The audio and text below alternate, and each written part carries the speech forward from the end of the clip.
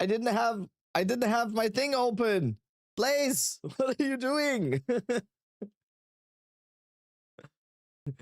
And why is it triggering all the... Oh no. Why is it triggering the stuff on its own? Wait. Why is it doing it? Oh no. That was 5 at the same time, right? Blaze, thank you so much. Why? Okay, I changed something about my settings yesterday. I changed something here, and apparently now it does this. Why? Like, why is it doing mass subscription gifted? Test command. Why did it not say gifted 5 subs?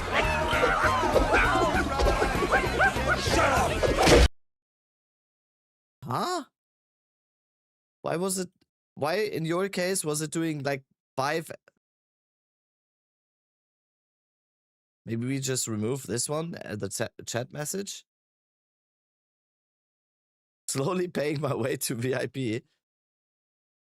I don't think anyone has VIP yet, right? You saw the Arcteryx. Oh god. I have a big, my wife always laughs at me. I have a big thing for like outerwear, even though I rarely go outside.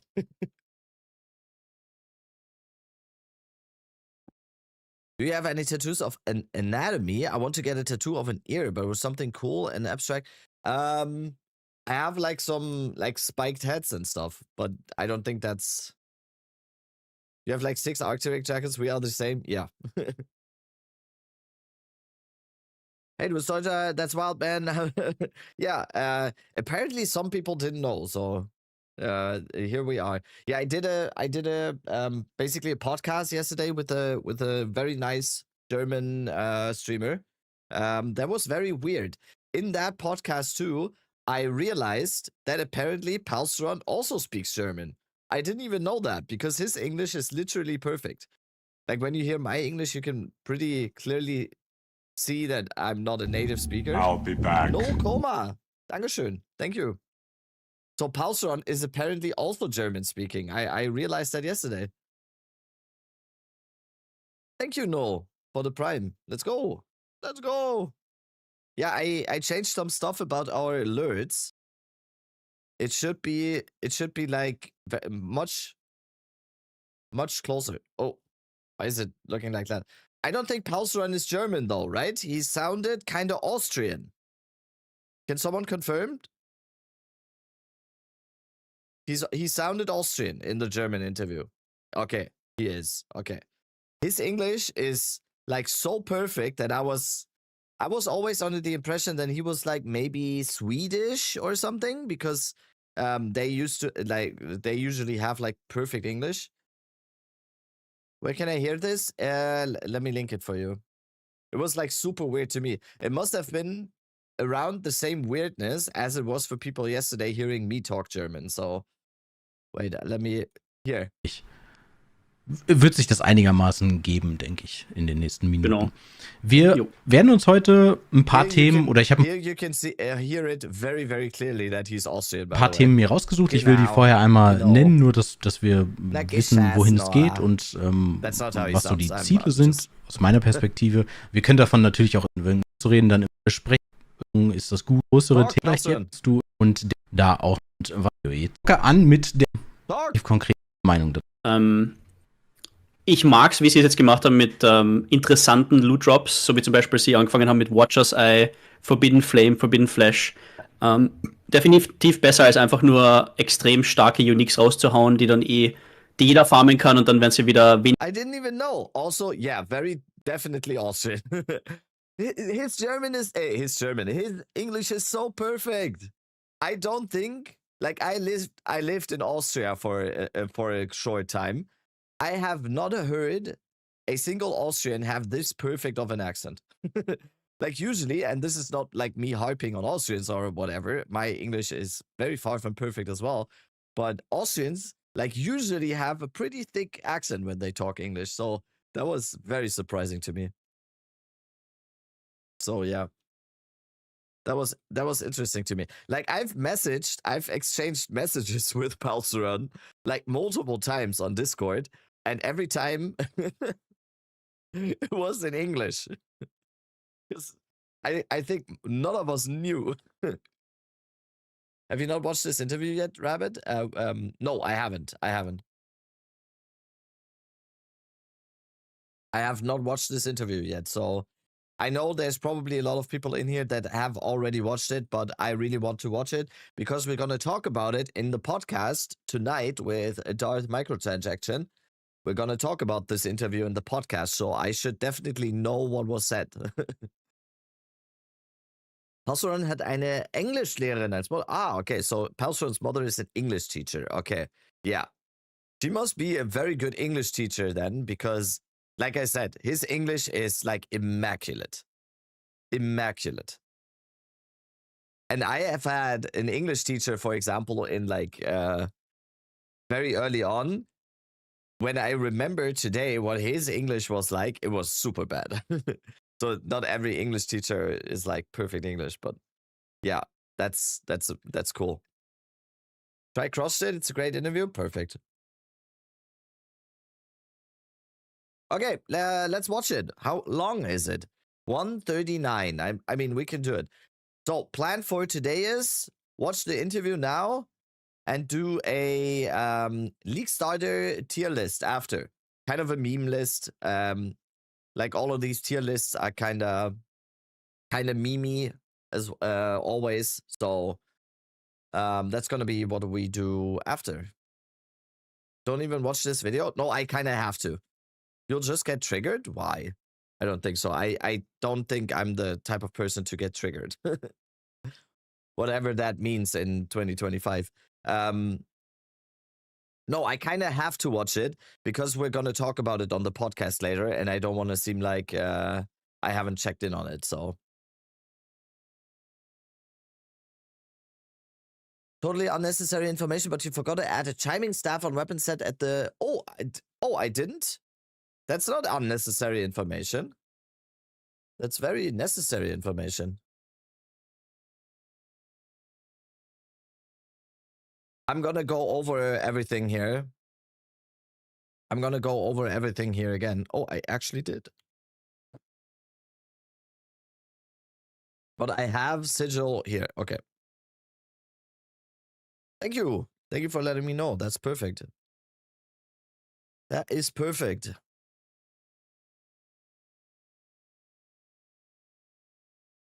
Yeah.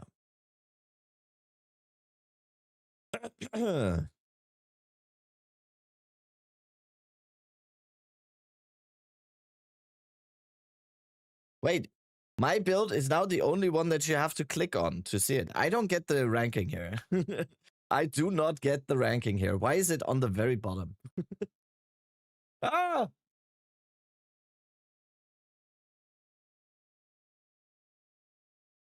Looking forward to watering some plants? Yeah, me too. Appreciate your guys, man. Actually trying the bone cage started. Quite fun. Yeah. I really like it. I really like it. Okay. Let's watch the interview. I'm gonna try to not pause at all. So let's see.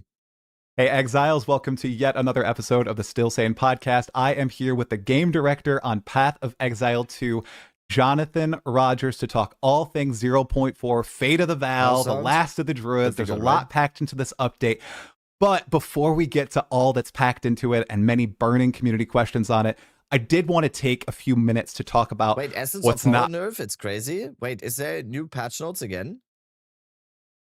Sorry for already pausing after saying I'm not gonna pause. Is there already new patch notes? Wait, there is, I think, right?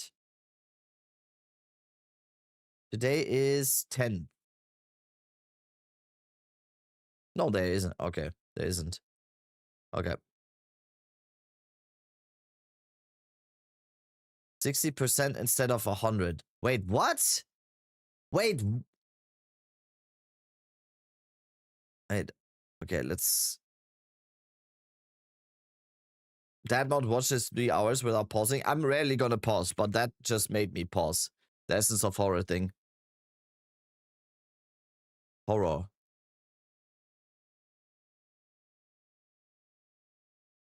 I mean...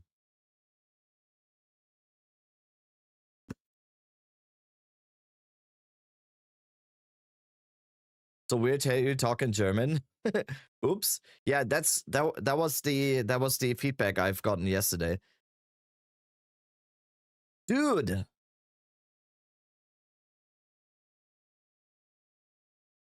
Yeah, they 100% thought that we had too much movement speed last league, right? That is, I mean, that is very, very obvious. We were way too fast last league. It seems like they think. Man.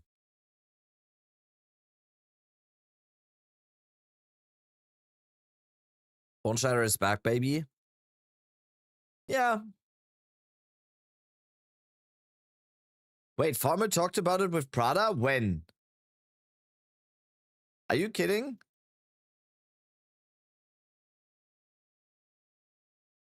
On stream tonight? Why? What are they doing?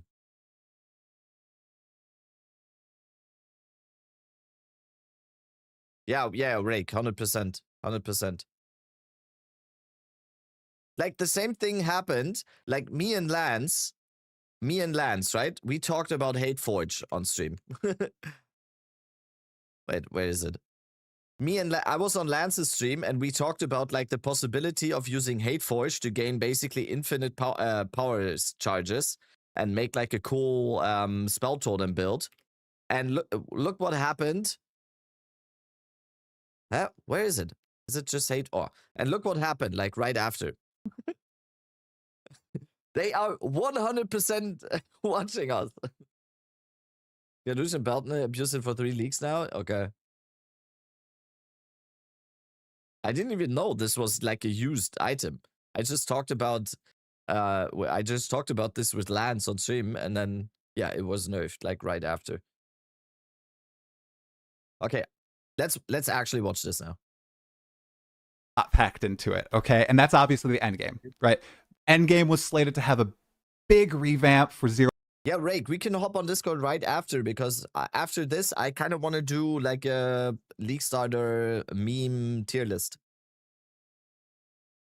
How much you got left? Oh, I've got like maybe two or 3 years left. My doctor said, I think. How long ETA?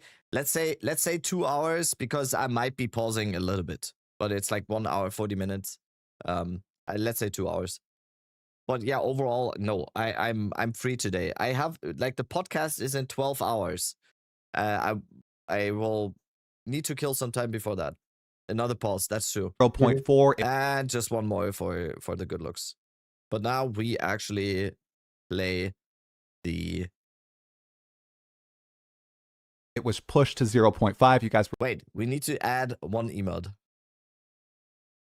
Where's 7TV? We need hold. We need hold. This one. And then we need this one. In case I pause.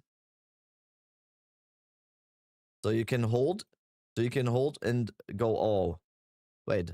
Was this added now? Stay here. I'll be back. Erhan! Prime check. Prime check. Thank you so much, Erhan. Okay. Okay, now I'm actually done. I'm actually done. Very upfront about that. Now, one question I've seen a lot in the community is, given in 0.3, you guys did push a good chunk of substantive endgame changes in that 0.1 update that ended up being pretty positively received. Do you know if there's any chance or opportunity for a 0.1 patch for 0.4 wherein you do make some endgame alterations? We certainly could do that, but if we're doing that, it'll be because we're seeing feedback about more mechanical things as opposed to content. I'll be back. Hey, Ian, with the tier 1. Thank you. Thank you. Like, one of the big things that we like, that's supposed to be coming for the end game is a lot more content stuff and change to the Atlas tree and that kind of thing. So I don't think we'd be doing that in like a 041 type update. It's more about like if there's something that's like going wrong with what we've got, or like things where we're like we're unhappy with the current way it's working. That's the kind of changes that we would then do in a 041. Guys, no redeems now. Oh, by the way, we have a new TTS system. Okay, I'm not even kidding anymore. We have a new TTS system now, just so you know. I removed TTS as a channel point reward now, because we have a €1, $1, 100 bits, whatever TTS now. TTS for channel points will come back though. It will come back. I'm not sure how much I should price one TTS in channel points though. I was like maybe like 8,000 or something.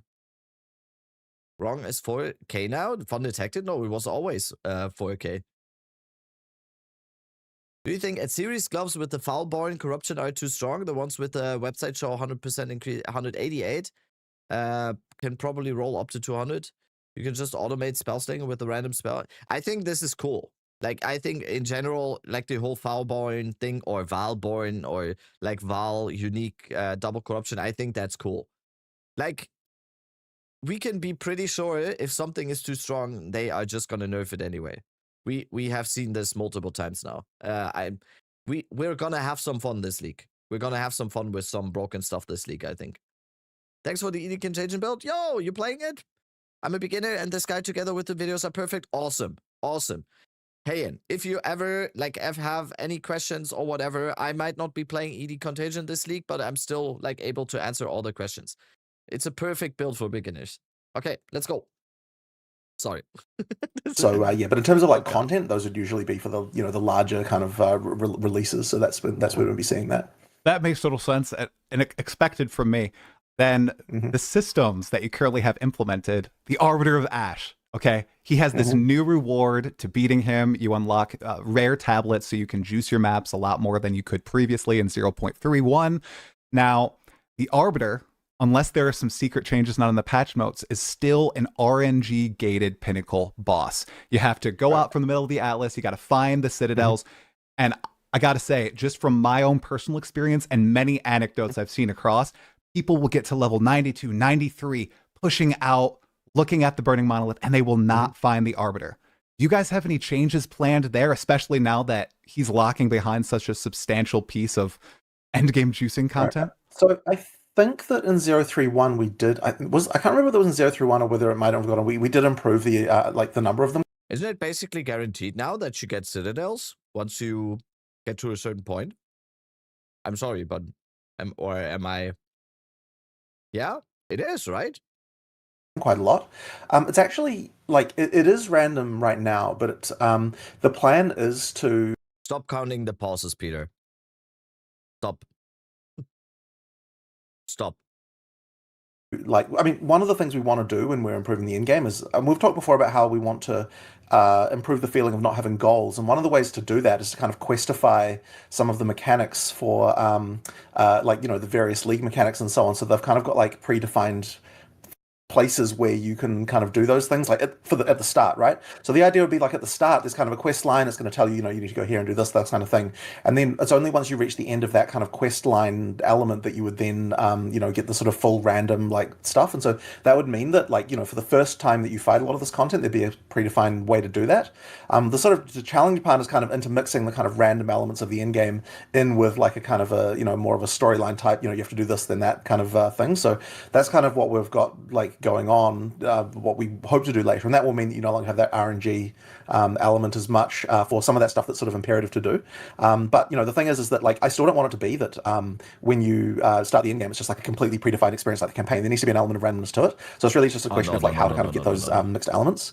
But yeah, one thing I can mention, the storyline type, you have to do this, then that kind of thing. So that's kind of what we've got like going on, what we hope to do later, and that will mean that you no longer have that RNG element as much for some of that stuff that's sort of imperative to do. But the thing is that like I still don't want it to be that when you start the end game, it's just like a completely predefined experience like the campaign. There needs to be an element of randomness to it. So it's really just a question of like how to kind of get those mixed elements. But yeah, one thing I can mention, I don't know if if people know exactly how this works, but there are these like macro blocks in the in the random algorithm that it uses, and within one of those we do guarantee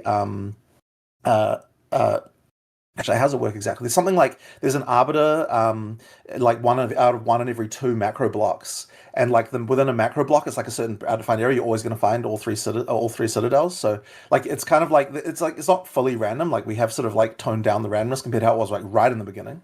But I do understand you can still have a situation where like just due to unluckiness, you kind of like go right between 2 of the blocks. You don't really know. I mean, they're not obvious, right? So that can kind of mean that you can still feel quite unlucky, even though technically there's kind of a defined rate of them that you'll get. Skill issue. Right. Go find citadels. All right, yeah, I just know a lot of people are probably going to end up trading for fragments if they're playing the market and stuff like that. So hopefully with 0.5 we get the improved, like more like you said, streamlined for. I think that you'll appreciate that the changes that are coming as far as like the Atlas story, as it were. Yeah. Okay. Awesome. Exciting stuff. 0.5 is going to be good. Okay. A few more endgame things that I just wanted to touch on here. You know what? They added one line to the patch notes update. Yeah, but is it the are you talking about the Essence of Horror nerf? Because yeah, we saw that already. What's up, Fade? I'm horrified. The rage decay. The rage decay? Yeah, I think like rage doesn't decay as fast anymore. 9th or 10th pause, 10 minutes, 5 minutes in. I mean, here that's 12 now. There's also been a lot of people asking about a greater zoom for the Atlas, since that's so many nodes and everything. Is there any plan on making that happen?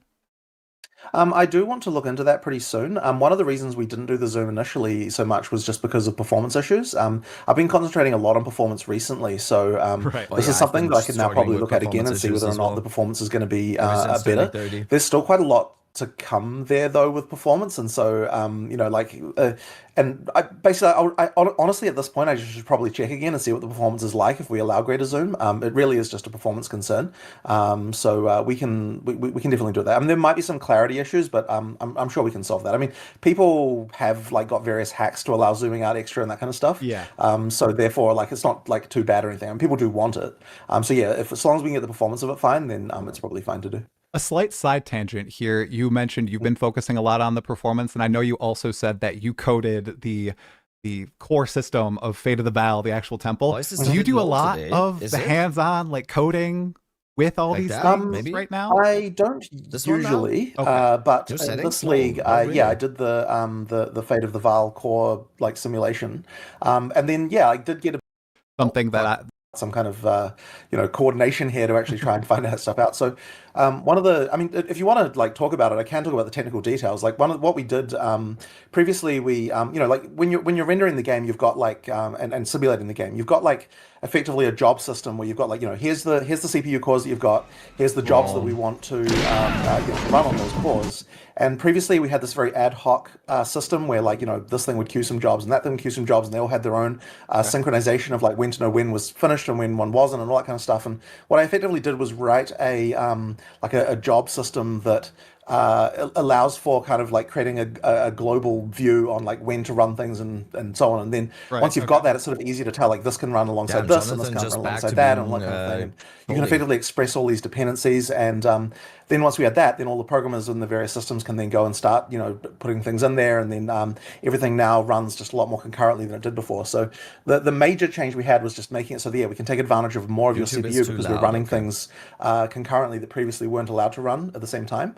And then of course there was also just other optimizations, just like, hey, this is slow, that is slow. We get spikes when you do this, you get spikes when you do that. Right. Just that kind of stuff. That I just kept on pounding people. Like, no, we need to fix this, we need to fix this. And there's one of the other things as well is just really making sure that we never get a situation where a resource that's needed is not available. It should be fine at the point where we like need this, it. right? So that's been something we've been focused on for quite a while now, actually, kind of getting all those things sorted out. And a lot of the time that's what leads to spikes, because you go and you use a skill and then like, oh, the texture for this wasn't loaded or whatever it is, and then now you have to wait for that to happen, and so you get a frame spike. So we're just like fixing all of those kinds of problems and generally improving that kind of thing. Well, the baseline performance improvements look fantastic, and I know that was the #1 thing that people had a lot of problems with. Console, yeah, there's PC, but, so it's awesome. But there's still a lot more to do. Like I know, like just even looking at what we've got, like there's quite a lot more that could be optimized. Like just on a more individual level. And it's still funny the way we'll find things like their promises on the just performance. To pick a random example, like we found out like a week ago or something that we were iterating through the whole UI 3 times every frame. Like that kind of thing. It's like you look at it and you're like, okay, that's not really very good. Like it doesn't. It's like it doesn't matter that much. Like in the end, right? That particular thing only was like 0.3 milliseconds, right? It's not actually adding up to like a huge amount, but like in the it's like it's just lots of little things like that all add up to something, which is a problem, right? Yeah. So you go through things and you find them, you remove them one at a time, and now a funny thing we actually ran into the other day is we actually ran into a problem that only reproduced when the FPS was too high.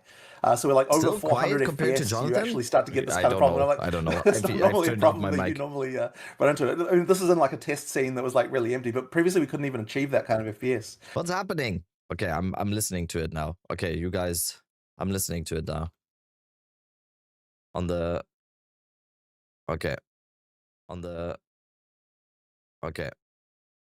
how do I? Oh no, stream setup. It's not normally a problem that you normally run into. I mean, this is in like a test scene that was like actually, really.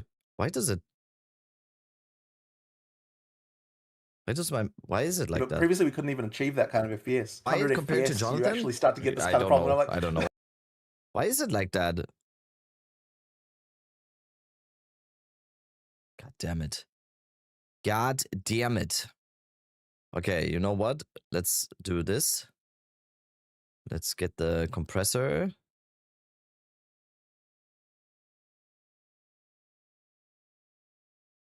Okay. I think the compressor... Wait. Yeah, I don't know. Wavelink. I think there's a problem with the program or something.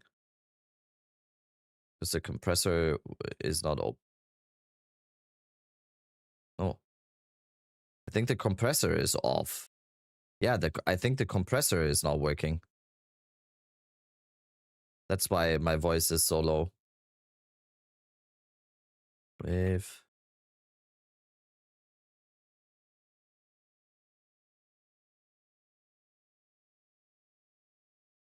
Run. Right. So we never found that kind of problem before.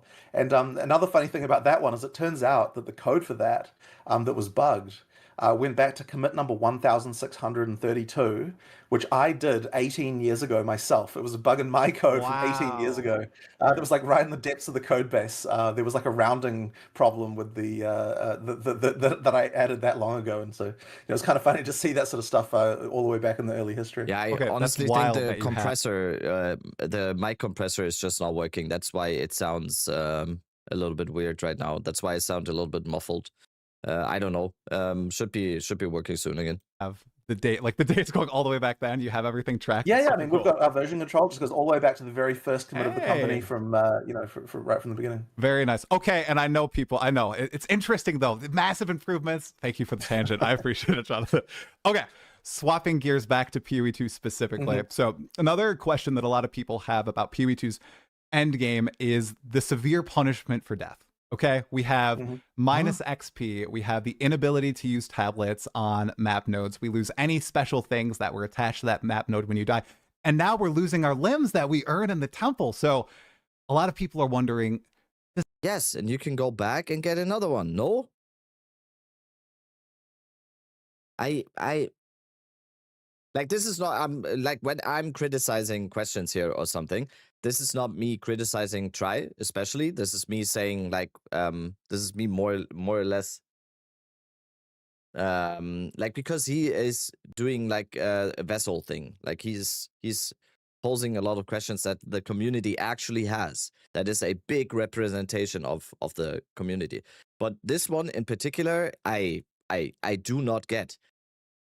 Of course, there's punishments for dying. This is a video game, right? This is a video, like, of course. But if you're playing softcore, there's nothing. What happens? You lose a little bit of XP if you don't use an omen, like get fucked. And what else? Like nothing. Sometimes you cannot finish a map. Like, yes, you should not be able to finish a map if you die. Because otherwise, people would just be dying in every single map and just go back. Like this is. Does it need to be that punishing? Is there any room to like relax a tad on it? I do think there should be some punishment, but what's your opinion on this? So, I mean, it comes down to all of those things have different purposes that are kind of important. So, the XP penalty obviously would be the main one that people would, like want to chat about. And effectively, that one, it is important to me that there is a reason why you can't just build entirely glass cannon. And if we didn't have the XP penalty in in-game maps, you wouldn't you'd just be able to do that. Mm-hmm. Now, in PoE 2, we obviously removed the penalty that we used to have in PoE 1 during the campaign, and that's because there really wasn't a thing that was giving us, right? So if you're going to have a penalty for death, it needs to be like achieving some kind of gameplay goal, and here what we want to do is actually make the in-game ladder competitive, and not just have it that the strongest glass cannon wins. Like, there needs to be an element of, like, you do need to actually build defenses if you want to get to level 100, and I think probably the major reason why we see a lot of pushback about this is because the community often have an expectation that getting to level 100 is a thing that you should be doing, but like we've never seen it that way, because it's kind of like, okay, level 100 is supposed to be the thing that like only the like top people actually do. But I think that what you've had a situation where there's a lot of games where getting to max level is kind of like not like that, like it's not a huge deal, like if you're talking about like like traditional MMOs and stuff like that, right? Like getting to max level is just like table stakes to even begin the end game in a lot of those cases. So because we're not like that, because the ladder is actually competitive, and because you have a thing where you're not necessarily expected to reach that to kind of finish the game, as it were.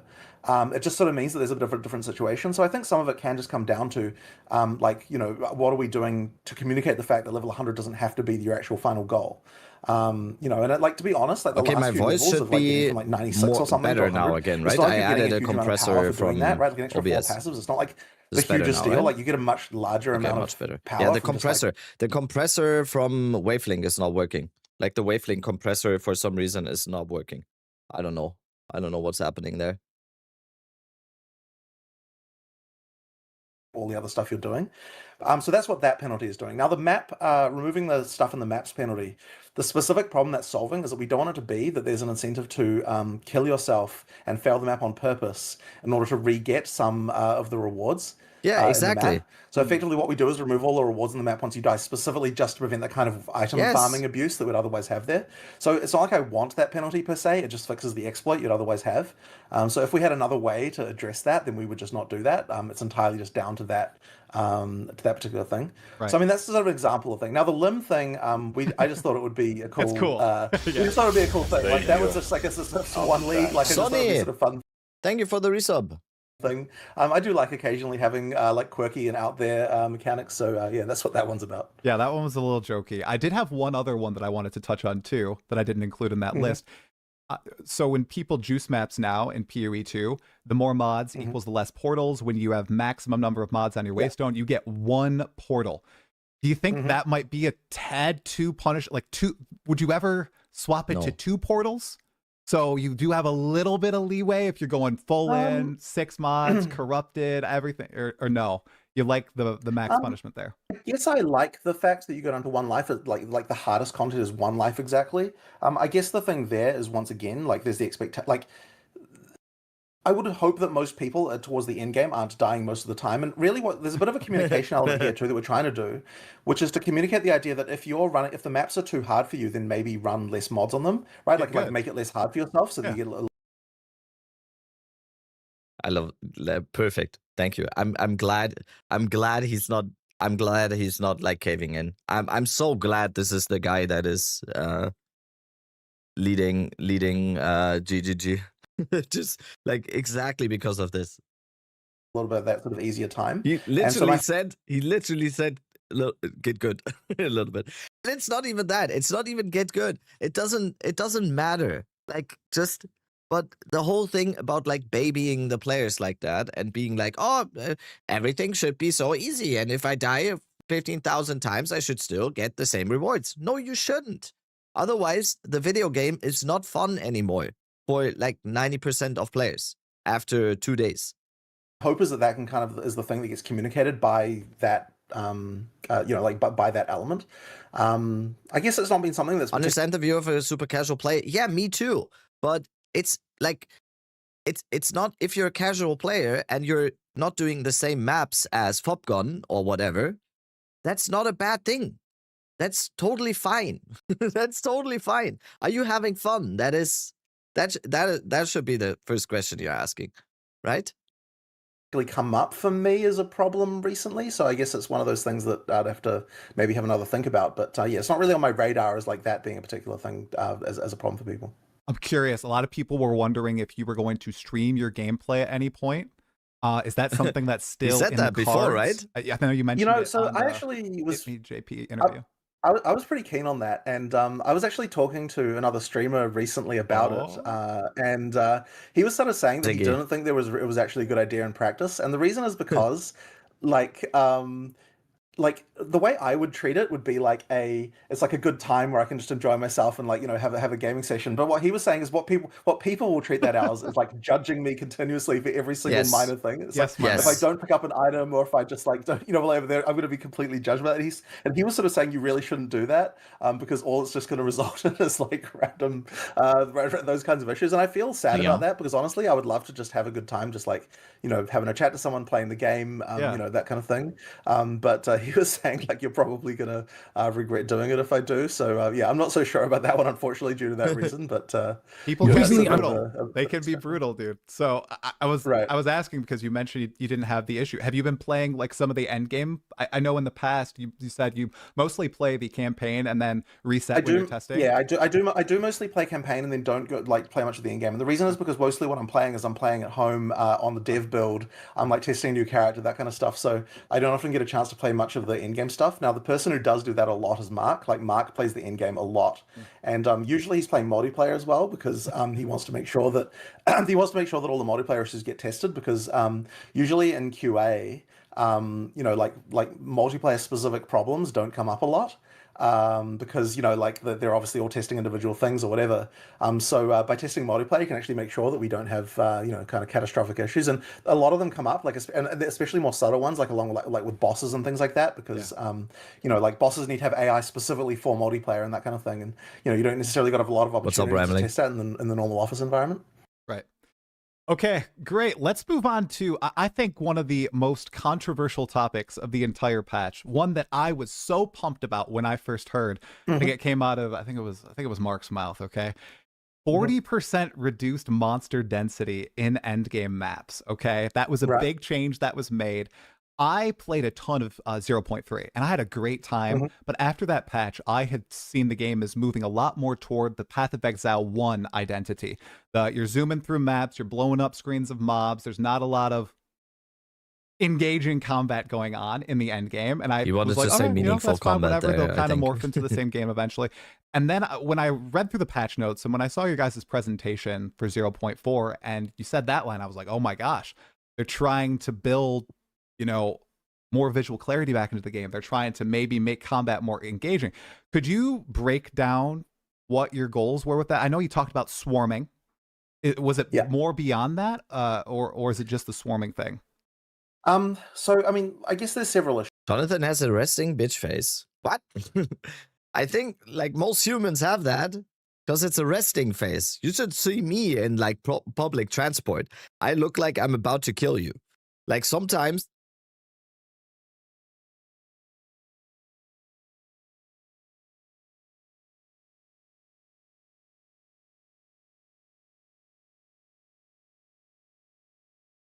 I'm muted!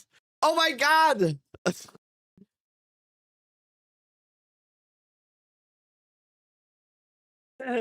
Someone said Johnathan has a resting bitch face. And I said everyone has a resting bitch face. Everyone does.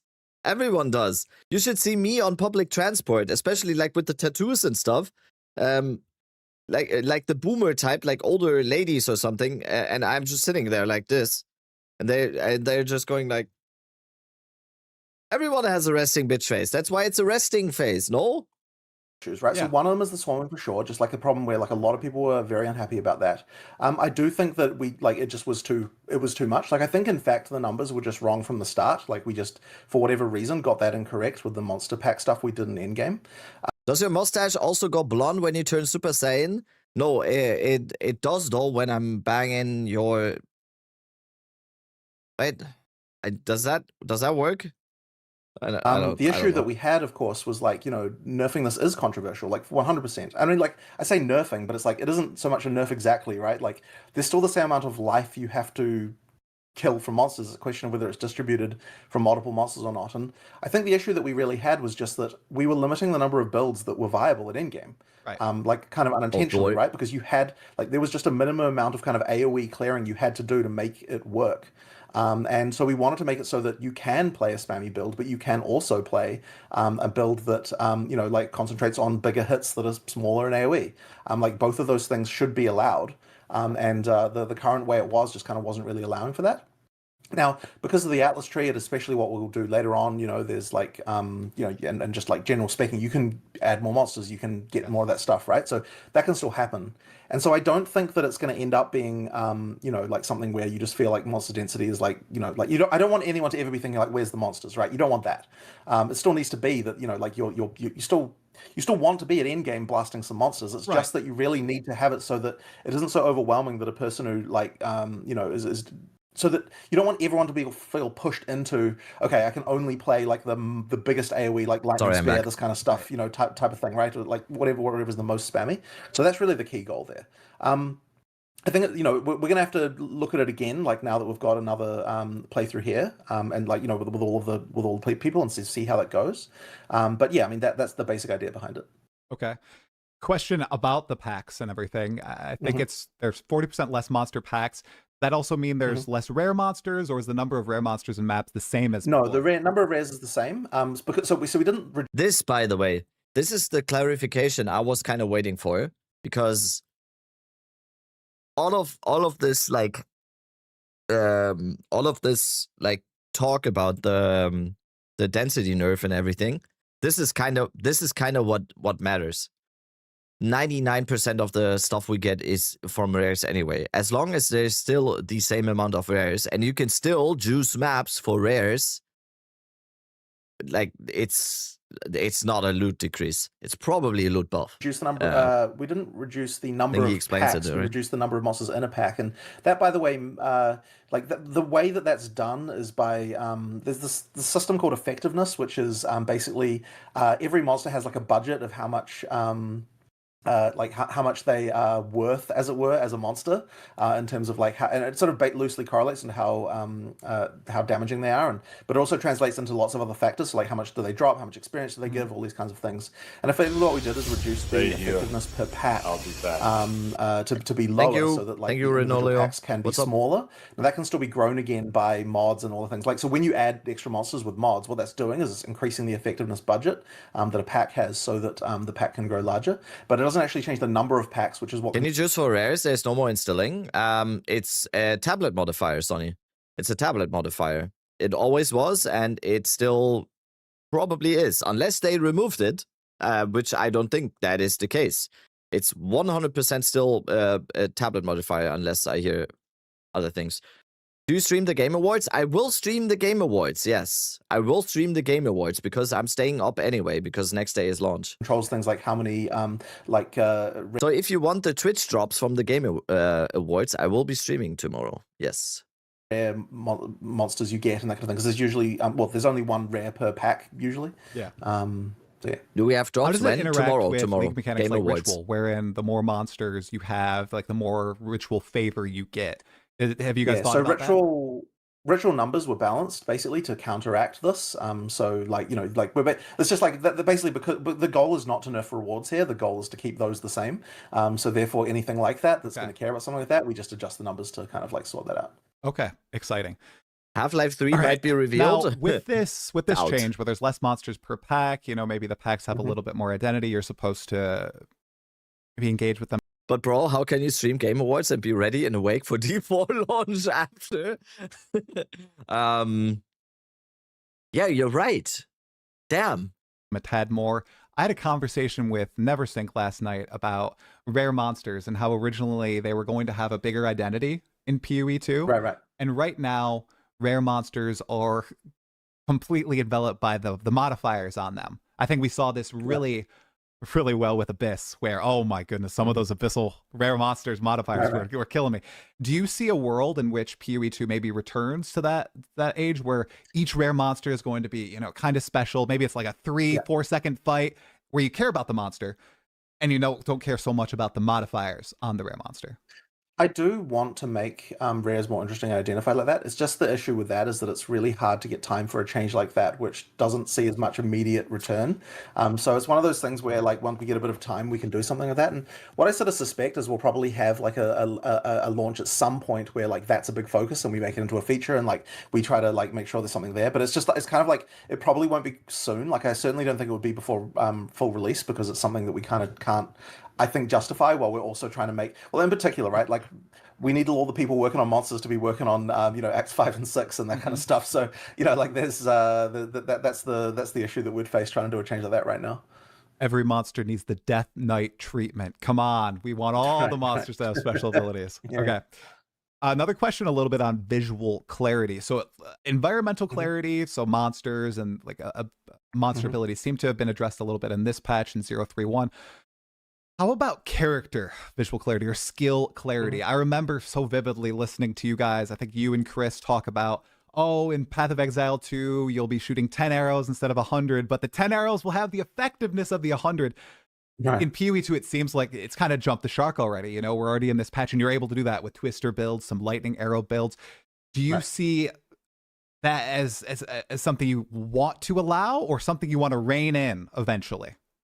It is a very tricky balance for sure, but look, we are trying to improve the the worst cases, right? So I mean, there was that. I'm seeing some video of like Ziz, like where he's like doing his flashbang build, and then he puts his dark glasses on, right? It's like that's the thing we really don't want to be really don't want to be required. So I know that there were changes to cluster grenades to make it so that wasn't as much of a problem. You know, I think that they split. I think they split the functionality of the Nova projectiles thing to kind of like make it so that was a little bit less crazy. Like we do sort of adjust it where we need to adjust it. And like I know that how does Contagion hit more than 4 mobs? Unleash and quality.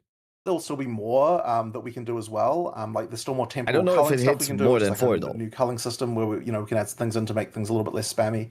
There's stuff like that going on. Like for just a couple of days ago, we were fiddling around a bit with the ice explosions, the shatter effect, because that was like a performance problem people had. Like I mostly was caring about performance when I was looking into that, but like there's things like that we can do to kind of just improve stuff. And by the way, the shatter effect should no longer be a performance problem. It's like now cheaper than the monster that got shattered, so that's good. So there's things like that that we can do. But I mean, it's like really, I think that's just you don't want to ruin the fun for people either. So I think that in a way as well, the monster density change will affect this because it's going to require less spam to be effective necessarily anyway. So like you'll kind of get that situation where that sort of improves. But look, I just don't want to be seen as like, okay, we're just going to nerf everything, right? Like we are going to do targeted nerfs. We have been doing that. But the thing is as well is that like people sometimes don't appreciate the fact that the way the stuff gets out of control is not necessarily predictable by us. Like it's to do with the combining overlap of like many different things that sort of come together as like, oh, now this is really easy to do. And like usually when we've seen situations where the spam could be high, we've kind of been like, okay, sure, it's possible to spam this thing and we can see what the limits of the player are. But we've always been of the opinion when we can see that and we can test that in advance that, oh, but no one would do that because like for this reason or other reason, the damage is going to be low. It's not actually going to be worth doing. And so then the trouble has been that like someone finds a way to make the damage good, Do you think Contagion is nerfed because of mob numbers reduced? No, I don't think so.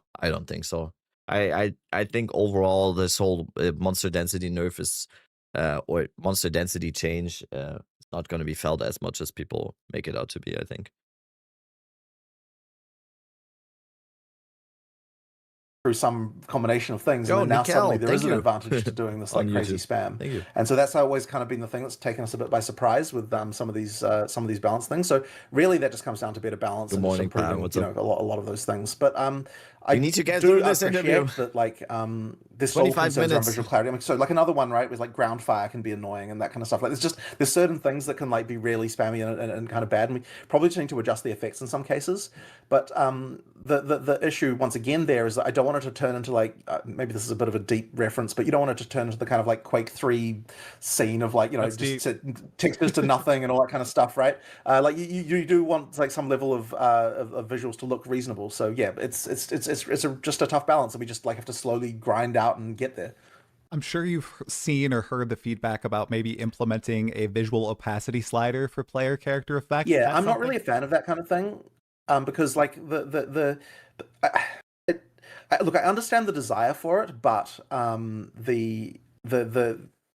do think that it's better just to like fix skills individually until you get to the point where it's not a problem anymore. Just making everything invisible, I'm just like not a fan of. I really don't like it in games when like something happens and you don't see it. And like also, by the way, just turning having there are a lot of effects. If you made them transparent, they would suddenly be very expensive. Just as a random side note, since transparencies do cost more than opaque things in computer graphics. Wow, that's interesting. Yeah, it's because you have to draw two things in that one spot, right? Like if something's transparent, you have to draw all the things of it that are there. But if something's opaque, then the thing behind it is not drawn anymore. Oh wow, okay, interesting. We're learning. We're learning Nice. stuff. All right. So another brief density question here that I mean, it's probably better to watch the summary. Yeah, we're gonna talk about this interview on the podcast later with Darth microtransaction. That's gonna be in 11 hours, and I like a whole topic in the podcast later is gonna be this interview. So I really want to listen to the actual thing that was said.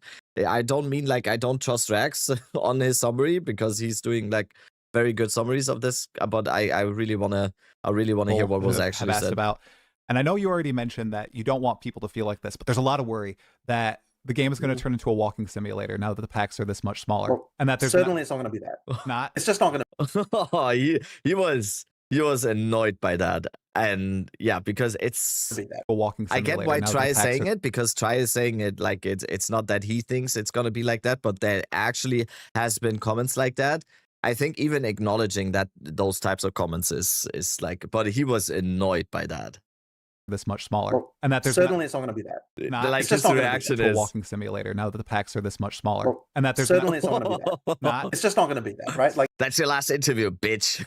It's just not going to be that. I mean, do you feel that way, like in the early Endgame? Oh, I don't. You know, towards the end of the campaign, I don't feel that at all. No. Right. Well, then there you go. Right. I mean, it is only like it hasn't been nerfed below that. Like it's not like it gets like lower over time, right? I mean, it just doesn't. And I think one thing that's not in the 0.4 patch notes that was in 0.3.1, a lot of map sizes in Endgame were reduced by a tremendous I deserve degree. to have an interview. So maybe some people who might have bounced, they don't recall that. So I think everything is scaled a little bit down too.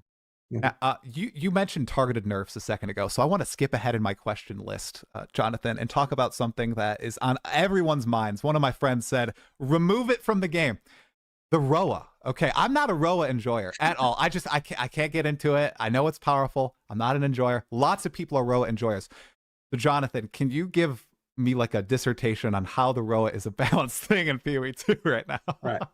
Well, I'll preface this by saying that I'm not primarily a balanced person. Like, there really is more Mark's domain, but at least the Roa... Oh, just shipping it off to Mark like that. For whatever reason, the Roa got buffed when the sprint came out, and like that was kind of wrong. So like that's getting undone. It's kind of now back to just being normal movement speed again. And then also, I think the spirit cost is probably a little bit too low. Like, it probably just needs to increase a little bit. Like, it shouldn't necessarily be the case that like it's completely mandatory to actually play. But I mean, yeah, look, it's powerful, right? For sure.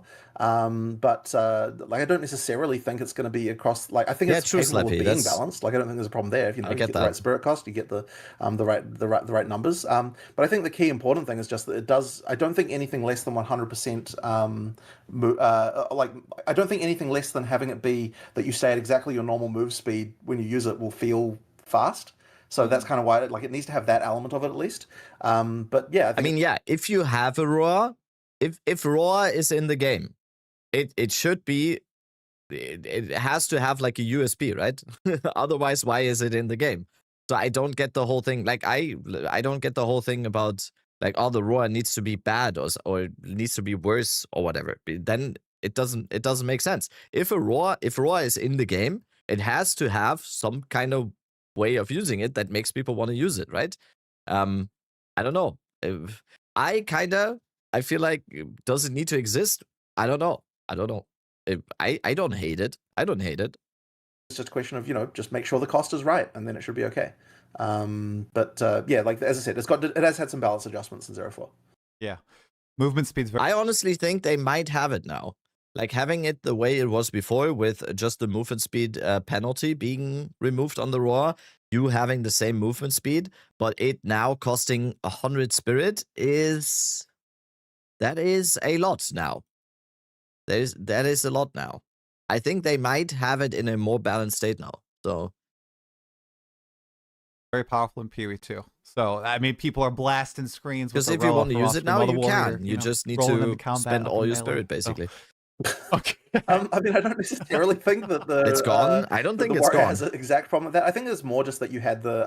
I think it's still going to be used. The dominant build being the lightning arrow stuff. So like you just ended up being kind of feeling that way. But then on the other hand, like the next meta will shift, and then you'll find the warrior is the best. And I'm sure that since the druids had so much attention, let's do it. The druid will end up being a pretty common one in 0.4. Do you think druid's going to be meta, Johnathan? Do you think it's going to be like busted? People are going to find some crazy interactions. Tell me that oracle's going to be good. Who ditch? Thank you so much for the prime. It's very likely, just because of the fact that it's had so much attention. Like, and I mean, so right now, the thing that we're kind of doing this week a lot is like testing in-game viability of like as many things as we can do. So we're trying to make sure that like, okay, so for example, right, like we were looking, we're like, okay, the like minion stuff with all the wolves, it's just not really kind of working in an in-game context. And like now we're like, okay, let's try to add some, log in, yes, some support to the tree to make it happen, right? So now, for example, we just added a keystone, which is that you can use a scepter with a talisman in order to get spirit as an animal. But then the keystone downside is that you got minus 50% spirit. So you kind of have to like you can't quite necessarily get as many minions as a minion character would have. But it kind of like lets you do a it makes that from a wait, what was this? Sorry. As an animal. But in order to get spirit as a scepter with a talisman. In order to get spirit as an animal. But then the keystone downside is that you got minus 50% spirit. So you kind of have to you can't quite necessarily get as many minions as a minion character would have. But it kind of like lets you do a it makes that from a spirit perspective possible to do like minion stuff as a druid, as an animal, to get the kind of like pack leader wolf build working.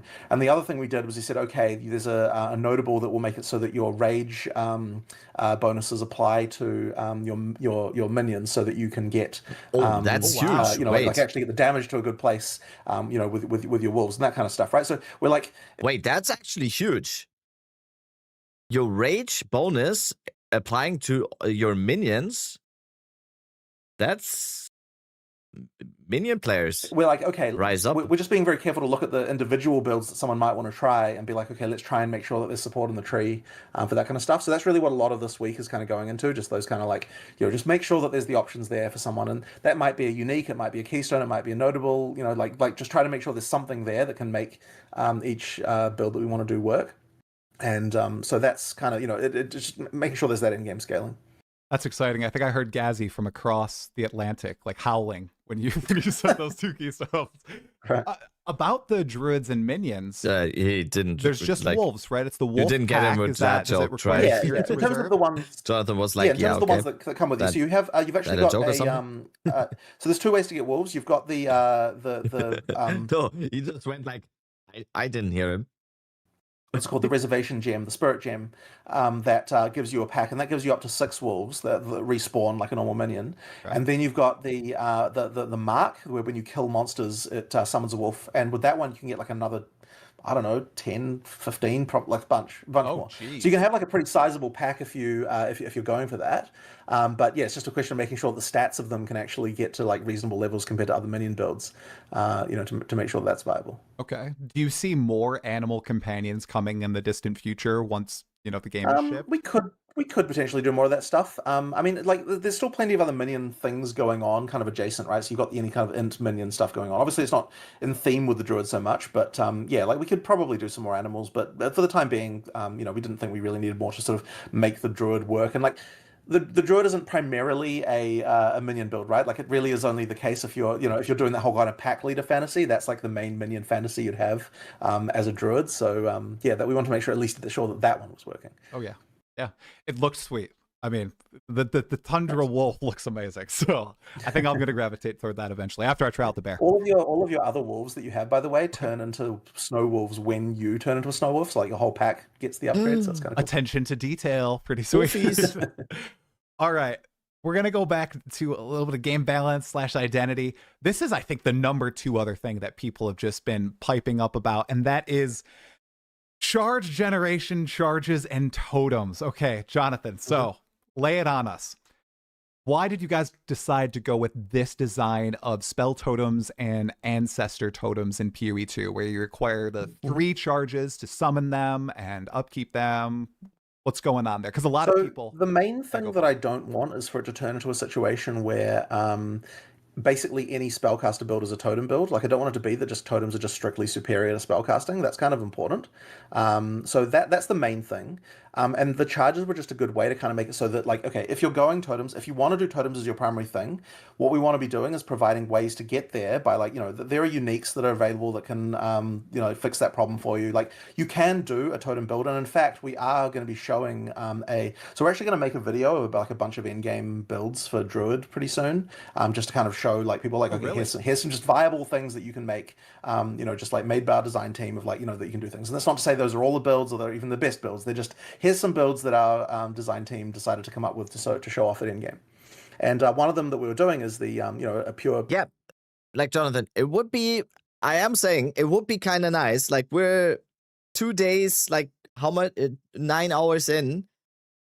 It would be nice to get like a little bit now. Can we get like maybe like a little bit of pageantry or something? Maybe the finished ascendancies. Please. Spell totem build, like, you can do it, and it's completely viable, you just need to use the uniques and various mechanics around doing it. So at the same time, the other thing as well is that I want using charges to feel like it gives you a significant bonus. Otherwise they just feel pointless, right? Like if it just it should certainly why is it Diese Geschenke? Rax, the link you sent me did that. Okay, put it this way. You just need to make sure that, like, the first time you get a charge and then you use it, it feels like a significant upgrade over the base skill. Right. Now, in order for that to happen, there needs to be a certain level of difficulty in order to attain them. So yeah, we just need to make sure there's a certain cost there. And it actually has been pretty hard to design the mechanics in such a way where it's like you can do it all the time, but also it doesn't feel like you just get them for doing nothing. Like, it's kind of that tough balance to strike there. Like, I fully get that with that you just like totems, especially like totems as strong as spell totems, or with an effect as strong as spell totems. I totally get that it shouldn't just be something you just plop on the ground and it's just there. I just think the whole power charge generation system in PoE2 is not like that fleshed out yet. It's a little bit too rough around the edges still. So I think it's going to be good probably when we actually have a decent amount or more amount of systems that we can easily generate some power charges or like naturally do power charges. And so that's what we're really trying to do. So yeah, I mean, really, it just comes down to those elements, right? Like, just don't make it so that every spellcaster is a totem build. That's like a hard challenge to even meet, even by itself, right? Because not having to cast the spells is like a pretty substantive benefit to have. So there needs to be some kind of cost there. And I'll call it out because I've played for a very long time in PoE 1. All the best spell builds were totem builds, and I always was like, oh man, I want self-cast to be fun. Like, it just feels better when you're playing. It's like something, I guess, kind of hard to describe, but there's something different about actually casting the spell, controlling where it goes instead of just boop, popping up your totem and running around in circles. So yeah, okay. So the The other benefit you do get, though, is that effectively the spell totem can serve as an ultimate Chat's reaction when he said this was, what do you mean? Type ability for people who aren't speccing entirely into that way of playing. So effectively what you get there is, and there's actually something sort of interesting that we've been looking at in a few cases. So for example, the Wyvern Flame Blast, in its kind of default incarnation, so this is just aside from totems, right? Yeah. So this is the one where the Wyvern flies up and starts burninating everything. In its sort of default incantation of that, it's an ultimate, really. You should be using it as like a boss ability if you get the opportunity. You know, like you heavy stun the boss, you start burning it, and the way that one works, by the way, is that it actually stacks ignites that add together. So unlike other ignite in the game, which you have to do a big hit. Yeah. This is a type of ignite where like every time you hit them, the ignite grows and grows and grows and grows. So like that one there is like a kind of interesting thing with that particular thing. So it actually works really well against bosses where you can stack the ignite really huge. But we also wanted to make sure that that ability, if you want to, you can do a build which is going to get you to the point where you're just like burninating like the whole map, like you're just continuously flying around in the air for ages doing things. But it does take like, you know, you need this unique and you need like a few things. Like to get to the point of you're doing that, it does require a little bit of effort. But the key thing is we want to make sure it is possible to use an ultimate ability as a clearing skill should you really, really want to go down that route. It's just, you know, not the default case, as I said. Okay. Oh, and by the way, with that ignite thing, just because I saw you were kind of reacting interestingly to that, we are going to change incinerate to use that system as well. So yeah, like it's a kind of a different thing we're trying out. That's very. This is the ignite stacking that I've already seen. I think Dreamcore made a video on it today, right? Apparently, I haven't really seen any confirmation like that in the patch notes where it's like explicitly stating that that is the change. But apparently, there's some sort of ignite stacking now, which could make it like stronger. So I was going to ask if it was going to roll out to some other skills to change up how ignite works, because people are really looking for that. Just those two for now. Okay. We might consider doing it for some other stuff, but I think the theme of the skill has to be like continuous burning for that to make sense as the way. And is burninating a word? I've never heard this before, but I heard you say it's probably just. It's probably just early internet. There was a meme video from a flash animation actually from a long time ago. Don't even worry about it. Okay. No one should really have to worry about it. It's just just really, really brief question while we're talking about the Wyvern. Does Black Flame Covenant work with it or not? Because we saw it was like an attack based gem on the gem, and Black Flame Covenant works with spells only. So I think that's the interview. I think I mistakenly thought that it did at one point and said something about that, but I think it probably doesn't because it's not a spell. Yo, Saifo! So yeah, it is an attack. Yeah. Is there any way in the future there would be a keystone where we could get the same sort of thing? I'll have to think about that. You know, we were thinking. Well, no, whatever. I won't talk about that. Oh, you can leak it. It's okay. It's fine. It's fine. It's okay. Okay, I appreciate that. All right, yeah, that totem one. One more follow up on it. Generating charges in boss fights, is that something that people are going to be easily able to do? Because that's one of the big complaints that I saw. That's a good question. I know you just said That's a very, very good question. Be able to do a soul totem build, so it must be possible. Because like power charge generation in single target boss fights, especially when we think about like having actual boss fights at some point.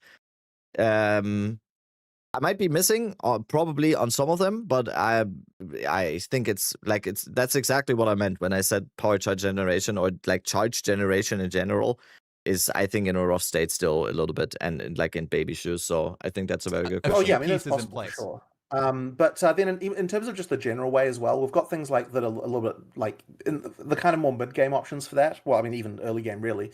You've got things like Wing Blast that can generate charges. And like, so for example, what we're doing with that is like during regular clearing, it only generates charges very occasionally. For boss fights, you'll generate 3 charges when you use it on a Prime for Stun monster. So you can do that sort of, but as I said, in that context, it's more of an ultimate type ability. So if you want to do the kind of like pure totem build, you're going to need to find a solution to that isn't just in the like base skill set. It's going to involve supports and uniques and stuff like that. Okay, cool. Thank you. All right, moving over to a melee focused question here. So back when a bulk of the melee skills were first developed, I believe the game didn't have WASD implemented, so a lot of movement was baked into the skills to make them feel really good. And then when WASD was implemented, you guys went back and you added movement to a lot of the ranged based or spell casting skills, but the movement is still baked into the melee skills. Do you guys see a world where you could go back and you could add moving while attacking to some of these melee-based skills? Because it does feel so much, I just got to say, it feels so much better when you can maintain full control of your character throughout the course of a skill animation. A couple of things with that. So for range, moving while attacking feels good, but for melee, what you actually end up with is a thing that feels really floaty. So you can, there are some games that do that, but I just feel like you end up with very floaty, like non-punchy animations. So what you generally have to do is you have to kind of lerp into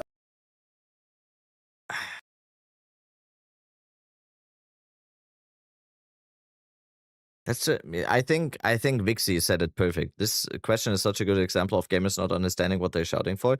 Yeah, right. This is like, it's a. I mean, it's the basis of the skill. Like, I really already like Jonathan's answer to this. It's like if you don't like playing a warrior, then don't play a warrior. If you want to keep moving while attacking, if that is like your number one priority, don't play a class that is based around exactly the opposite of that, right? Like he's reflecting a lot of questions that I would like put the kind of Reddit folk into a little bit of the like, oh, why can't I have this? Why can't I have this? Like, get some kind of point of the where attack was where it I? becomes fixed. And that's what we try to do with our some targeting YouTube stuff for thing. Where, like, so for example, and the easiest one to show that on is like double slam. So it's called rolling slam. Rolling slam. Where effectively, like, you can steer it the whole way.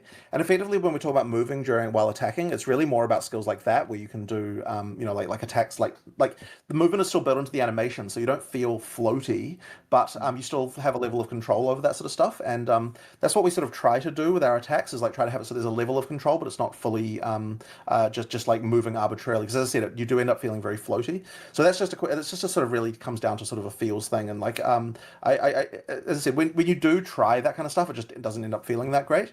There's even things that we've tried before along those lines, and yeah, as I said, it just never kind of really felt right. So that's why we didn't end up doing it. Is it something that we would perhaps see with future melee weapons, where maybe, okay, you can move while attacking with a sword or an axe as opposed to mace? As I said, it really is more about the individual skills and like how they specifically function.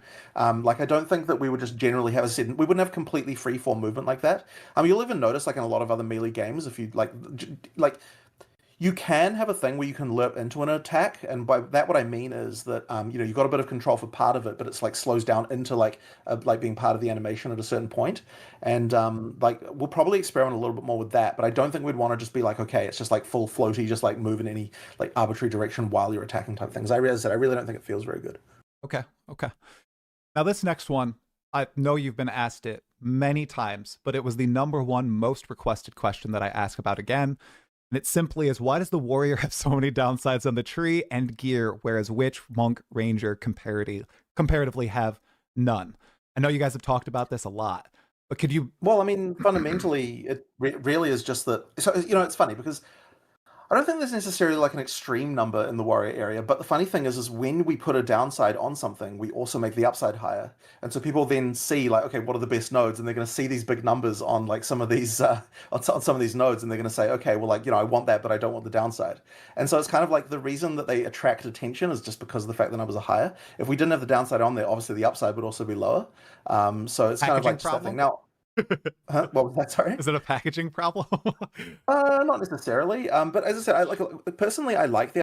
I kind of wish he would run the questions by someone who like plays the game as much as like I do, for example, because I would have told him that this question he could just scratch that.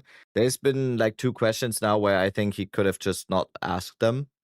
Like right the first one into the one where with the citadels, and then this one, it's just I don't like, it's not Try's fault because he's like probably getting that question a lot, and and it's not on him to then like fact check everything as bad as that, because he's not a full-time PvE2 streamer or whatever, so he can't know.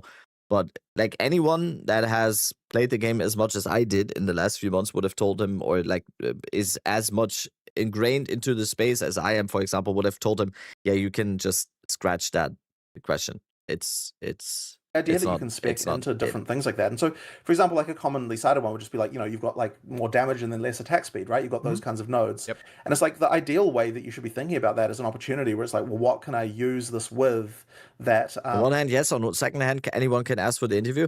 I mean, me, Miso, and Kalturek, with our Path to Exile podcast, we have asked for an interview with Johnathan or Mark for months now, and we're not getting it. So they seem to, or especially Johnathan, seems to go for Try and Destin as the interviewers. So yes, you can ask for an interview, yes, but there's a very big chance you're not getting it. So is not going to care about the downside particularly, and right, especially when you've got weapon spec points where it's like, okay, these couple of abilities, I don't care about attack speed, so I'm gonna get that node for that case and that kind of thing. Like, and I'm sounding critical, but like Try he's doing a very, very good job. He's doing a very, very good job because people really, really forget that they're interviewing is a skill, and most people that are like the hyper autistic blasters, they won't be able to conduct an interview as structured and as fine as that, because this is not just asking questions. He's doing a great job. I just think that some of the questions were a little bit out of a perspective where it kind of seemed like a little bit that there's a little bit uninformed type stuff, or like outdated a little bit. But it's like 2 questions in like 10 questions so far. This is great. And even like in the same interview last time, he's doing like a very, very good job that most other people that are crying their eyes out when he is asking questions that are not even close to being able to do.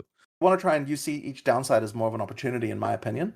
So honestly, I feel like I'd want to see more nodes like that around for other parts of the tree, right? Like just do more of that kind of thing. You don't want to go overboard with it, right? Like you don't want to like every node's got a downside. That just gets tiring. But I think there's a few there. I don't think there's necessarily too many there, but they certainly attract attention because of the fact that the upsides are higher on them as well. They do. Yeah, there's not as many kiss curse things on the right side of the tree as the left. Like right. I mean, we can. Yeah, as I think there's room for adding more of those, honestly.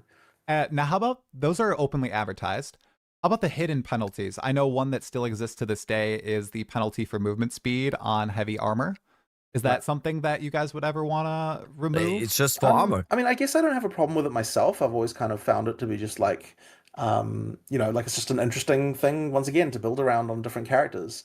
I don't like part of the reason to do it on the heavy armor is just like that like tanky feeling you can kind of have from like, I'm a strong warrior, and so I think it just sort of works on that level.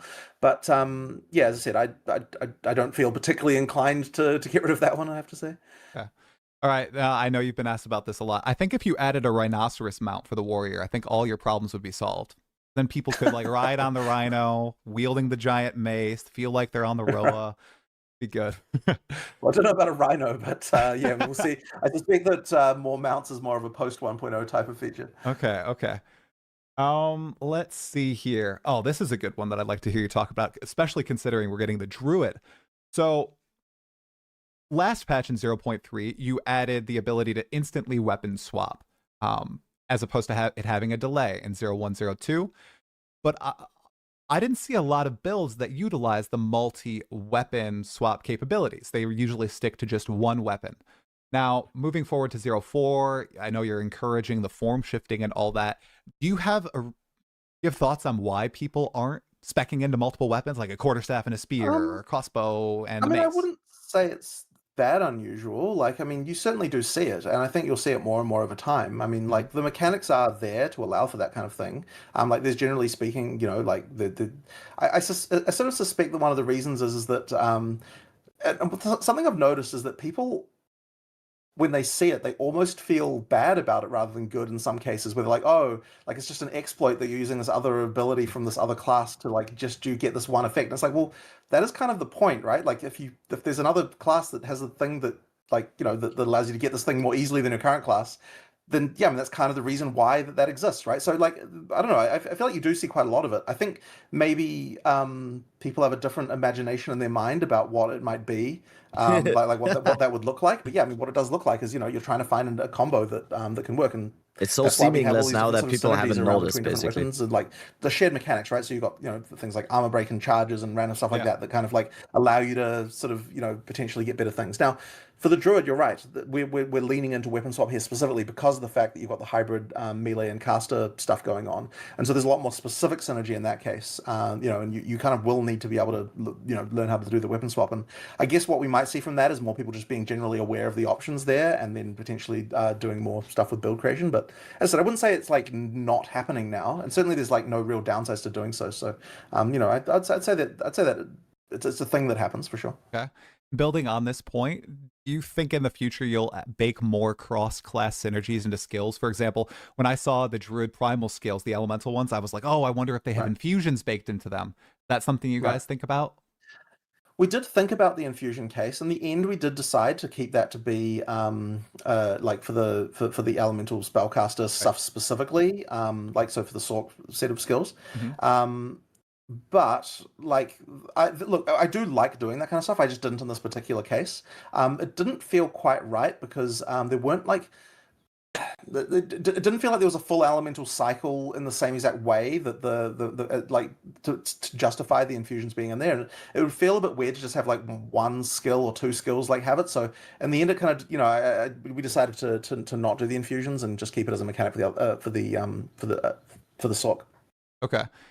And touching on infusions just a little bit more, you guys are leaning into that mechanic with remnants as well for like the Acolyte of Chayula. Obviously, the Acolyte received pretty tremendous number buffs this time around. I've seen some people talk about how the payoff for going around and collecting the remnants or the infusions isn't necessarily worth like how much damage they're getting from it or the effect afterwards. Is that something you guys are keenly like looking into and making sure that it's always worthwhile at the end of the day?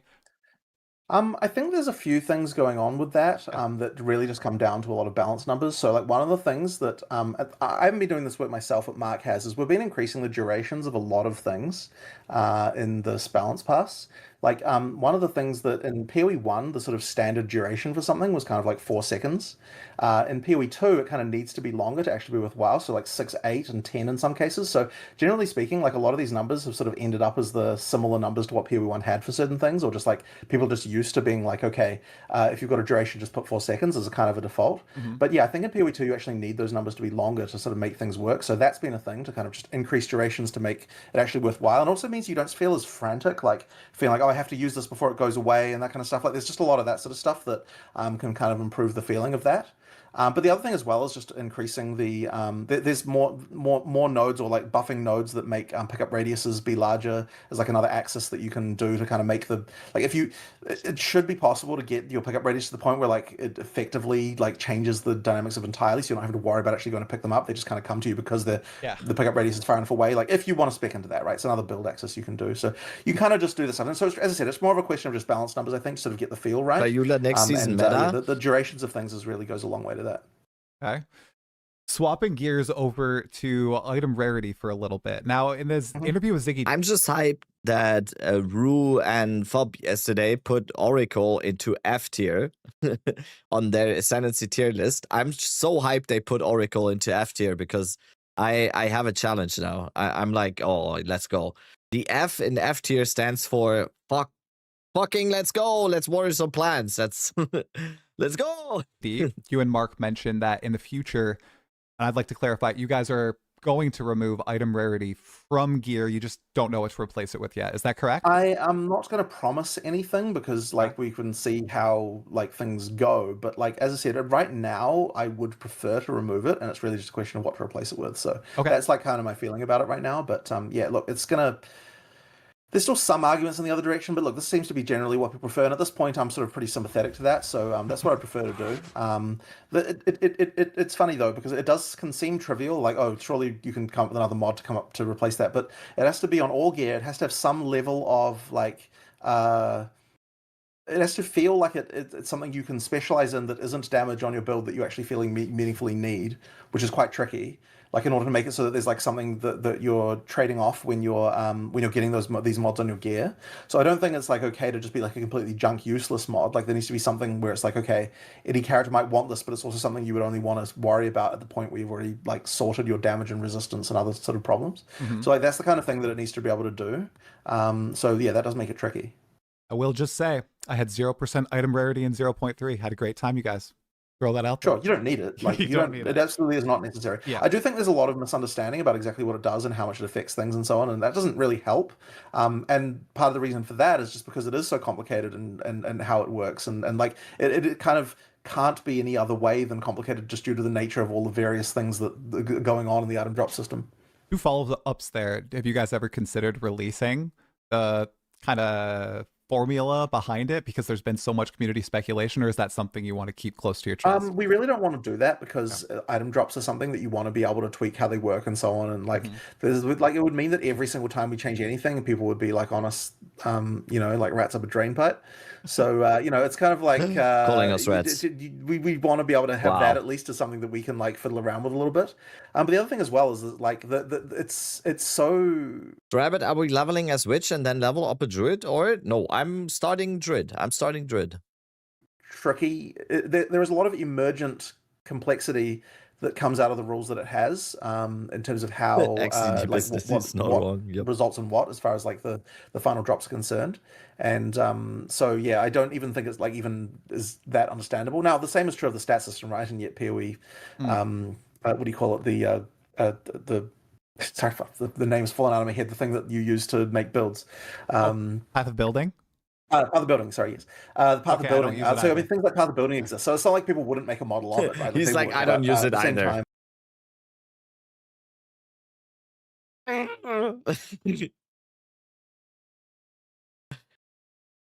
I just, I just think we'd prefer not to have to go down that road. Okay, burninating and now rats up a drain pipe. That's 2 things I'm adding. Maybe that might be enough. Also, Johnathan didn't say he is not using it. He just said he forgot the name and tries like, I'm not using it either. Potentially. That's good. Come on. Sure. And then one extra thing. I saw people talking about how the changes to item rarity, this patch reduced its values. I had a lot of fun gear. too yesterday. Wouldn't that have the effect of more people wanting to try to put as much item rarity on their gear? Because now it has lesser values across all your gear slots. Now it becomes more of a coveted stat. That kind of acting in reverse? Or that's actually a good question, though. Wait. I think he got that question from the call after the Rake. I think he listened. Like, Rake, are you still here? This is exactly what me, you, and Farmer said about the rarity situation. This is a very good question. Item rarity on their gear, because now it has the effect of more people wanting to try to put as much item rarity on their gear, because now it has lesser values across all your gear slots. Now it becomes more of a coveted stat. Yes. That kind of acting in reverse. So I don't necessarily think so. So last time we lowered the numbers in a way that didn't affect what the numbers displayed on items were. And I think that actually in retrospect it would have been better to do the other way around, because people still see a number that they still assume has a certain effect. So this time we decided to do it in the way of just reducing the numbers on the gear, which, like, at the end of the day you still have to I really like. I'm dumb as fuck. I don't take my opinion for anything. But this one I really disagree with, because only like reducing the quantitative numbers on the gear for rarity does not have any effect of people then actually realizing, oh, I might not need as much rarity. No, it's still gonna have the exact same effect. What people are complaining about is that every single item piece where we can get rarity, we do still want rarity, right? Just because it is now 10 instead of 20 on your ring or whatever, or 25 on the ring before, now it's 15 or whatever, has, in my opinion, is literally zero effect to whether I'm gonna choose rarity on my ring or not. I'm kind of even more inclined now to want to have rarity on my gear. So I really don't get this approach. I would rather trust Johnathan. Yeah, me too. Me too. Like I said, I preface this with saying I have no idea. I have the biggest trust. And GGG, Johnathan, Mark, whatever, they have like the biggest trust you could ever have from me. I just like I'm unsure about this one. You still have to get the mod, like you still only get one mod per gear slot, right? So right, like it is a strict nerf to what you can do. But I believe that we also adjusted the formula at the same time. So like in terms of the max that it affects. So as far as I'm understanding. Okay. So that is important information then. So like in terms of what the max that it affects. So as far as I'm understanding, like it means that like you don't need more of your gear to have item rarity on it. Like it's just that the displayed number and the cap is now lowered at the same time, so that you kind of like you've got that feeling. Like the fact of the end in the end of the day is, if rarity, no matter if it's 150 cap, 70, 69, 15, doesn't matter, as long as rarity at all is affecting currency drops, it's always going to be a coveted stat. Always. Does not matter if it's 150, whatever the fuck. It's always going to be a coveted stat as long as it's affecting currency drops. Like, okay, like I can see this is having a lesser effect than what it would have had before. Just sort of communicate that a bit better. Okay, let the speculation run rampant. Let's go to a fun question. I don't know if 69 would be a nice number to have a cap. Anyway. Exactly. So for Path of Exile 1, we can see Steam achievements of like who's killed Hillock and who's finished the campaign, who's taken out the Searing Exarch. Do you have those type of stats internally for Path of Exile 2? And do you know like the percentage of people who have killed the Miller, finished the campaign, and killed the Arbiter of Ash? I actually don't know what those are offhand. We can get them. Like we do have stat collection that for that kind of thing. But yeah, it would just be a question. So one of the things with this is I normally only ask for stats about things if I'm actually got like a change in mind that I want to do in response to those stats. Okay. There's one of these mistakes people can make sometimes where they effectively just like look at a bunch of stats to see what jumps out. And the problem with that is that you can get outliers that then cause you to make bad decisions. So I sort of prefer to be like, before I go and like use a stat for something, I'm like, okay, what would I do if the stat was, this value? What would I do if it was that value? And kind of know the answer to that before I ask for the stat, in order to prevent myself from making decisions based on just like looking at a bunch of stats and just finding the outliers. I know that you were using stats a lot, and I think it was 0.2 with Volatile Plants. You found out that it was killing so many players, and you made changes based on those stats. Had there been any for 0.3 going into 0.4 that have stood out to you? Not that I'm particularly aware of, but as I said, it's not kind of the domain I normally work in for that kind of balance. So yeah, but it's as I said, it's the kind of thing that we'll look into when we like. I mean, a really common situation is if people are complaining about something, and we're like, we don't understand it. That's a good time to go to the stats to be like, okay, well, let's try to find out why, what's actually going on here, like what's occurring. Okay.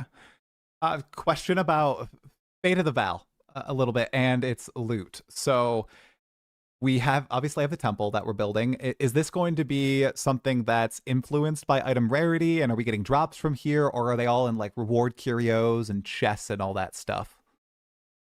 So it's a mix, because the monsters in the temple just have regular item drops, and those like effectively get juiced by mods that the rooms can give. So effectively, it can mean that you got this sort of more traditional way that you can juice mods, like you can juice rarity of things in that way. But then there's also particularly like fixed drops, and a lot of the room, like generally speaking, most of the rooms will have some kind of drop with that. But the way that it's often delivered is in some kind of crafting device that you can either use right away, or you can take the currency from, or like in the higher levels and that kind of thing. So like there's a lot of kind of fixed drops or like fixed uniques and all that kind of stuff. So a lot of the rewards just come from those sort of fixed elements, which you will know that you're going to get because you've got a certain room. So obviously people will have to like work out like what comes from what and everything. There's not that many rooms, but then they do at different levels, and so like generally speaking, they get more. Things get more powerful as you go up, and then also you've got the stuff where there's like there are extra reward rooms that you get for killing the architect and that kind of stuff. So yeah, there's a lot of fixed drops in the league for sure, but yeah, more traditional stuff from just from regular monster killing. And how high can you juice up the temple? Do you expect it to be on par with the rewards that people are getting from maxed out maps and the like, or does it kind of yeah, it should absolutely be. So I mean, the intention was to scale it into Endgame, like both in terms of difficulty as well as the rewards. So that's why I've got the whole like tier 3 room thing going on, where they give mods and like you can stack a lot of that stuff. It can get very, very hard. The thing that I think people should understand, just by the way, which is probably something we should communicate in some way in the game as well, is that you don't have to keep. Yo, Phoenix, thank you for the resub. Grusa Ozkeel. Less Less than 3. Yo, thank you so much. Killing the architect necessarily. It can be a better strategy to not kill the architect and instead just build up the temple with lots and lots of rooms if your goal is like kind of like max endgame juicing, because the architect has got certain rewards that they can give you with specific reward rooms, but it does like destroy more of the temple when you kill him. So like if you want to build the biggest temple to get like the most maximum amount of just like traditional rewards in the sense of just like juicing individual monsters, the best strategy is like don't kill the architect, instead just like finish the rest of the temple and then build more and get it as large as you can to get the most mods possible. Right. So there's kind of like a few strategies. Like you've got like architect killing, which is going to get you reward rooms. You've got like just build the temple big and just get traditional drops, or you've got like Zeri kills, which is going to getting the Zeri rewards and that kind of stuff. So there's kind of a few different strategies you could have there. Now, this league, one of the big things I saw from a lot of players who didn't play Path of Exile 1, PoE 2 was their first Exile game. They saw you guys presenting this league mechanic and their minds just exploded. They're like, oh my gosh, the complexity, this is wild. Have you guys thought about that? Does it get a little bit in the weeds sometimes with it, or can you kind of just build your temple and go and expect to have a good time? You can just build your temple. Alk and gold just because of the fact that it shows you the squares that are gonna upgrade things. Like now you can think about it. You can be thinking on a deeper level of like, I want to upgrade this specifically, so I'm gonna make sure like leave a hole here to place the room that goes next to it, that kind of stuff. Like you can think like that, or you can just place things where the bright green is, and you'll honestly do fairly well. Like the UI is definitely like a lot better than what we would have done in the past, and it's actually one of the reasons why I developed the simulation myself, because I was writing the code in such a way to make the UI for communicating the stuff as easy as possible. So like one of the things I was initially like is like if I just made this without thinking about the UI experience, it probably would have gone very differently, because when I was building it, I'm like, okay, every single thing you do, you need to be able to show the user exactly what it will do to the temple when you hover it. Like before you commit, you need to see that, which means you need a way to like predict the next state before you've actually committed to the previous one. Am I starting Druid? And yes. That's like just like a thing that's like easy to do when you're building it initially, but would have been hard to bolt on afterwards if I just asked a UI programmer to do that. So like it's that kind of thing that you need to think about really early on. And then there's also the whole idea of just like, making sure that you can even like by being able to do that look head for each option, you can then say like, okay, will this upgrade anything and that kind of stuff. Like it allows you to to get those UI cues in really well. So it just makes it much better for communication with the players. Yeah. We're all going Oracle, right? Oh, sorry. Oh, I had to yawn. We're all going Oracle, right? Yes, especially since it's apparently F tier now. So I'm down to play in F tier Sanity. Let's go. I love hearing the game design tidbits. I swear that's. I think around this time Rue got banned in Trice chat. What happened? Wait, what? What happened? He got banned in his chat? Oh no! Mom and dad are fighting.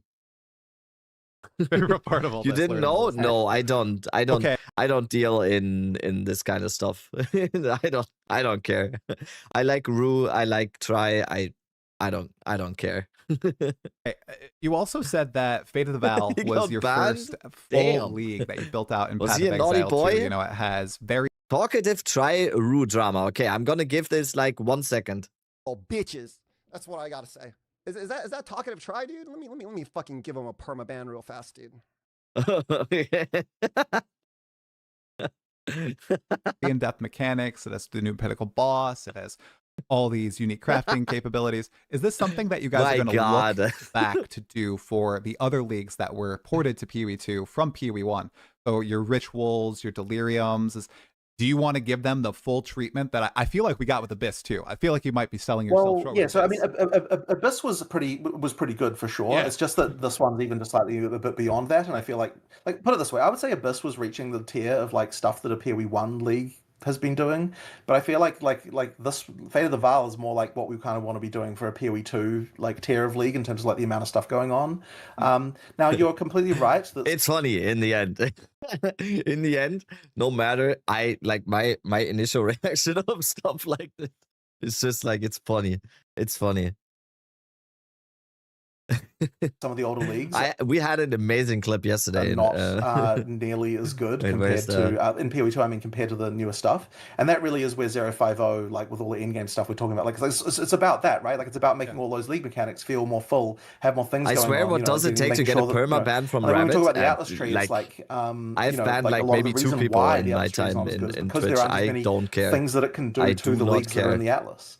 And things like that, there's like stuff like that needs to be addressed. So it's a lot of that stuff that needs to happen to kind of make the in-game feel better. And yeah, it really is about making those leagues feel more interesting. Revisiting what we talked about at the top of the interview with Endgame being pushed to 0.5, what was the decision making like with you guys when you said, okay, we're gonna push Endgame and we have Fate of the Val coming out? Is there a reason why you guys focused more on the league, which looks awesome, as opposed to the end game core game changes? Was there like a specific reasoning there, or was it a timing thing? It wasn't necessarily a question between the league and the end game, because you need to have a league. You just have to. Like people will not come back if there isn't a league. So like that's just mandatory. So really it comes down to what other content is going to be in the patch, and it really would have been, if we wanted to push to get the in game stuff done, we probably would have had to sacrifice the Druid, which I really do. You know what Rake is starting? Rake is starting Ritualist, I think. There was a point where we were like, could we sacrifice the Druid to be able to do this in-game stuff? And we decided, you know what? I think that's probably a worse trade. But even then, I think it probably wouldn't have delivered quite the what we needed to have, just because like there are some for content like that. There's quite a lot of things deep in the pipeline you should do, like in terms of just like modeling and animation, all that sort of stuff that needs to happen relatively early. So I don't think it would have been as good as what it will be when it's in 050 instead.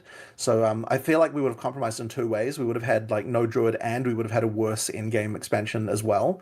So I definitely don't think it was the right move.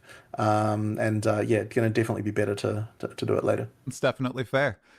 Okay, this one's a question for myself that I'm curious about. The release in China, the official release happened in 0.3. I'm curious, what was the reception in China, and how did it compare to the original 0.1 release, the global release? Well, it's going pretty well there, but honestly, I don't have like a huge amount to say about it. Like, it's another market. It's published by Tencent there, and they kind of do.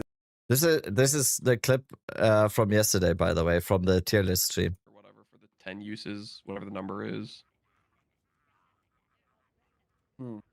Wait. Dude, Dead Rabbit says Lich is S tier. Why is Lich S tier though? Yeah.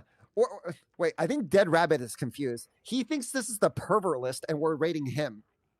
Oh, is he S tier pervert? This is actually the tier list, and we're rating Lich. I think he's a little confused, bro. I think Dead Rabbit's a little confused, bro. This is the Mobalytics tier list, man, not the pervert list. How does he know? How does he know? That job, and they handle. I'm scared now. Okay. I'm scared now. How does he Quick know? follow-up. What piece of community feedback during 0.3 helped shape 0.4 the most? Is there one thing that really stands out to you guys as, oh my gosh, we definitely need to fix this? And you can't say Endgame. Okay? Yeah. I honestly don't know that I could pick any one particular thing. I mean, I guess probably one of the things that's just been generally on our mind is just build diversity and that kind of stuff, like trying to improve that. So there's been a lot of like, that's more than enough. So on going on behind the scenes, and we're still ongoing as well. But like, it's sort of hard to. For leagues and not any questions about bots, Wizard. I totally get that.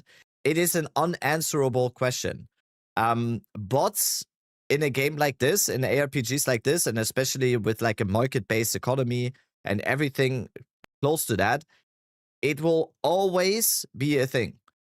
GGG and other developers, I can promise you, are doing their best to like get it down to as much as possible. It is never going away. It is never going away. So it's kind of a wasted question. I would think. I totally get the whole thought of the question, though. I totally get it. Sort of pick that up and be like, hey, this feature was specifically inspired by that, because it really is just like a lot of smaller things. A big goal I have. I mean, look, you've got like the performance work is obviously something I'm really focused on. The balance work is something Mark's really focused on. These are kind of like the two big things that we're really trying to make sure are getting better. And both of us, unfortunately, in both cases, are like there's still more to do, right? There's still so much more to do. And Mark as often will say, like the problem with balance is that you could infinitely do it. Like you could he could literally spend his entire life doing only that and never anything else, and it would still feel like it wasn't enough. So that's one of those things. But yeah, we will get to a point though where I think the build diversity in particular is a lot better. The ascendancy buffs were pretty... Yeah, exactly, Savvy. He's just gonna say, yeah, we're doing our best. We're trying to implement systems that remove or make sure that not as many bots make it through, but it's never going away, like overall. It's always going to be something that will exist in not just Path of Exile 2. Exciting. I was shocked to see almost every single one was buffed. What did you guys look at in particular to make those decisions? Do you guys use like PoE Ninja? Is it primarily just reading about the feedback? How should people get their feelings about ascendancy classes being more exciting? It really is more of a question for Mark, this one. But from my understanding, I mean, look, he does do a lot of research on Ninja and that kind of stuff. He's looking at things, but ultimately he's, the question a lot of the thing is like, why is this not played is the hard part sometimes, because the attention usually goes on the things that are being played. That's what people talk about a lot of the time. So it's a much harder thing to look at, okay, like here's something that isn't played, why? And that's really the question he's asking most of the time. Just like what would it take to get me to play this is the question that you need to be asking yourself when you're doing these balance things. Smart. We are shifting gears to the Druid, which is something that I was incredibly excited to finally see in Path of Exile 2 after waiting for it for so long. You guys introduced two initial ascendancies, the Oracle and the Shaman, and while they look interesting, they didn't necessarily vibe with me. I have to pose to you. What happened to an Unga Bunga shape-shifting focus like ascendancy where it's like, oh, you get bonuses for being a bear and swapping into this different form? Is that a plan, or is that something you guys want to refrain from, since shape-shifting forms have kind of been baked into weapons, and I know you don't really want to attach ascendancy to a weapon? Generally speaking, ascendancies don't do things that are like, we try to make it so they can be used on many classes with many builds. And so if we just said like, here's the shape-shifting ascendancy class, everyone would just do that, and then there kind of wouldn't be any room left over for other things. And so that's why we would prefer to not do that if we can.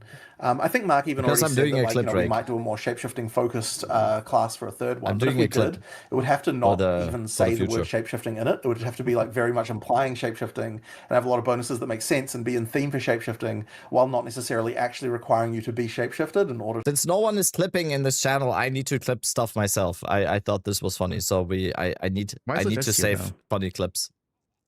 Yeah. Why is it just you though? Yeah. Wait, I think Dead Rabbit is confused. He thinks this is the pervert list and we're rating him. Is he S tier pervert? This is actually the tier list and we're rating Lich. I think he's a little confused. I like the funniest thing is his chat going when Fopgun says, Dead Rabbit says whatever the fuck. His chat is just going, who? Dead Rabbit's a little confused, bro. This is the Mobalytics tier list, man, not the pervert list. How does he know? How does he know? To make it so that it can work across many things. And you'll see that the Essence of Horror nerf? Yes, I did. Across all the ascendancy classes, like we really try to make it so that they're as generally applicable as possible while feeling like they're very specific. What was the craziest part of creating the Druid the past 5-6 years? There a moment that you were just like, why are we even doing this? Like, it's very fun. Well, I mean, yeah, I think I've talked about this before, but like getting the wolf not looking good. A challenge. That's interesting. And like there was periods where we even cut the wolf, right? Like there was a period where like we're not doing the wolf again, we're going to do something else. Like it ended up being something that has your wife recovered from the shock? Internally, so we kind of had to do it. But like there's just like. No, my wife, like that part of Rue's stream yesterday, I actually had on my phone on loud while we were cooking in the kitchen, and that played in the kitchen on my phone, and my wife literally said to me, "Wait, who's saying you're a pervert? Why are you a pervert?"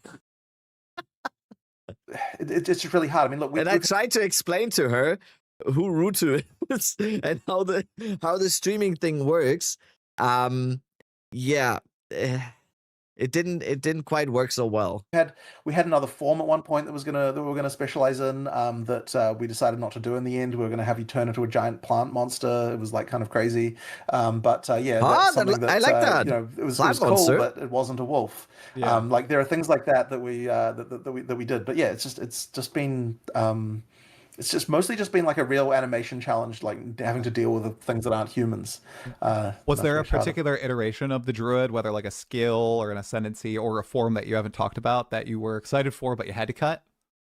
Anything that? Yeah, so definitely the plant monster. It was really cool. Like it walked around on vines and it had this like kind of interesting like feel to it. I mean, it was the same type of creature as Brambleghast. You know, like you're gonna be like Brambleghast in terms of like walking around. And it was pretty cool. But as I said, it kind of just didn't really work. And like you do some vine slaps, and then we're kind of like, okay, pretty much the rest of the skill set of this, when you actually try it, just ends up feeling like the same sort of stuff that you had with the nature stuff on the class anyway. So you know, like it was cool to be that thing, but it just kind of didn't really make sense in the end. Rabbit, what do you think of the rune limiting and horror nerf that implicitly means we have less chase items to look for in endgame? Why does that implicitly mean that we have less chase items to look for? I mean, I'm not sure if I love the change, like overall, but I'm not sure how it implies that we have to less chase items. Bookie? Maybe I'm misunderstanding. Because triple socket items are less valuable now, but it's still gonna be something that you want. Hence, less chase? Not really. Because you can only slot one with the horror. 3 sockets still has value. Because there's other runes you can put in there. It's still very good. You still want 3 socket boots over 2 socket boots or 1 socket boots.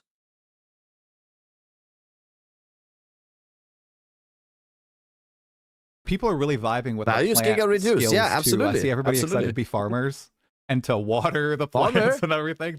Did you expect that sort of reception? Because I'm kind of shocked to see everybody hyped. I mean, I was really happy with it, honestly. Like the watering the plants thing came relatively late.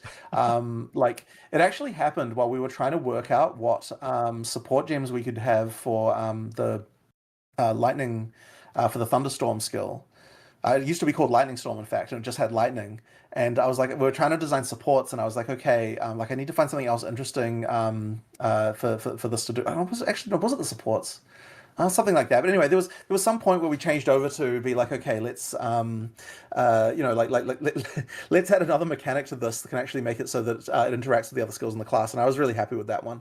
And I suspect what we might even end up doing is have the watering concept come onto the ranger at some point in some way. I'm not quite know how yet, but at some point I'll probably try to come up with that because I think it kind of can be quite cool. And we did add all of the watering features to all of the plants that the ranger already has.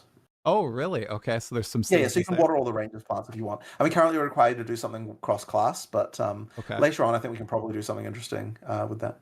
Okay. I want to swap gears and talk a little bit about bosses.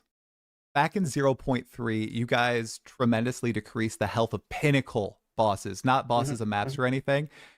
Do you ever see you raising the ceiling of those again so that maybe they're a little bit more challenging to the top end of builds? People have something to chase after and fight. Can't wait to make a crit-based moist build. Is that we don't want to limit the number of builds that can be considered viable too much by having the pinnacles be too high in life, and it's especially a little bit. It can be a little bit deceptive when you've got a few things that are completely crazy at the moment that, like, can sort of effectively make it seem trivial to a lot of people. But yeah, ultimately it's like the higher your ceiling is on the pinnacles, the higher the effectively the higher bar that a build needs to clear to actually be considered viable, and I think it was just kind of not really quite healthy. Now there could still be some adjustment to this, of course, right? Like we'll adjust it once we have a look, but we have to get the balance into a bit more of a like correct place before we can sort of say that like, okay, here's what the life needs to be. And I mean, look, it wouldn't surprise me at all if we ended up buffing some of that life a little bit, but I don't think it needs. I certainly wouldn't want to be like, okay, this is like 3 times higher and like ultra challenging. Because as I said, as soon as you have something like that, that'll become the bar you need to clear for a build to be viable, and suddenly a bunch of builds just get erased. So that's the challenging part there. All right. And I also see, and I debated it myself, people talking about the new boss resistance window. This only exists in the patch notes right now, unfortunately. So we don't know how it plays out in game. Could you just give the skinny on why you guys implemented it and how exactly it works? It's just to prevent preloading of the boss with like all sorts of stuff. You know, like, so I don't know exactly how long it lasts, but it's not long. It's just basically the first few seconds of the fight. You the boss is resistant to stuff, and honestly, in PoE 1, a ton of bosses. I hate that, by the way. That's the shitty PoE 1 system, I think. I hate that because it just what it ends up being is just gonna be. Isn't it just gonna be like, why am I not loading in? Like, it's just gonna be like, okay, the boss is spawning, and I'm like, okay, let's wait out. Let's wait out.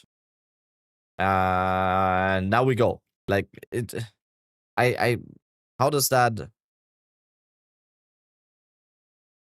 I don't think I like that. This.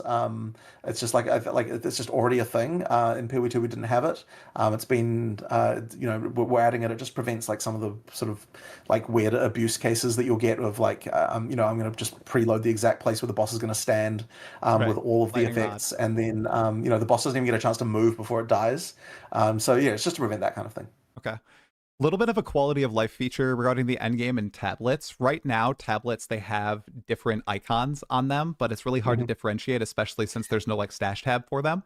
We can probably sort that out. Like I agree that that's something we just need to fix. I actually brought it up like yesterday with someone, so we might even see if we can fix that before the release. It's possible. Yeah, but I'll check out on that. Okay, cool. But yeah, I agree. It could be changed. Okay.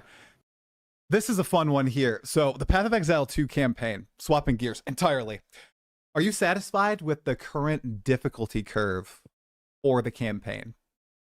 I would say that I mostly am, but there have been some cases where we had problems with weapon types during campaign.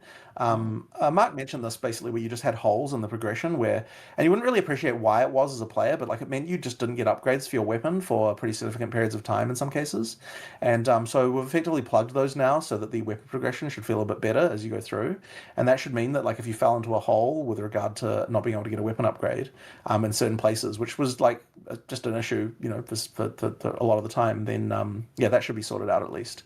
But that being said, like you do want some things to be harder and some things to be easier. Like generally speaking, what we want is like towards the end of an act, it like ramps up in difficulty and gets a bit harder, and then when you have the next act, you get a little bit of a downgrade again. So you get that sort of feeling of relief a little bit of like, now I'm just fighting regular trash monsters again, and then it kind of ramps up again to get harder again. So that's kind of the ideal curve that we get, and to sort of make things not feel too flat, like you get a bit of variety of experiences. I'm glad you brought up the weapon drop thing, because that's something that's been brought to my attention quite a bit, and I've experienced it too, where the difference between someone who gets that lucky drop and someone who doesn't. I mean, you can have a 30-second boss fight or a 3-minute long boss fight, and some people, they can't last that entire 3 minutes, unfortunately, and they end up just giving.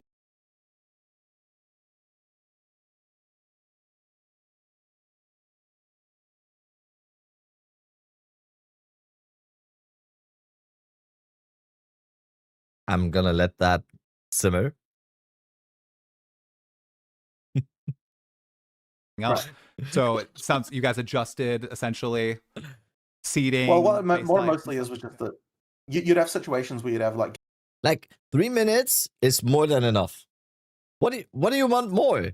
4 minutes? Are you crazy? Like I need a good 3 minutes. Gaps of like 28 levels before you got a DPS upgrade, just because of the way the weapon types happen to be. Yeah. And like that's obviously not right. So like it should. I'm not going to say it will prevent you from ever having a situation where you would not get a good weapon, but it certainly should reduce the number of cases where that happens quite a lot, just by virtue of improving that. This also feeds into a topic you guys spoke about a few other days, where there's power in your gear and there's power in I'm always more first. That's what deterministic matters. avenues, the passive tree, your skill gems, and all that. And I think during the campaign, it's one area where people can drop off entirely, where if they're not lucky and they're not getting gear upgrades, they can't go somewhere and farm power in their gems or, get more levels in the passive tree because it's not as powerful if they don't get, that gear drop. So I'm not a pervert. Shit, Dynasty. I forgot about I forgot about that new alert. I made a new alert for gifted subs that says I'm not a pervert.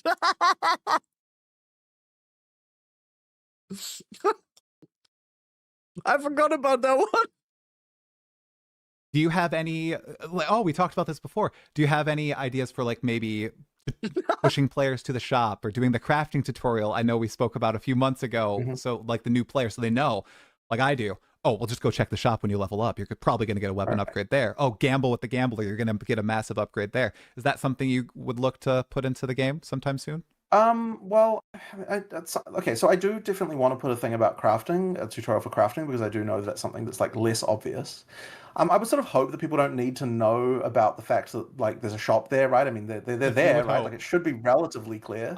That one I don't think there's any misunderstanding about that. I guess, funnily enough, I think that's more of a PoE1 player experience thing, where they expect the shop items to be bad. I think people who weren't PoE1 players would generally expect that the shop items can be good, because most games do have good shop items. It's just really PoE1 that doesn't. So that can kind of be that kind of issue that's going on with that particular one. As for gambling, I mean, people try that generally. I think that's kind of mostly okay. So it's really the Wait, who's gambling? Who's gambling in chat? This is a gambling free stream. Who would ever gamble? Crafting, I think that if you're a new player and you don't understand how the crafting works, that can be the thing. As I said, that's why we want to do a tutorial there. But I mean, look, you can always grind for items, and you will find better upgrades and stuff like that. You can do it. And the other thing, of course, we want to push you towards is do more of the side quests, do more of those extra power giving things that are on the map. And so that might be more we'd want to push people towards, because those ones will both give you more drops, but also give you more specific rewards and all sorts of stuff. If you're missing out on those, and you're having a hard time, that'd be just where moved you 18 House of Mirrors in PoE1. We've sort of had a bit of a hard time communicating those as much, as what some other games have done. So I think that's probably where I'd want to try and improve the communication there. That sounds good. Elaborating a little bit on the crafting side of things. The last league we had. Is he gonna ask about homogenizing, Omen? Abyss, and we had the bones and that crafting, and we had the special lich modifiers. That was all super cool. It led a lot of people, though, to go use resources outside of game, because these things, these omens, these bones, they're very valuable, and people didn't want to waste them, right? Or they end up just selling them. And do you have any thoughts on whether or not you guys would ever implement some in-game resource where it tells you, okay, this item has these particular affixes, and you can roll these specific modifiers because it has these tags, all that information in game, because it's all there. You go to PoE2DB or you go to Craft of Exile, and it's all in the files. It's just not in game. Is that too, I don't know. Yeah, I think also really good question, because there's so many hidden modifiers and hidden tags, not hidden affixes, but the hidden tags mainly, right?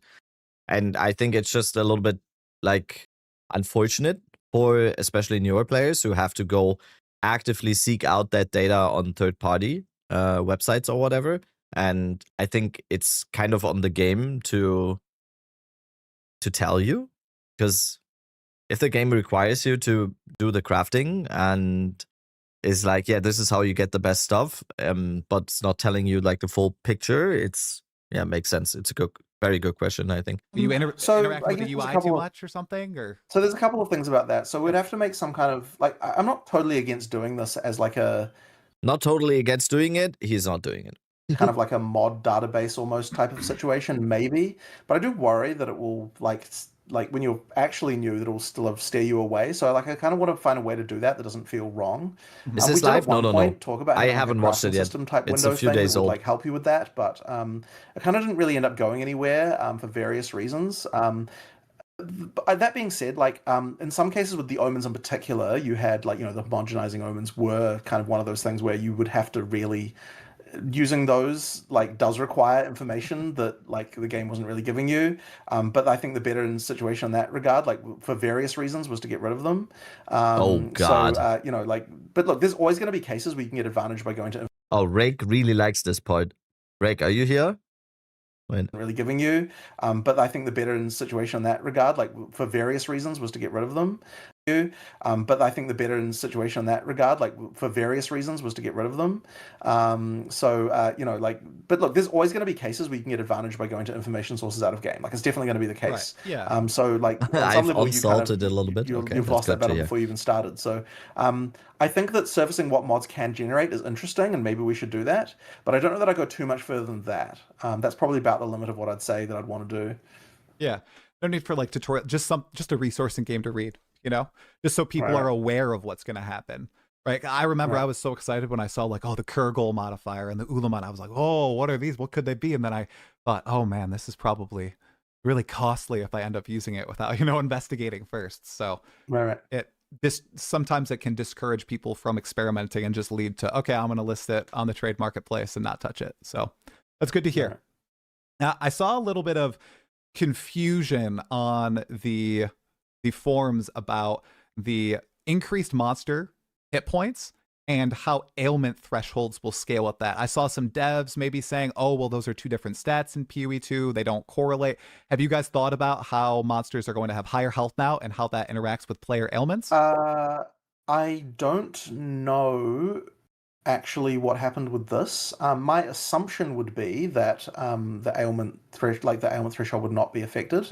That's my assumption. Okay. But I don't actually know that for sure, so I'd have to actually ask someone to find out what happened with that. But I don't believe it is our intention to make ailments harder to apply, so I would imagine that we would just sort that out. Like that's not something that we would intentionally do, I would say. Okay, that's good to hear. Good to hear. Okay, this is a question about bosses, again. Now, in PoE 2, Pinnacle bosses are the only bosses that I know of that have drop tables. No other mob type has it in the game. Is this something you would look forward to adding to the campaign and specific bosses of zones, sort of like divination card drops in PoE 1, so people in solo self-found or in Trade League can target farm certain unique items and the like? Or is this something you'd like to keep reserved? Mr. Cranky, thank you for the prime. I think it's really case by case, and I honestly don't have like an overall philosophy about this other than just to say that like you do want some, like fixed rewards are really important to make different content actually be played. So you do need that. So that's like sort of the main reason why we do that. And other than that, I mean, the general drop pool is you want to keep that exciting as well. The divination card thing we will do eventually in PoE 2. Like we've already told people that will come at some point. We've already even given some people free divination cards in those boxes we did ages ago. So we've done that already as well. So that'll happen. I don't have an exact. I'm not going to tell you yet how exactly those are going to be. Target farming is cool. Yeah, I love target farming. I think it's a very good system. Things, so there'll be an element of like that. In general, I always really liked it. Like in general, when you go into something, I'm personally someone who really enjoys like specific grinds. I know how that is not a thing anymore as much, but coming from Diablo 2 or whatever, I did 5,000 Pindles at one point, or like 5,000 Mephisto runs, or I like that type of stuff. All right. When they do come. Excited to see that in game. I have two MTX questions for you. The first is related to all of these awesome microtransactions having specific effects attached to them, map devices that track your time in the map, track the number of rares, magic mobs, common mobs in the map, and how they're attached to the actual cosmetic. Is there any way that grinding your games would be able to detach the effect from the cosmetic and let you use it? Because this is some people are saying, oh, I buy this, but I don't want to wear the cosmetic, or I don't want to use the cosmetic, or I want to mash them together. Is that something you guys are aware of and looking into? Over time, this doesn't interest me. Sorry. So, with the map, permanently unlock some transmog does not interest me. Okay. Now, I'm not asking about a campaign skip. I'm just saying, with the reception of interludes, do you see a future in which you have the PoE 2 campaign 6 acts, and then maybe you guys go back and you add a bunch of other interludes, and you can run either the campaign, or if you've already beaten the campaign, maybe you run a set of 9 or 12. Trial of Chaos farm in 0.4 adorned. And that's 100% something I will be doing. I will 100% go into Trial of Chaos as fast as possible. I really want an adorned this league. I wanna farm a few adorns. That 100% I'm doing that. Here. You don't have a lot of dialogue. It seems like a middle ground solution that I don't think I'd have ever thought of before. Kind of interesting. Well, it's not something that I'd really considered, so I guess I'll just put that in the list of things to think about. But it's not exactly something in my mind for sure. Okay. I mean, look, the thing we've said about the interludes is like all that content was really made for Endgame. So that's when that we'll put like just extra Endgame maps and stuff like that. So we'll use it for that in the short term. But there's not like a huge amount of dialogue and all that sort of stuff, and that's the stuff that'll go away. And then I guess we could consider using it for some other purpose like that in the future. Okay. I guess I could imagine doing like a custom race or something like that, or I don't know. There'd be probably some way we could use the content and something like that, maybe. Okay. We talked about this a little bit earlier with the Ignite on the Wyvern and Incinerate, changing up how Ignite works. A lot of people like the fantasy of hitting monsters really, really fast and applying lots of dots on them, as opposed to just the one big hit magnitude that you need to do in PoE 2 right now to apply a big dot. Is that a fantasy that you guys are going to keep working on implementing with Bleed, Ignite? I wouldn't want to change the system Jov, and particularly the players. Question about the future of PoE 2 and PoE. Really quite hard, right? Like just mentally in terms of people, trying to. Okay, people are pathing import for the passive skill tree in PoE 2. Is there any status on that? Is that still coming? I don't know the status for it, but it still is planned. So I still. What kind of status? A pathing import for the passive skill tree in PoE 2. Is there any status? Okay. Clunkiness? For any opportunity to add a specific keybind for sprint where it does your roll into the sprint, but it's just into the want to add? I mean, it's ailment. So, for example, like maybe it's just a lot of stuff where he's like, "Oh yeah, we can think about that," right? Okay. Tier list maker. Good interview though. Like, you have to remember. Like, especially for Try, people always have to remember, yes, he cannot like make good with everyone. He's in a very impossible situation. Like, everyone's just gonna hate on him for all the questions that he's doing. Like, this is not a good question. This is not a good question. Just interview skill wise, he's doing a great job. He's doing a great job. I would have cut some questions mainly, but I don't think there's a lot of people that are gonna do as great of a job that he's doing in terms of just strictly how to conduct an interview. Yeah, I don't like Rake. I don't want to act like I'm if he wants to reach out to me, I'm done. Oh, look who it is. Okay, Rake. You have to be nice, by the way, now. Huh? You have to be nice now. Okay. You have to be a nicer person from now on. Oh, by the way, check the video link to you at the timestamp. Okay. And read what I said on Discord. Like, what is the timestamp? I mean, I linked to the timestamp. Yeah. Why do warriors have more downsides than the other classes in their part of the tree? They said they try to make the upside a higher magnitude to compensate for this, and they don't feel like it's a huge problem. They would prefer to add more of these kiss curse mechanics nodes around the tree. I got to be honest. I mean, maybe I'm wrong, but I would respectfully disagree with this. I feel like the warrior side does feel like really bad. It's like plus 40% more damage at minus 20% attack speed. That is a I don't know the actual numbers, but it's like a devastating penalty, and it just feels so bad. It just feels so bad to walk. I mean, he just doesn't know. Has he he just doesn't know. Like, how long ago did he play Warrior? Yeah. It's literally -5 for 50% increased attack damage on one. Right? And the other one is 40% for 5% reduced. Like, they're insane. Yeah. Yes, okay. The warrior side of the whole, I will not, and this is not just Rax, by the way. everyone, or like so many people, for some fucked up reason. I've got news Wes, for you. You're mine Wes, now. you belong to me. Oh, you came at the You're right not gonna time. have your Thank mommy you so son much, behind you Wes, anymore, wipe your for little douches. the raid no. once It's again. time now to turn this What are you mush league into starting, muscles. Wes? No, for some fucked up reason, like so many people are pushing the narrative that the warrior side of the passive tree is so bad. It's not. It's not bad. Yes, it does not have the movement speed that the right side has. But the warrior side of the tree is not bad. It just isn't.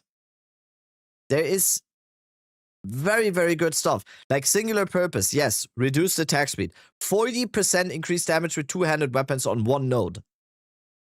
What is the other reduced attack speed? There's, like, where's the other reduced down to attack the speed? left. This down one, to the left. singular Crushing purpose verdict. is the one, and down to the left. Lasting trauma, you just don't pick ever.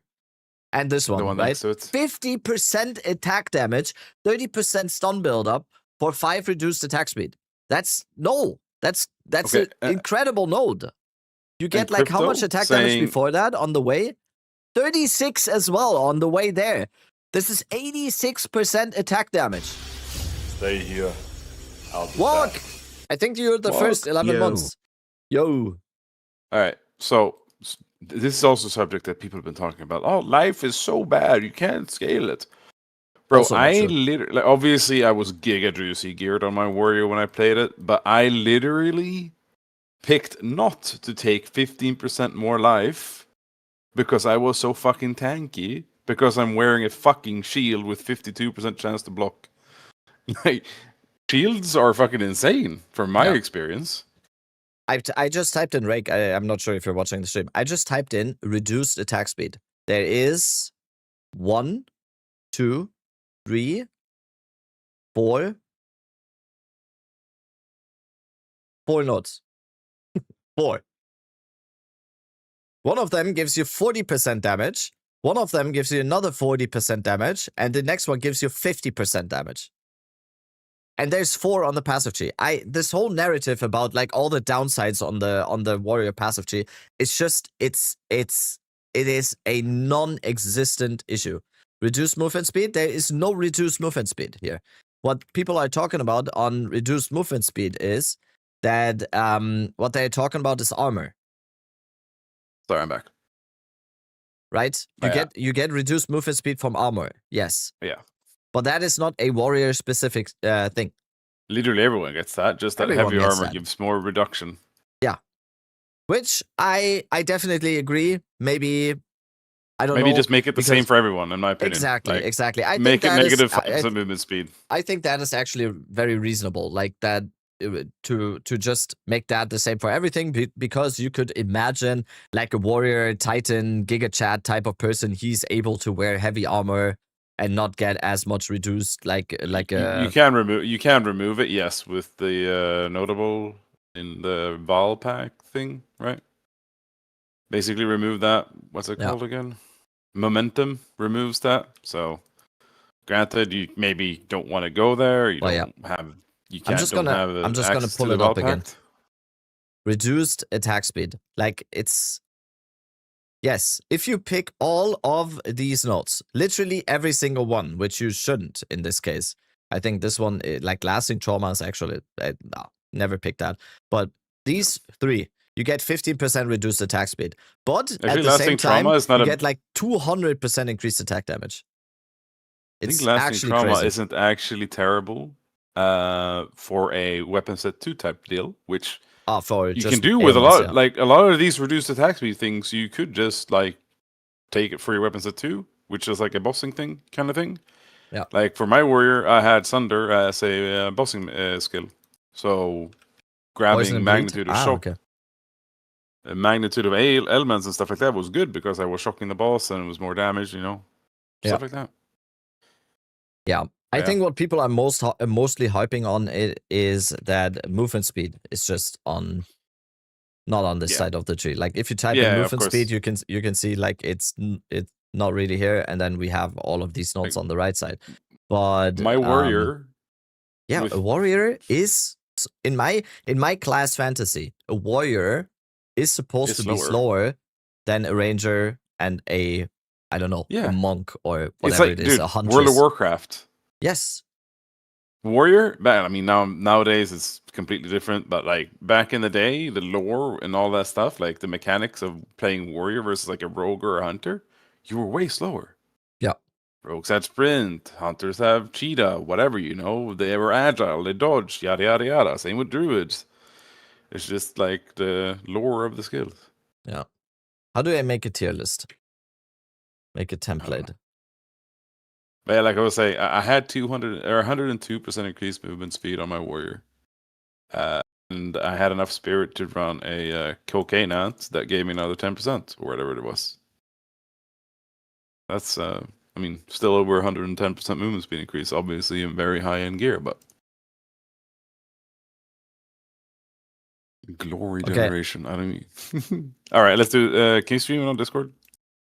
Yep. Just the tier list thing, so I'm not We delayed. are going to do a League starter build tier list. No Ascendancy tier list, because that literally, in my mind, that says nothing. We're doing a just build. Like what the build is. And I'm gonna tell you right now, it's gonna be memes. I like it, don't take this seriously. Do not take this seriously. I have my. You remember my League starter, right? Fuck. Can I find it? Do I? Wait, I'm not streaming on Discord. Give me 1 sec. No. This is my League starter. What's your League starter? Huh? Here, Oh, I linked it in. I linked it in Twitch chat. Oh, okay. My League starter. I mean, it's just the gear, right? I mean, technically, it might work, like, potentially later down the road, but not as a League starter, obviously.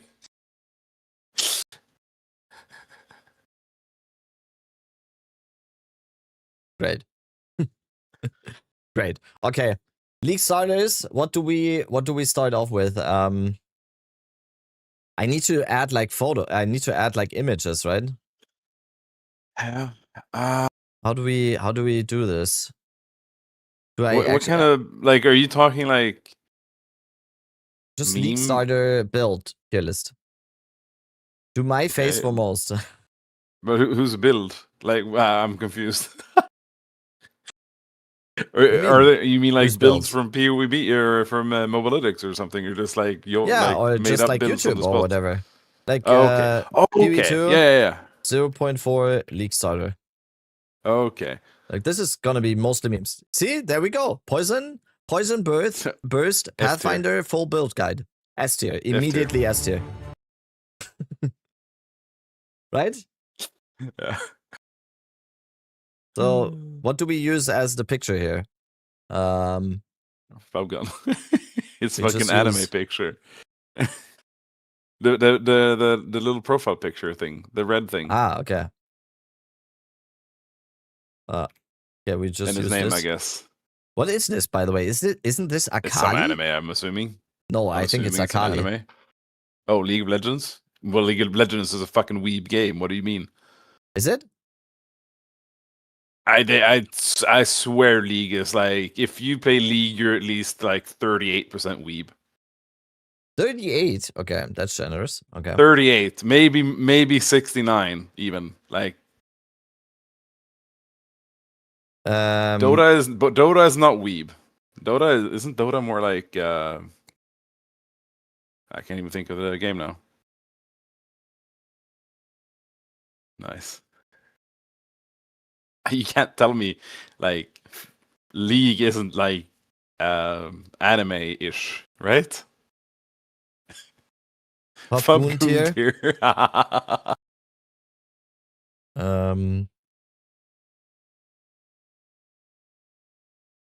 S tier? Today, right?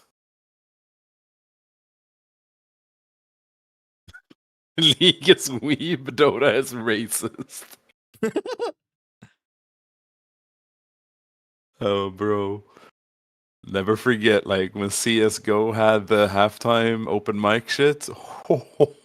Oh my god. When both teams could shout at each other. You remember that? We just go from S and A tier, we go straight to F, I think. Yeah. Right? It's still saying Sami. It's just a meme. No, what? F tier. But well, you remember CS:GO delete raw. when the halftime came in and everyone could talk to each other on open mic? Yes, of Open course. mic. Yeah. Dude, that was that was peak. Oh wait, no, maybe we go Fabgun tier, we go A tier, and then meh. So basically, Oh, you removed. This is like B is like whatever, you know? Sure. All right. Okay. Fabgun tier.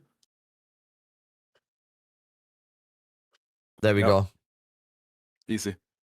Okay, second league starter. Oh, there's you. Oh, wait. Are you just gonna? No. Which one are you taking? I'm screenshotting. No, I don't know. I don't know if that works. It should. Why don't you just take a screenshot of your fucking icon up top? No, because I'm not like it's not gonna be it's just gonna be like this. Oh, See? the Lich. Oh. Yes, no, the Lich. Lich was not S tier. Lich was not S tier. Huh? What did they put Lich at? ED Contagion Lich is an A tier. Is an A tier league starter. 100%. It should actually it is S tier. Do you know why? Huh? Because it's sleep tier. It puts you to sleep. That's what EDC is. It's S tier for putting you to sleep. That's what S stands for. Amazing. Yeah. It could also mean S stands for shut the fuck up. Could also mean. Okay, what else? What else is there? Like, what is the grenade league starter? What is like a grenade league starter or something? Anything. Or what can we see here? Literally any ascendancy can do grenades. Oh, on the right side. Uberdan has a what are the best druid builds for 0.4 league starter? What is this? No one fucking knows. Hey guys, it's Dan here. As you guys know, I was quite fortunate to playtest the Druid last week, you know. What? So, just as I promised, I'm once again delivering you the most important video if you plan to start the league with the Druid. This video will be so much helpful for those of you who are going into the league with no idea about the Druid, all right? Currently, there is no max rule. Who is this? There ain't no POB, nor do I have any links that I can offer you. You will not find it anywhere. And I'm probably the only person who knows what it looks like. But beware, a lot of folks out there will bait you with false ideas, okay? Like my sister, who used to be my brother. And some will even make up some weird stuff as well. My brother...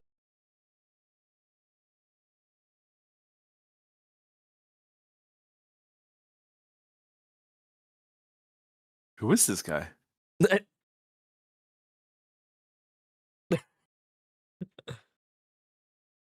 Okay, do we just steal the list from Fabgun? Wait. Why was it rage bait? I didn't have sound.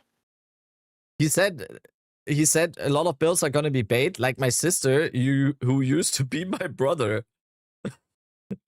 Wait, who said that? Who said that? The video. YouTube guy. For league starters. Okay, Miso did a top. Oh my god.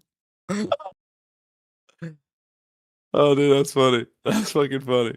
What? Link to him so I can follow. Pass to Uberdan, it's called. I don't know. Shit Dynasty. That was an interesting experience right there. Okay. Dead Rabbit, Ancestor Drain, Contagion, Lich. Of course. Grenadier, Doomslayer. Deadeye? The fuck? Oh yeah, Doomslayer Deadeye. The fuck is a Doomslayer? It's grenades. Is that isn't that just a bad notable? No, wait, go scroll down a bit. Look at all the negatives he put. Go up again, like at the start, like the cons, the hay between. Okay. I played this, by the way. This is amazing. Yeah, I mean, I like crossbows or grenades. They're not bad. The Doomslayer Deadeye has everything you want. Because I don't like to wait for the explosions. Damn, he got 100,000 views on this. Nice. Which grenade build do we choose? I think it's just gonna be this one because, in my opinion, you know who has some mobile addicts on a nice grenade start build? Who? Me. Who's that? Me. Who's me? Your mom. Okay. Where's the Doomslayer Deadeye? Okay, we do it like this. You is me. Who are you? I am me. No, what is that thing again? Rush Hour? That's Rush Hour 2, yeah. Who are you? I am you. Oh, wait. We put the stuff down here at first. Wait, can I not put it down here now? Okay, wait. How do I delete?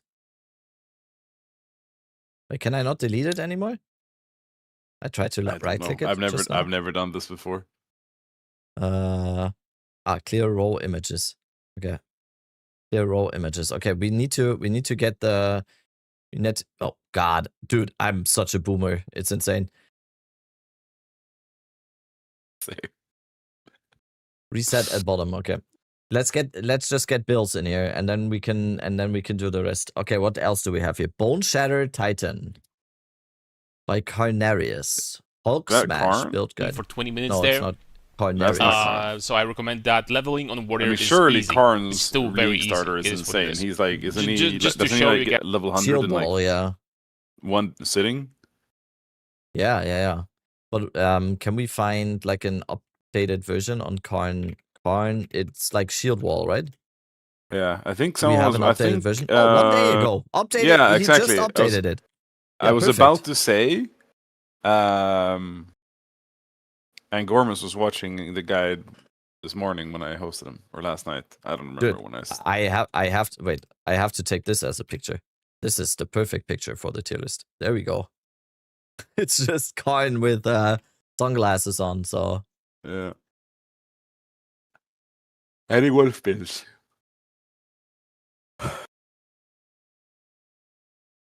okay, let's get Karn in here. What else do we have? I'm honestly a little bit confused when people ask some questions like, "Oh, which class ascendancy will be best for Druid? Which or shapeshifting?" And it's like, and what build will be the best for Shaman or Oracle? And it's like, I'm not gonna include Druid.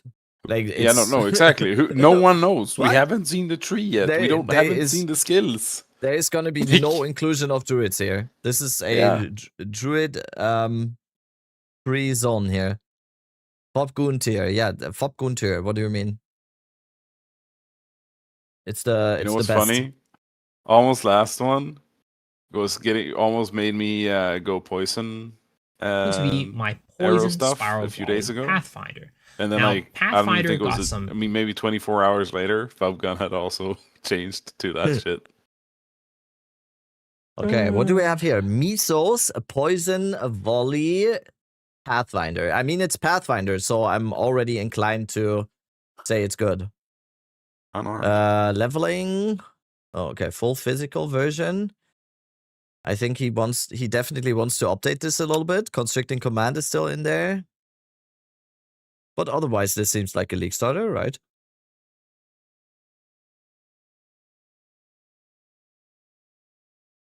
What is that? Poison, burst, arrow, Pathfinder leveling.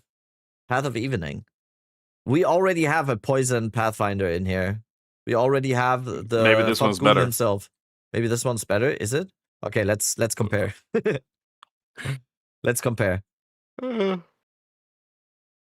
Noble Taxi Early Rift. endgame. Wait, why is he wearing Kamasan Tiara, not the Ancestral Tiara? How old is this guide? Well, one is endgame and one is early endgame. Updated today. SMH. Who is this broke fuck? Endgame.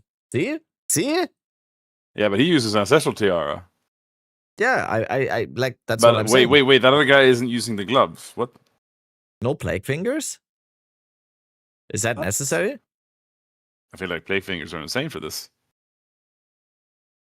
I mean, if my Lord and Savior Fabgun is using plague fingers, I tend to agree. I mean, almost Entering last maps. one was the one who showed me a build of it first, and he was running Plague Fingers.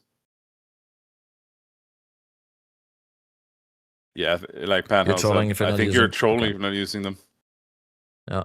You want flat damage. What? Really? Okay, now we have You want three flat damage? different Okay. opinions in chat. I don't know. 3 different people saying different things. Everyone fight. Yeah. Like I have no idea. I have no idea. I have not played this Okay, build. some people are saying Plague Fingers early, later Voltaxic or Pure Fizz. Okay. Okay. I need to go pee-pee. Be right back. I mean, still, like what applies most of the time here is his build, for example, that says entering maps. When you're entering maps, you're not gonna have Plague Fingers, most likely. So, as like strictly a League starter speaking, this is basically perfect because he's just like this is the gear you are gonna be able to have when you are entering maps.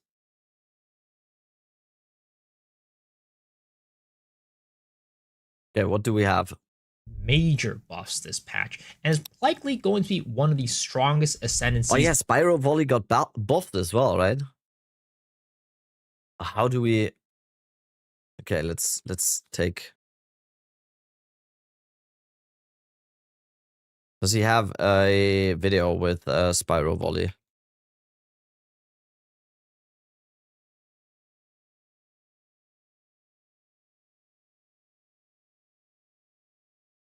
Yeah.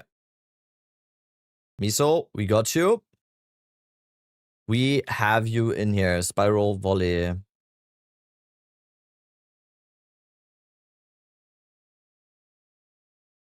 Okay, is this... Okay, this is not clear that it is Spiral Volley, I think. It is. It is. I'll say again. I can...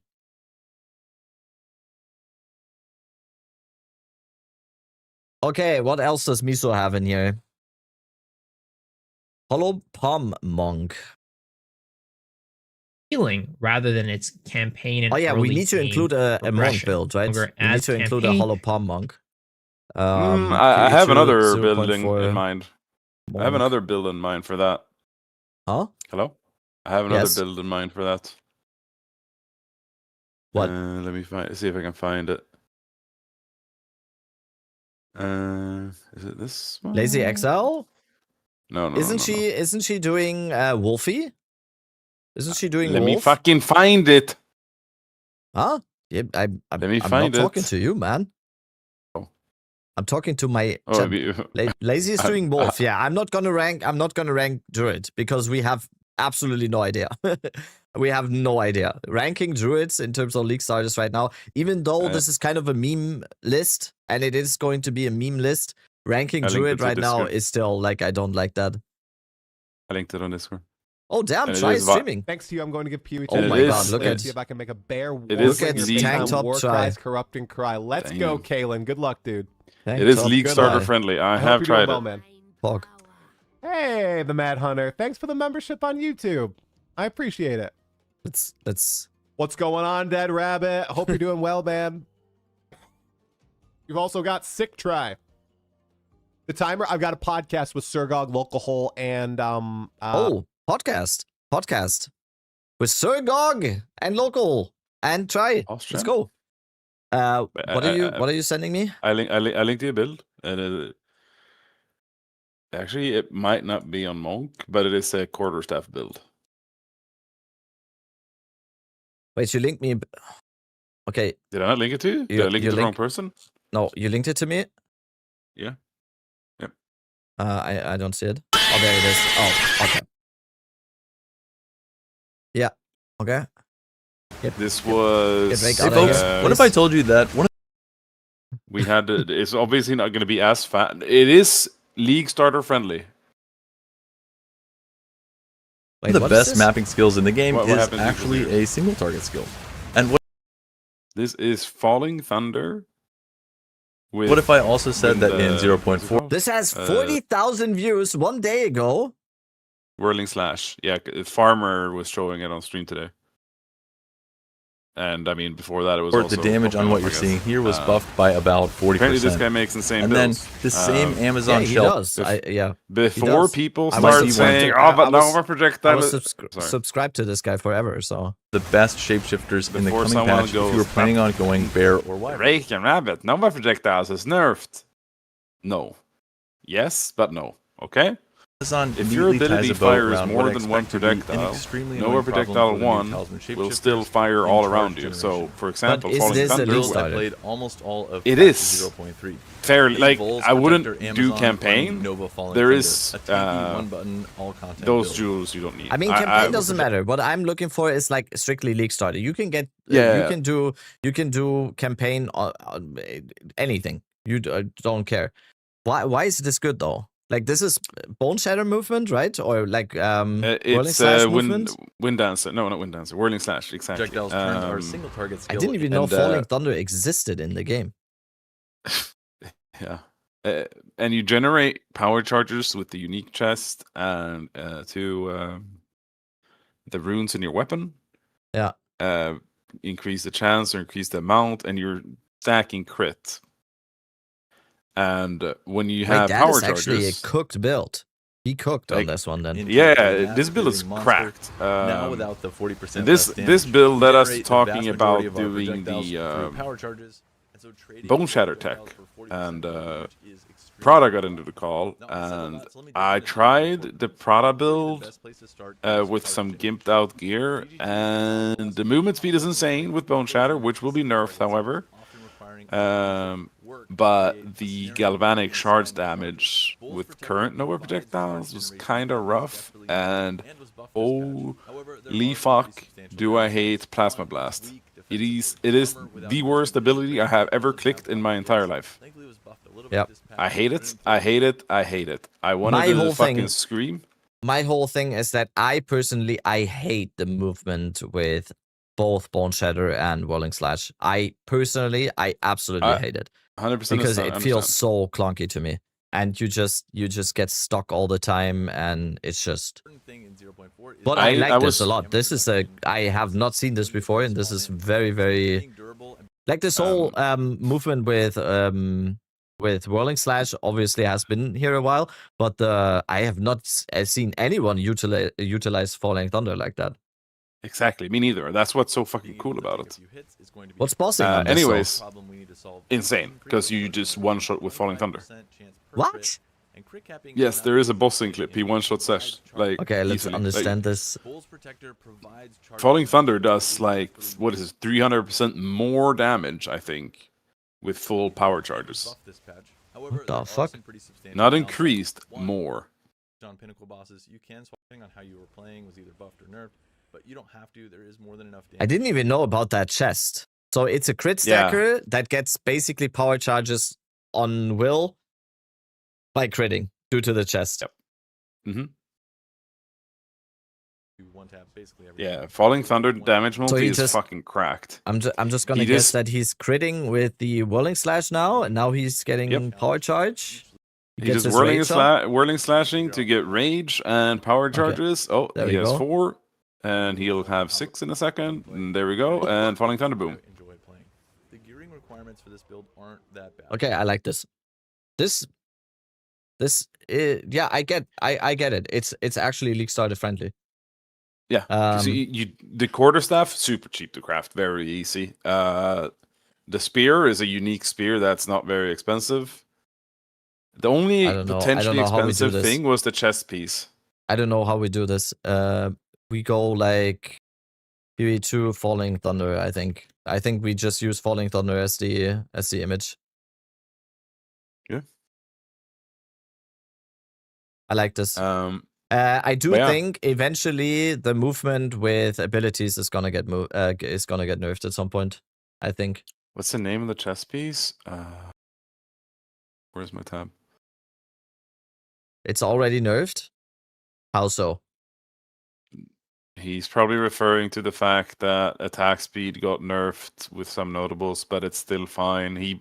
I think in one part of the guide, he's talking about playing with. He even has Falcon Dive unspec'd, and he's still moving fast. Yeah. How is it not league start, by the way? Because everything that I'm seeing here in his PoE Ninja, it's yeah, like Vol's Protector is. Can't you get that? I'm not sure about the chest. Can't you get that like immediately because no one is using that? If you're playing trade, that's. So okay. Also, Right? just to go back to the whole attack, people talking about the attack speed getting nerfed. You do realize we're not accuracy stacking this build. It's just attack speed. Yeah. He's not stacking accuracy or dex to improve his accuracy. It's literally just picking attack speed nodes, having attack speed on your weapon. Which, well, actually, you don't have attack speed on your quarterstaff. You have the unique spear with the maximum amount of attack speed. It's like, I think Prada said for his Bone Shatter, which has like 12 attacks per second or some dumb shit like that, right now, he still has over 11 attacks per second in 4.0. Yeah. He did the math. Something like that. Yeah, that. this is like definitely League Starter type material because just get a Vol's couple of rings Protector with you can them. get like for 1x in the campaign, probably. Not what sure. is it? Level 33? I don't think I've had it in my filter, so I don't know if it's rare or not. Same. Like, I honestly have no clue. Not anymore. I don't know if that was if that has been in the game for quite some time and he just found that and he just just made it work like that. I don't think. Also, you have to remember a lot of people are like me and heavily dislike the whole thing of moving with an ability. I think that is always going to be a turn off for a lot of people. Oh, there's Farham's Hollow Palm. Hey everyone, it's me, Farham. We're here with my leagues. Be grabbing a do. And, yeah. What's happening here? With full crit. Oh, it's just Stormwave. That's perfectly started. Yep. We can even keep a bit of charge star. We can even have a quick tipple while we play. Unique? I lost it now. Oh, I have so many tabs open, it's insane. Early endgame cold. Essentia Sanguis. Yeah, I mean, those are cheap. Those are cheap as well, right? Yeah. Yeah. Can you even wait?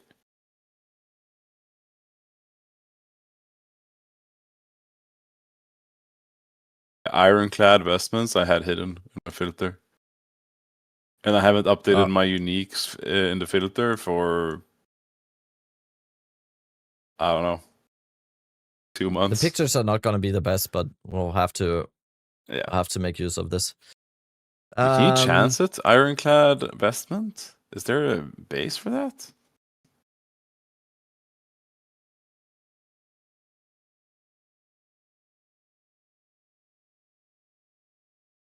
Okay. No, I'm down. I'm down to include that. Okay. UE2 0.4 Monk League Starter. There's no Ice Strike. Unlucky. No, no.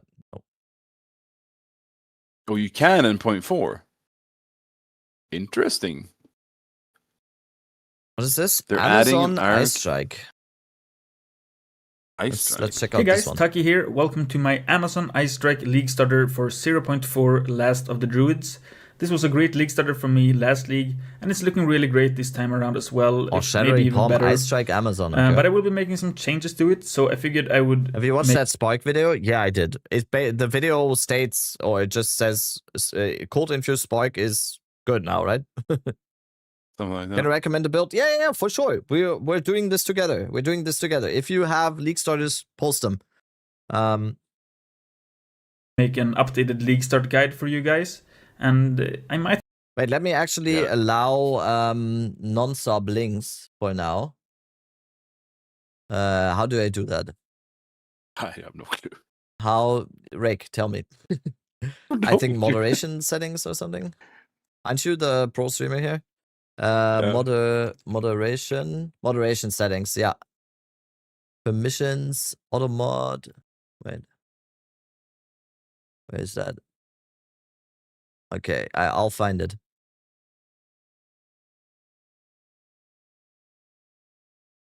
I'll find it. Hyperlinks? Is it hyperlinks?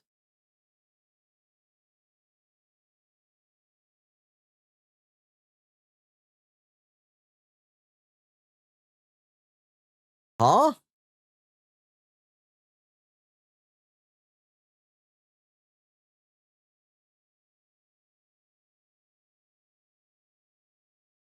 I can't find it. Follower verification, stop banned users, unbanned requests, harmful chatters. I have no idea where it is. This is crazy. Okay, let's see this.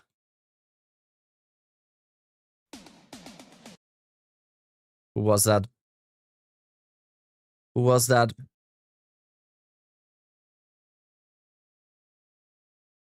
Yeah, that's a perma. I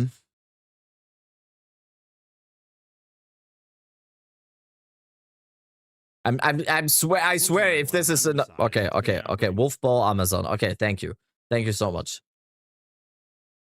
Okay, let's check out this one. Okay, we have one more by Nyx. Nyx surely is not doing a Rickroll or a Lamau. Infusion leveling test. Infusion's got buff, you can check the Stormweaver. Yeah, I saw that it works like so much better than expected, right? I'm kind of thinking about just like maybe going for this on Oracle and just going Infusion. Dude, the game looks beautiful on this recording.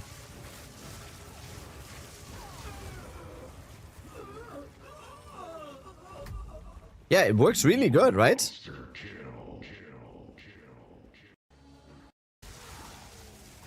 What was that? Apparently, like, Spark Cold Infusion leveling is not that bad. I always thought Spark is just absolutely atrocious. Yeah. But apparently it's not.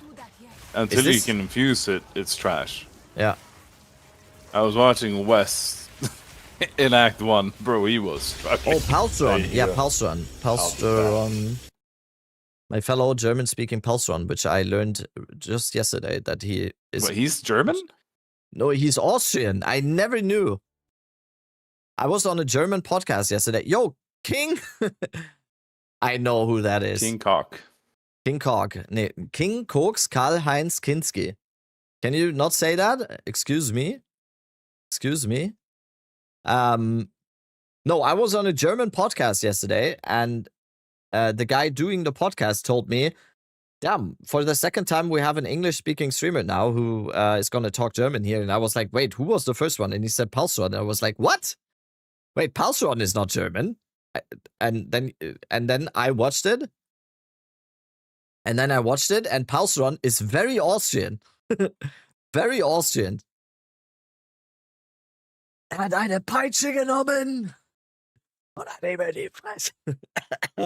I can't talk like that. I've been coughing. Okay. Okay, let's check out Amazon stuff on Amazon later on. But for League Start, I'm very happy about this setup. Very Austrian, does he paint? I don't think so. So what makes Amazon so great for League Start is the Penetrate Ascendancy. It gives you flat added physical damage based on the local accuracy of the weapon. So basically this means you can get a really high DPS weapon super cheap and early on.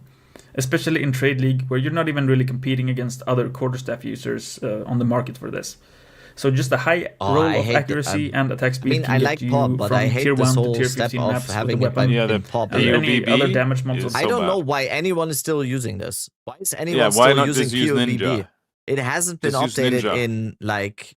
This is 0.1. Please. PSA, please everyone, just use Ninja. Yeah. Tier list needs a Blood Mage. True. Let's see, what is the Mordor cannon? Is it? Oh, it's Palstron. I mean, yeah. I guess this is his guide is actually aimed at Endgame, right? Yeah. I mean, this could be a league started. The thing is, I'm actually not sure if KOTOR of Crimson is gonna be. You think it's gonna be cheap, right? Which podcast? Lo Weppe, German YouTube channel. I don't even know what that is. Which one is that? It's the Life leech can over maximum life. Yeah, and they changed it from minus 25% reduced maximum life to 15% increased maximum life. Now, I think a lot of builds are going to use this one.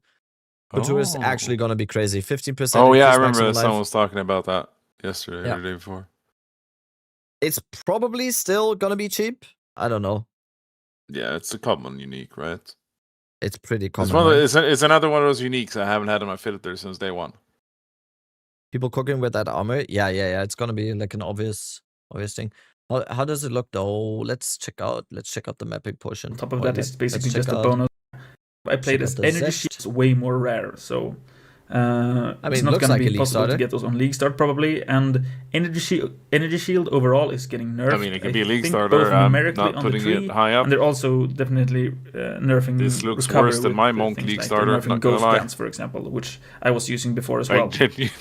So this time around, I'll be going for a full. This is like my day two. I think I was faster. I think I was faster on ED Contagion on my starter. That legit looked and weak if slower than ED my Contagion Monk. is faster than you, that's not a good sign. That's not a good sign. Let's look at my.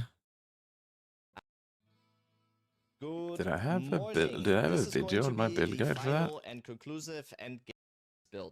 I barely played it, so I don't think I did. Yeah.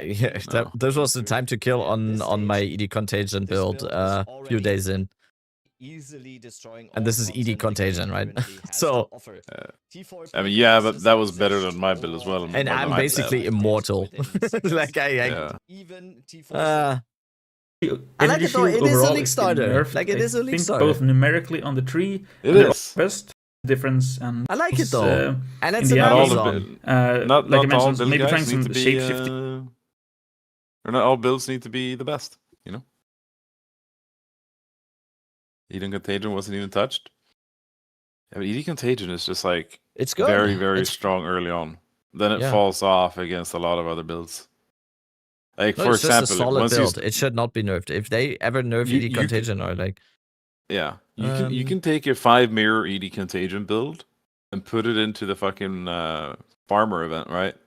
And it'll do 1/10 of the damage that all the other builds that managed to kill, like the shark did, right?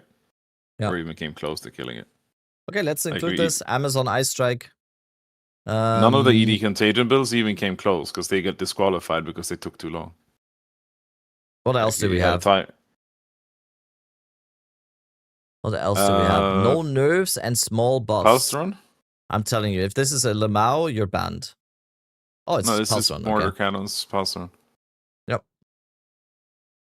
I already, but is this still like an updated build guide though, or is he gonna update this? Because I think you don't. I don't think there's any updates needed to be made. Yeah, you can. Yo, Rabbit Bear, what's up? I saw you yesterday. Perfect. I you can think link stuff. the passive tree. I think the passive tree will stay the same. And you could like. We already have that one. This is already in here. We already have that one. It's this one, the Falling Thunder one. Yep. Like I think Halsoran said he's gonna League Start Whirling Assault, right? He thinks Whirling Assault is gonna be good. Is that the one? Is that that's the there's you literally have it up now. In the intro, you saw that yeah. AoE. This is that's the skill that they buffed. That's the skill they buffed. It's also going to connect. And when I say 6 times, like they made the range like what was it, 14 plus 14 melee range, something like that, which is insanely huge. That is massive. Slashes, right? So Blade, can you post a list in Discord global chat or something? I saw it already, by the way. Actually take to do this whirling attack, and we kind of have to look into the what did Blade do? Dude, actually, this is actually a gigabuff. My big thing about Whirling Assault still is that it still has +1 attack time. So you're never going to be able to make this very fast in terms of moving while attacking, right? You're always going to be like standing still when you attack, no? Or like barely move, basically. You don't have to do anything. I want to play Spark. Which is better in your opinion, Blood Mage, COC, or Sorcerer? I think Blood Mage. It depends a little bit on how the changes to Stormweaver and the fusions look on the next patch. I've seen some people say Stormweaver is much stronger now next patch, but I want to see it first. So why have you replaced the Last Lament build with leveling 0.4? No longer relevant? Yep. Last Lament build They is nerfed Last Lament. Dead. They nerfed it. Last Lament didn't get nerfed. It was just killed. Murdered. for Lich. It was killed for Lich. And you know what's funny? Apparently, Speed and Sis were talking about, or Speed was going to play it when they were going to do their group find Speed gameplay. They were going to Speed. Wait, no, not Speed. Steel. They were talking, and he was apparently going to play the Lich Last Lament build, and and then literally, if you are the morning after, it was nerfed. Nice. I swear, GGG, they sit and they watch these streams and they find some stuff that people have cooked up that's just kind of broken, and they just fucking destroy it. So what's your League starter? Me? Yeah. What's your 100% broken League starter? Something bad. Not something good. It's Tempest grenades. Flurry. Tempest Flurry. I'm Tempest Flurry from campaign to tier 15. See, that's why I'm just gonna go with Oracle, because you can't nerf anything that no one has any idea about what it's actually gonna look like. So that's by the why way, I'm gonna be on Oracle. I see a message in chat. Avast Cosmic Arena. They already talked about it. Sis and Steel, they talked about it in a video, Discord call, and it was kind of funny because he crashed out on the Homogs, but then he's come back down and he's only 40% pissed, basically like me. I had a major crash out the other day about it, and I have come back down to earth, and I'm like, okay, I can still make currency without Homogs. It just makes crafting less fun. That's the thing, right? It's not that I can't craft anymore. It's just that it's so fucking boring. Homogs made things interesting.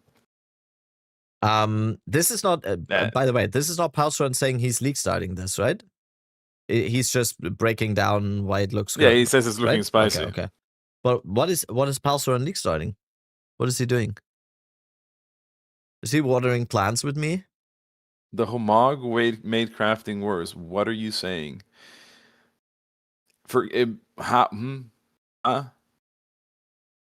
Mortar Cannon Tactician. It's using Constricting Command, first of all. But it's a range build, so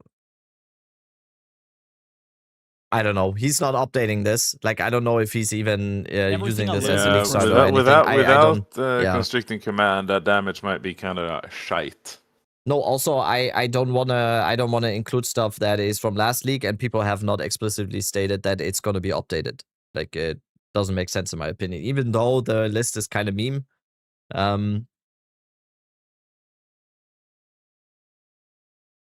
You're not gonna include my build that I linked earlier? The double Mjolnir, double Seeded Cataclysm, Warrior, Constricting Command. Are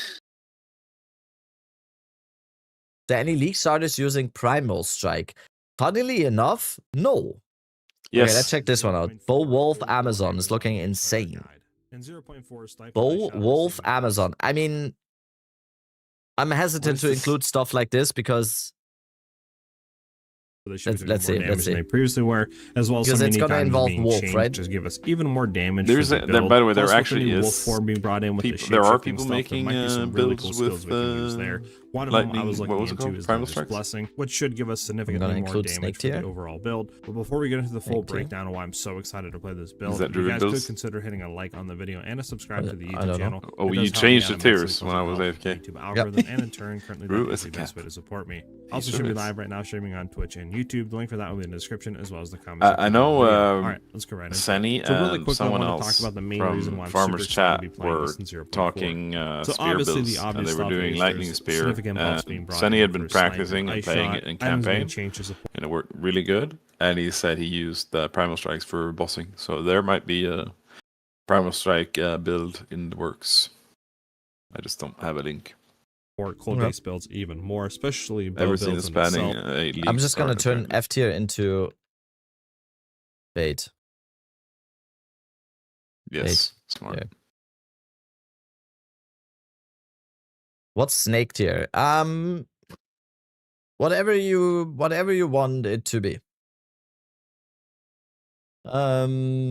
New bow cluster being added in, as well as the new wolf stuff being brought in, that we can use some of the wolf shapeshifting skills. Wait, how is he to give us using even a more bow damage in for wolf our form? bow build I'm that we're okay. gonna I'm do, not getting especially this. with snipe once we freeze them. I'm So assuming he's overall, going to be it's doing looking significantly better shapeshifting to and be just like playing playing this bow build for in clear or form like this. something, and like So there's wolf like centralizes insane like, around, like a lot but we of don't cold even know what damage, right? wolf It gives skills you a we lot of have extra yet. Yeah. cold damage, and there's some Like skills we how can do you use know with what's our going to be build to insane if you don't know the significantly wolf boost skills? One of the skills More I've than been like looking two of at them that they is Winter's showcased. Blessing, which is like the wolf's almost ultimate at least, and this basically gives you a buff that lasts for 5 seconds that No gives you at sorcerer least a gym build. level 13, 52% damage Find one. gain as so real quickly, I want to explain why we're Squishy. taking Amazon over like the Made new a build. Pathfinder. Blood The Mage main Spark reason I Cock. took Amazon was because I wanted damage and I wanted crit chance, and Amazon aligned perfectly with that, especially with the I mean, the dagger, so footage stuff like that to of the this efficiency. So video obviously, doesn't look Amazon were very, able to accuracy stack, Oh very yeah, point squishy blood four. mage. Okay, we can and include That that. doesn't look very point 4 to me. No, this is no. I'm. This has too That many movement things speed? that I'm like unsure about. Why wolf? Yeah. We don't know anything about wolf. Yeah.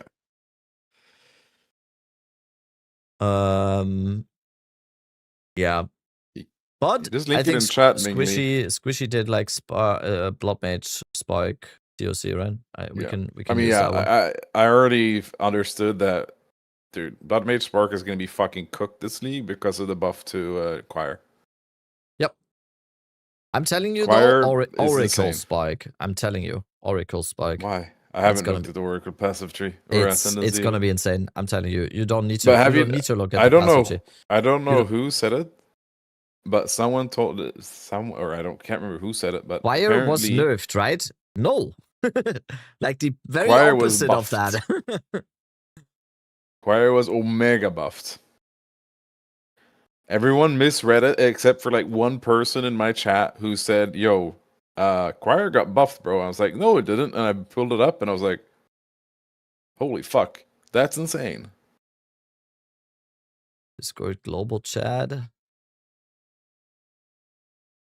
League start leveling, guys. Storm Blast Bolt. All right, the reveal for 0.4 happened today. But I yeah, just put up a apparently video about some the dev buffs at mercenaries getting. GGG Doesn't look like we're said getting- that those screenshots from the Ascendancy trees, the Druid Ascendancies, were It's not very final. out of date. Yes. And I don't get why do we get them then? And why are they Yeah, I not don't know. giving us the updated one? Are you kidding me? Yeah. Sorry for it. But what? I know, I agree. Stop Like, giving what? us outdated shit.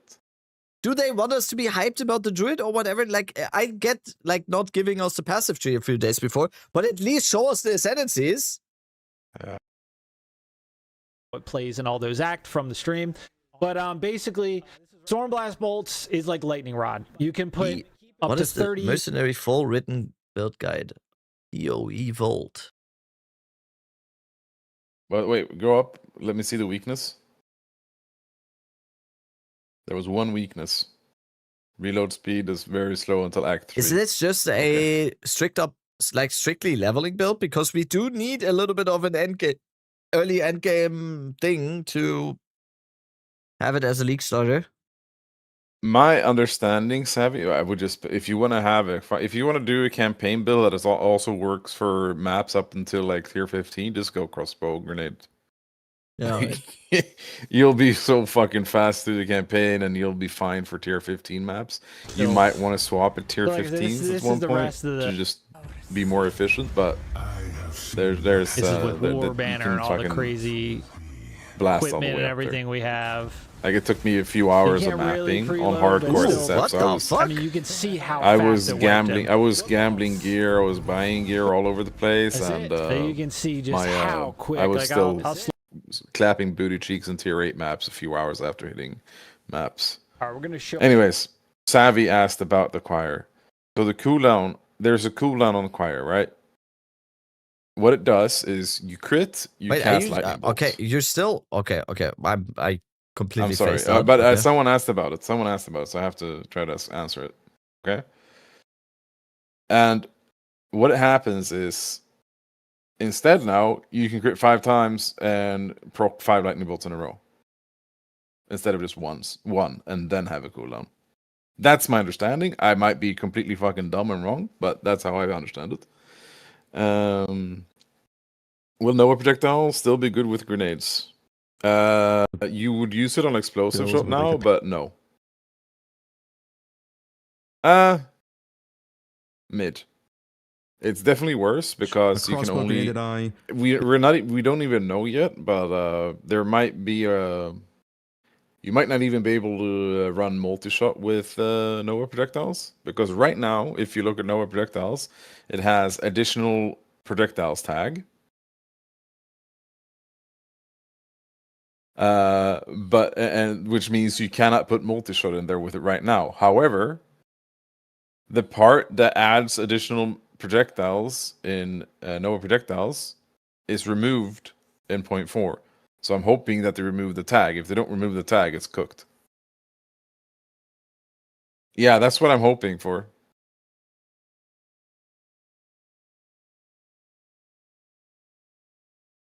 Let's just get a druid picture in here for the bait here.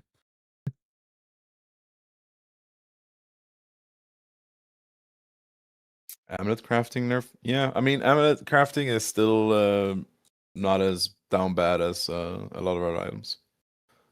I'm just gonna say that. I'm gonna leave it right there. It's worse, but it's not as down bad as some other items.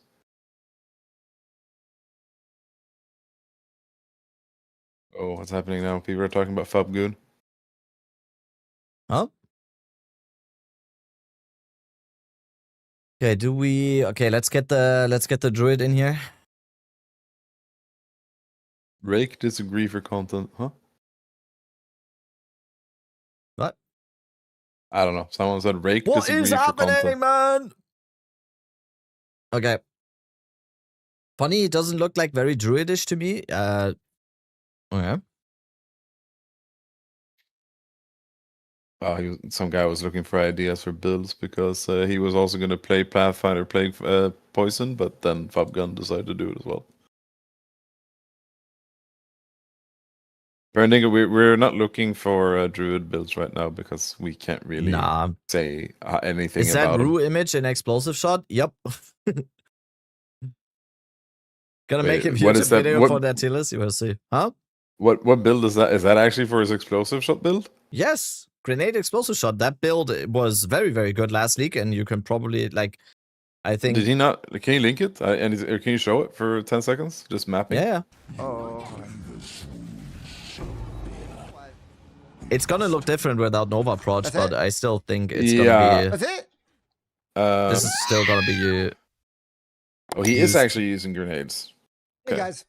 Because the version I saw him play, he was no doing cocaine ad anymore. But I mean, that's not a nerf to that build specifically. Nah. But yeah, the version of the build I saw was basically the one I played. Oh, this one, the one you're watching right now. Yeah. That's the version of the build I saw, and this version is completely dead. But I think you can still make it work, though, right? Yeah, Why I mean, is it's it not completely dead. Well, because you can't really, you can only fire 3 explosive shots at a time if you can pair Nova projectiles together with multi-shot. That's it. But do you actually need Nova projectiles? Like, I remember my explosive, explosive shot Titan. It was explosive shot Titan or something. Like, I wasn't doing Nova projectiles. This is from 0.2. The fuck? This is 0.2 when I did explosive shot. So yeah, I mean, I guess it's like you're true. just like you don't you're clear. You kill one. You hit one target and explode everything with heralds, right? And you have like a cast on something. This is probably how the build can look like. Oh, I used blink on that build too. Wait, I might actually want to do that. Wait, was this this build was Temporalis? crazy good. This was so good. But what is that What is that cast icon? The cast on the red. What is that? Cast on ignite? What? No, bro. Fucking deepest tower. Oh yeah, cast on ignite. Oh, it's deepest tower. Oh fuck.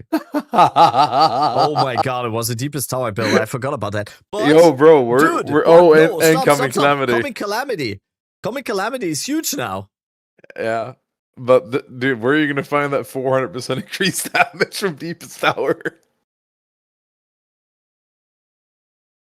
Does the what I just wanted to say is I don't think you need Nova projectiles. I think as long as you get like a high damage explosive shot into a group of mobs and you have cast on whatever the fuck, you're just gonna have this effect that you like. Yeah, I mean you could just run coming calamity as well. What was the name? Coming calamity. Okay. Coming calamity.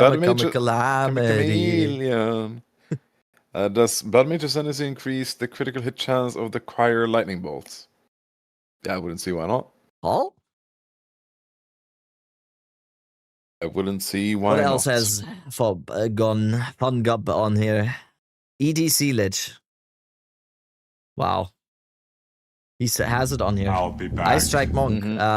Yap muted with the Prime. Thank you. Poison Pathfinder. We have like 3 of them now. Lightning Spear, Deadeye. Okay, let's see.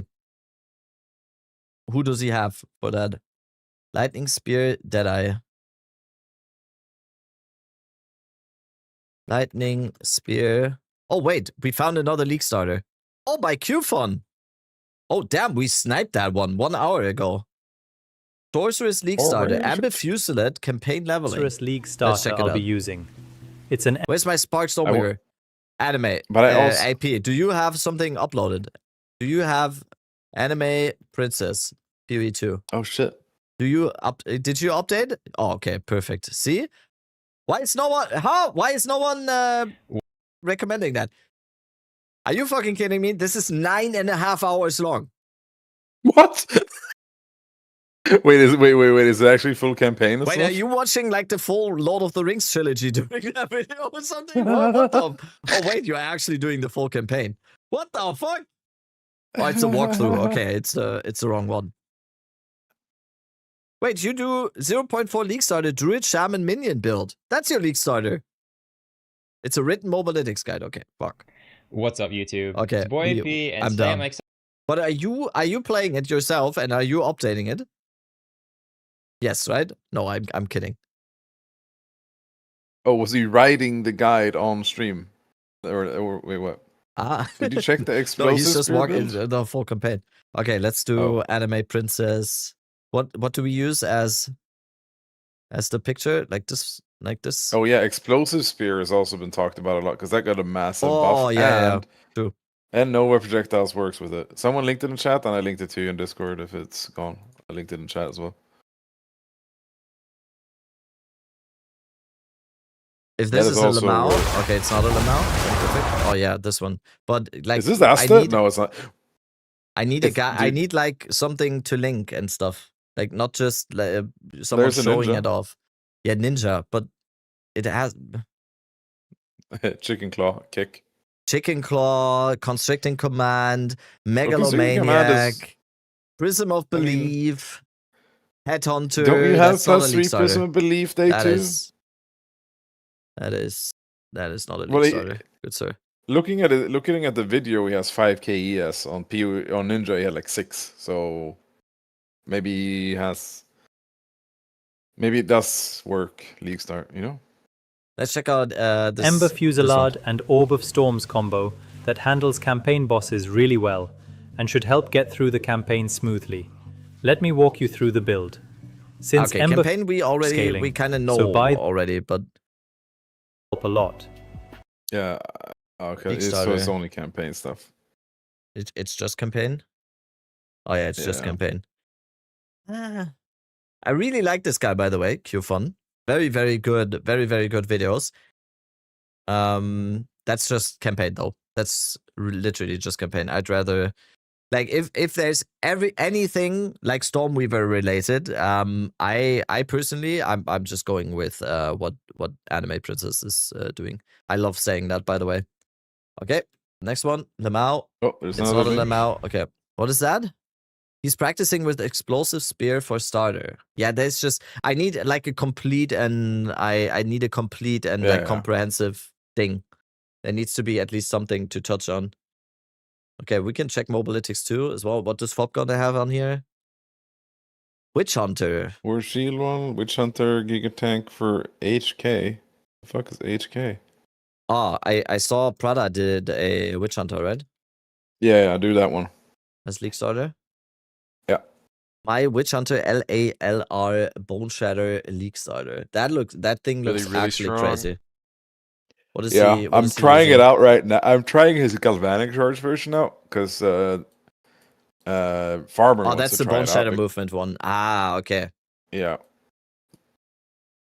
Like I'm running like on a budget version. I have 12.66 attacks per second on Bone Shatter.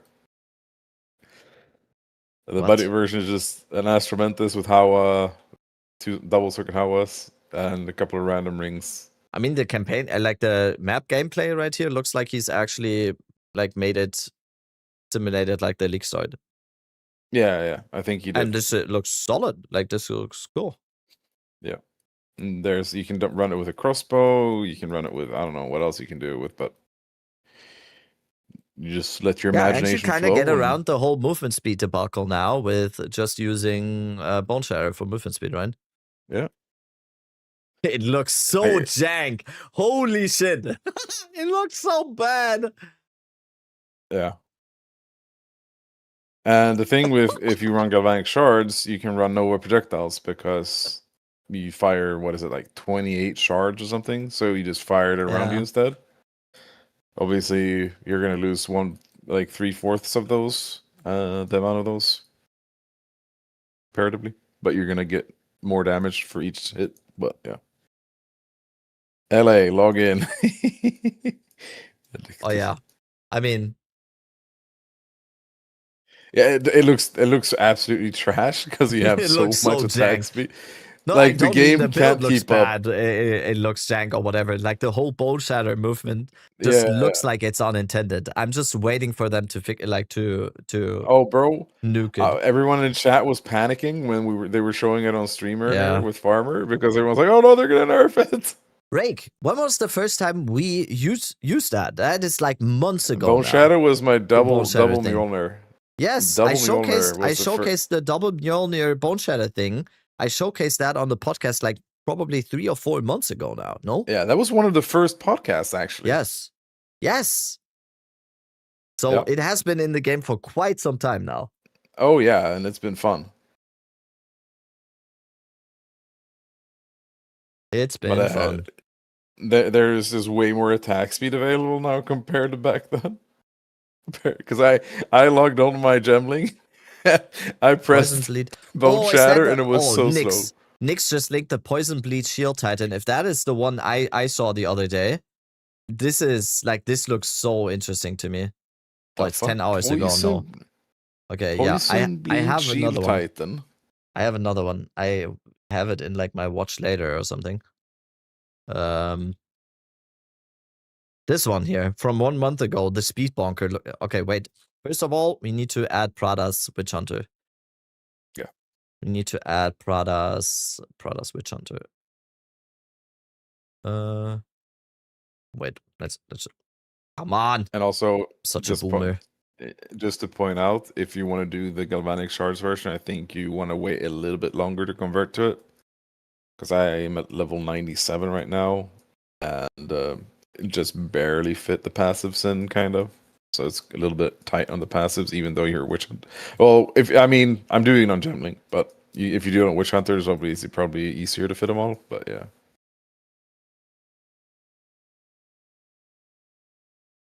Okay, that's in there.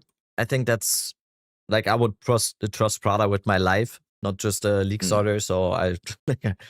Okay, so is this the same guy? Yeah, this is the same guy. Like, I'm just gonna use the bathroom real quick, and I'm just gonna leave this here. This, to me, looked fucking nasty. This What looked the fuck? so fucking good to me, and I've not seen this before. And this almost made me, like, reconsider my choices, because this looks fucking amazing. I'll be right back. This looks sick. Is he just blocking? Chat? Is he just actively blocking?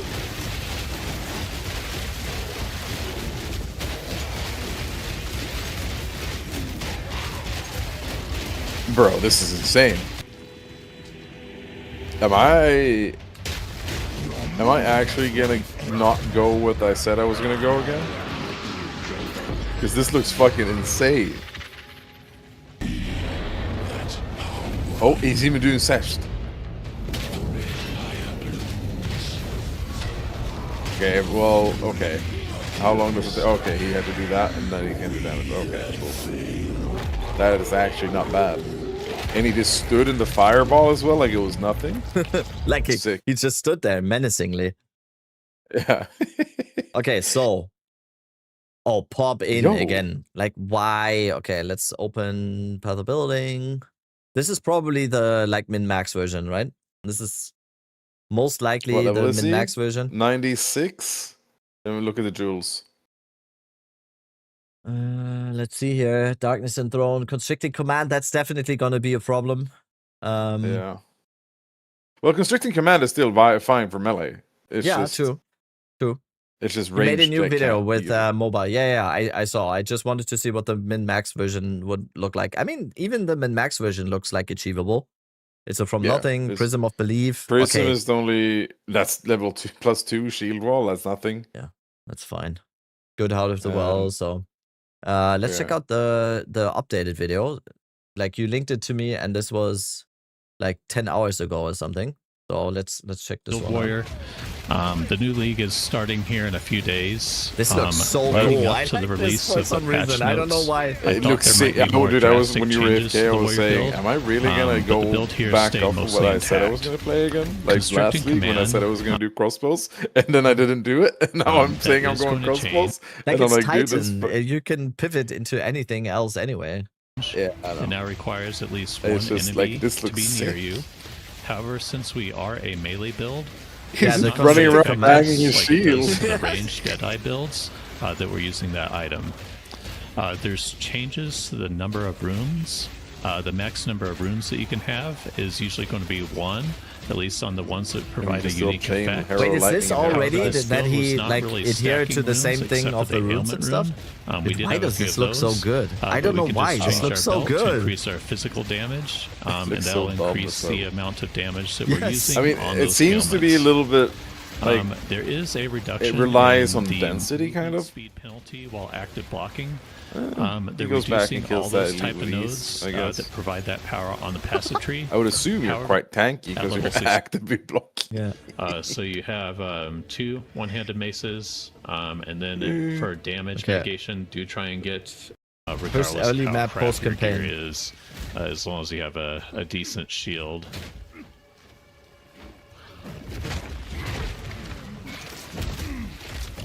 Yeah, there's the shield ball build. I mean, one of the first early maps. The That's Herald Tech, along with all the propagation that Resonating No, I don't Shield wanna pay provides anymore. for it. This is going right after that. running a normal T15 at level Pretty- 61. But it looks Oh. like it's going to work pretty well. With what kind of gear? Is this the same But gear, we're just or going to see how this Let's see it. goes. Like I said, I was able It does not look like it. that does not look like very good Does gear? not No, look that's like very good gear. to do He has an That is day Azure one gear. amulet. this. the ass amulet is on a the similar ass build amulet is last kind of rough. week. How far are we on the tier list? We haven't even started yet. We're just compiling builds. We're compiling builds. Yep, but that looks cool. I'm also just gonna tell you, it's gonna be a meme. Like it's mainly gonna be a way to showcase some League starters. That's what this is gonna be about, basically. Showcasing some League starters so people can see like, oh damn, this looks interesting. All the Druid builds are going into Okay, bait tier so though. level 79, and we are level 61. Including mine. This is probably going to hit hard, but at least I have the resist cap now. This was way better on tier 15. Yeah, It looked better you in can tier see in the 15 than bottom tier left, 1. The heavy stun threshold that is going to build up pretty quick, so we are going to need to pay more attention to that. Dude, when that the question, build becomes fully online. The question of but it looks any like, builds it's that one- can run Sekama boost day 1 is the most asked question in every chat. Yep. It truly is. Poison, bleed, shield, Titan. I like this. This is Yeah, that included. was cool. 100%. This is very, very cool. Oh, I need to remember what all of this is. Okay, so this is Fopgun, Poison, anything that Fopgun plays, like Poison, Deadeye, or whatever. This That's is your ED Contagion Lich. Lich. No, not EDC. mine. Just ED Contagion Lich. Then we have Alcohol. Grenade, Deadeye. Grenade, Yeah. Explosive Shot, Deadeye. We have Coin, Shield Wall. We have Spiral Volley, Deadeye. Poison, Spiral Volley, Deadeye. We have the Falling Thunder Tech, whatever the fuck guy. Oh shit, should I Whatever the fuck guy. compile? I'll just compile the videos. Fuck. Okay, let's go Fopgun League Starter. Let's save this. Let's save this. What do we need? What is it called? Poison Burst Pathfinder. Pathfinder. Pathfinder. Popgun. I still prefer Fart Finder, I have to say. Like, right? And Yeah. then we have Or ED. Just do Deadeye Fart build. ED Contagion Lich. Would it be weird if I put mine here? I don't know. Is there like someone who has an Just put updated yours. ED Contagion? Put yours. No one's gonna shame you for putting your own video in there. Okay. Let's take this one because this is basically unchanged. I was so confused just now because the Fopcon video was on and he also uses the notepad. And he also always uses the notepad. And I had my notepad open. I was like, yo, what the fuck? Wait, why can't I click on my notepad? Okay, ED Contagion Lich. And then we have the Doomslayer Deadeye. Local Doomslayer. Yes. Tactician has a viable crossbow build. Mortar cannons. Yeah, we do this one. Doom Slayer. I am not gonna call it Doom Slayer. It's a grenade. You should actually shot. You should just say grenade build, and then have like one for alcohol, Deadeye, and then one for like tactician. Okay. And I can just link you that. I mean, it's just like do the fucking merc Okay, we one. have a Frostbolt build guide. Give me 1 sec. Is there a YouTube video to it? Oh, it's Lexio. I can just look up Lexio myself. Where's the I music, thought by you the meant way? mine. Oh, music is back. Yeah, sorry. We need to. Okay, grenade, explosive shot, Deadeye. But I mean, I'm typing the creator at the end anyway, always. So we're gonna see. This is by some guy named Dead Rabbit. Okay. Next one was Karn Shield Wall. Karn Shield Wall also has like a updated build, right? Hey, so 1 good. day ago, It was dude. from- Yeah, it was perfect. yesterday. Perfect. Shield Wall Warrior. By Karn. I fucked that up completely. Okay. By Karn. before you continue, or you can continue, I'm just gonna answer. Fred the Casual. Life stacking on Spark is not dead at all. You just have to. You don't use. I don't even know. You might still use Ataluis. I don't think so though. But you can stack like 5k life and 5k ES quite easily on Blood Mage Spark and do hella damage.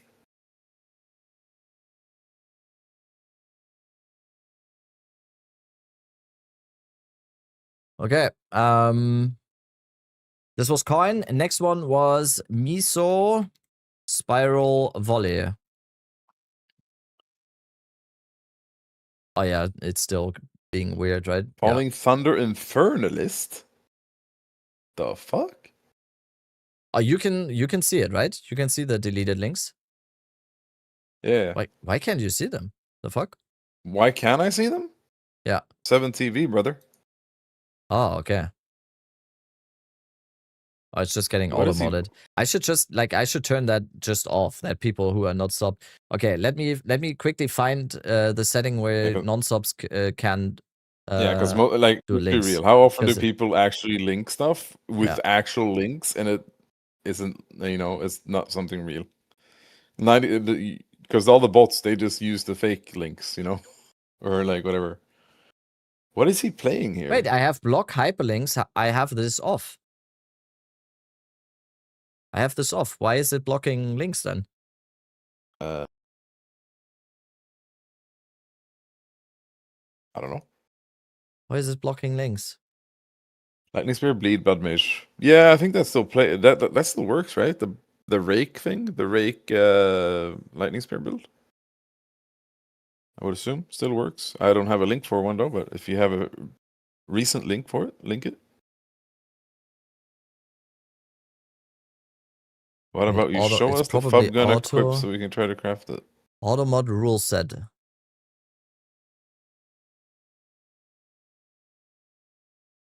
Wait, The funny auto thing mod is, rule Addicted, they set. still go through. Huh? I was replying to Addicted. He put added.com and .net, etc. with like a space before them. They still go through. I saw them in Farmers Chat this morning. Yeah, they get automoted. But that's like the baseline of automod already does that for you. A suspicious user. Unless you're like literally I'm the not first finding channel. it. I'm not finding Yeah, I it. don't How know. do I find the thing where non-subs or like anyone can post links? The fuck? Okay, fuck this now. I don't care anymore. Deeper out, yes. Karn's shield wall will be included in this list. Yes, Karn Shield Ball. Actually, the last one that we did. Okay, now Miso Spiral Volley. Let's see if Miso did an update to this one, or is he gonna update this one? 2 months ago. Yeah, I mean, my video is also 2 months ago. My Yeah. ED Contagion, but there's literally nothing that has changed about the build, so it's fine. Spiral Volley Hoop Finder, or what is it? Spiral Volley Pathfinder. Miso X Shiro. What about you show us the fub gun equip so we can try to craft it? Moderation Just craft it. settings, moderation control. It's It's just it's yours. attack rings. You have to change the link to, instead of Yoshi Online, Dead Rabbit. Okay, wait. U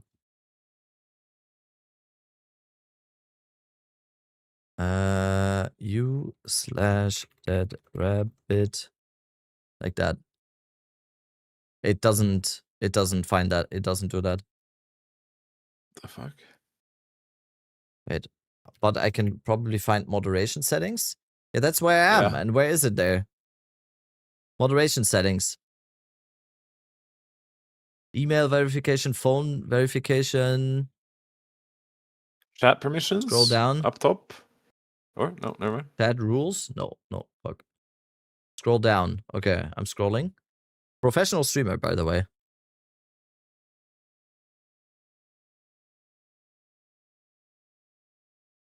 Okay, Yoshi, you're...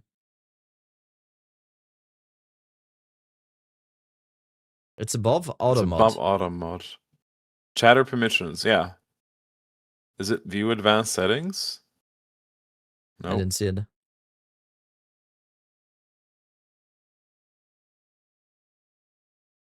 It's above auto mod. Chat rules. No, fuck.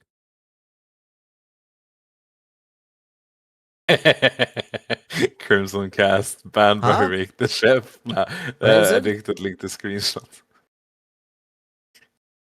I What is can't this? find it. Is it an auto mode and message filtering? But I can't like. I can't see it. No. I don't get it.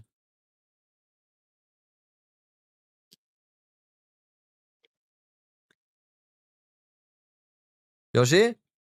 Just mod all of chat. Yeah, okay. It's not gonna work.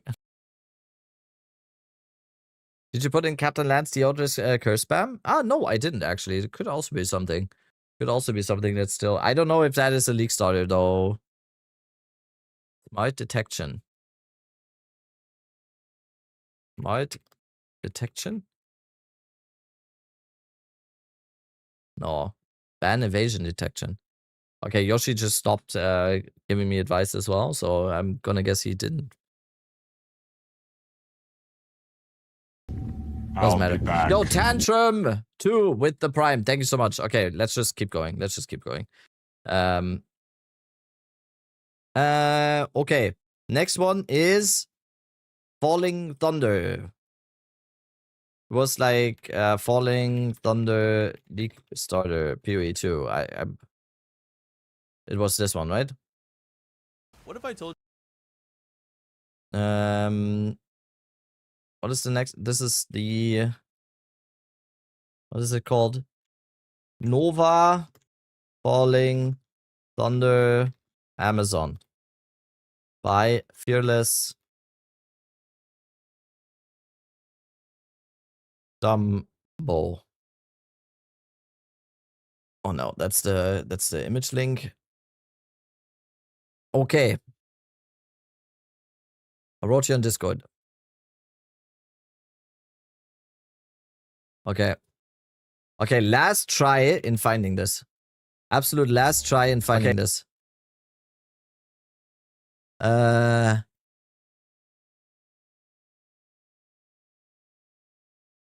Moderation settings.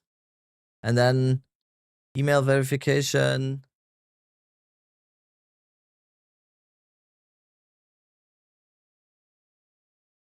Wait, you have block links turned on. Wait, okay, try it now.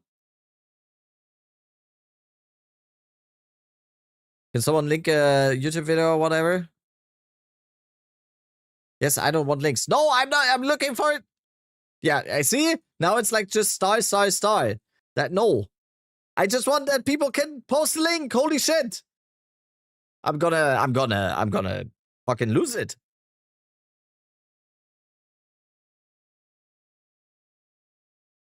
That's an auto mod thing. That's what. Oh my god. I'm okay. Okay, let's fuck this. Probably a stream element setting. I'm not using stream elements as auto mod.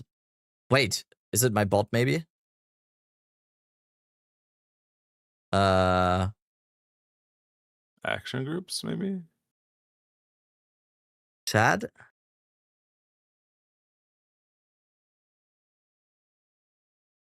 Huh.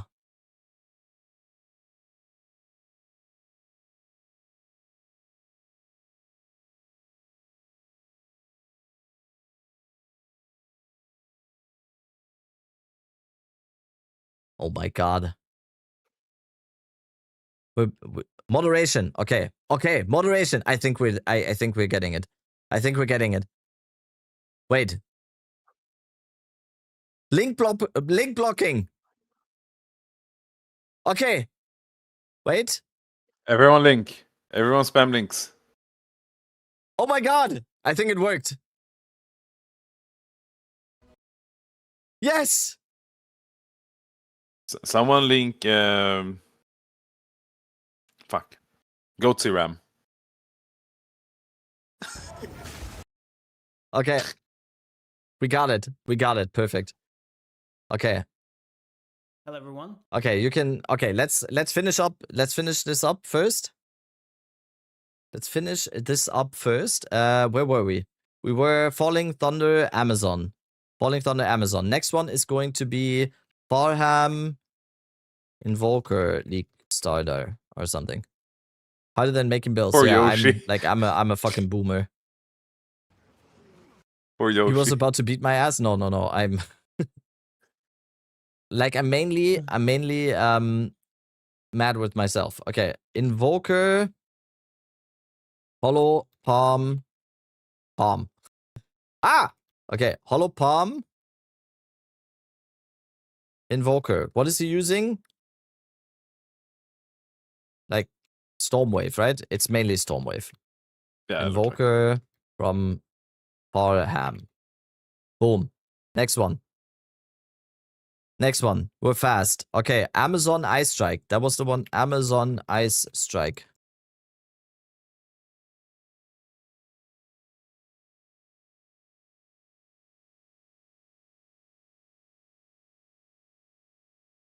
That was this one, right? Massive AoE and one plot. Oh no, that's 3 months ago. Did he do a update? I think he did, right? Yeah, 1 day ago. Perfect. Okay, so Ice Strike Amazon for some reason. We can include that. Taki EO. Okay, that was the like 30-second sesh kill or something, right? Yeah. I mean, it's a Elixir. Like, yeah. Can this work? I'm not shitting. What is up, nerds? I got a ton Bleed, Plague Bearer, Pathfinder.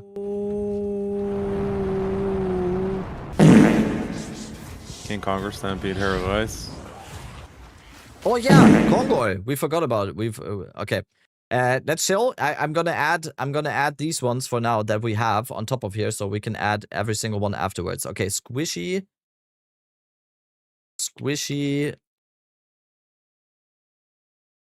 Spark, Blood Mage, right?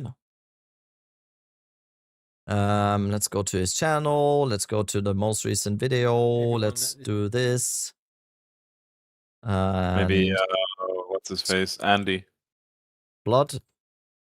No way. Spike. Pock. Blood Mage. By the way, it's not Blood Mage, it's Blood Mage. I learned that. Amazing, right? Squishy. By Squishy. Okay, there we go. Next one. We have Rutu. Grenades. Let's look for the most updated one. I'm just Anthony. These thumbnails are the most amazing thing I've ever seen in my whole life. Yeah.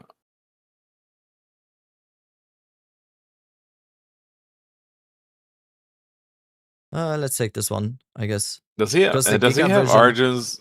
Does he have Argent's medal in that one? I was wondering. Does he? By the way, chat, they nerfed Argent's medal. The change you see in the patch notes is a typo. Instead, it's not supposed to say 100. It's supposed to say 10. Yo, Rabbit Bear 911. Thank you so much. Thank you. Just so you know, Argent's medal is nerfed. 10. Yeah, it's 10%. 0.3 League Starter live. Oh, this is just a tracker for his character. Human Roa Nova Exploder. Endgame 90+. It has Constricting Command. It has Velacus Vice. That's kind of fine, right? Constricting Command is not it fine, using though. Argents, though? It's not using Argents. It is. Fuck.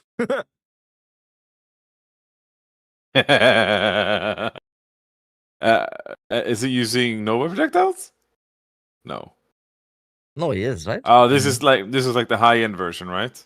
No, it's the Endgame 90+.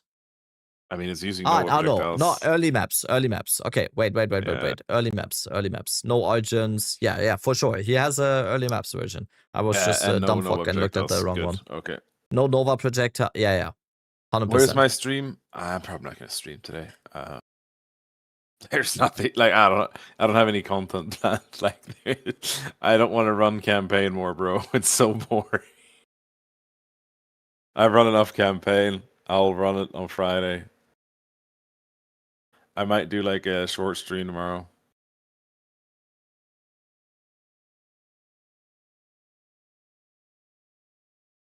I'm just doing this here with Rabbit now, randomly.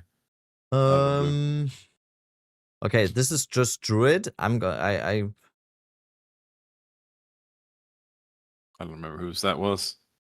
No, it's just I wanted to put just Druid builds in bait tier, so fuck. Let's just do anime AP next. Anime Princess PoE2.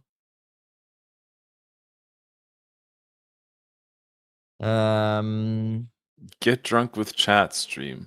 Maybe tomorrow. Excited to share with you guys. He's just doing the interludes in this 9.5 hour video. Is there? I wanna link a video. We can link a video. There's probably a. That is so curious. When you noticed it was 9.5 hours. 9.5 hours. 9 Spike Stormweaver, basically. Anime Princess. One word. Okay, Prada Witch Hunter. Yeah.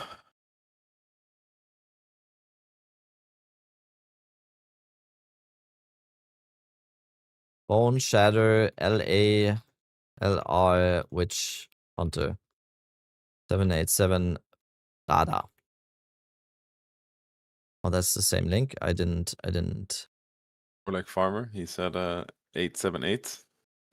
878, amazing.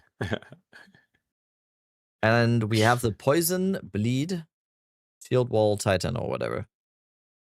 Poison Bleed. What was his name again? Pigman or something, right? Pigman. Oh, yeah, there we go. 11 hours ago. Sniped. Sniped the shit out of that one. Okay, let's go. What is it? Poison Bleed Shield Titan. Pigman. Yeah, okay. MIX. After we done with these. Okay. What is this? Lady Thor, Nova Falling Thunder again. Infernalist. Infernalist? The fuck? I'm confused. I don't understand where he's generating power charges from. Is this just a cool build or damn he has 7?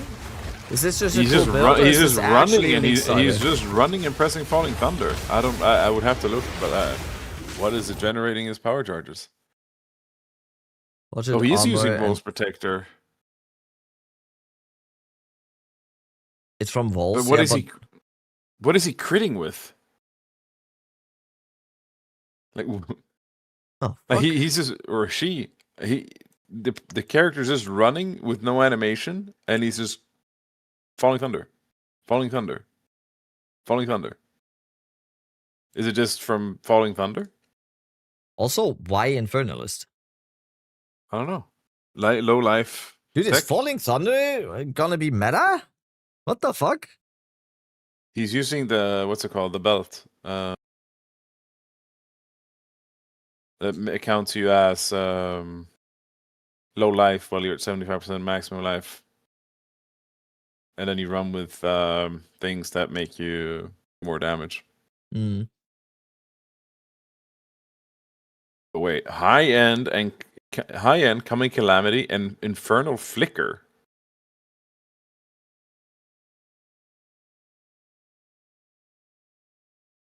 Does he go Flicker Strike later on? What? He Actually, I'm so confused.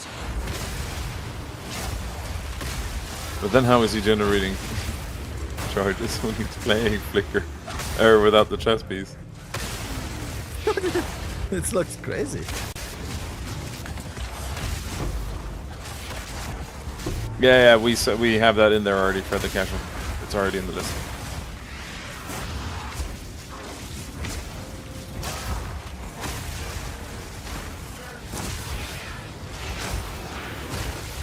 Okay, so sometimes he has to just press Tempest Fury to crit and generate power charges, I guess. Well, he's then majority. Like he just slammed the ground there. Here, he just slammed the ground. He had 6 power charges, right? He slams. And he still has 2. There is a notable. And now he has 5. I think there's a notable that like if you can get 2 power charges back or something like that once you spend them or something like. Yeah, but how did you get 5? Like 2? Maybe I'm wrong. Maybe I'm misremembering. Why that. does he have 5 now? All of a sudden. He maybe sacrificed those minions. He did summon a couple of minions. Ah, is he? Profane Wait, ritual. Yeah. I didn't even see it. Yeah, he summoned a couple of minions and they're dead is he now. using? But did he self cast that? No, that's probably his cast on crits. I would assume. Yeah, he has it in cast on crit as well. He has manual profane ritual and cast on crit. Ah, okay. Yeah, that makes sense. That's a good generator.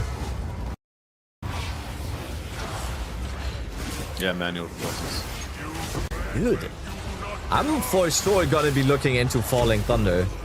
yeah. You can also slot in soul cores that have a 50% chance to grant you an additional power charge when you gain a power charge, which turns into 100% with 2 of them. And from what I can understand, from what I've seen in the list of nerfs, these are excluded from that.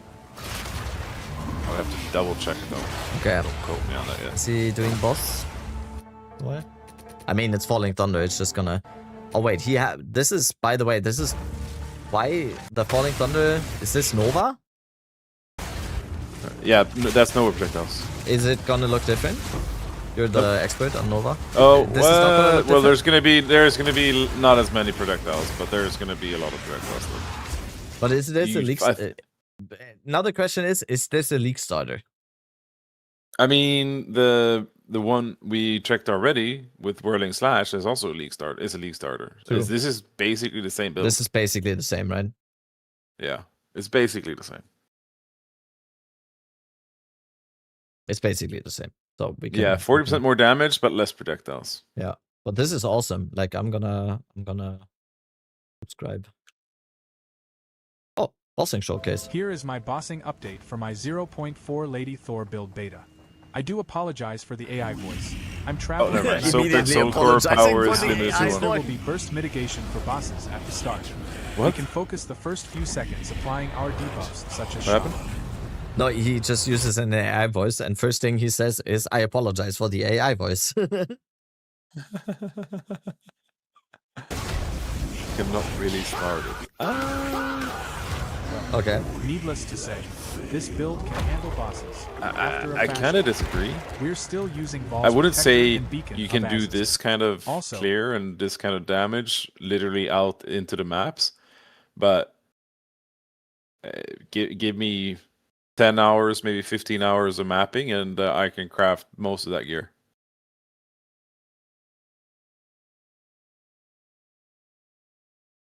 Yeah, I don't think this is like. But we kind of already have one like this, right? Falling Thunder. Yeah. Like we included. I'm not Thunder saying build. like league starter to me is not necessarily like. I'm gonna include it in the list here with the. You play it from starter campaign until you clear everything, and you know this is just an early. I would say this is more like an early league build that you can get live very early. I mean, you can league start it, but I think it's gonna be weak for early maps. But I think like in general, I think Falling Thunder could be looking. Okay, should we do some bait builds? Should we do some bait builds to include in there as well? Fuck. No. Just put the icon for Oracle and put the icon for Shaman on bait here. Druid League starter. I mean, yeah, obviously. Hello, I heard you know the best start build for RMT. Is this true? I have it. I wait. Go up. The top build is using the chest as well. Huh? The build all the way up top is a Wyvern build and is using the chest as well. Yeah, I'm not clicking that one though. I love masturbating. Yeah, let's quickly click on it and look for. No, thank you. Wait, what's wrong with that guy? I've never seen him before. No, I'm just kidding. Where's is there like a chat seems to hate him? There's no pub. There's no pub. We can't include anything. It's a concept. I'm kidding, by the way. It's Druid. But power charge generation. Let's see what he says. There are a few items that could help us here. You Oh, could technically play Volt's Protector chest. Ironclad Vest Volt's that says Protector. 26% chance to gain a power charge on critical hit. But we would have to critical hit here first, and we would have but it's like enemy or corpse devoured. We regenerate life and gain a power charge. Oh yeah, you want to devour After you win- corpses? I'm like, no one is gonna do that. By the way, that's like parrying. Ooh, damn, spellcaster druid. Nice, sounds good. Where's Lance? His builds are trash, Lamau. He's a professional viewboarder for the last 10 years. Okay. Oh my! I didn't even need to say anything. Holy shit! Video what is guide. this? Oh, Primal Strikes Amazon. I'm telling you now. Yes, I love Aste. This is not a league But this- starter though. This build doesn't work. It doesn't even work anymore. Doesn't work anymore. Also, he has like Aste always has like incredibly min-max gear, like absolute insane min-max. Hello. Just for example, let me just find it. Okay, Like, let's if we do go to Meteor sword- Bear. Here, you Let's can't I go. show Let's these? include it. I'm gonna include everything into bait here, so please don't. No, I can't find a sorcerer on PoE Ninja anymore. Fuck. Meteor Yeah, I Bear. mean- Let's include mine in the bait here too. He had one of the first, if not the first, exceptional level 20 Spellslinger dueling wand. Yeah, Like, I he had remember insane that. gear. They want I like remember week that. one. That's insane gear. Do we have some more bait builds? Some more people getting baited into Druid. We're not Oh. expecting Druid to be bad, but we have fucking next to zero information on Druid, so it's It's a impossible meme. to- When I say Druid builds are gonna be bait, it's because we just don't know anything. Like Yeah, the build guides are example, bait. For example, the ones I'm putting in here, like Lance, Lazy Exile, Palsron, I think is doing Druid. I think Noogie is doing Druid. Like I would trust these people. Like I would trust these people always when they are cooking up something. The thing just is, we just don't know anything. Like I would trust Lance, even if I would if I would just I be wouldn't playing trust Lance. the game I right wouldn't now, trust I would Lance. just follow Lance into anything. I would follow Lazy Exile. I would follow Palsron into anything. It's not really about the build or the information that we have, but following a certain person. If you if you don't want to do your own stuff on something, or you just want to follow someone into a cool guide or whatever, and you're ready to do it, like Lance, Palsron, Lazy Exile, Noogie, Alkaiser, Karn, Bobgun, Rue, whatever the fuck. Yeah, you know, and that is also the reason why they are like veterans of this game and like build creation or whatever. You can follow these. But why I'm putting this bait here is just we have no idea. I'm putting my own build in the bait here as well. I'm putting my own build in there. Okay, let's do Lazy Exile, Lunar, Frost, Oracle. Let's do that. Let's just do a few Druid builds. It doesn't matter. The point will stand. Okay, let's get this off of here. Let's do share. Copy. Lunar. What is it? Lunar, Assault, Wolf, Druid, Lazy, Exile. Oh, fuck. Okay. That's one. And then we have Lance, Meteor, Bear. It's Ladder Climber. Take that. By the way, Ladder chat, Climber, yeah. if Meteor, Bear, Druid, if you ever Shaman. want anyone to price check an item for you, there's no one better at price checking than Lance. Oh God. He has never gotten a price check wrong. Like literally spot on every item. I have linked them, and he has told me a price. It has sold immediately.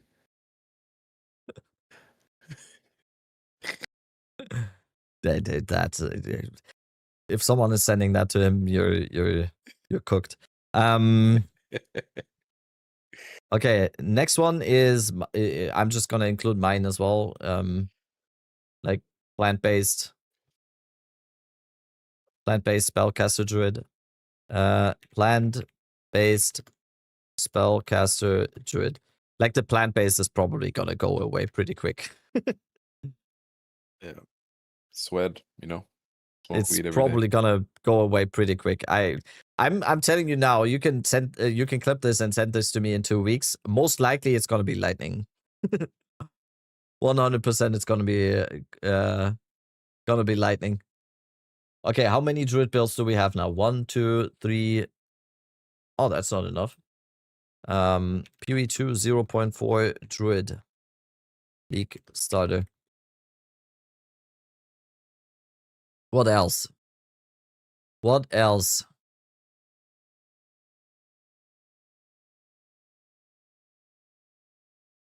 The Wolfman. Wooly. Hello, everybody, and welcome to my Werewolf Druid League start for patch 0.4 in Path of Exile 2. Now, the Druid is a brand new class. We have that already. Sorry, Wooly. We have that already. Anything else? Dragon League starter.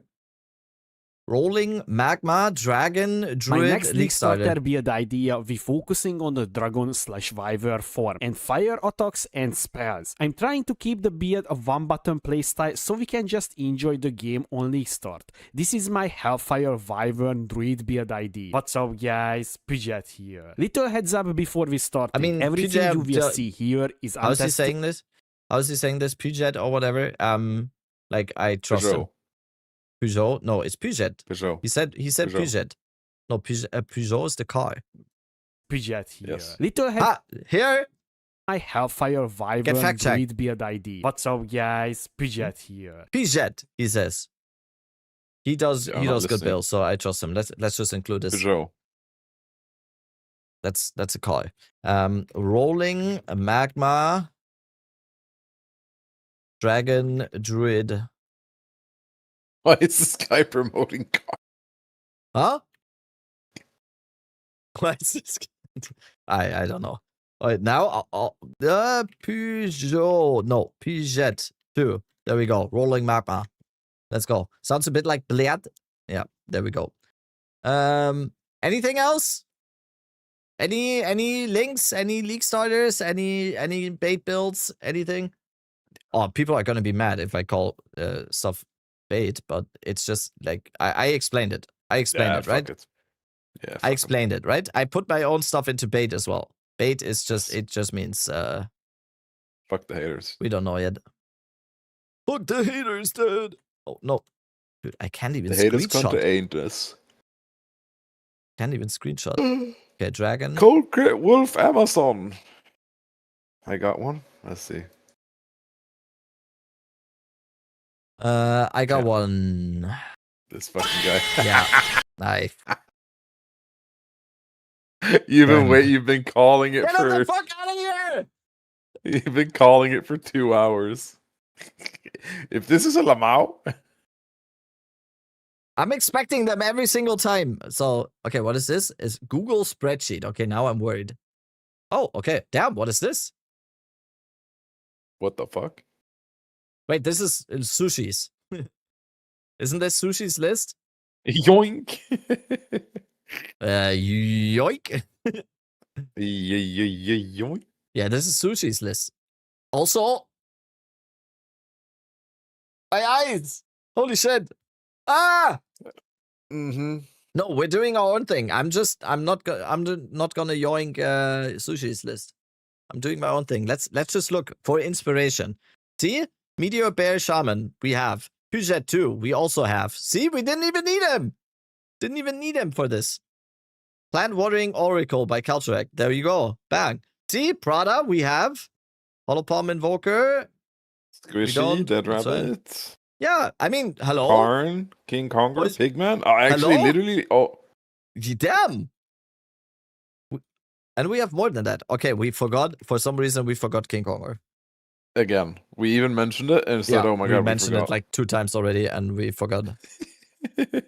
Titan Warrior 0.4 Stampede build. Yeah. Titan Warrior Stampede by King Kongor. Kongor is crying. Is he? Is he? Is he crying? I don't think so, right? No, he's playing the game. Oh, he's playing Act 1, so he might as well be crying, yeah. Okay. Oh, I forgot again to include the picture. Fuck!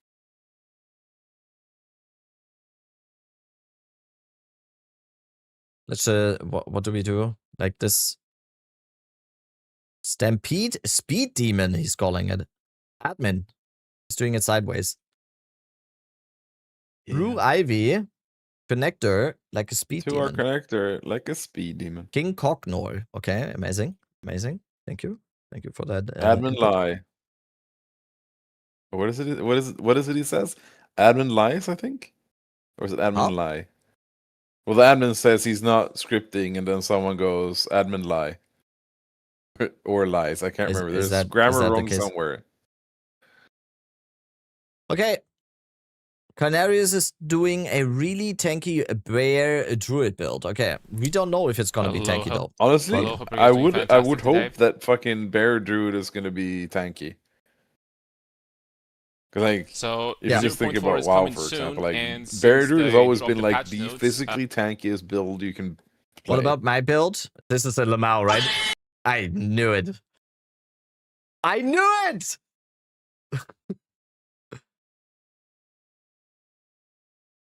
Dude, how many of these do we need? Let me guess. Someone clipped it. Look at crypto. Crypto 100% is going to be like a Lamau. What? Crypto 100%. This is one. It doesn't count when I call it, right? This is 100% a Lamau. Sticking at your yacht where there is lure. You're so skibbity. What the fuck is You're this? so phantom tax. Pee-wee guy Totem build. I don't recognize this guy's name, so I'm going to believe this is real. Come here. That's worse than a Lamau. Yeah, I want to, like, what? Yeah, this is a real, actual real one. Pee-wee guy. Nice. Let me guess. Let me guess. Today, Rick rolled again. What is this? Let's see this. Who's clipping this shit? Yeah, okay. Awesome. S tier at last. This is the clip of the day. Since we have Exiled again in here, I'm just showing him the clip of today, so. Yeah. Or, wait, I think Dead Rabbit is confused. He thinks this is the perfect. Yeah, Panel, but I was like, the guy, Balzel, I didn't recognize his name too much, so I wasn't sure if he was linking a bait or just linking something real. Pyro Volley Pathfinder's in there already. I think Dead Rabbit's a little confused. Yeah, and 538 seconds in. This is the Mobalytics tier. Already finished today's vid. God damn it. Is it on? Where is it? Oh, is Yo-Yo Mon exiled again? 22 hours ago. That's today's. Damn, you're slacking. Maybe tomorrow. Oh, there's gonna be clips. I got them out like 5 times today, and also the Rutu clip. Chris Wilson will kill me. What the? Oh, scheduled for 1.3 minutes. Nice. Wait, what? Like in 90 seconds or at 1:30? Oh, what? It's uploaded in 90 seconds. Ah, okay. God damn. 1 hour, 30 minutes. Oh, okay. I'm just doing... Oh, then we know what to... More stalling. Let's go. Perfect. I'm not stalling. Okay, what? Do we have... Okay, Miso X0 Poison Pathfinder. Oh, we wanted to watch this. And, there's a reveal video. We kind of have a bear build already, and I think Druid is just gonna be. And there's this discussion like, I'm going not on. Using the B word again. What would be like the best class for bear? Would it be shaman? Would it be druid? Would it be warrior? Like then ascendancies. Like some people were thinking about the titan. Some people were thinking about the smith of Kitava. Which, but I mean, it's Canarius, so I'm. Some people were thinking. I really wanna like. I have a clip. Hello, my boys. Good morning, and welcome to my league stats. About the shaman, and in this video, I'm going to show you my idea of what could be, in my opinion, one of the best druid setups for sure. and one of the best bear setups because the amount of power and overall tankiness and I think damage that this setup is going to get is going to be very, very, very high. Who linked like, that? very high. So I'm just going to split basically, I don't want to make this video too long, but I'm going to split this into 2 sections. We're going to quickly talk about offense because, there aren't too many things I can talk about yet. But then, most importantly, I'm going to talk about the defensive setup that I came up with. Okay. Did he mute? Already at maximum rage. So in the middle of Act 3, once planning here, and because we. Okay, I'm including it.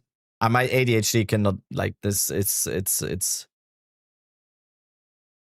For some what reason, is that it's like fucking picture? It's what is that picture? I don't know. Isn't it like Five Nights at Freddy or some shit like that? Okay, let's include it. This Frankstermeister seems like a troll. That's troll. No, never mind. It's actually Spark. What is it? Bud the It's King. called GGG messed up. Freddy Fazbear.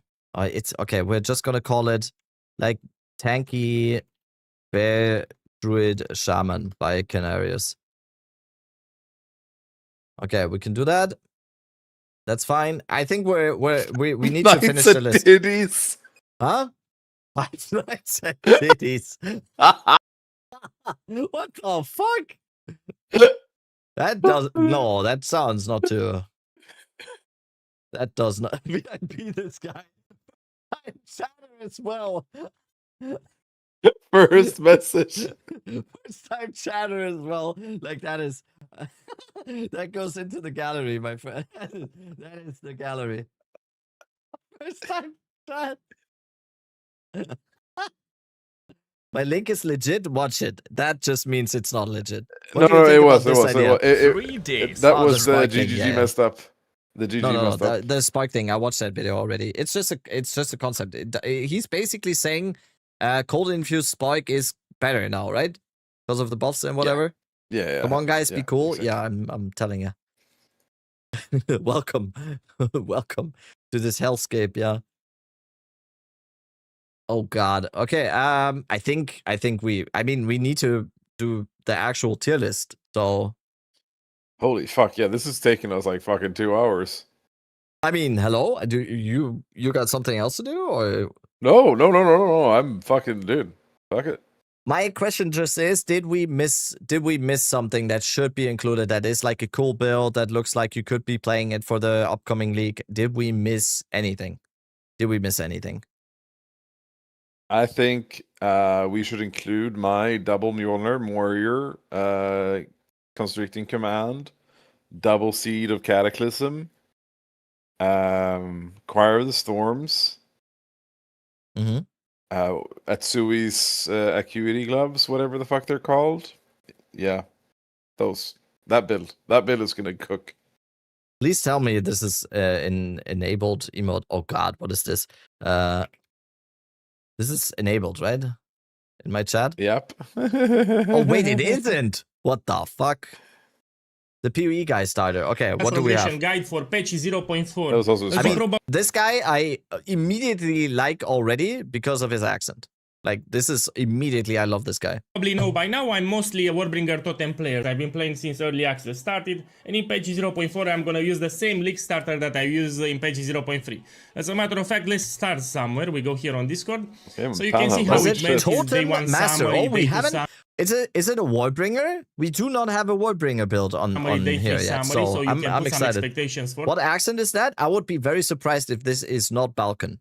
Like, if this guy is not like from the Balkan region or like the gameplay. So each time I league start, I put a daily summary, how it went. Yeah. So here on day 1, I tweaked the build. Wait, he's Italian? He's Romanian? So I was right. Notice Thank that you. Shockwave Totems were heavily Why did nerfed, someone and I say went Italian to and then that everyone combo says volcanic Romanian? fusion. We're gonna use it even now.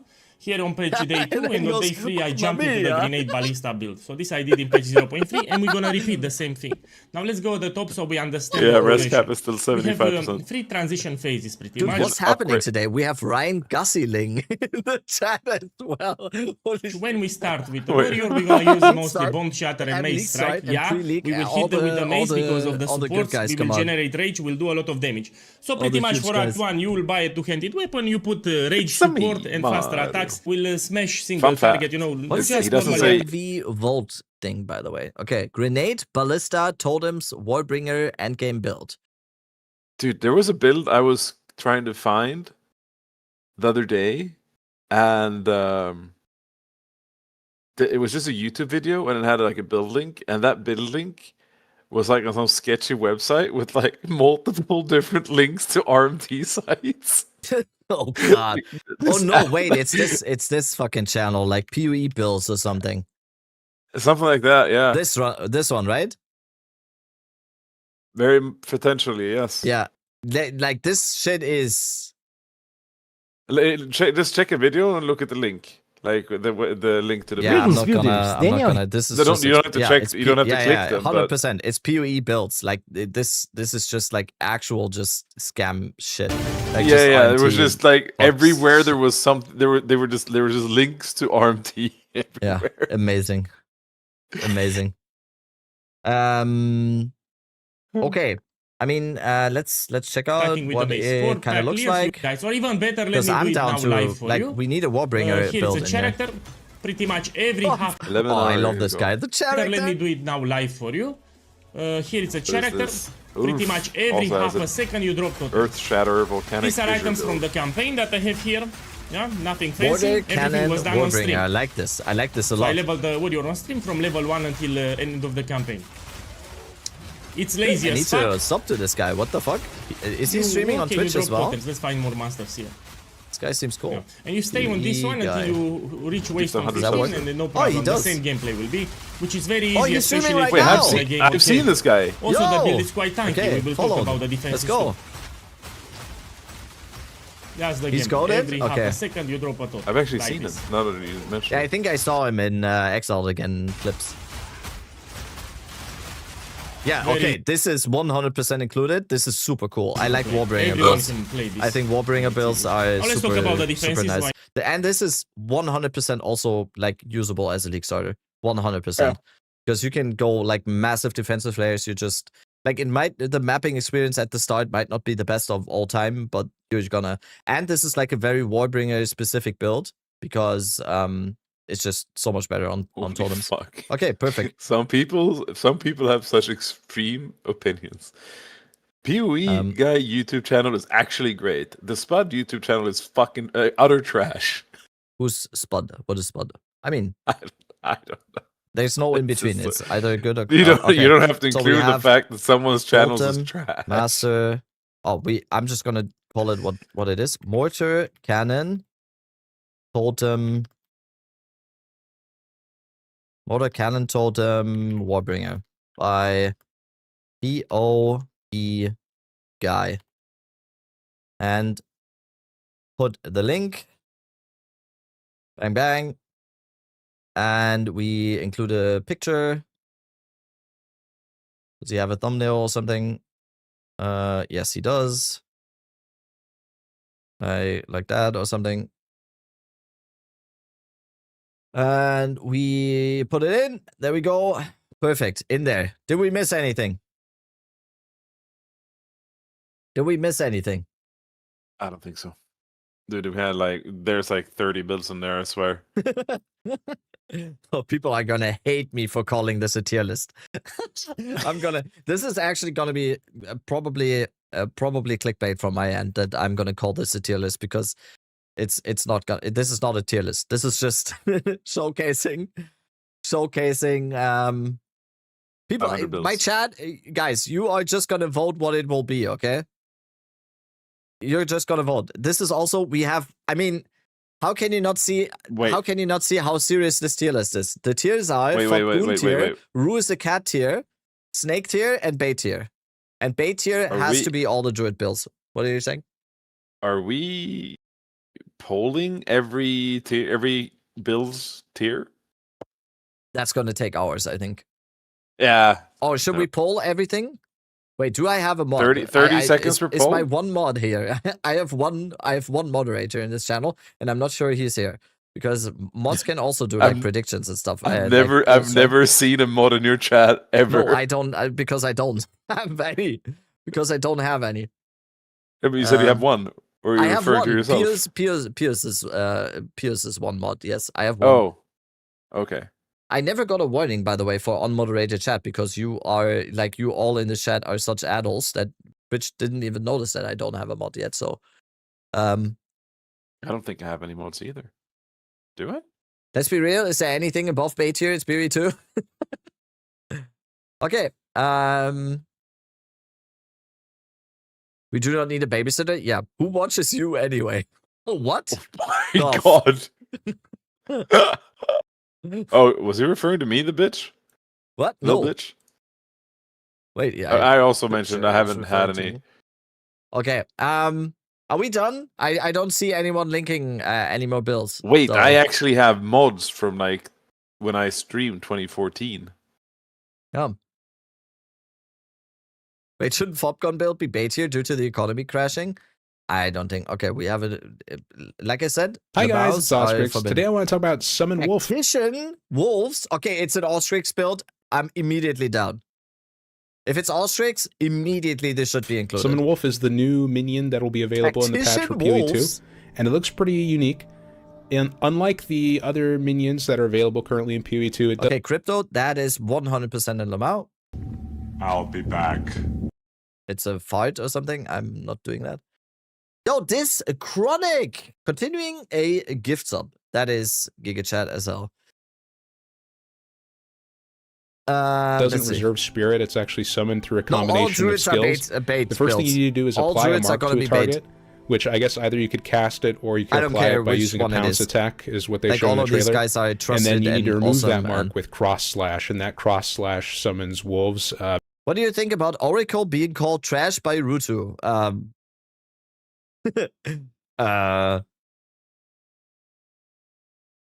What do I think?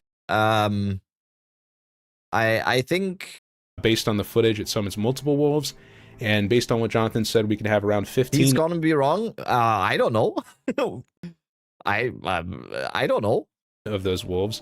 So that's a pretty big pack. He put it F tier, right? Does the F stand for fucking let's go? We're gonna water some fucking plants. That's what it's. Of wolves. That's they move pretty quickly based on the footage, and they also have a leaping attack. Oh no, F stands for feed it into my veins. Let's go. On Earth, which allows them to close gaps a lot better and kind of work out the kinks of like reaching the monster with like, it kind of gives them pseudo phasing in that way because they'll jump over each other and stuff like that.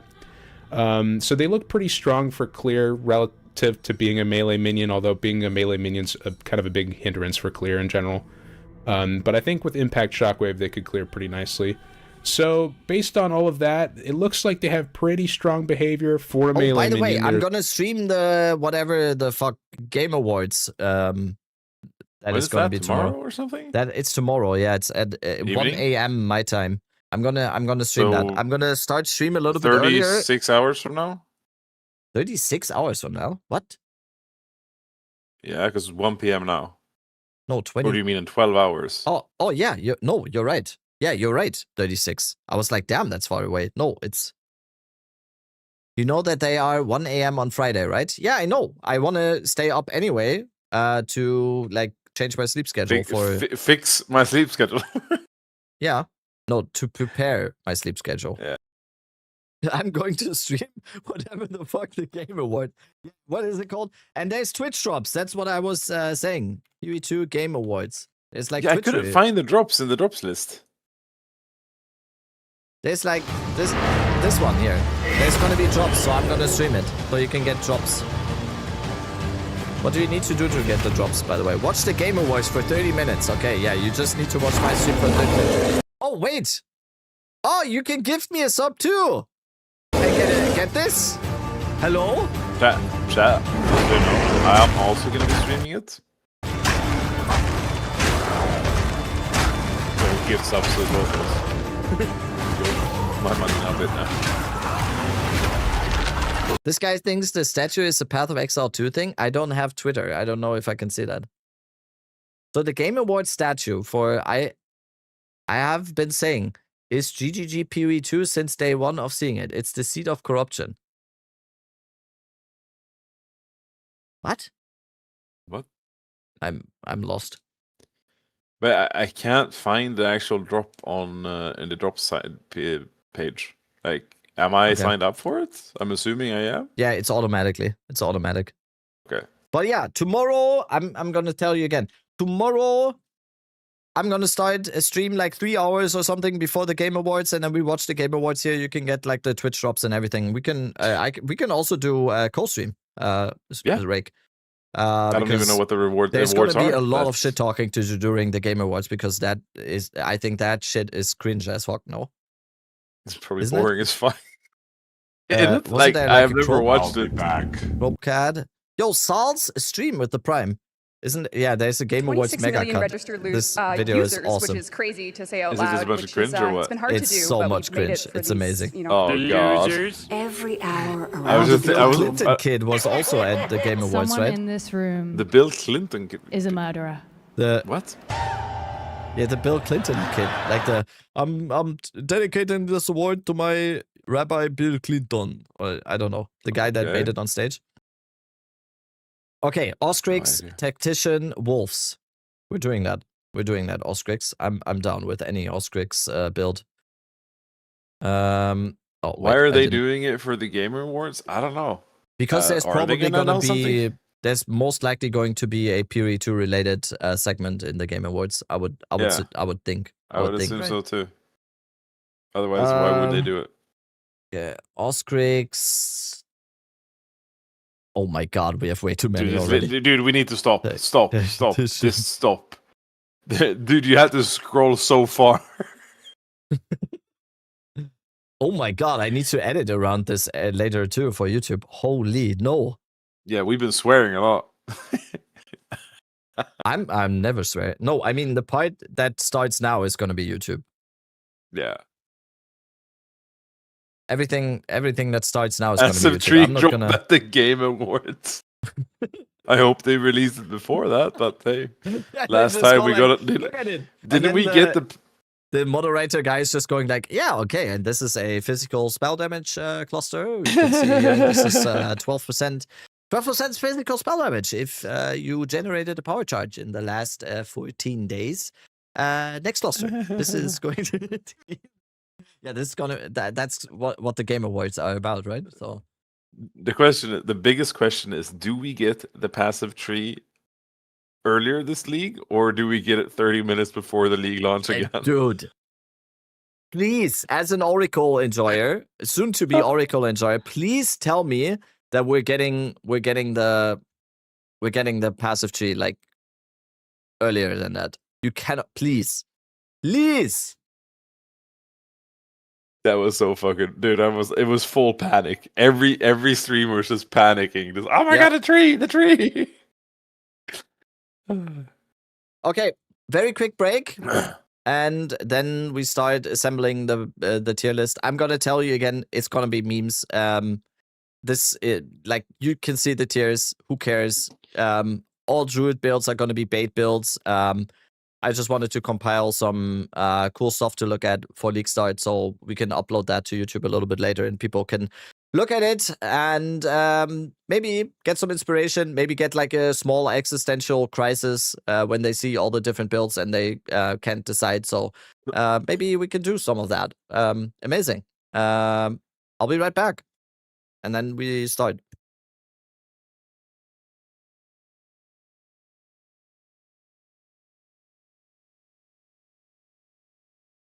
Yeah. Fuck. Yeah, movement speed on boots nerfed from 35% to 20%. Add for rear free. I can't add emotes. I'm not mod. He doesn't trust me.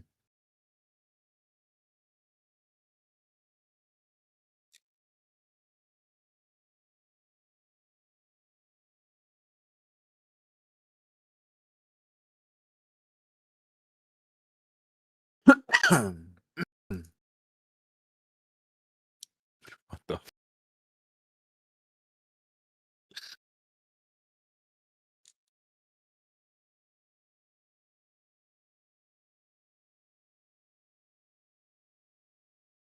Add for real emote. You need to post the link. You're making me like do this for real. Making me do this. Making us show Conger lick. Which one do you want? Yeah, that one for sure. Maybe the Christmas version.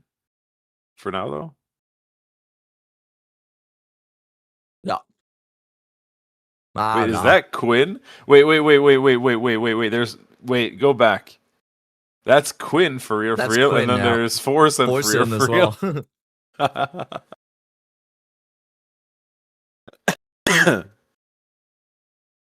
What the fuck is this? Wait, there's an animated one. Oh shit. Ah, fuck. That's so much better. This one is so much better. This is animated. Okay. So Crypto finally typed it right as he removed it. What the fuck is this? The real Druid trailer.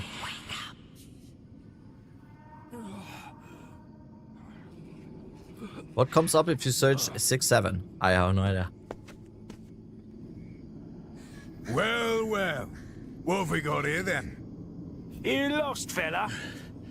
Hey, we're talking Someone's here. had a I asked you a little furry session. What's wrong with him? He's lost his bloody mind. Okay. All right, let's do this here. What they really think about it. Okay, we're not going to watch that before we finish this tier list. Oh, fuck. I forgot already. Okay, let's do this. Everyone! Mega ADHD. Yeah. Do we do the builds in the order that you put them in there, or do we do them? Yeah. Because I'm going to showcase it quickly in the list as well. Like, we're gonna go over everything because that's gonna mean I don't need to edit as much. Start. Who are you gonna bone? My mom. Okay. I'm like from now on, Rake. Okay. You know. What's up, everybody? No. That's not how we do it. Okay, we're gonna. Hey guys. No, I can't do it. Hey guys. No, I can't do it. Okay. Hey. I need to. Okay, we start off the video. Hey guys. No, he's not doing the hey guys anymore. He's doing he's doing it much faster now. He's doing it much faster now, I think. We'll see. We'll see in the first. Did he get triggered by people doing it or something? Oh, he's not doing the hey guys. I want to make He's doing hey guys.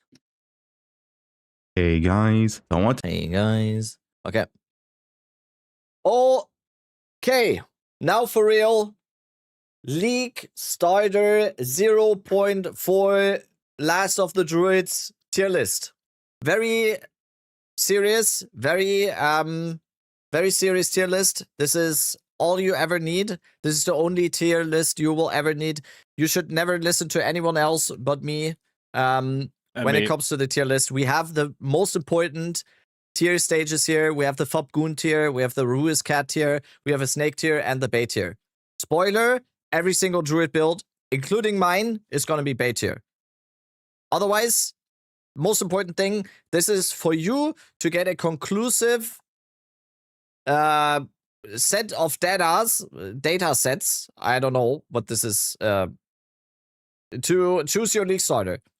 What the other option is that you get an existential crisis looking through all of these builds and don't know what to pick anymore. This is Arnold. Hi, Arnold. Get to the chopper!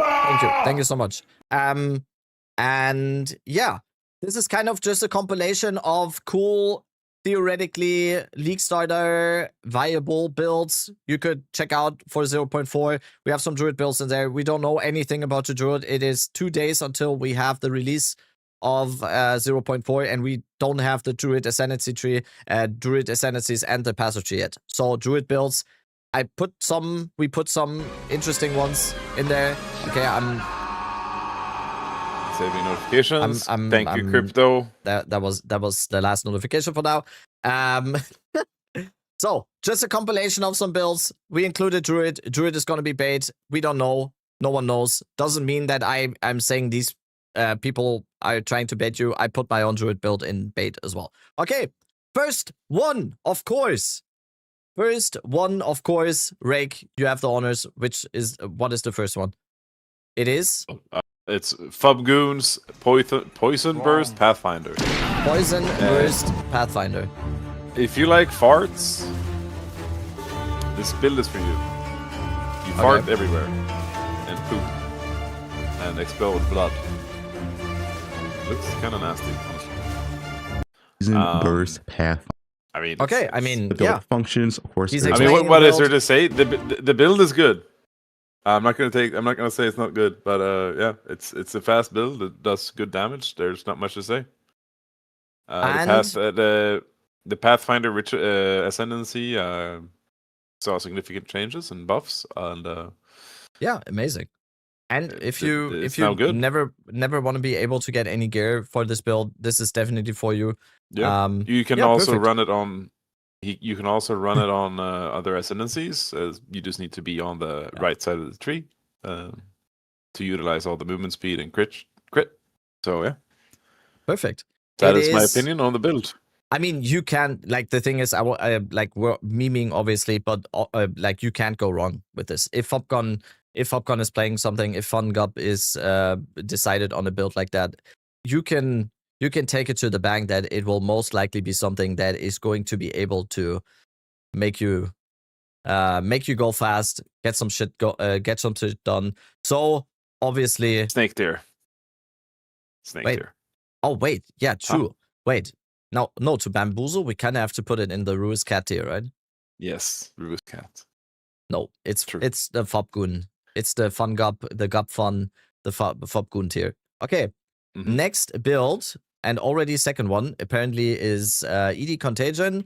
I'm just gonna go over very, very quickly. It's ED Contagion. Yeah. It worked. Some dumbass German made some guide on this boring ass build.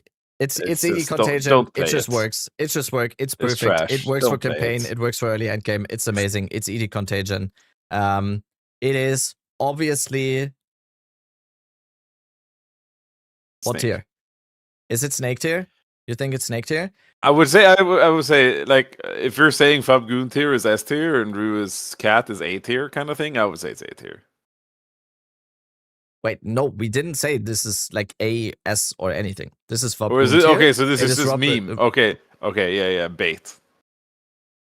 No, that's Druid. Ruiz Cat, of course. Okay, Ruiz Cat. Okay, next Ruiz Cat. Build. Next build. Grenade, explosive, shot, Deadeye by local. Now, next build. Okay, so my one issue with this build is that it's on Deadeye. Oh, never mind, wrong one. You have the same link. It's the same link. Oh my god.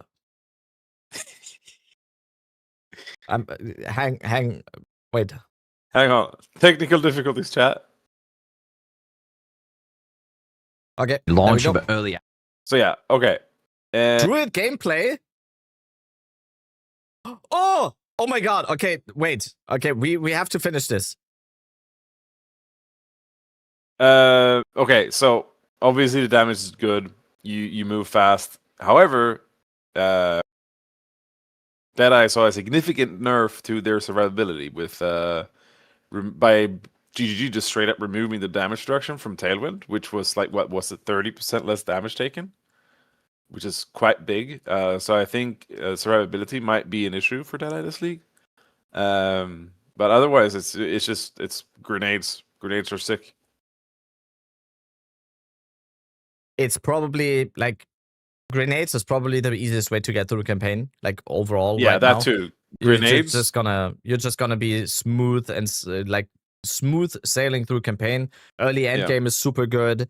You have like multiple options when it comes to like which skills you're choosing. If you're going with a ranger class, you can also just at any point go to a pathfinder if you want to.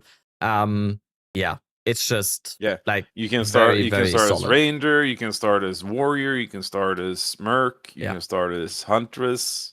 Like, anything in that area you can play, because you don't need to go crit. Like, you can play it without crit. Yeah. You can just so what we're saying is, this is, of course... Rue's cat. I'll be back. This is Rue's cat tier. Okay, there we go. Rue's cat tier. Perfect.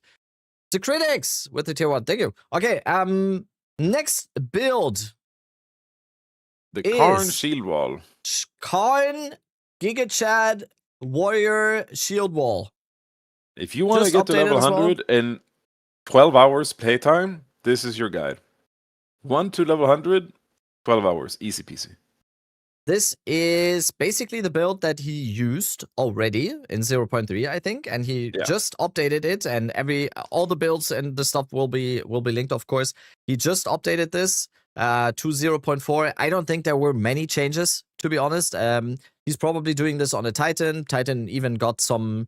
I would call them buffs even a little bit, because they adjusted the ascendancy nodes a little bit with the slams and whatever. I would kind of call it buffs. So yeah, the ancestral slams, right? Or whatever they're called. They adjusted some stuff about it. So, yeah, I mean, it's Karn. It's a warrior build. Wait, like, can you go wrong with that? Can you go wrong with that? Look at him wearing the sunglasses on the thumbnail. It's a Warbringer, is it? I'm actually not sure. Wait, let's look at the passive tree. Don't know. He has the extra no, bag, so he's Titan. It's a Titan. It's a Titan. Yeah. Okay. We need a snake tier, but we are aware about the Druid footage chat. Okay. We're gonna look at it soon. It's gonna be. I'm just gonna. Goon. It's gonna be. Oh, that one. Okay. It landed in snake tier. Good. There we go. It's Fopgunner tier. Okay, chat is saying Fopgunner tier. Like, there we go. There we go. Okay, what is gonna be snake tier though? I don't even know what that means. Someone just said I need to add snake tier, and then we kind of need it. It has S in the title, so it's also like S tier. Ziggy D shows Druid gameplay. We know. It's gonna be very soon.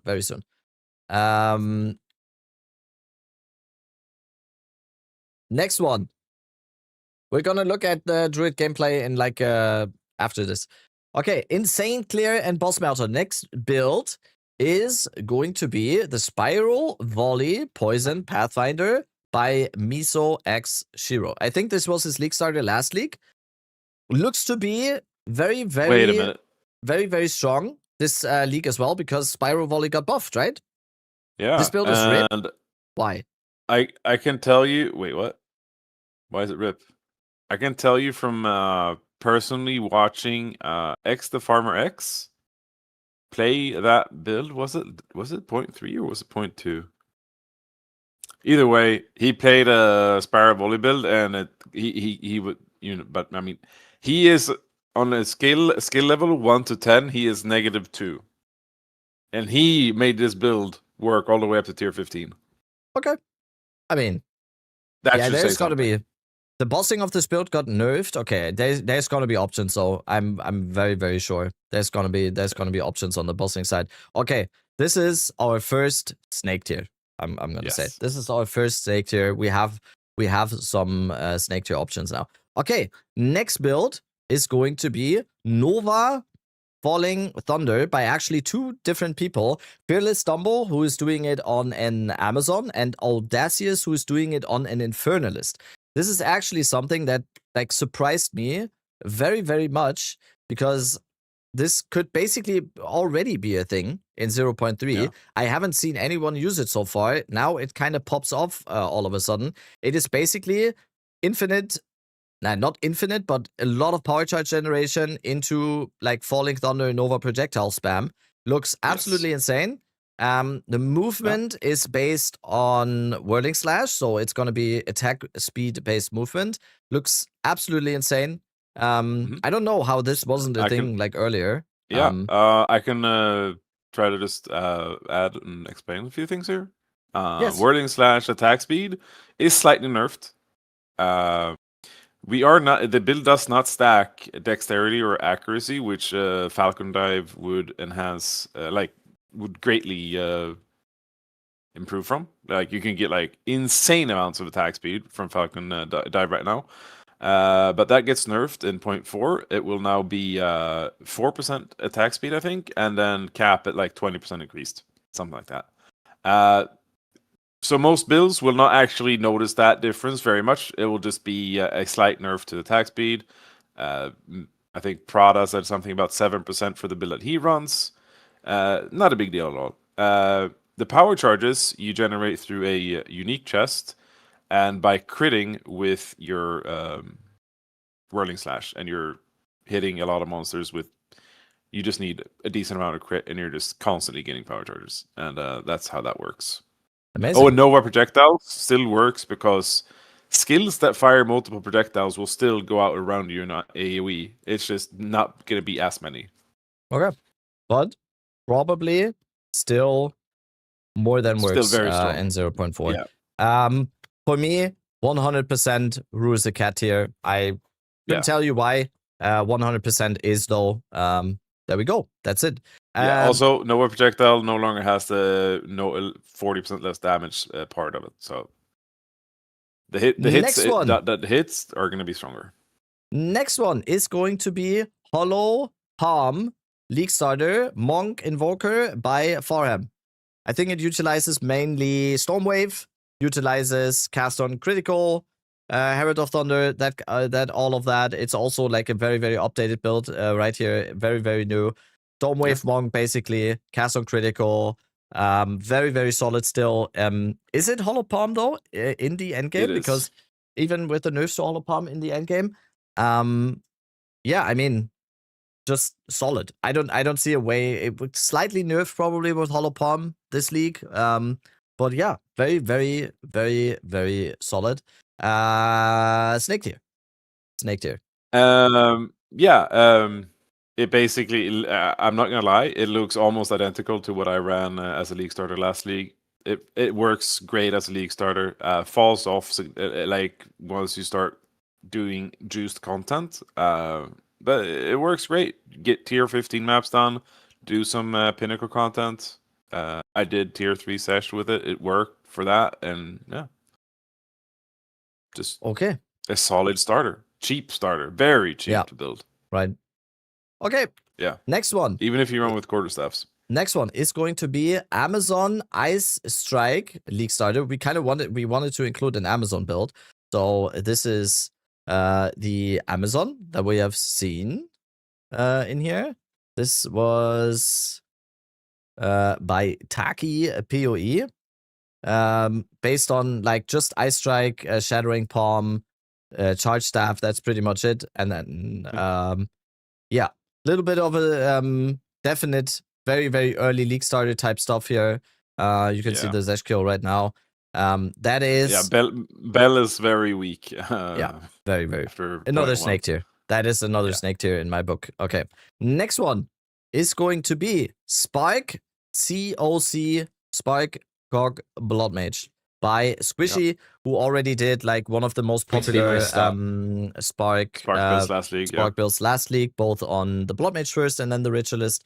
Yeah, I mean, just absolutely solid. I think the video obviously he just uploaded that was showing the movement right speed here won't look this good due to the nerfs to reduce movement speed penalties. But overall, he did dude, this is like the Zesh kill he did with the gear that he did to simulate like a league start type thing. I just think like overall, whether it is like Squishy's way of approaching this or like anything, I do believe personally that Spark COC Blood Mage will still be like among the top when it comes to like meta builds and whatever.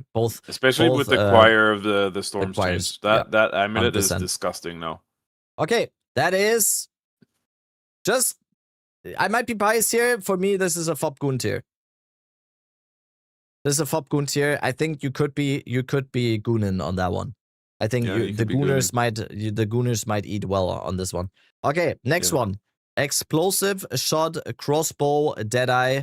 We had to include Rutu, of course.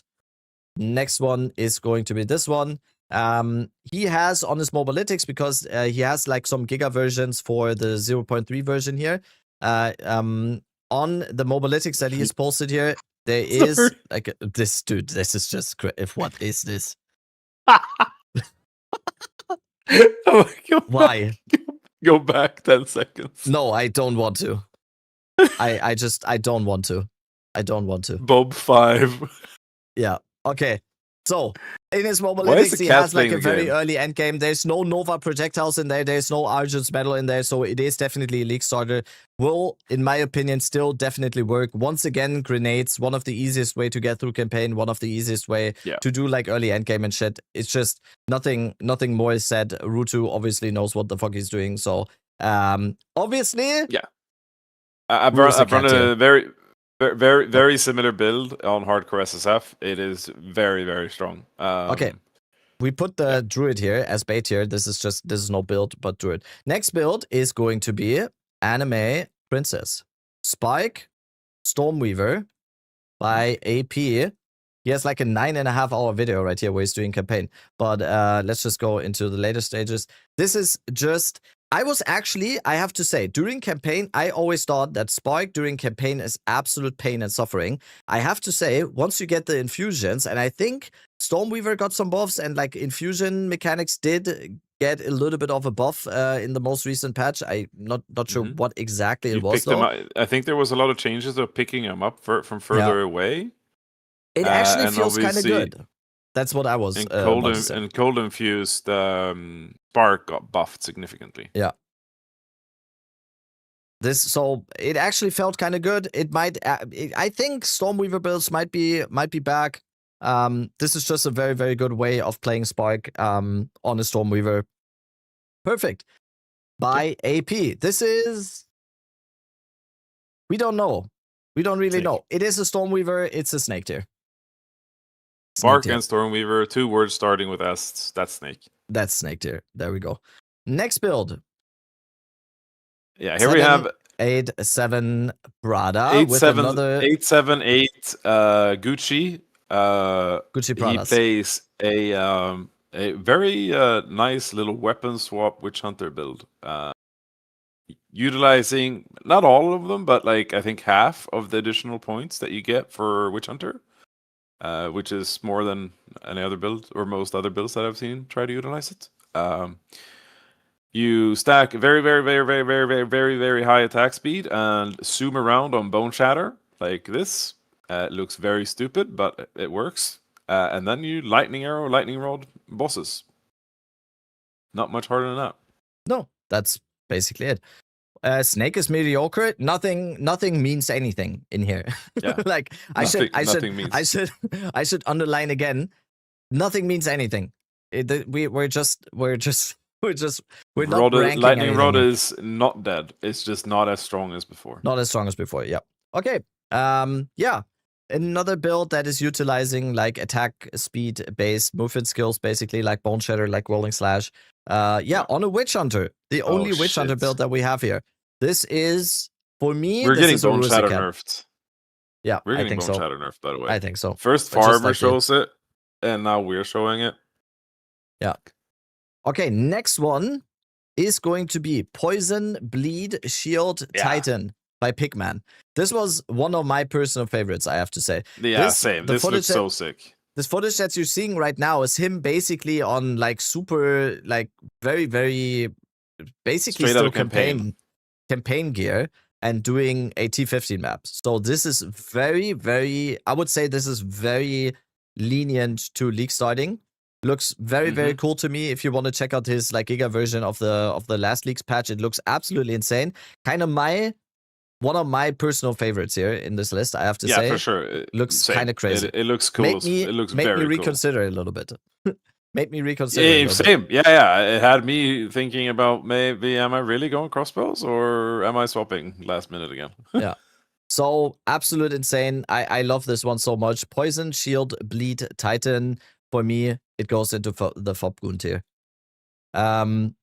Okay, now we kind of go into our bait tier, I think. We're going into our bait tier a little bit. Because it's all going to be Druid. So we have absolutely no information about Druid. We know absolutely nothing. I'm not calling any one of these people that made builds like this. I'm putting myself into this tier as well. What I'm just saying is we don't know. We don't know if any of this is going to work. Exactly.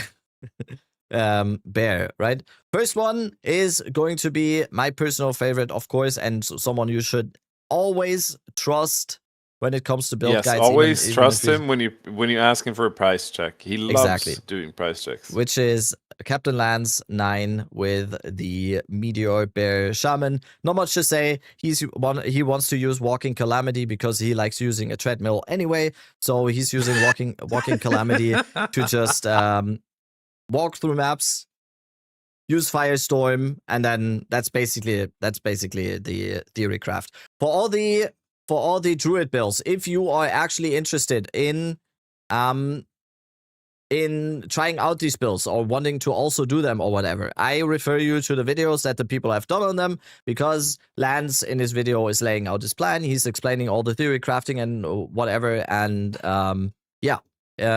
just watch them. For me, of course, B for Bear, bait here first. Next, and probably the biggest bait of them all, is my Oracle plant-based Druid. Probably the biggest bait of them all. Spellcaster Druid, that's my plan. I don't know. Oracle, we don't know anything yet. It's gonna involve plants, it's gonna involve physical spells. We don't know. Wet plants. So, bait. Next one.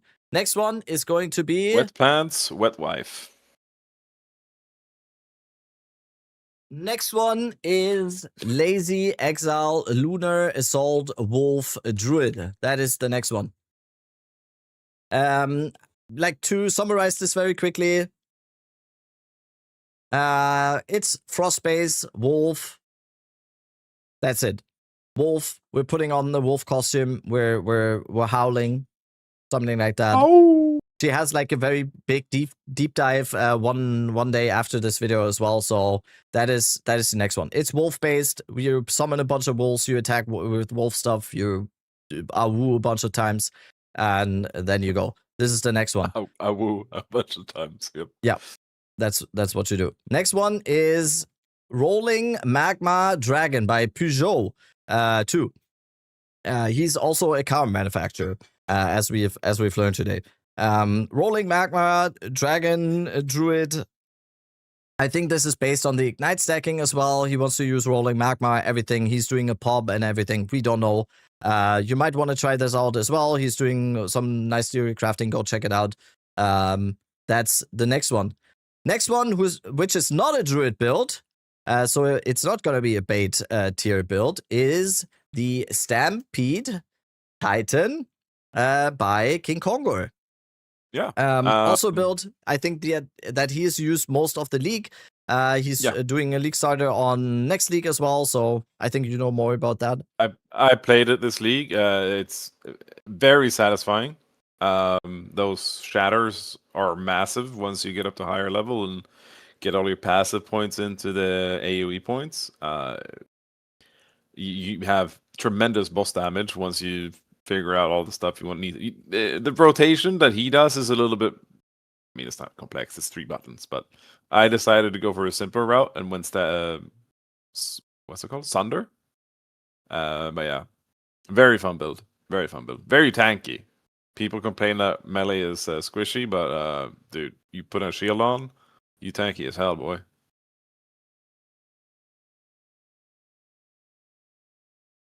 Yeah, that was it. Perfect. That was your pitch. Perfect. No bias here. I don't even know who that is. Fopgun here. Have you seen the Ziggity video? Yes. It's coming. Next one is going to be the tanky. It's going to be the tanky bear Druid by Five Nights at Diddy's. Yeah, that one. Five Nights at Freddy's. I don't know. Five Nights at Diddy's. Something like that. Tanky bear, I think he's doing a lot of theory crafting in this video. He wants to do a very tanky bear, pretty close to, I think, what Lance is planning on as well. Walking Calamity, all that shit, Carnage, bunch of bear stuff, like super good. Another Druid build. Okay, next one is going to be someone that I also really, really liked on this list, is a Warbringer Totem Master build, basically, with mortar cannon totems by PoE Guy. Also looks super, super cool. This also very, very League Starter friendly, in my opinion. Yeah, I think also very, very cool build. We wanted to have a Warbringer build in here as well. I think this is very League Starter friendly, looks very cool, probably, yeah, scalable as well. So that is another one. Where do we, we need another snake tier, so it's like laid out. Oh, Yeah. Perfect. Yeah, perfect. Tactician Wolf, bait. Perfect. That's it. Next one. And last one is going to be Oscrix. We got to have an Oscrix build in here. His plan is to do a Tactician Wolf, and he says that it looks promising. I mean, what else do you need to do? Need more? I think this is minion based, right? He wants to summon a bunch of wolves on a Tactician and stuff, and then do some shit. So that's going to be it. That's our last Druid build. And that is the absolutely serious, and you should absolutely take our word for it, the only tier list for League Starters in 0.4 you will ever need. Go check out these. Go check out these builds. They are definitely in order. They are 100% in order. It is. This is best to worst. You should absolutely, like, this is everything you ever needed as a tier list. Take this as seriously as you can get. Okay, thank you. Okay, now we watch the Ziggy D. Yeah, let's Ziggy D. Now we watch the Ziggy D video. Can you have sound on so I can just watch you and watch it? Yeah. Okay, please. It's right there. 26 minutes. Dude, it's Act 1. It's Act 1. Is that it? Forms, druid spells, and how the new class plays overall in the early campaign. I got a chance to record this when I went to the studio to host the Q&A, thanks to Grinding Gear Games for covering my flights to do so. Keep in mind that as this was recorded more than a week from launch, it's non-final, and stuff can, and already has, changed from what you'll see here. The new druid archetype is flavored by... Did he just do wolf into wyvern? Week from launch, it's non-final, and stuff can, and already has, changed from what you'll see here. Yeah. The new druid archetype is flavored by the combination of elemental and nature magic combined with shapeshifting into various beast forms. He does the rare and challenging action RPG task of giving us the potential to play a hybrid of spells and attacks. The human form is where your spellcasting happens, and your beast forms are where your melee happens. Not natural, this. Oh yeah, it has two different shapes. When you start on the beach, this is brought home when you immediately find a staff with lightning bolt to begin spellcasting. Oh, what? This is your start as Druid. Staff with a lightning bolt. Sour. When you start on the beach, this is brought home when you immediately find a staff with lightning bolt to begin spellcasting. However, that is quickly followed by looting the new melee weapon type, a talisman. Okay, and then Talismans function just like any other melee weapon in terms of where your damage comes from. They scale just like a mace killing speed, every for monster in example, the fucking increase beach. physical damage and attack speed. SMH. But unique to talismans, they give you the ability to select a shapeshift form using this UI element. Werewolf and bear form is what you have initially, with wyvern unlocking a little bit later on. This choice doesn't lock you into a form, but rather it just grants you the basic attack of the chosen form. Whenever you use one of these talisman attacks or any other shapeshift ability, you'll automatically shapeshift into that form.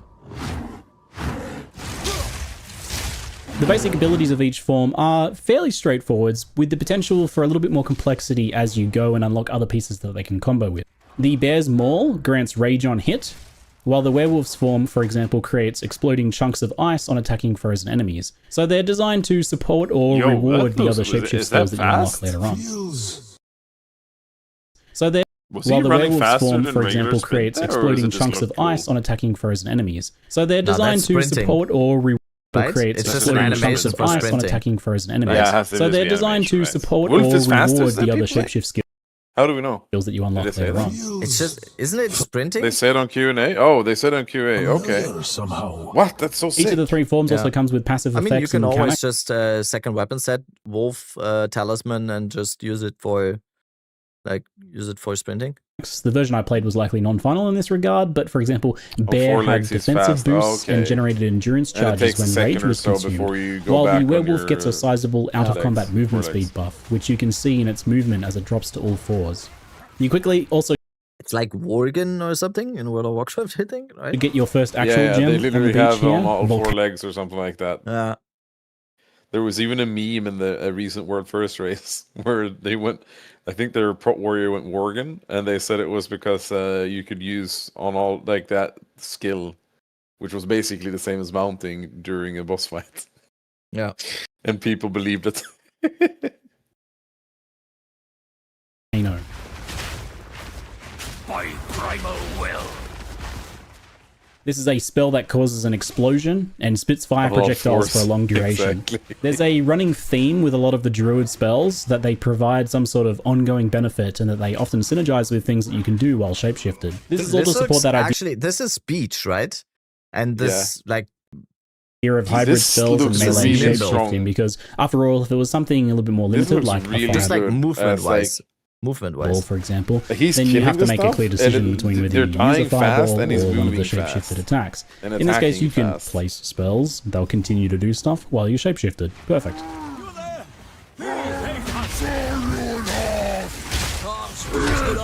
Yo, lightning bolt down is strong. More on Volcano later. For now, though, we can fight the Miller with Volcanoes and follow up with lightning strikes from the start with features, or with our chosen shapeshift forms melee, which is obviously what I go for. Druid is busted. I mean, that looks better than my fucking crossbow damage. Wildly speculate. This is Miller. Just judging by the Miller kill. Wait for it, but no, but like for real, like this, the auto attack looks insanely good. Yeah.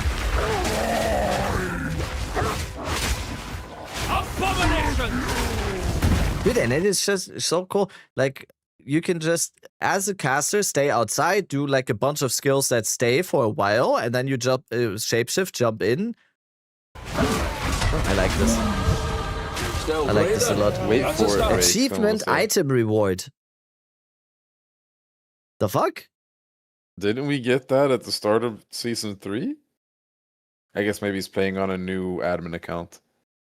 Okay. Sleep now. Yo! Oh my god, the alerts are off still from... Not the pervert. I'm not the pervert. Why is it doing this? Why is it doing this?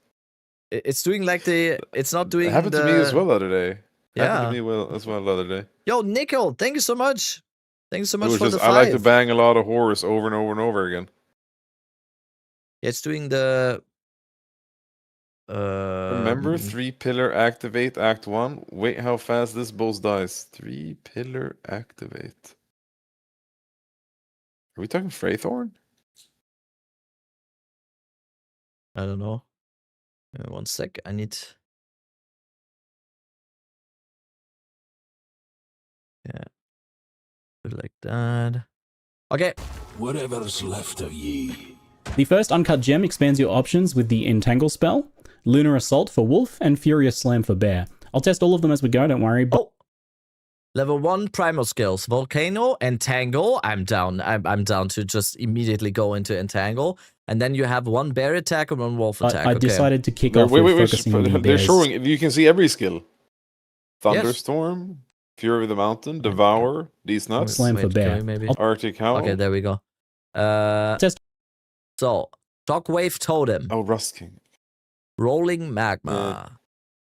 Pounce, Wing Blast. That's Wyvern. That's Wyvern. Shockwave Totem, Pounce I think I like. Thunderstorm. That's the Watering Plants stuff, right? Fury of the Mountain. That's Bear. Devour. That's Wyvern. And Arctic Howl. That's Wolf again. Ferocious Roar. That's Bear. Spell Totem. That is the one that we saw in the reveal. Slash. That's Wolf. I thought Spell Totem was for everyone. Or like, I don't know. No, it's just, it's a talisman, no? Yeah, I didn't realize it was talisman. Wait, do you need a talisman to use this? Well, it says primal, not talisman. Yeah, because occult, for example, you can also use, right? Yeah, same for elemental, right? Elemental has a bunch of skills as well that you just use with, unarmed. Yeah. Oh. You can use it with maces. Okay, cool. Okay.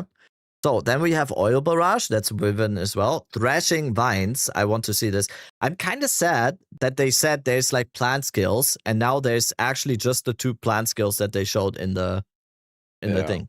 There's like no more. I think you can actually like combo the plants with like a tornado maybe, and then it just like fucking slap the fucking living shit out of them. I'm vines telling you go right crazy. now, my spellcaster druid is gonna end up on lightning 100%. Rampage is a bear, right? Rampage was that one thing they showed where he just like stomps through the entire map. Yeah. It was like a cooldown. No, and you that's just, like, Walking go into a Calamity. Rampage. That's Oh, that Walking was Calamity. Okay, we have Tornado, Rampage, Flame Breath, Lunar Blessing, and Walking Calamity. All of them as we go, don't worry, but I decided to kick off with focusing on the Bear's Slam combination first. The Bear's basic attack Maul generates Rage on hit, and Furious Slam spends Rage to empower itself with a more powerful explosion that leaves behind jagged ground.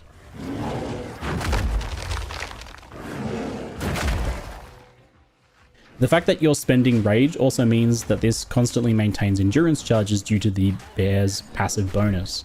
Rage has been simplified across the game, with Rage spenders now more consistently costing 10. what was that? Spending That does- Rage also means that this This is constantly just sprinting, maintains right? endurance charges due to the Bear's This is passive how the bonus. dodge roll looks like. Rage has been simplified across the And then game, he with Rage goes into a spenders now sprint. more consistently costing 10 Rage, and a new visual effect shows in your character to indicate that you have at least 10 Rage, making you glow, even in shapeshifted forms too. So this means that whenever you're glowing, you know that you can use a Rage spender.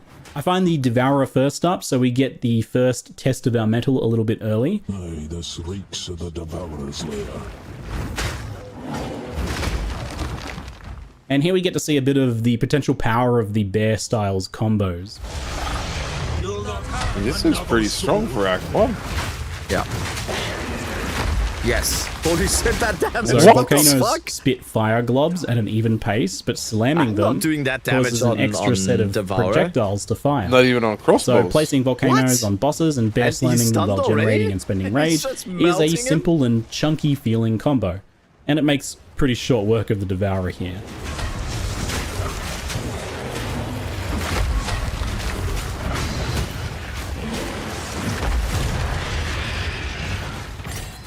Yo. Trudged on the good folk of Clairfell long enough. With the first support gem, I grabbed Fist of War to empower the Furious Slam, which plays very smoothly. It's perfect pairing with this, as you naturally tend to That's space out the insane. slams anyway as you move around or as you generate You rage can with get- Maul. you can get So Fist the of Fury double level empowered 1? slams that you get from Rage and Fist Apparently. No bait anymore. I mean, of War also very satisfying. So pretty happy with that as a first Oh, support he has gem. a. Oh, wait. From Rage Wait, and wait, Fist wait, of wait, wait. War. Plus As 2 you naturally melee. tend to He had a +2 melee talisman for the space out the Devourer. slams anyway as you move around or as you I don't think he generate had it rage for with the Maul. Devourer though. So the double No, empowered he did. He did. slams that you That get is from Rage literally and Fist the of one War he found also at Miller. very satisfying. I thought This it is- only had fire damage earlier. No, he augmented it after Miller. Oh, I didn't see that part. He augmented it after Miller, and he. Okay, well that's then why he it's was doing the- this much damage. That's why he was fucking clapping his booty cheeks. +2 skills on Devourer. Yeah, of course you're gonna annihilate that guy. What? Yeah. Just to naturally Okay, tend okay, to okay. space Good out the thing we slams caught that. anyway as you move around or as you generate rage with Maul.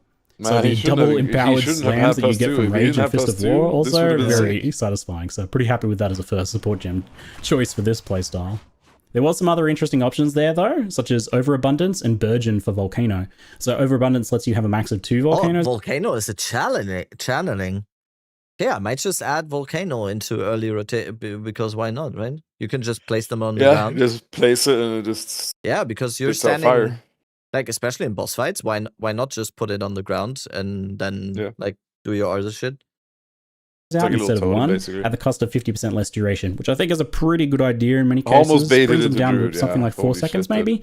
But I think that's a very good trade-off because you can slam multiple of them down really fast, get a lot more burst on bosses, and have your slams triggering 2 volcanoes at once. So I run into my first of the League's Val encounters around here. These are just simple sacrifice platforms, basically kill monster in circle. Thankfully, they aren't even too strict about you needing to be in the circle. You just kill monster from the circle. So this video is primarily about the Druid. I'm not really going to be focusing too much on the League mechanic here, but I will touch on my very limited experience with it. The basic premise is kill monsters from 6 circles, and then you go raid a ruined temple for loot and a bunch of crafting options to improve your gear as you level. It's fairly unobtrusive as you play through, and then you get the chance to spend a little bit more time in the actual temple to do some gear crafting. That felt pretty powerful. For now, though, I get a chance to pick up the Wolf skill, Lunar Assault, and the Plant spell, Entangle, so I'll test those out in the near future. What are his... 1, 2, tab, mouse 5, mouse 4. Dude, Ziggy, what the fuck are you doing? No. Pick up the Wolf skill, Lunar Assault, and the Plant spell... Quick little note. Yes. This happened lastly for me, or 03, is I was going to go as fast as I could, and then I just started to enjoy just playing the game, playing through the campaign same. As a league start, and I was just like chilling, and then I fell asleep in my chair, but that was due to lack of sleep, because I think you had a similar situation, right? Yeah. Where I went to bed at like noon on the Friday, and I woke up at 2 p.m. And I'd been up for like 16, 18 hours the day before. And I was just fucking falling asleep in my chair. Entangle, so... What was the second build from the Fob Goon tier? Karn. how serious this just is. What was the... excuse me, that rabbit. What was the second build from the Fob Goon tier? Karn. I'll test those out. Mouse buttons are really nice. Yeah, I was just kidding. It just looked weird. Future. Entangle first, it places a fissure that grabs nearby enemies to deal rapid small hits of physical spell damage while slowing the entangled foes. Skills like this are always really good for utility, like Oil Grenade, for example, slowing enemies. Okay, I have to say, like, Entangle looks absolute dog shit. Pretty powerful. For now, though, I get a chance to pick up the Wolf skill, Lunar Assault, and the Plant spell, Entangle, so I'll test those out in the near future. Entangle first. It places a fissure that grabs nearby enemies to deal rapid small hits of physical spell damage. All the enemies that are near the fissure are getting... Okay, that's not too bad, because that's like basically utility and damage at the same time. If you get like multiple fissures, you just create a ground, basically, where everything is What a perfect pause, by the way. That was a perfect pause. Like the pause there, like the animation, perfect pause. Oil Grenade, for example, slowing enemies is really effective on I think that you anticipate, kind of want to have the combination of the rain, right? You want to get your and similar to Volcano, it's got that duration, yeah, lasting benefit design. So it kind of means that regardless of your actual leveling setup, your build, you can throw in. When he's just using Entangle, it looks kind of good. It's just like it slows some entangles for some extra damage and slowing. Not too I'm bad. immediately pretty impressed with the feeling of bear form for blasting bosses here. Double empowered Volcano Slams is very rewarding. And the hybrid gameplay option on Druid means that if you need to kind of back off for a little while, you're taking a bit too much damage, your flusts are getting run down, you can give yourself some distance and throw down some volcanoes, entangles, and later on other spells while you're recovering. I'll take the opportunity before we test some wolf form here to comment on the overall feeling of shapeshifting, and it is thankfully seamless. GGG have done a really good job here of leveraging the weapon swap system, especially after they kind of changed it to not have delays. He doesn't even care. What the fuck? This looks like a twin run. A really good job here of leveraging the weapon swap system, especially after they kind of changed it to not have delays and things like that. And they've done it in a way that requires 0 thought on the player's behalf, which I think is really important. We've dumped a bunch of new players on the Druid here, and then you had to like teach them a bunch of complicated weapon swap mechanics and setup for the UI. He doesn't even care about the mechanics. You don't actually have to think about it or do anything initially to use it in its simple form. So spells just naturally swap you to human form and your staff or wand so that you can use them, right? Because they don't necessarily work otherwise. And the shapeshift abilities need the talisman, so they automatically swap to that and thus swap you into your form. There's no real delays here, and it just feels smooth and seamless, even swapping between multiple forms. And the gameplay feels pretty fast too, because that was the thing from the preview that people were concerned about. Especially in wolf form, it feels very fast. The initial reveal, it did... Why is he not taking damage? Like, why does he seem like impervious to damage here? Do you know what I mean? Is that this bear form? Like, is bear form just that broken? Usually, when you like get into the Grellwood here and you have like 100 health and whatever, as soon as like 2 mobs hit you, you're half life. How is he not taking damage? There's no real delays look here. Look at the mob hitting him. How is he not taking damage? And seamless, even swapping between multiple forms. And the gameplay feels pretty fast too, because that was the thing from the preview that people were concerned about. Especially in wolf form, it feels very fast. The initial reveal, it did a good thing of like focusing on clear, low damage, low movement examples of mechanics so that you could understand what was going on, but it didn't actually show what it kind of felt or looked like to play the Druid. And it made it look honestly a bit slow and clunky. So much blood spilled here to the earth. And PvE2 charges give no passive effect. That's what I thought. That's what I thought. Oh, what's up, Jazz, by the way? Yeah. The biggest thing that I noticed. Okay, we're fact-checking this now. Oh, 3.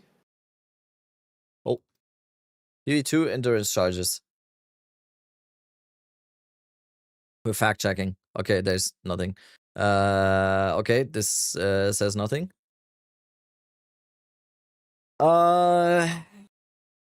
They do not inherently grant bonuses to the character or monsters. They are used to empower skills. So the endurance charges are not that. Why is he so fucking tanky in Clearfell, in like Grellwood here? When Someone you get into the Grellwood his on pot was empty, but like examples of mechanics so that you can understand just what was going on. But you can actually damage. show what it kind of just felt like to play took the damage Druid. there, And but it made it look honestly a bit slow and clunky. So much blood spilled here to the earth. Still bleeds. Okay, he's taking The some biggest thing that damage. I noticed He playing leveled it up. though, that almost right away in Act 1. Show that again. It's a spell damage and attack damage. The biggest It's spell and attack damage? Okay. Yeah. What else? This one we know. This one we know. This is just armor evasion, armor energy shield hybrid. This thing that I noticed playing it though, that almost right away in Act 1, it was much faster and smoother than I would have thought from the footage. And that, I'm telling you, when you do this on any other character, you just stand right away there. in Act 1, it like this. was much faster and smoother than I would have thought from the footage, and that's Like there's multiple like archers and melees hitting him.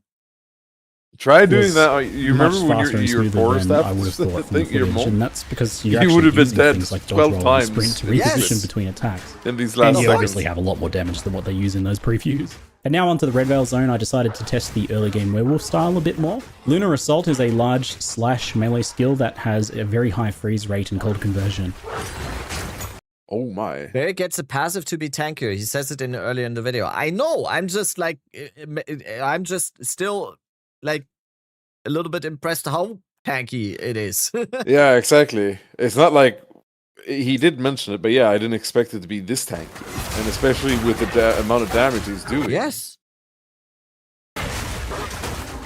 And that can be paired with the Ice Bite support to give you a big bonus cold damage buff that's up pretty much all the time with this skill, as it freezes so easily on regular mobs and even Okay, fairly now he easily has on no those potions. bosses. He's gonna die here.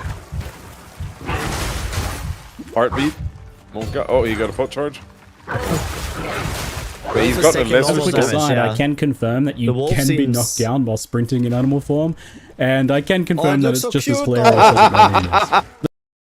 It looks so cute. While sprinting in animal form, and I can confirm that it's just as hilarious as it normally is. Though this only happened like 2 or 3 times in the entirety of my playtime. I'm not sure if I'm just getting better at using it, or if the shapeshift forms are naturally more resistant to heavy stuns, maybe. Either way, it only happened a few times. Anyway, the werewolf Okay, doesn't hold on. have Pause any the fucking game. immediate synergy. I think I've noticed something. I've Yeah. noticed something. Runes. He has gotten a lesser glacier now, a glacial, a He lesser already- desert, and a lesser storm rune. Yeah. Did they buff drop rate of runes? Because that shit 100%. fucking doesn't drop in campaign right now. 100% they did, right? Yeah. Hopefully. Because I literally had no runes to put in my bow or crossbow on hardcore SSF at like level 60. I put Dex and Int in it. Yes, it's fucking insane. And he got the ones that you actually want. So they did Yeah, the listen 3 to best that. ones. They did listen to that. I mean, we talked about that for like the last 6 weeks on every single podcast episode. We talked about how runes need to be more common in campaign. It's just like okay. Times in I the kind of think Wolf looks kind of solid too because it I'm not has sure if like I'm just AoE. It freezes better at everything using it, or if the immediately, which shapeshift is forms are obviously a naturally more- good defensive layer during campaign as a melee. Or resistant Like, to heavy stuns, maybe? Wolves looks Either way, it only kinda happened a few nice. times. Anyway, and if the werewolf you're- doesn't I'll be back. The bone saw. Thank you for the prime. have any... What are you saying? I'm assuming it has higher boss damage on Wolf. I would assume so. Right? You're not as tanky, but maybe like you have more like just attack speed or crit Freezing chance or something. white mobs ain't hard. I didn't say that. I just mean like you do need that a little bit when you are like as a melee character, like you need to be freezing white mobs because otherwise you just get fucking annihilated without any DI or whatever. Boss damage, you need cross slash, and that's a bit higher level. Okay. Okay. How do we know 35 minutes for 10-minute footage, new record. I mean, yeah, I mean, we're gonna... Also, thank you for the ED guide. Yo, thank you.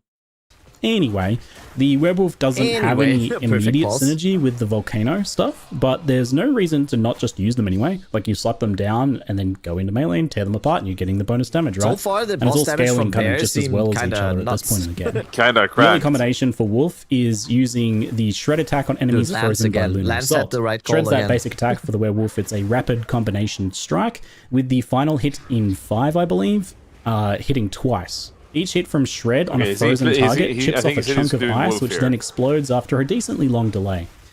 The typical approach for rares and bosses is to use Lunar Assault a couple times, to freeze them, followed by 1 to 2 full combinations of Shred. it's better than with the anything icicles I've done. exploding for some pretty wild burst damage at times, especially on any sort of larger bosses.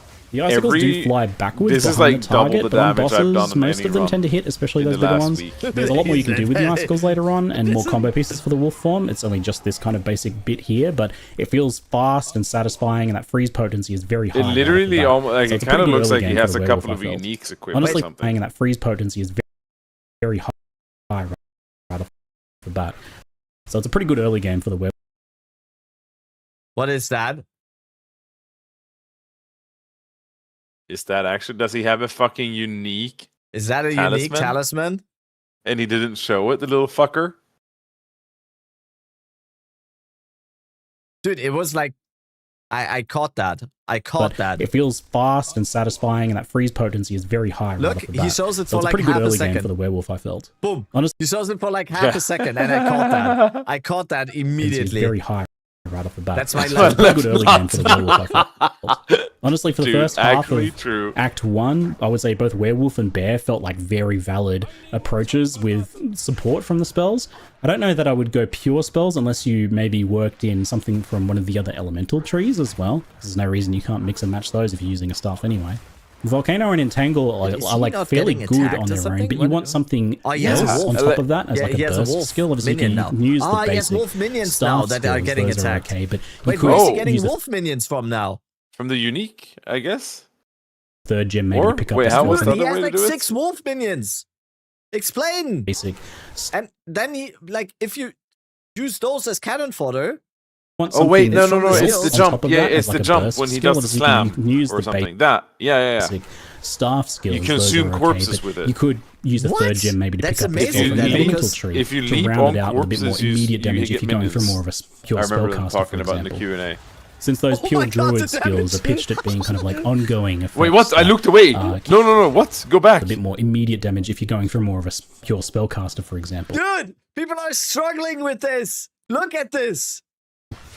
Since those pure druid skills are pitched at being kind of like ongoing effects that keep going as you're doing something else, so you want something else to do. So after Red Veil, the next tier of gems gives access to Shockwave Totem. He is very overleveled. And also, If he he's crazy overleveled.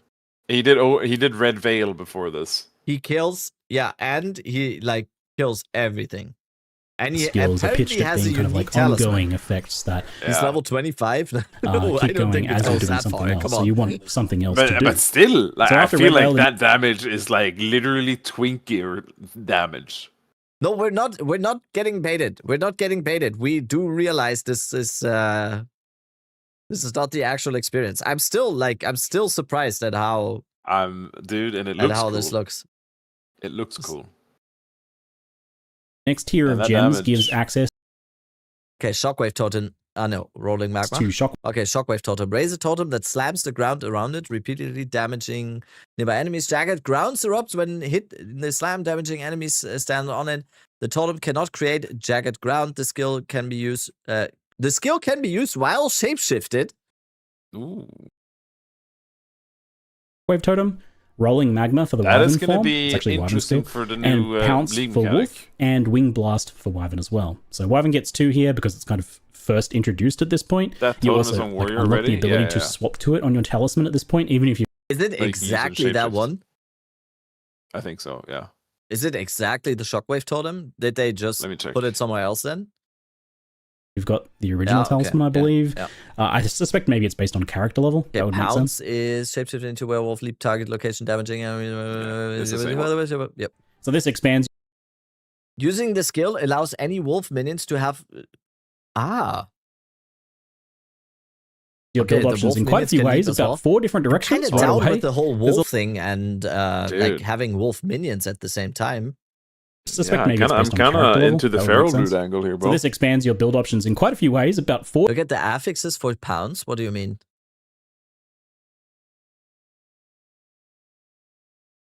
Look at that. Wolf has cooldown on skills. Oh yeah, this is cool. It's 4.9 seconds cooldown. 4 different directions right away. There's a lot of lines of play on the Druid here, even right at the early game.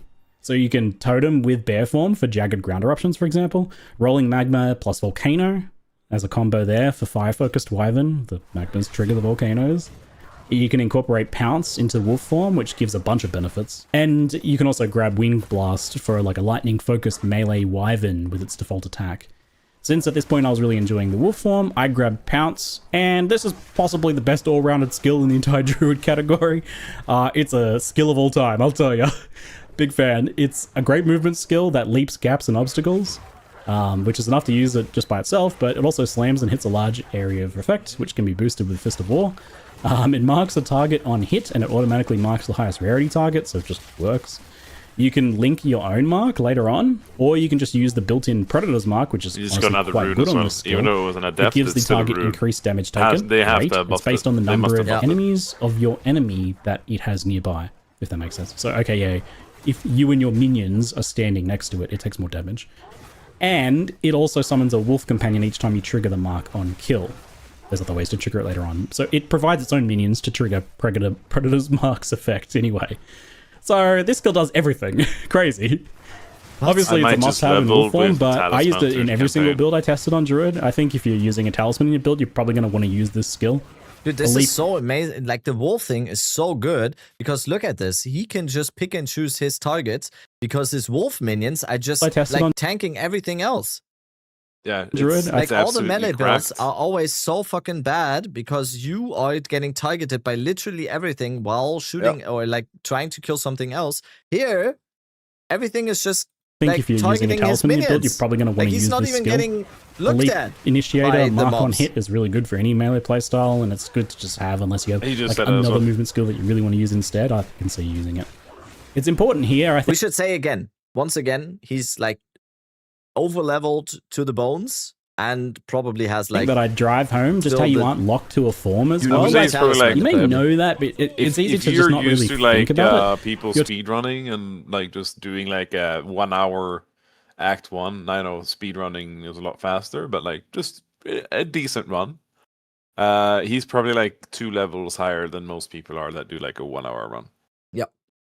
Yeah, the rare damage there was kind of weak. I don't know what Talisman happened there. choice is only the select in the Bramble, he was one-shotting them. For which basic attack you have. It doesn't lock you into a form. You don't choose a form like most games like this. It's only important what you choose on your talisman if you actually plan to do some sort of combo with it. And I don't think every build will necessarily use the basic attack. Some of them will because they have some pretty powerful combo effects. But for example, the bear forms no. It wasn't a unique. It was not a unique. And there's other ways to do that effects. Go back. But for example, the basic attack.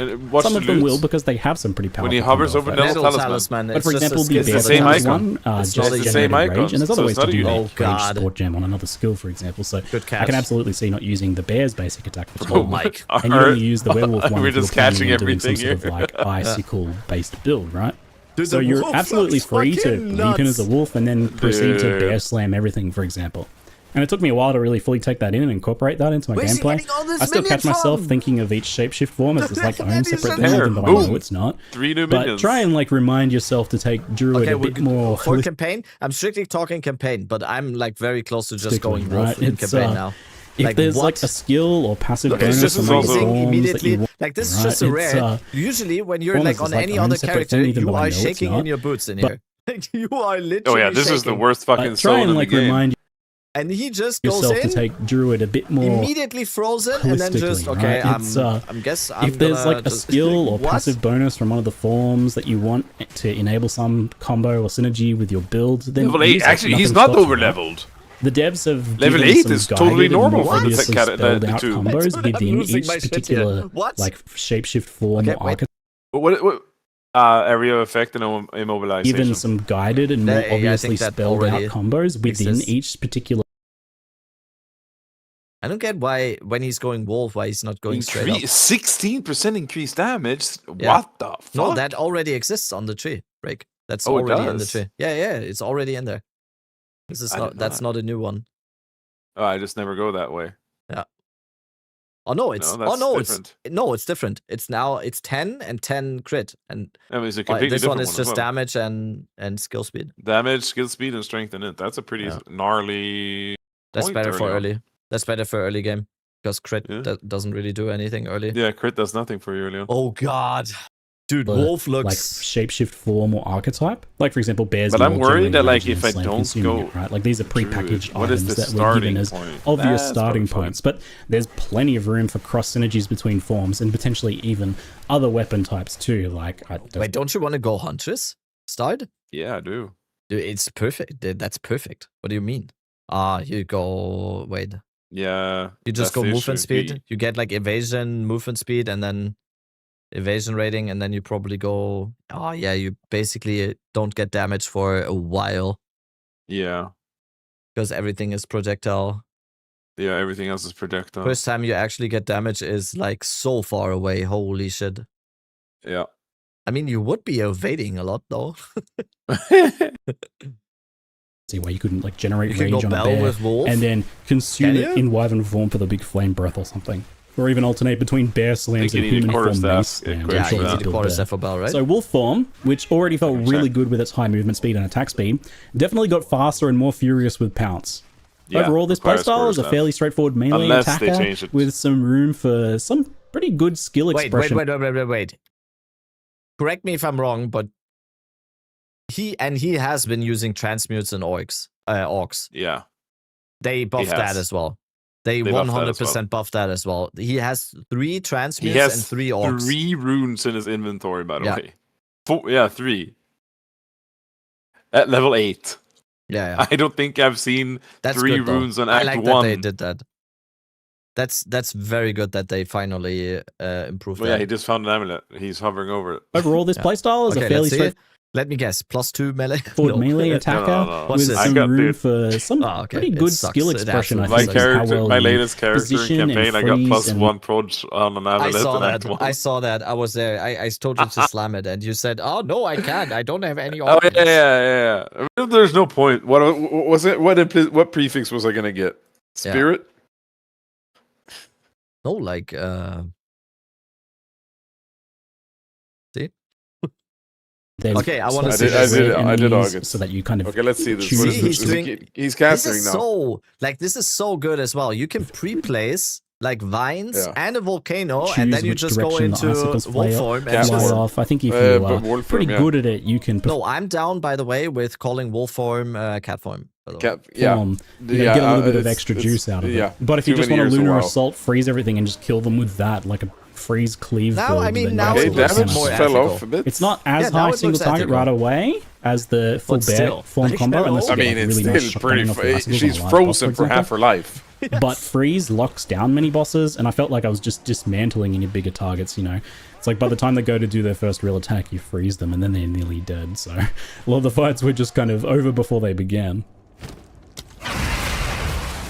I did dip my toes into the wyvern form next to mess around with some of their skills a bit off I mean, and on. +2 melee is I kind played of with insane, rolling magma but, and it's not completely Volcano is a unethical. kind of ranged wyvern. Magma orb bouncers also trigger Volcano's projectile pulse.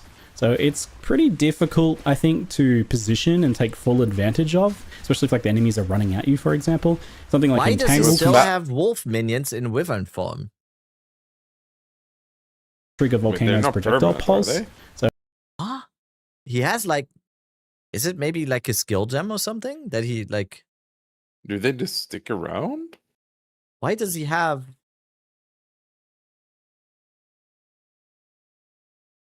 Plans are bait. He's league starting ED. Wait, no. wait. I mean, There are no plans.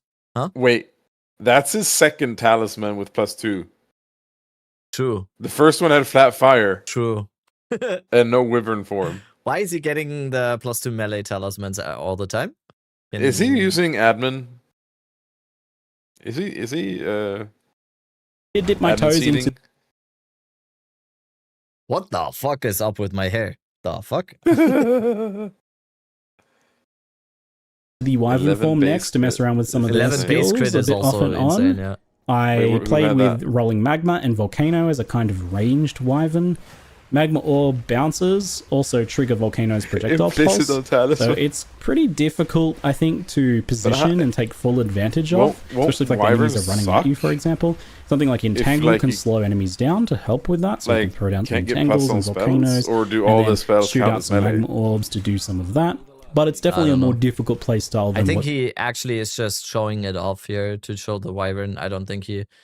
Let's listen what he says. And take full advantage with Rolling Magma and Volcano as a kind of ranged Wyvern. Magma Orb bounces. Are the available forms tied to the base? It looks like it's just on every talisman, basically, you get like 3, 4. Yeah, apparently, like, from my understanding is like the first initial one is Baron Wolf, and then like the second base, you get Wyvern. Like level 4 base, you can get Wyvern. Yep. To not overwhelm the new players. So it's pretty difficult, I think, to position and take full advantage of, especially if like the enemies are running at you, for example.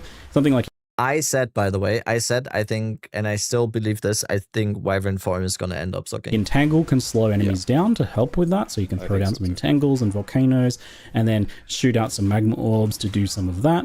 But it's definitely a more difficult playstyle than what the other ones that I've covered so far offer you at this stage in the early game. This was a bit of a running theme for me with Wyvern in my play session. It's a more complicated form with some very powerful, specific elements, but less straightforward lines of play and synergies overall. It's also the one that's probably seeing the most changes from what I played to when it launches. I already know some changes that I'll mention as we go. Okay. I will come back to Wyvern a bit more later, because I had my first little temple foray after my 6th Val sacrifice here. This place has gone to first time ruin. he has to go in there. Power blankets this altar.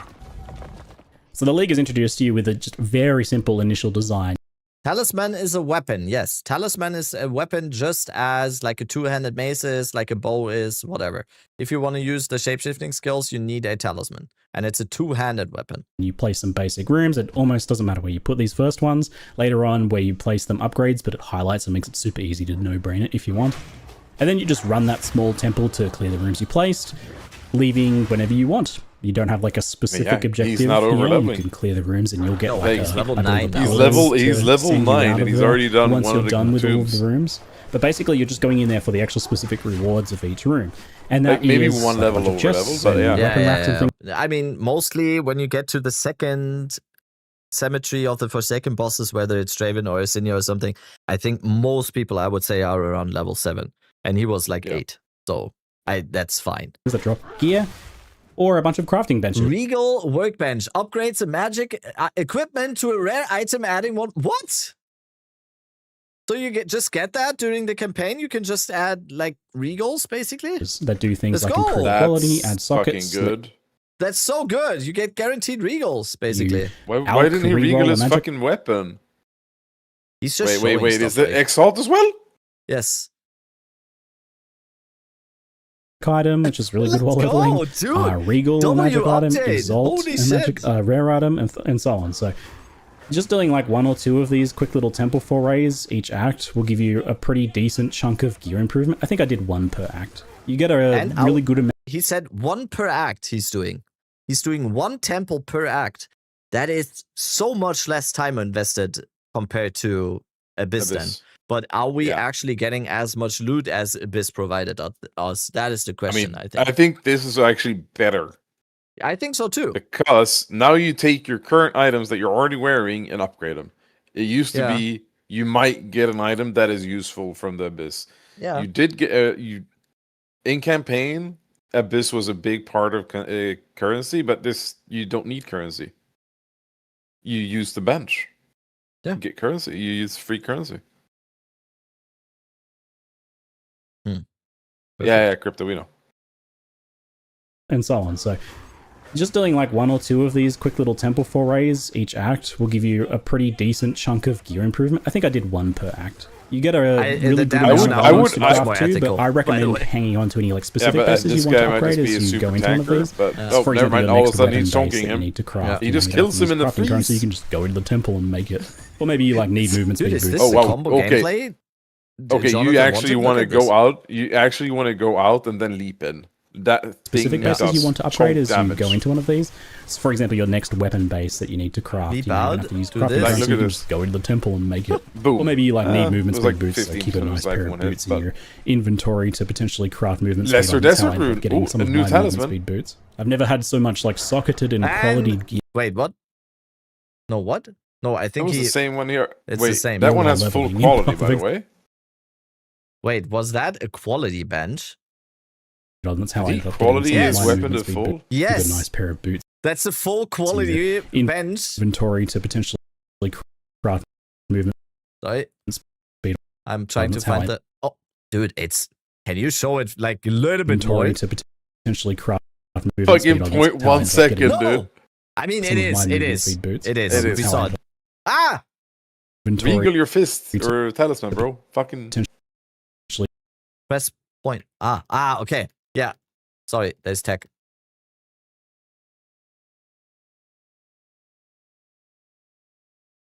There's tech. There we go. Greatly improves the quality of a martial weapon, caster weapon, or armor. Dude. It allows you to go over 20 quality. What? What? I ended up getting some of my movement speed boots. I've never had so much like. Hey, they had 20, but maybe it's in the database. Let's go, Jazz. Jazz with the actual socketed and quality gear while knowledge base here. Dude, what as the I have with this temple. Is so good. The spirits yearn. No, you get like fucked by a group of wolves. So after my quick 5-minute temple gearing session, I quickly returned to the cemetery to absolutely embarrass Draven in wolf form. And then I do much the same on Lachlan too, which is often a decent difficulty spike for a lot of builds. Excuse me, did you see the damage that leap did? Yeah. I think it did like 700 damage, like 600 damage. This looks like a twink run. This looks like full twink here. I would, okay, so my strat, I think, for campaign, I'm kind of sad that he doesn't show Bear anymore, because Bear actually looked like it also deals this much damage, so... Yeah. Sorry. Say again? I think my strat will be, like, once I have items, like a new weapon. The highest base that you can get, and I need to regal it or I need to exalt it. I think, and like maybe one other item that is important. I think I do the league mechanic, just to upgrade it for free. Yeah, I think that is not a stupid play. Wait, he all of a sudden has 226 life. He has 240 life now. Yeah, he's definitely juiced up. He has 246 life in hunting grounds. That is. He had 140. Like he had 170 like fucking 2 minutes ago. Yeah. The other set of Wyvern starter abilities is melee with Wing Blast and Wyvern's default attack Rend. But whoever don't know how you get in wolf minions, when you mark an enemy above enemy head, you see the red mark and kill it with it spawns minions. Okay. Yeah. So Wing Blast is a bit like Spears. Just notice something. Boss takes damage from each ice crystals, which is a huge part of the damage. That doesn't work like that anymore. Okay. Engage skill. It's a backwards leap that can get you out of harm's way and do some other utility. Yeah, this is, like I'm baited. I'm getting baited here. We're all getting baited as fuck here. Yeah. I think like let's hold hands. Everyone in chat, take someone to the left here to the left side and then to the right side. We hold hands now. And now we're all singing like, we're about to be baited. Dude, that's not my hand. Oh, sorry. But in this case, it also is a large AoE that stuns primed for stun enemies and triggers an extra explosion for some nice kind of like AoE clear on those stunned enemies. It also generates charges on stunning enemies, power charges with a surpassing chance, it's called. You can scale it past 100% for more charges, potentially, for example. Okay, I need to see the Wyvern again. There's an extra explosion for some nice kind of like AoE. But he said on the Wyvern, by the way, that this is going to be changed the most, right? Because they probably, when he played this, they also were has a not large satisfied AoE with that the stuns performance. primed for stun enemies and triggers an extra explosion for some nice kind of like AoE clear on those stunned enemies. It also generates charges on stunning enemies, power charges with a surpassing chance, it's called. You can scale it past 100% for more charges, potentially, for example. That's how that works. He didn't even get And to one bring change in that the DGG has cemetery, already bro. told me about here with the Wyvern is that this skill has been buffed a bit by granting 3 charges now on stunning unique enemies, which is good because I felt like it was difficult to actually use the power charge stuff in boss fights, but having 3 charges means you can get like 15 seconds plus of empowered attacks or something. You can like chain it through the rest of the boss fight. So I could see you kind of just getting 1 stun and then that carrying you through the rest of the boss fight. I mean, this damage doesn't look bad either. Like So when that he's does sound like a swiping nice with the improvement. empowered wings. So the rend basic attacks can spend a power charge if you aren't currently buffed to give you a buff. With empowered lightning attacks, it gives that skill a much bigger AoE and adds lightning damage. It does a few other things with a few other skills too. It actually turns it from like a very basic little melee attack into like a pretty hefty, big cleaving skill that does quite a lot of damage. Empowered Rend, it is slow, but it is big and chunky and really satisfying, and I'm really hoping that there's some potential. Dude, +2 melee talisman. That's a 2-handed weapon. In Act 1 hunting grounds, that's not that unrealistic. You can have a +1 by here. Or like, I have had many +2 +2 crossbows in Act 1. Yes. It's not super rare. It's not that unrealistic. Literally just go to a vendor and look for +2 Yeah. melee. It's not the most rare. I think you're forgetting that talisman is a 2-handed weapon. Like 2-handed maces, sometimes you get a +2, or a lot of times you get a +2 melee 2-handed mace in Act 1. Especially if you're like Ziggy D doing everything and doing all the side quests, going back to town probably. Potential for like melee rend builds that maintain empowerment with that, because it felt really good when I was cleaving. It's not the that weapon packs with unrealistic. it. Wyvern's early game was definitely the hardest to get the hang of all of the kind of types here. At least when you try to stay purely in Wyvern form, because again, just like you can just use something like Wing Blast alone for a melee escapes skill and then like play your bear build, right? There's no reason you have to kind of like force yourself to stay in any one form if like overall it doesn't feel like it's paying off for you. Still kind of wrapping my head around that. I did also kind of take Wyvern form. Yeah, the wolf staying in the Wyvern form is kind of cracked. Once I got through there, the first Spirit Gem gave me options of Savage Fury, which is basically a Druid-like Berserk buff that drains your health for a short boost to speed and damage. It looks very strong for bossing, and it's probably not too hard to manage that life loss as long as you got like a flask charge or something. Probably well worth it, and I expect we'll see some use. Anything that boosts your damage and speed. And Gorm's already doing T10 maps, yeah. Duration is usually a popular choice. I didn't get to chest it in this run though, as Spirit Gems are pretty hard to get. Wait, what is that? Oh, Spirit Gem. Wait, Savage Fury. Yeah, burns life for more damage. Okay. What is Briar Patch? All of in the campaign. A portion of the physical attack damage you deal is stored. Casting a spell uses the stored damage to create a patch of thorny ground that needles moving enemies. So it's just for like... It's just for... Can you go back to the previous one?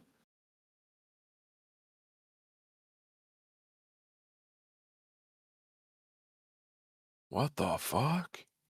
Buff grants 16% movement speed, 32% attack speed, 21% more damage, 1 second pure fury, maximum 20 seconds. What?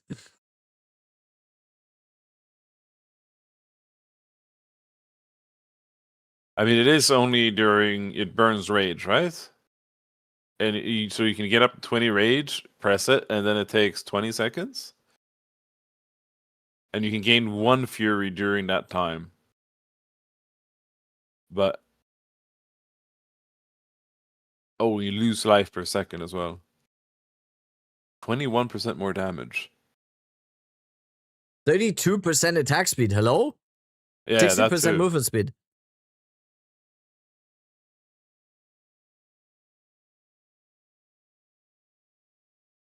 No rage users. Yeah. Oh, Fury. Oh yeah, Fury. Fuck, I'm dumb. Yo. I'm going Talisman campaign. Choice. I didn't get to 'Cause I don't chest care it in that this it run though. makes you Spirit Gems lose are pretty hard to life. get hold of in the campaign. You get 16% and I instead went movement for speed. Briar Patch. So this And if buff you're in stores wolf some form, you're melee already physical- faster. Wait. Lich. Huh? Oh my god.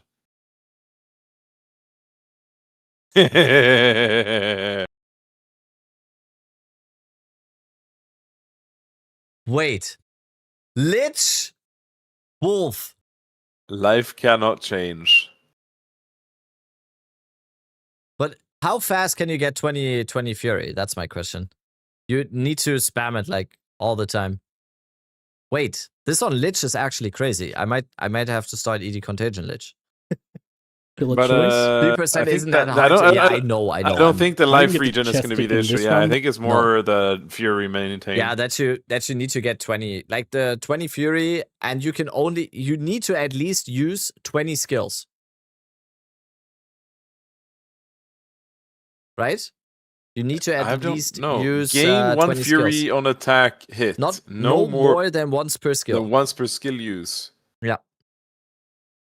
What does that mean? Like every time you use a skill, you get 1 Fury? Yeah. Just get 10 per skill? What do you mean? What? What do you mean 10 per skill? Bone Shatter with attack speed. 1 Bone Shatter Fury requires per maces, attack bro. hit. Basic attack, not skill. Yeah, basic attack. Doesn't say melee. It says you can trigger attack with hit. less Fury. Oh, you don't need to have full Fury to start it. Yeah. Oh. So you can just spam it. There's no cooldown. Yeah, but if you have 6 Fury, you get 6 seconds, and then you can... Okay. Ooh, okay. And then you can just fucking put prolonged duration in there. Dude, look at the picture of Wolfpack. How cute is that? And I instead went for Briar Patch.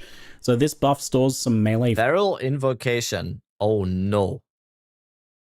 Is this a meta skill gem for shapeshifting? Again. No, invocation. Those things Physical damage that you deal to enemies to automatically place a thorny You lose all Fury in human form. Okay. ground when you next cast a spell. So if you put a volcano down, it'll be surrounded by I don't know about thorny Briar ground, or Patch, if you dude.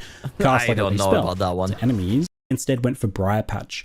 So this buff stores some And melee also you physical can't whirling damage that slash, you it deal to requires spear, and I by the way. instead went for Briar Everyone in Patch. chat said it. So this buff stores some melee physical damage that you deal to enemies to automatically place a thorny ground when you next cast a spell. So if you put a volcano down, it'll be surrounded by thorny ground, or if you cast like a lightning strike or something, it'll be thorny ground as well. It's got a built-in delay, but it's super easy to charge up with just like a single pounce on enemies, for example. It's pretty low impact overall.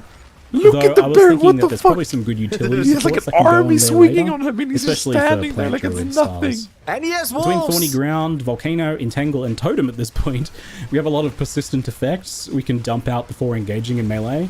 And they all scale fine together at this point in the game, right? Like, so there's no real reason to just not go ham and use everything. It's just like throw everything in the kitchen sink at the boss and then go in and bear slam them. You know, you got time often while most bosses are doing some sort of monologue to like pre-place like 4 entangles, 2 volcanoes, He's talking about the a totem, and automatically place down the passive other buff thorny that just ground. puts roots. So you're absolutely going to go that don't route. look like they're The other doing notable anything. spirit gem choice that I passed up earlier was Herald of Ice, and I wasn't able to get my hands on one for the rest of the 3-act session, which is something I wanted to note because it's a bit of a shame because I played it and loved a lot of the wolf form, but I never really felt like I got the full picture of what it plays like. Yeah, wolf form with Herald of Ice just seems insane. It feels pretty good, but it was missing a bit of also, I minions. think, you think they are going to buff it? And not having Herald of Ice is like obviously the missing piece of that puzzle. So just keep that in mind as you watch that wolf gameplay in the future. And just mentally add some of your own ice explosions to that gameplay. Just to kind of imagine how... Cal, plants are actual bait. They told us they actually baited us so hard with plants. They said in the reveal trailer, they went like, oh, plants, and you can water the plants. And then they showed 2 skills, and those 2 skills are the only skills that are in here. There's no plant skills. There's 2. One is a level 1, and 2 is like, what? Werewolf leveling might go. It's already really satisfying, like doing the icicle explosions and freezing things and watching them shatter. I can only imagine with Herald of Ice how satisfying that's going to be. If I go Wolf, I'll definitely grab Herald of Ice. For Bear, I'd probably grab that Savage Fury. And Briar Patch, if I level like a Nature Style Druid, maybe, I don't know. Activating it with Pounce, maybe. I think that's more of a specific build thing. It's nice, but definitely not as impactful as other Spirit Gem choices.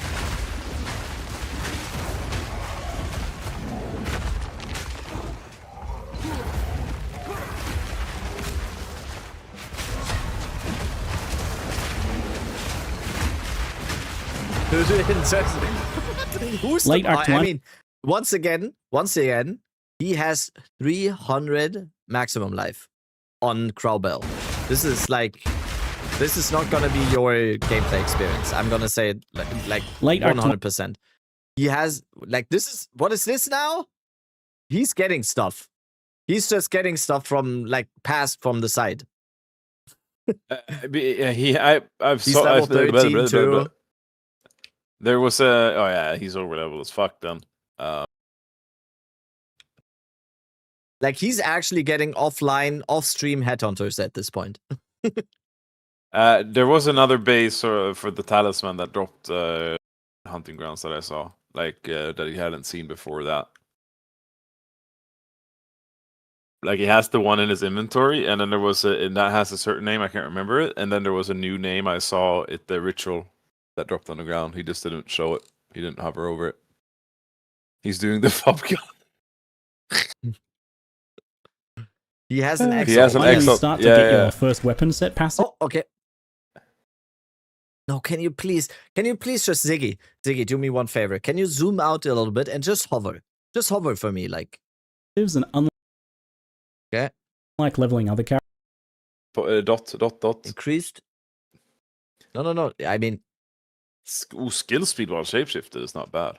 Yeah. You really want to start taking advantage. Wait, what was that node? Okay, that's just damage and regenerate life.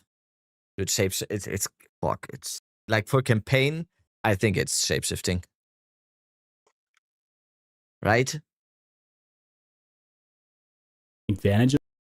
Yeah. What is the big node these though? Right away if you're going spells and shapeshift combo. Which this is absolutely think you should. It's super fun. So it's pretty simple. Wait, did he just mouse over the big one? Which I absolutely think you should. It's super fun. Yeah, he did. Okay. 20% increased life regeneration rate. Recoup. I think we already have this one. So it's pretty simple initially to start doing this. If you've never messed with the weapon set trees, it only really gets confusing when you try to do respecking typically. That's when you kind of got to wrap your head around just how it works. But initially, you can basically just kind of throw any duration or clearly spell-oriented clusters. He's not going full damage next one. What the fuck? Shapeshift or survivability nodes or melee damage stuff on the talisman. Yeah, count the passive nodes. I spent some ticket goodies a lot as I went. Actually, it's more advantageous to go. And it felt like a pretty nice more hybrid style payoff build. for it. There's quite a lot of it going on that you can cherry pick between in the Druid area of the tree. It makes sense. I think passive tree support is super important for this sort of hybrid play style, and it's good that that kicks into gear pretty early on if you want it. For Executioner, I decided to Farmer was the bear DMing me slams. from when I DM'd him earlier, and he was like, "Yeah, I gotta go though." Then I didn't read the second row, and I was about to type "have fun," and then I read the second row, going to a funeral. I was like, "Oh, never mind." God. I'll be back. Altsquelle 1. Yo, S tier water right there. S tier sparkling water. Since they performed pretty well early on, I was keen to see how they were holding up at this point. I had the totem now to add in, and that triggers the jagged ground from the empowered slams to create another explosion for some more bonus combo damage. This is ridiculous. ED Contagion Wolf, how do you know? You don't even need he says Contagion, but yeah, Contagion is broken for everything in Act 1. Yeah. Or at least for the first, like, 5 to 10 levels. What the fuck is this? Who's the boss? Yeah, he's literally standing on his legs. Combo damage. What do you want, Punk? He said something, Punk? I mean, this is better than grenades. This is better than grenades. They did this. They did this on purpose. This is on purpose, guys. Come on, again. Hands. We are getting baited. Hold the hands of the people left and right to you in the chat. We're getting baited. We're getting baited as fuck right now. There's no way this is how it looks like. Stop grabbing my dick. Oh, sorry. Not sorry. Dude, how is he also look at, he's shocking him too. He's clearing the screen. Damage. Oh, he's shocking him too. Like he has like the vine. Wait, go back 5 seconds. Go back 5 seconds. Okay. Yeah. Did he get an exalt here? I swear he got an exalt. Combo damage. Yeah. No. Look here. Entangle. Ignite. I think the ignite. Flammability. No, that's like there's flammability ignite. and ignite or something. He's also getting freeze build up.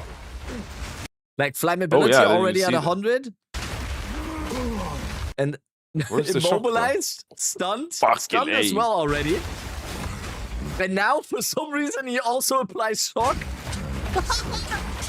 Are you kidding me? Oh, it's the totem. Yeah. Fuck. It's just like the executioner is like, yo, what the fuck are you doing to me? Yeah, their form is pretty amazing on bosses, and overall pretty well rounded. Felt like the most well rounded of them. Like powerful single target, decent AoE clear, maybe a little bit slower, offset by just switching into wolf form, and nice defenses I mean, too. he's sprinting. It does not look like he's sprinting. Oh my god, nice. The pounds. Powerful single target, decent AoE clear, maybe a little bit slower, offset by just switching into wolf form, and nice defenses too. It's pretty nice. Oh my god! And you can just use that pounce to form shift into wolf and start sprinting when you move between packs. There's no reason why bear has to feel slow when you can instantly shapeshift into a wolf whenever you want.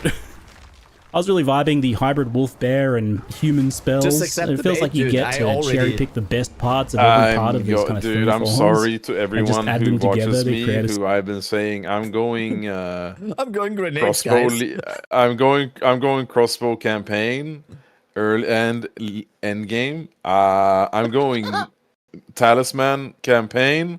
To anyone who watches me, I'm sorry. I'm going talismans. Shapeshifting. But are you still going Huntress start or? I don't know. This was unexpected. I'm not gonna lie. I didn't think it was gonna look this sick. I'm kinda.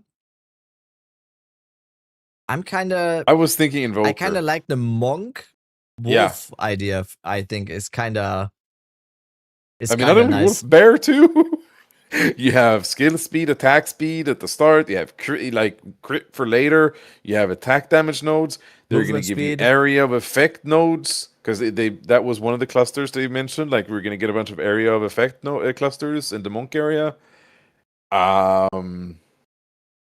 thing is, I want to go druid first. I might just level druid first. Get a build up and running, and then second thing immediately go like. That is what I'm thinking now too, because if you're gonna play the new stuff like talismans and shapeshifting, why not just do it on a new class, right? Exactly. Might as well. If we look at the druid ascendancies, give me 1 sec. Yeah, and I was gonna mention that as well, like Cozy just said, invoker ascendancy as well, right? Fucking spirit for free. Crit penetration for free. I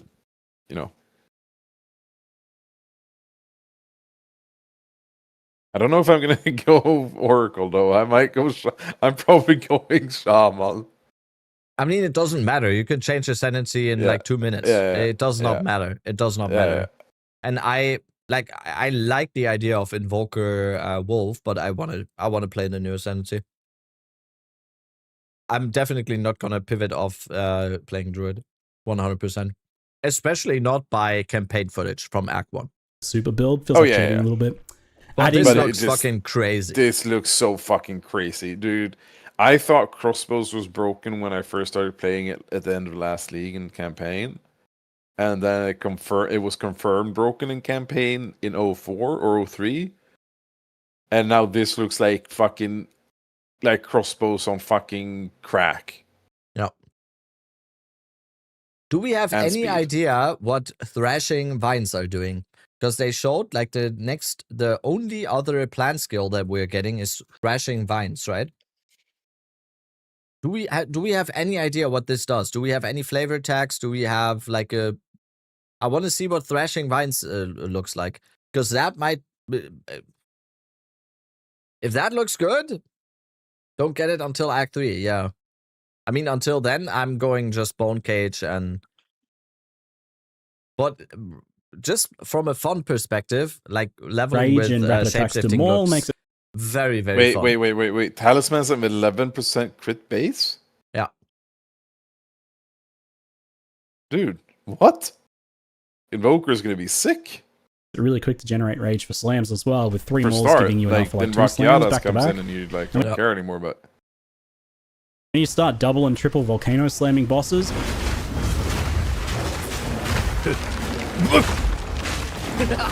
Yeah, get the fuck out of here. Get the fuck out of here.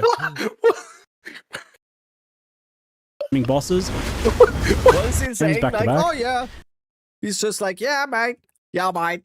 We're just, yeah, mate. We're so just really quick to generate rage for slams as well, with 3 mauls giving you enough for like 2 slams back to back. I mean, this is kind of crazy too. He pre-places a shockwave totem. He places like the entangling vines, and he can also pre-place the volcano. Of course, he's fucking annihilating him, dude. And when you start double and triple volcano slamming bosses, he wolf left in as well. Nuts. Oh yeah. So I mean, this is honestly more damage than I Guy do really got with outclassed on this whole like, shapeshifting trope, even after selling his soul for it, right? So anyway, I don't know if you can hear in the background, but I have a newborn baby and our family's all sick right now. So I'll end part 1 of this preview here and optimistically hope to be able to get part 2 out before launch if I can. I'll try. Forgive me in advance if it's a bit later or if I can't make it. At times like this, definitely going to be playing Wolf for Geonor though, just like, to bully him as a just to be like, what about this bad boy? What the 352 HP now, yeah. I wonder if there's like something that scales his HP and I in hope that for. helps. A few of you see a bit more of it. I think it's just like a GGG employee standing next to him, just being like, "Yeah, let me give you this item." Yeah. Let me just code that in. It's very like you will. I don't think I ever had even 200 HP at Geonor. I don't think I ever had that because he's probably like doing a 3-hour Act 1 here or something. He just like actually is just doing everything. Probably crafting like a shit ton and just like selling everything. It's just, but still, like this looks, you know, the fun that this looks insane. Like I said, some of these like that fucking like Candlemas literally looks better than having full twin maybe gear. do my part just to give you a little bit more of a realistic impression as to what it looks like. Anyway, folks, that's it for now. I'm Ziggy D, and thanks for watching. Yo, Ziggy D. I'm getting baited so hard right now. Okay, we're getting baited this hard that we would just watch again. Druid. We'll take a look at the shapeshifting forms, Druid spells, and how the new class plays overall in the early campaign. I got a chance to record this when I went to the studio to host the Q&A. Thanks to Grinding Gear Games. She's easy, but not this easy. Keep in mind that as she's stunned the entire time. He hasn't dodged a single time, man. He hasn't skipped. No, he hasn't. He hasn't avoided a single spell. The archetype is flavored by the combination of elemental and nature magic, combined with shapeshifting into various beast forms. He does the rare and challenging action RPG task. Wolf a bear, what's he doing? Yeah, he did do tunnels before Bira, yes. So he's like 1 level over leveled. And he does have a +2 weapon. But still. Even then, like, it's hard to not say this damage is absolutely fucking cracked. Carl, correct me if I'm wrong, but podcast is in 6 hours, right? It is, right? Well, he does press pot though. He does. Yeah, yeah. Sometimes you see him with 0 pot charges while full health. Bro, if I get hit with 2 arrows there, I'm dead. Yeah. There's another podcast with devs? No. There is a podcast. The Path to Exile podcast in 6 hours with Darth microtransaction. That is today. Hybrid of spells and attacks. The human form is where your spellcasting happens, and your beast with the new forms are where dev, your Dead melee Rabbit, happens. yeah. No, it's Dev Rabbit. The thing is, also when I'm talking about like, what I'm considering now, I'm not talking about an endgame build. I'm like right now, from what I'm seeing here, I'm just considering what I will play for a campaign, because I was pretty sure I'm gonna do spells in campaign. This now looks like I'm doing shapeshifting for a campaign, because this looks fun as fuck. Yeah. Holy fuck, that looks giving insane us the potential. Yeah, we got DM back. Yeah. Second podcast episode with DM. So to play a hybrid of spells and attacks. The human form is where your spellcasting happens, and your beast forms are where your melee happens. Not natural, this. Air's gone sour. When you start on the beach, this is brought home when you immediately find a staff with lightning bolt to begin spellcasting. However, that is quickly followed by looting the new melee weapon type, gonna come on as well. Talismans function just like any other melee weapon in terms of where your damage comes from. They scale just like a mace would, for example, with increased physical damage. And they look cool. Like the fucking skills and the shapeshifts, all that good stuff. They give you the ability to select a shapeshift form using this UI element. Werewolf and bear form is what you have initially, with Wyvern unlocking a little bit later on. This choice doesn't lock you into a form, but rather it just grants you the basic attack of the chosen form. Whenever you use one of these talisman attacks or any other shapeshift ability, you'll automatically shapeshift into that form. The basic abilities of each form are fairly straightforward, with the potential for a little bit more complexity as you go and unlock other pieces that they can combo with. The Bear's Maul grants rage on hit, while the Werewolf's form, for example, creates exploding chunks of... I don't think it's gonna fall off as soon as we hit maps, though. Like, I don't see how that's a thing. Like, I don't see bear form just all of a sudden flopping in maps. It's just maybe a little bit of a speed thing or something, or like melee in maps, just like straight up melee in maps. I'm not a big fan of. But dude, melee in campaign, watch his bear form stand there and tank 30 mobs like it's nothing. Yeah. You asked about thrashing vines. Go to the 12-minute mark at the reveal. Let me see that, because I want to see PV2 Druid reveal. 12-minute mark, you said. Cow. Ever wondered what the Karui god of war would look like if he was a bear? Well, wait no longer. It's nicely with your wolf form as well. And you know what else likes water? Plants. No, this is Entangle. Water your plant. No, this is Entangle.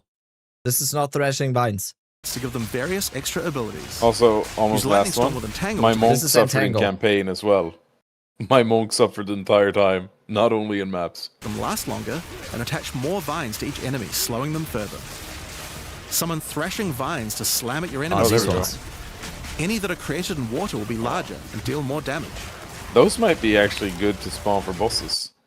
Yeah, like, probably right. With our enemies sufficiently subdued with our plants, time to really... And if they have physical damage, just like overall physical damage, if you're doing like physical damage as a wolf or bear and as a spell... I don't know. I think Spellcaster Druid is gonna end up using lightning. I'm calling it right now. Don't fall for the bait. I am way past that.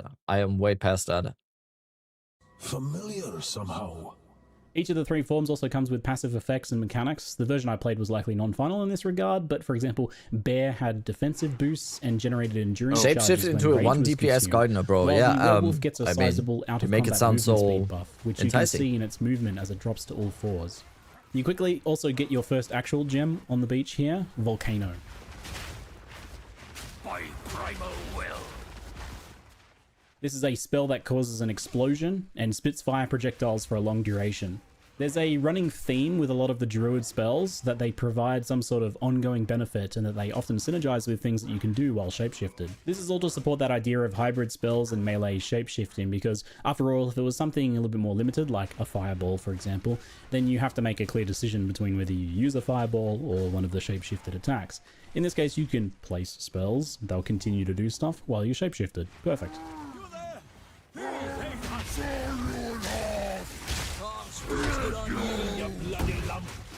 More on Volcano later. For now, though, we can fight the Miller. I like the whole thing about also just like bear and wolf form is the pre-placement you can do. If volcano, like, why would you not just pre-place the entanglement and the volcanoes at all times? Because it's like, hello? Volcanoes, and follow up with lightning strikes from the staff if we choose, or with our chosen shapeshift forms melee, which is obviously what I go for. I think the way here is probably because you get Volcano first, you just go Bear, like immediately, and you just annihilate Miller, and then probably just keep on doing Bear for then, and then once you get a few of the, and then switch to Pounce on Wolf once you get it, I guess. Yeah. Because that's also so insane, right? Because we have one weapon, which is the Talisman, and like you can just go whatever. You can go, oh, this act I'm gonna play Bear. This act I'm like, hello? And you, if you want, you can just equip a mace in your second weapon set and yeah, don't shatter. Accelerated growth adds explosive plants when watering. Hold up. We're back. We are back. Login. Plant. Go. Login. Explosive plants when watering. Okay. I'm logging the fucking hold. Gardener build. Still breathing. That's a start. Sleep now.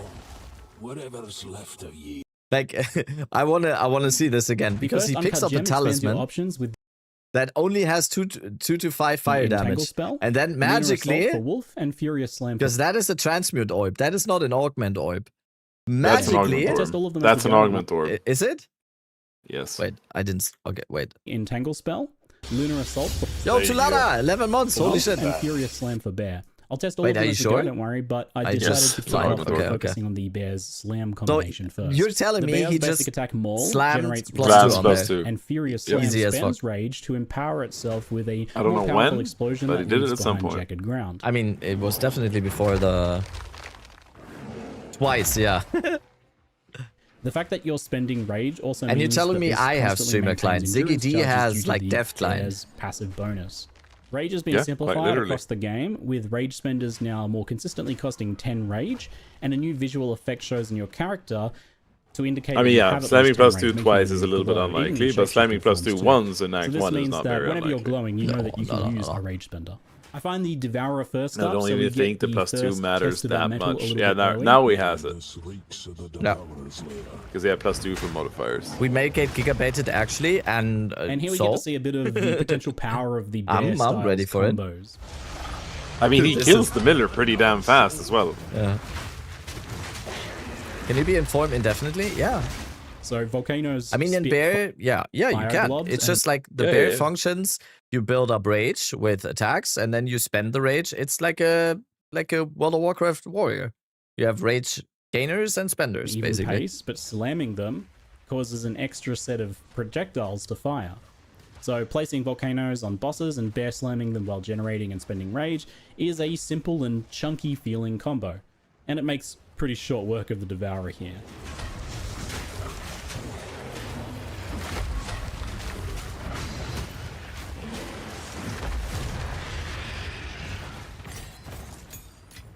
You've gorged on the good oh my. long enough. With the first support gem, do I need to upload an update video on power the Furious Slam, which plays very smoothly. It's I'm probably not going to spellcast as you naturally tend to space out the if shapeshifting. I literally spent like so the double hours last night get from Rage and just writing up my grenade / explosive shot combo choice for this playstyle. There was some other interesting options there, though, such as Overabundance and Burgeon for Volcano. So Overabundance lets you have a max of 2 volcanoes out instead of 1 at the cost of 50% less duration, which I think is a pretty good idea in many cases. Brings them down to something like 4 seconds, maybe. But I think that's a very good trade-off. Wait. Let's go over these. Where was he showing the... Oh, that's later. As you naturally tend to space out the slams anyway as you move around or as you generate rage with Maul. So the double empowered slams that you get from Rage and Fist of War also very satisfying. So pretty happy. Or he picked one off the ground with the flat fire +2. No, he just for some reason all of a sudden had +2 on that. There was some other interesting options there though, such as Overabundance and Burgeon for Volcano. So Overabundance lets you have a max of 2 volcanoes out instead of 1 at the cost of 50. Oh, wait, you can do Overabundance on Volcano, and you can do... Dude, Volcano into just bear slamming, I think brings them just down gonna to be your... your... 4 seconds maybe. But I think that's a very good trade-off. Single target, like... of them down really fast, get a lot more burst. You just annihilate everything and campaign with that, probably. 2 volcanoes at once. So I run into my first of the league's Val encounters around here. These are just simple sacrifice platforms. Basically, kill monster in circle. Wolf looks Thankfully, so they aren't nimble even too and strict nice, about though. you needing to be in the circle. You just kill monster from the circle. So this video is primarily about the Druid. I'm not really going to be focusing too much with Wolf, you probably just, in the human form, you just go Frostbomb or something. And then Wolf. Yeah. What are some other, like, full skills you could use here? Like that, synergize with that. Nothing really. Nothing really, dude. The Skyrim music is just...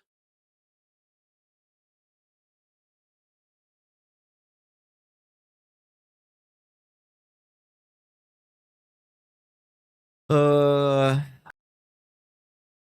my god. This is gonna be insane! But I will touch on my very limited experience with it. The basic premise is kill monsters from 6 circles, and then you go raid a ruined temple for loot and a bunch of crafting options to improve your gear as you level. I have been up since fairly unobtrusive 6 as you play through, and then you get the chance to spend a little bit more time 6 on PM? to do some What gear the fuck crafting. is That that? felt pretty powerful. I'm But now on that I get a a chance league to pick up launch the Wolf schedule. Skill, Lunar Oh, Assault, okay, and amazing. the plant spell Entangle, so I'll test those out. I was out drinking Friday and Entangle Saturday, first, so I it slept places until a 9 fish PM that Sunday. grabs nearby enemies to deal rapid small hits of physical spell damage while slowing the entangled foes.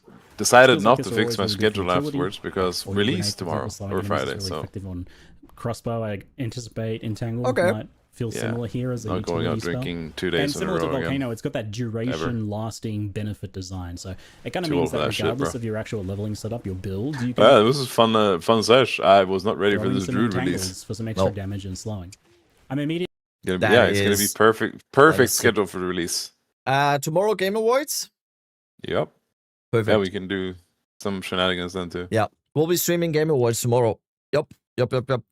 Guys, by the way, again, tomorrow, 1 a.m. CET, like European time, Game Awards. For some reason, you get a Twitch drop for PoE2 by watching a streamer that watches the Game Awards, which is me and Rake. And also, you get some, like a bear form, like a bear skin, if you gift a sub to a streamer streaming that. So just that's for tomorrow. That's in 34 hours or something. Can't wait for time new is that? D4 League. 1 a.m. That's CET. That's in 8.5 hours. 24 And then hours. 24 8.5 hours. So 32.5 hours. Yep. Can't wait for new D4 League. Get this guy out of here. Form for blasting bosses here. Double empowered volcano slams is Okay. very Isn't there like night, actually Rake. D4 League starting die. now or something? Hmm? Yeah. Good Yeah. night. See you tomorrow. Or see you tonight. Whatever. Tomorrow. Cheers, eh? XDD. Say bye, Rake. And the hybrid gameplay option on Druid means that if you need to kind of back off for a little while, you're taking a bit too much damage, your flusts are getting run down, you can give yourself Adios, some distance and muchachos. throw down some volcanoes, entangles, and later on other spells while you're recovering. I'll take the opportunity before we test some wolf form here to comment on the overall feeling of shapeshifting, and it is, thankfully, seamless. GGG have done a really good job here of leveraging the weapon swap system, especially after they. Are you streaming until the pod? I don't know yet. I definitely need a break in a way that requires in zero between. thought on the player's behalf, which I think is really important. I'll probably stream running the Druid until here, then. and then you had to teach them a bunch of complicated weapons. We will have quite a good exposure today, Carl. So even if I don't rate it to the pod, so we'll see. What mechanics and setup for the UI, it would be a real problem. But you don't actually have to think about it or do anything initially to use it in its simple form. So spells just naturally swap you to human form and your staff or wand so that you can use them, right? Because they don't necessarily work otherwise. And the shapeshift abilities need the talisman, so they automatically swap to that and thus swap you into your form. There's no real delays here, and it just feels smooth and seamless, even swapping between multiple forms. And the gameplay feels pretty fast too, because that was the thing from the preview that people were concerned about. Especially in War form, it feels very fast. Oh, DM isn't streaming? Oh, okay. Initial reveal, it did a good thing of focusing on clear, low damage, low movement examples of mechanics so that you could understand what was going on, but it didn't actually show what it kind of felt or looked like to play the Druid, and it made it look, honestly, a bit slow and clunky. So much blood spilled here, the earth still bleeds. The biggest thing that I noticed playing it, though, that almost right away in Act 1, it was much faster and smoother than I would have thought from the footage. And I can't believe that he's just standing there. If you do what he's doing here with any character, like with any character... The biggest thing that I noticed playing it, though, that almost right away in Act 1... You're dead. It was much faster and smoother than I would have thought from the footage, and that's because you're actually using things like dodge roll and sprint to reposition. And he's just like, yeah, okay. And you obviously have a lot more damage than what they use in those previews. And now onto the Red Veil Zone, I decided to... Tier list is going to be uploaded to YouTube. We're already done on the tier list. It's going to be uploaded to YouTube. Don't expect a serious tier list, though. That's what I'm going to tell you, for sure. That's what I am telling you. Test the early game werewolf style a bit more. Lunar Assault is a large slash melee skill that has a very high freeze rate and cold conversion.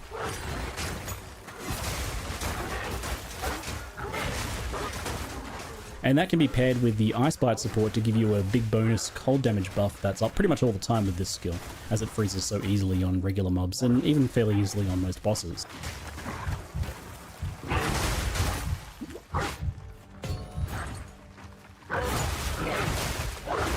As a quick aside, I can confirm that you can be knocked down while sprinting in animal form, and I can confirm that it's just as hilarious as it normally is. Though this only happened like 2 or... Did he use a pot charge here? And I can confirm that it's just as hilarious as it normally is. Though this only happened like 2 or 3 times in the entirety of my playtime. I'm not sure if I'm just getting better at using it, or if the shapeshift forms are naturally more resistant to heavy stuns maybe. Either way, it only happened a few times.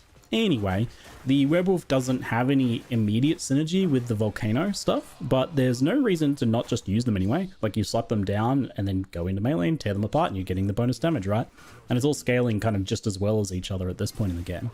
The early combination for wolf... You can also just put down a frost bomb and just go wolf, thrash it up with wolf, and then go back to frost bomb. Using the shred attack on enemies frozen by Lunar Assault. Shred's that basic attack for the werewolf. It's a rapid combination strike with the final hit in 5, I believe, hitting twice. Each hit from Shred on a frozen target chips off a chunk of ice, which then explodes after a decently long delay.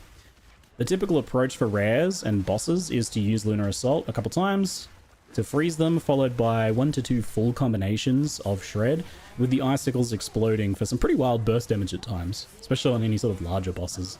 The icicles do fly backwards behind the target, but on bosses, most of them tend to hit, especially those bigger ones. There's a lot more you can do with the icicles later on, and more combo pieces for the wolf form. It's only just this kind of basic bit here, but...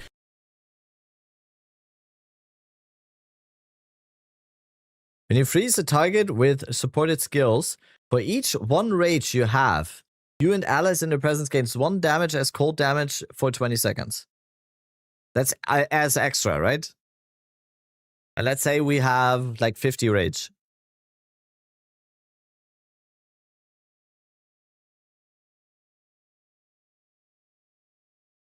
That's crazy.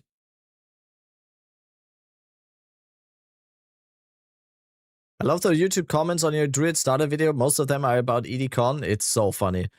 I'm getting bullied in my own YouTube comments. It's awesome.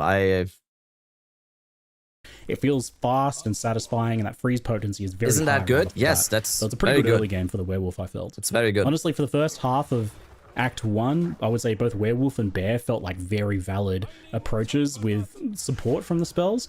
I don't know that I would go pure spells unless you maybe worked in something from one of the other elemental trees as well. There's no reason you can't mix and match those if you're using a staff anyway. Volcano and Entangle are like fairly good on their own, but you want something else on top of that as like a burst skill. Obviously you can use the basic staff skills. The pound skill is just insane, use a it third seems. gem maybe to pick up a spell from the elemental tree to round it out with a bit more immediate damage if you're going for more of a pure spellcaster, for example.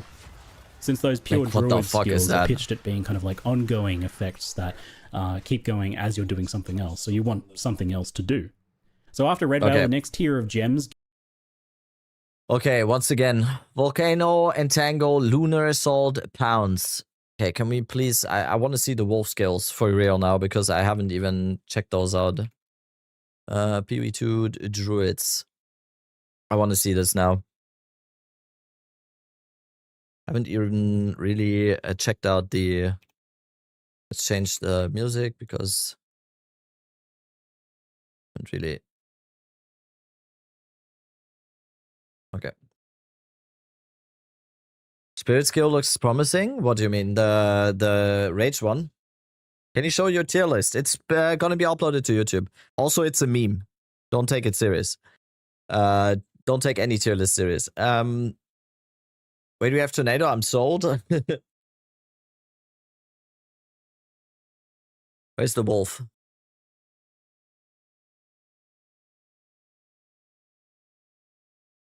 Converts 80%. This is just magnitude of chill and more freeze buildup, right? This is just like 2 freeze. This does not really a lot of damage, but freeze.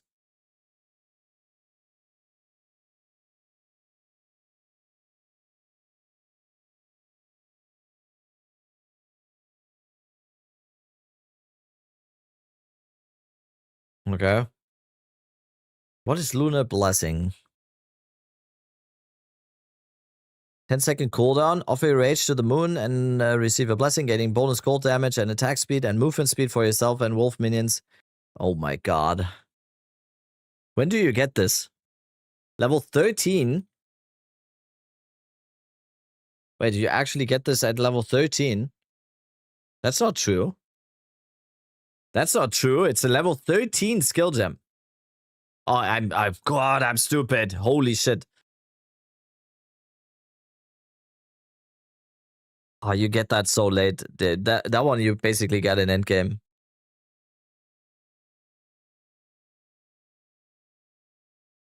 It says level 52. Yeah, I'm just stupid. I'm just stupid.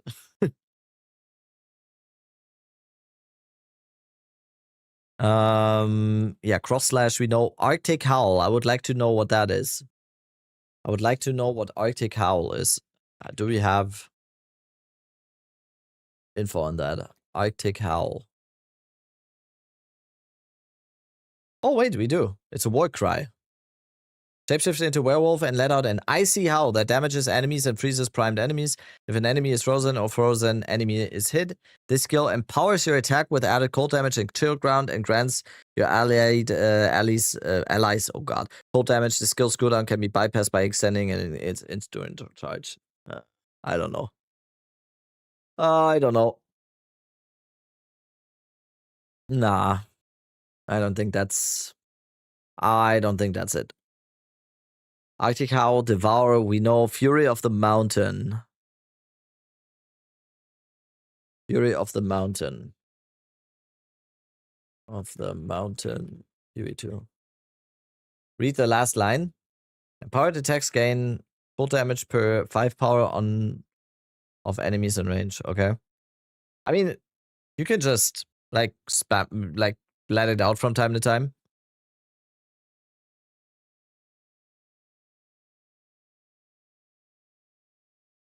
What's the most fun leveling build at the moment? Apart from Druid, which we don't know anything about, it really depends on what you like.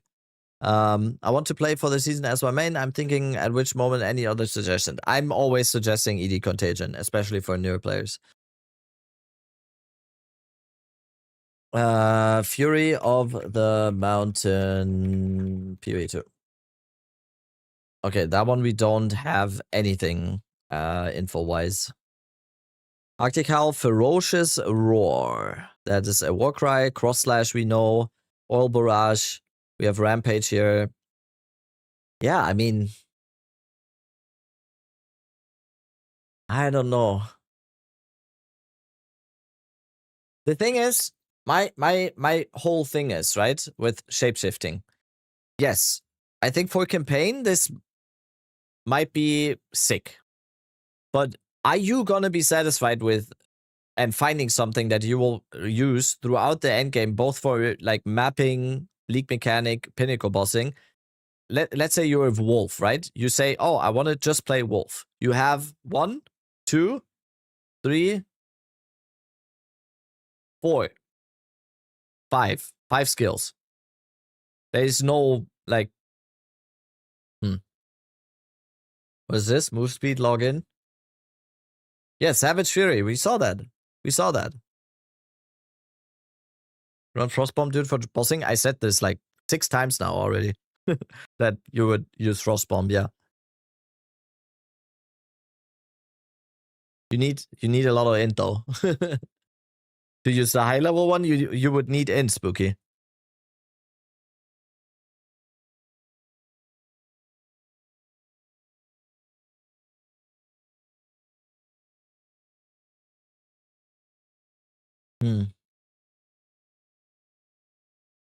Unbound Avatar, Lunar Blessing, Savage Fury for bossing. I already forgot what Unbound Avatar does.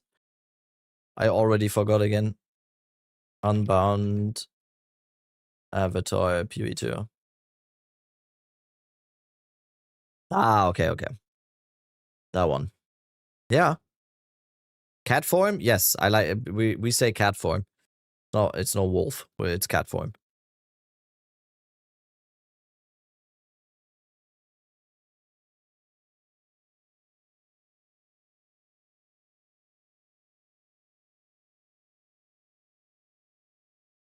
Okay.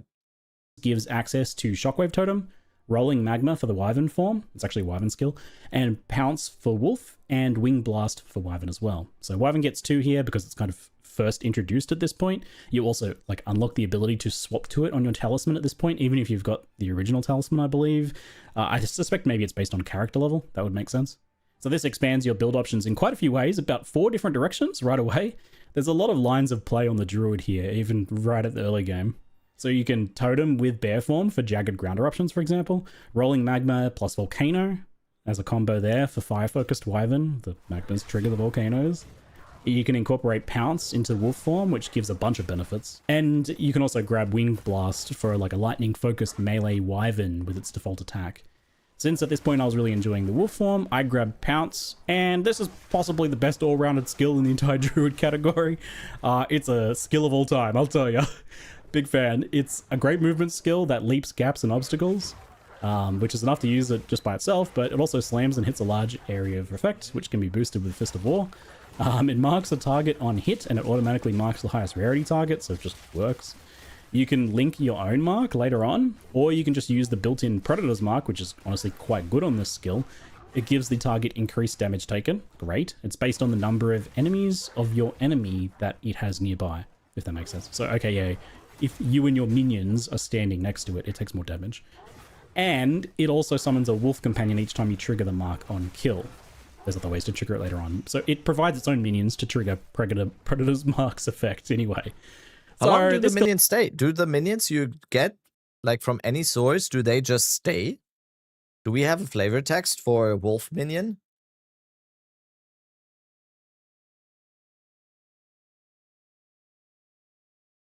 We have like a summon wolf.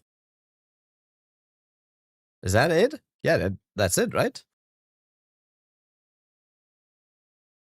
Wait, is that it? No.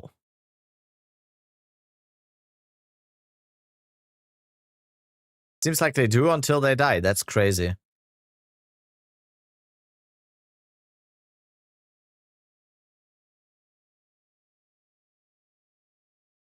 There's maximum number of them? Okay. Skill does everything. That's old reservation, Crazy. it seems, yeah. Obviously, it's a must-have in wolf form, but I used it in every single build I tested on Druid. I think if you're using a talisman in your build, you're probably going to want to use this skill. A leap initiator, mark on hit is really good for any melee playstyle, and it's good to just have unless you have like another movement skill that you really want to use instead. I can see you using it.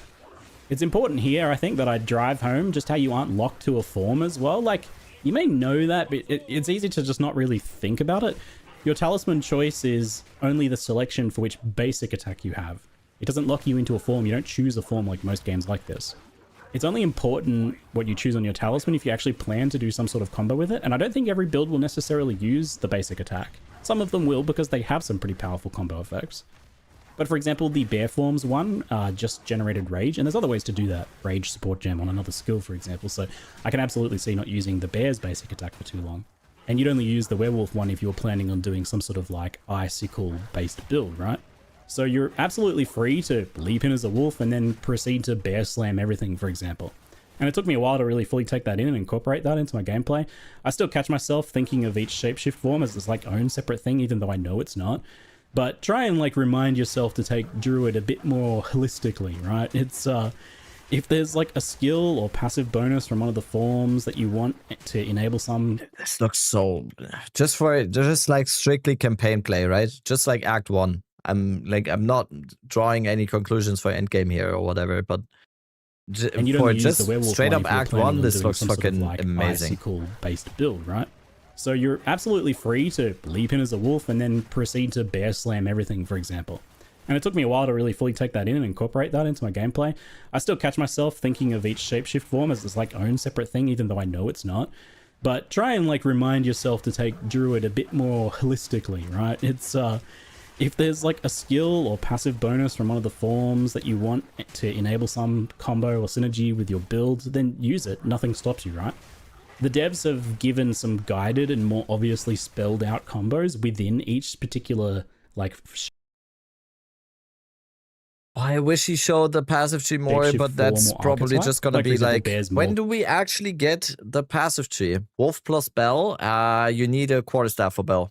Generating rage and then slam consuming and it, right? Like these are prepackaged items that we're given as obvious starting points, but there's plenty of room for cross synergies between forms and potentially even other weapon types too. Like I don't see why you Day after tomorrow, yeah, that's release day. And then consume it in wyvern form for the big flame breath or something, or even alternate between bear slam. Cootie, thank you for the prime. Let's go. And human form mace slams. I'm sure there's a build there. So he's doing all this damage only with those nodes. Really yeah, he's like pretty overgeared for it. You could have a quarterstaff on Act 2 on slot 2 though, on weapon set 2. Yes, but do you want to have a full weapon set 2 just for a bell? Yeah, maybe. I guess, but like you could say that for anything, right? Like this weapon set 2.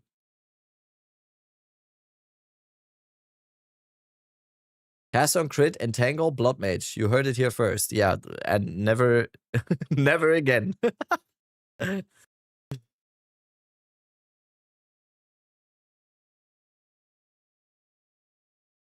attack speed, definitely got faster and more furious with pounce. Overall, this playstyle is a fairly straightforward melee attacker with some room for some pretty good skill expression, I think, in how well you position and freeze and then swap to shred enemies so that you kind of choose which direction. Bear Drill says, I mean, he has a +2 gem level talisman equipped. Bear that one in mind. Dude, your name is Bear Drills and you said bear that in mind. You're very close to getting VIP. And the icicles fly off. I think if you are pretty good at it, you can perform, you know, get a little bit of extra juice. This looks so nuts. He has 3 runes dropped in Act 1. He's definitely hacking. I think they improved the rune drop chance. Look at this. He has 2 transmutes and 3 augments in fucking symmetry. That's they must have improved that. They must have improved the drop rate on those. With some room for some pretty good skill expression, I think, in how well you position and freeze and then swap to shred enemies so that you kind of choose which direction the icicles fly off. I think if you are pretty good at it, you can perform, you know, get a little bit of extra juice out of it. But if you just want a Lunar Assault, freeze everything and just kill them with that, like a freeze cleave build, then you absolutely can, I think. It's not as high single target right away as the full bear form combo, unless you get like really nice shotgunning off the icicles on a large boss, for example. But freeze locks down many bosses, and I felt like I was just dismantling any bigger targets, you know. It's like by the time they go to do their first real attack, you freeze them and then they're nearly dead. So a lot of the fights were just kind of over before they began. Yeah, Talisman is two-handed. Very, very important to remember always. The talismans look like they are so small and it's just like a necklace or whatever, but they are two-handed. I feel like a lot of people are always forgetting that because so many people are like harping on the +2 and stuff that he has right now, but it's a two-handed weapon. And sometimes you get like on two-handed maces or whatever, you sometimes in Act 1 you do have a +2 melee weapon. But you can equip a scepter, yeah, with a node, right? With a keystone node. But you have half the spirit, but you can equip the scepter with a talisman. Moon Howling Chronomancer. The ideas in here are just, they are coming in. They're coming in. Right now, I was kind of thinking about having like one weapon set with the Whispering Ice staff, and the second weapon set with a talisman for Wolf, and then just go cold damage. Just go cold damage. And then have like do like a frost bomb, do like an ice storm. What other cold spells are there that we could use? And also like the whispering ice. The whispering UV2. What was it called? The Whispering Ice Permafrost Staff, right? That one was buffed. UV2 Ice Storm. And we could do Ice Storm? How does that work again? We do Elemental Exposure. Oh, I think... Oh, wait. I might have an idea now. Oh, wait. I might have an idea.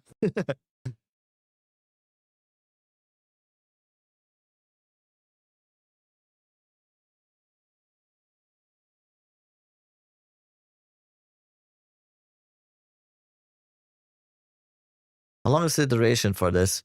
3 ice storms. Wait. E2 Heart of the Ice.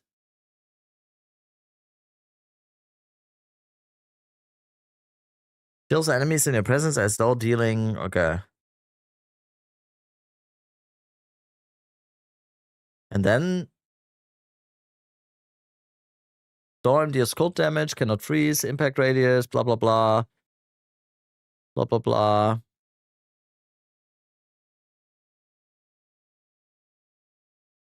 Someone have like a video of someone actually using the Whispering Ice. Or how it looks like. Oh wait, can I not just buy one? Wait.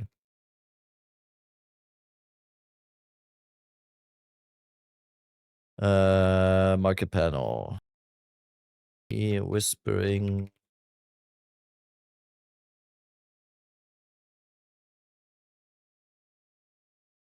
Wait, what? Wait, what? Oh, we are on standard. Don't get Whispering Ice nerfed? Nah. Wait, who's this guy? I know this guy. I know this name. It's standard, yeah.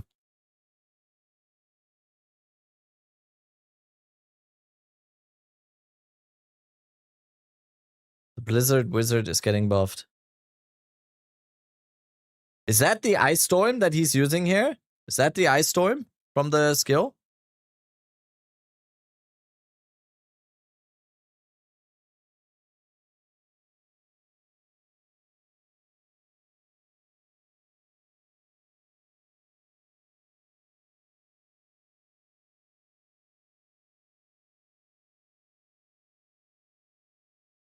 Everyone thinks Wolf is giga busted now. Let's get int. So we can just wear it.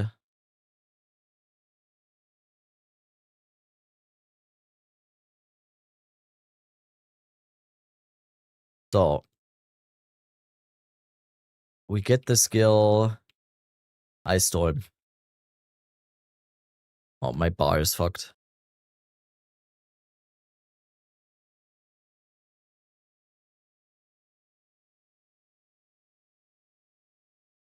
Then wait, this has no cooldown, nothing. You can just pre-place 3 Ice Storms. Change it to wolf form. You inflict elemental exposure with this one. Like, fuck the reduced cast speed. All cold spell skills. Ah, fuck. I mean, but doesn't matter though, because once we are in wolf form, we don't care.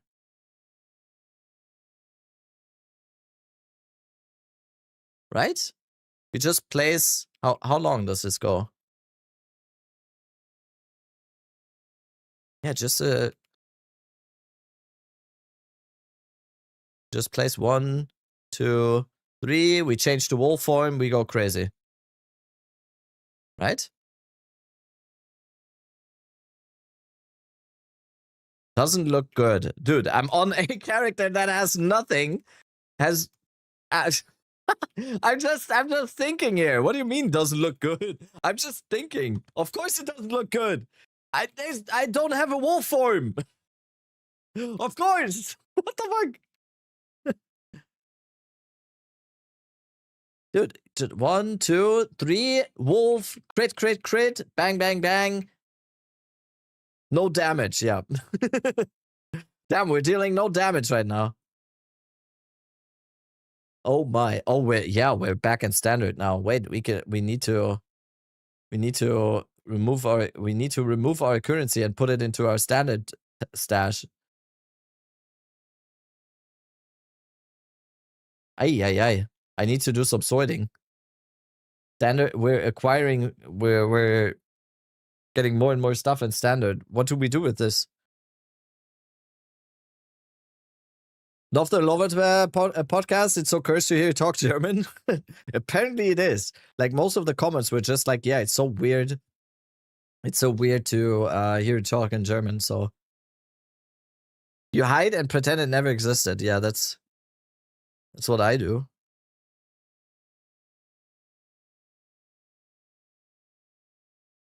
Okay. Yeah, I'm excited.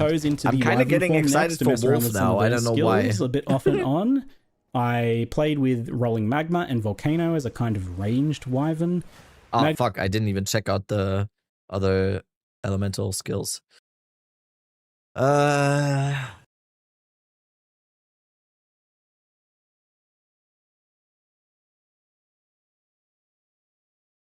mean, I think there is something there. I might go back to ground zero again. Thorn Spare, I'm down.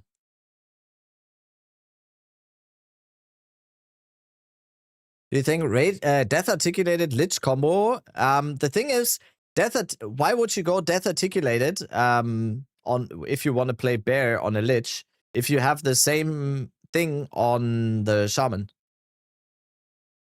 The Shaman Ascendancy just provides you with the same effect of the Death Articulated.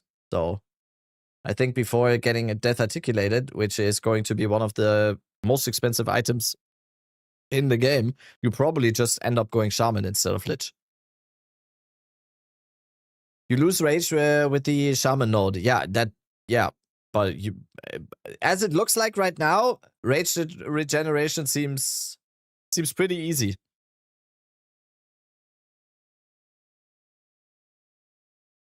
I'm getting excited for Wolf now. League launch day, I'm gonna play ED Contagion. That's slander. That's slander. You don't know the future.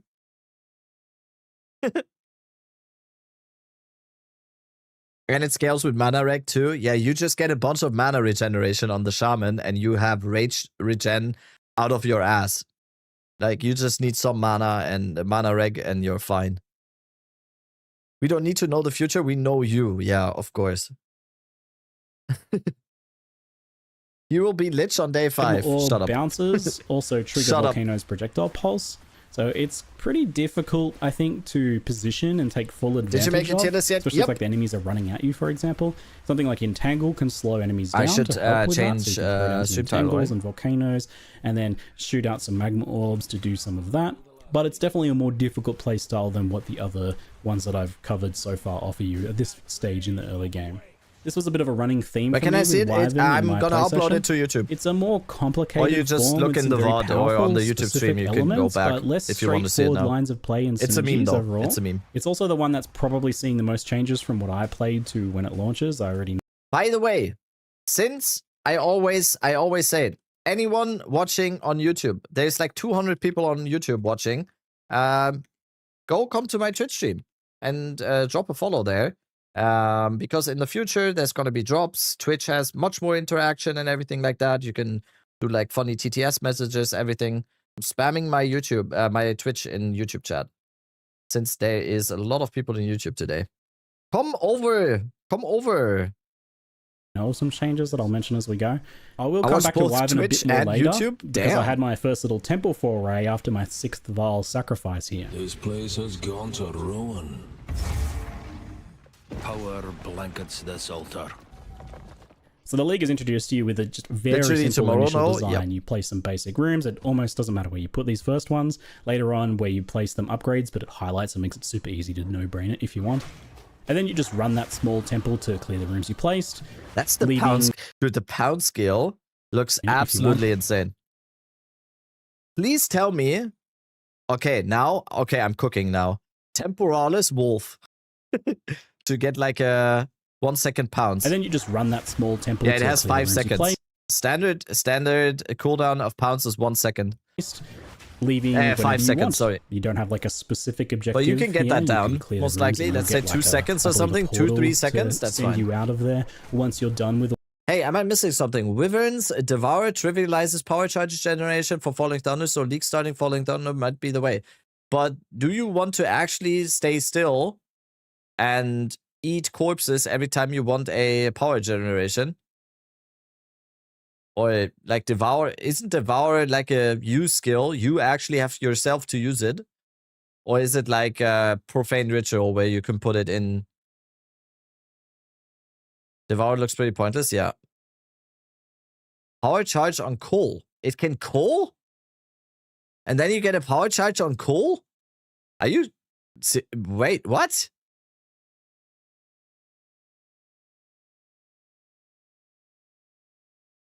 I guess this is gonna be the Shapeshifting League. But it's slow, yeah. It's a finisher or a corpse eater, okay. All of the rooms, but basically you're just I don't know there about for the that. actual specific rewards of Consumes up to 3 at once as well, okay. A bunch of chests and weapon racks and things that drop gear, or a bunch of crafting benches that do things like improve quality, add sockets, let you alch reroll a magic item, which is really good. Are you actually then going for like a weapon set 1 talisman, weapon set 2 quarterstaff just to use Falling Thunder? Wall leveling, but, regal, a magic item, exalt, and 1 second consume time. Yeah, that's exactly what I mean. Just doing like 1 or 2 of these quick little temple forays each act will give you a pretty decent chunk of gear improvement. I think I did 1 per act. You get a really good amount of items to craft too, but I recommend hanging on to any like specific bases you want to upgrade as you go into one of these. So for example, your next weapon base that you need to craft, you don't have to use crafting currency, you can just go into the temple and make it. Or maybe you like need movement speed boots, so keep a nice pair of boots in your inventory to potentially craft movement speed on. That's how I ended up getting some of my movement speed boots. I've never had so much like socketed and quality gear while leveling in Path of Exile 2 as I have with this temple. That's so good though. That's so good. That's why he's so much stronger too. Like he has he has sockets on everything. He has quality gear. Like so after it's my insane. quick 5-minute temple gearing That's session, insane. I quickly returned to the cemetery to absolutely embarrass Draven. Temple Wolf OP, form. yeah. And then I do much the same on Lachlan too, which is often a decent difficulty spike for a lot of builds.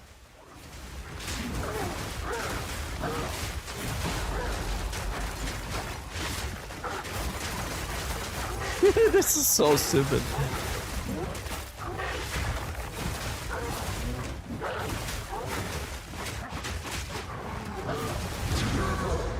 Titan Bear is actually good call, I think. Yeah, Titan Bear might be insane. Lest to take an arrow to the ass. The other set of Wyvern starter abilities is Melee with Wing Blast and Wyvern's default attack Rend. So Wing Blast is a bit like Spear's disengage skill. It's a backwards leap that can get you out of harm's way and do some other utility things. But in this case, it also is a large AoE that stuns primed for stun enemies and triggers an extra explosion for some nice kind of like AoE clear on those stunned enemies. It also generates charges on stunning enemies, power charges with a surpassing chance, it's called. You can scale it past 100% for more charges, potentially, for example. That's how that works. And one change that GGG has already told me about here with the Wyvern is that this skill has been buffed a bit by granting 3 charges now on stunning unique enemies, which is good because I felt like it was difficult to actually use that video? It's Ziggity 3 charges gameplay showcase. Like 15 seconds plus of empowered attacks. Yeah, what did he say? Sorry. GGG has already told me about here with the Wyvern is that this skill has been buffed a bit by granting 3 charges now on stunning unique enemies, which is good because I felt like it was difficult to actually use the power charge stuff in boss fights, but having 3 charges means you can get like 15 seconds plus of empowered attacks or something. You can like chain it through the rest of the boss fight. So I could see you kind of just getting 1 stun and then that carrying you through the rest of the boss fight as you expend all of your charges. So that does sound like a nice improvement. So the Rend basic attacks can spend a power charge if you aren't currently buffed to give you a buff with empowered lightning attacks. It gives that skill a much bigger AoE and adds lightning damage. And it does a few other things with a few other. Like, theoretically, if you go wolf, right? Isn't Invoker like the way to go? If you just like actually wanna just full on go wolf, isn't Invoker the way to go? Free spirit.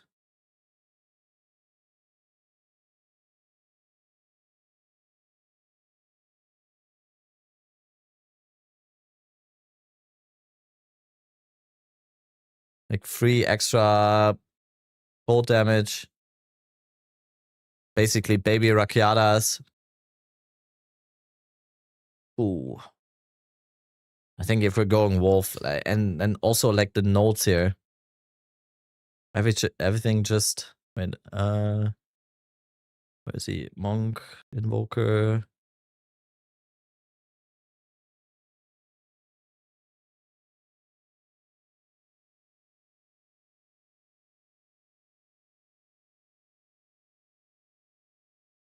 Wait, we don't like we don't have. No, we don't have them yet. Okay, never mind.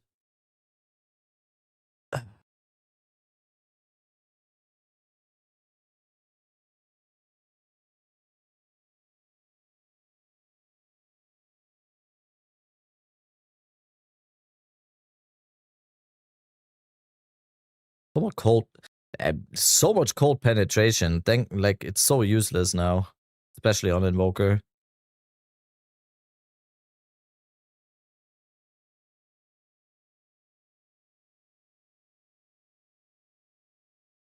Isn't Invoker kind of ass now? What?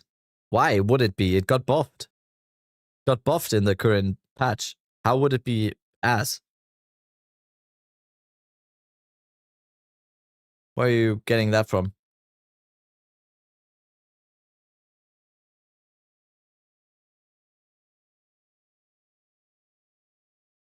They buffed Invoker? Yes, they did.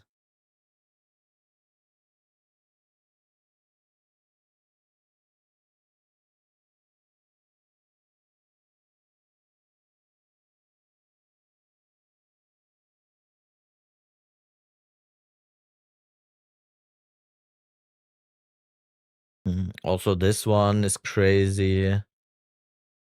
Like, there's so much cold damage here as well. Yeah. Does this live? Oh, this is penetration. Who cares? Cold damage, shield duration.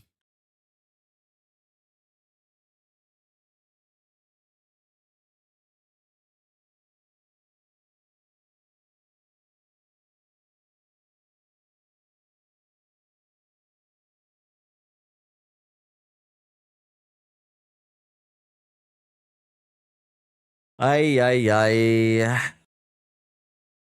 cold notes are kind of ugh. I mean, freeze buildup. Like this is probably one of the most important clusters. Chakra of Elements. Oh my. Monk, like Invoker, looks kind of interesting when you actually want to go to Wolfie.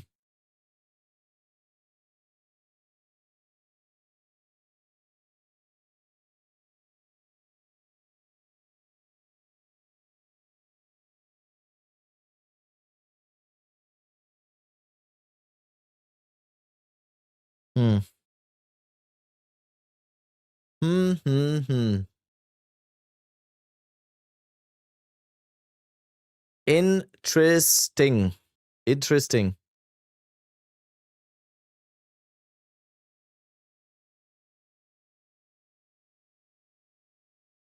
Like, it all depends on what we get here. It all depends on the fucking on the tree. Let me pull up the tree. Like, we just can't see shit here.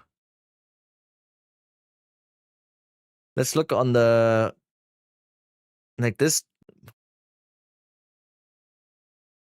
What does this look like? This is minions, right?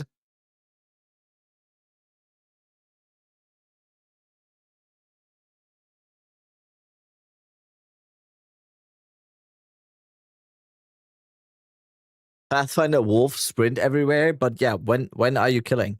That might be the speedrun way, yeah.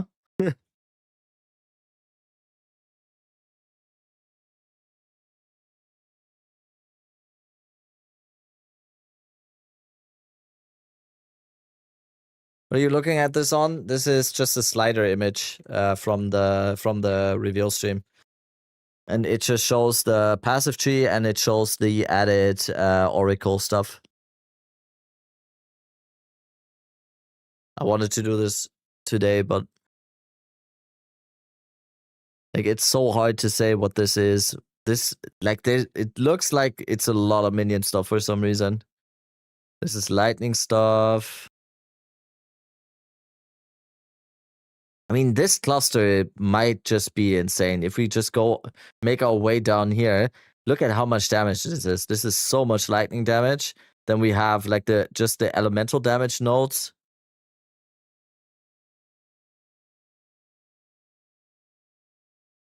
Then we have this, whatever this is. This looks like minions again. This looks like plants maybe, but plants, I don't know. It's such a bait. What else? Oh, down here. What is this? Making my way downtown, watering plants. Paces past, and I'm homebound.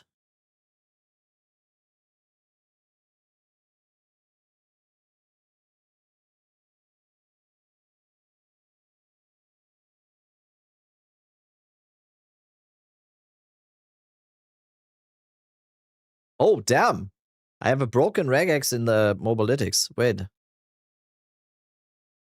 What did you say? It's, doesn't show MS boots, missing slash before the... Wait. Slash.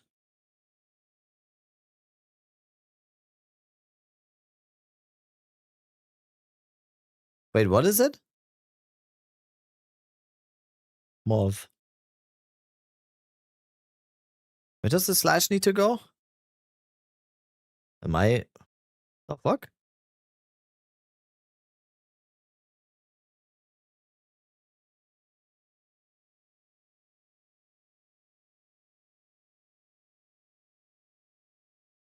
Does the slash need to go... Where?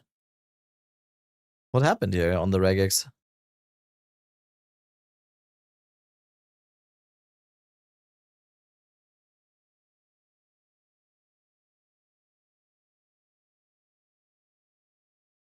Regex has been working weird for me as well. Huh? What's wrong with this regex?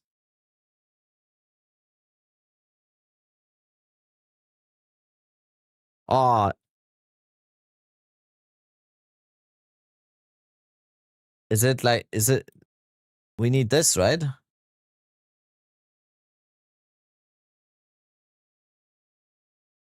E plus. Help! Someone commented. Help! What do I need to change about that? Close it for now. Okay. What are these nodes? Because these ones we can get like immediately. This looks like bleed, or this looks red. And then this looks like minions again. This also red. Like, it will all depend on the nodes. If day one and I check out the Oracle nodes and they just look like shit, we're not doing Oracle, obviously. It all depends on the nodes here. Like these ones. There's more lightning nodes here. I'm telling you, by the way, Oracle will end up just like a lightning caster. I'm like 100%. Look at this. If we just go down here. 1, 2, 3, 4, 5, 6, 7, 8, 9, 10, 11, 12, 13, 14, 15. And then down here, more lightning nodes. Like this looks like freeze, or yeah. Like there's no, yeah, Oracle Spark. I'm not even kidding. I am not kidding about that. Anything else? There's more lightning nodes here. Yeah, this is just, Oracle Spark is just gonna be crazy. This is probably minions. This looks like more red stuff. Pop here, whatever this might be. Minion stuff. Oracle seems to have a lot of minion stuff as well.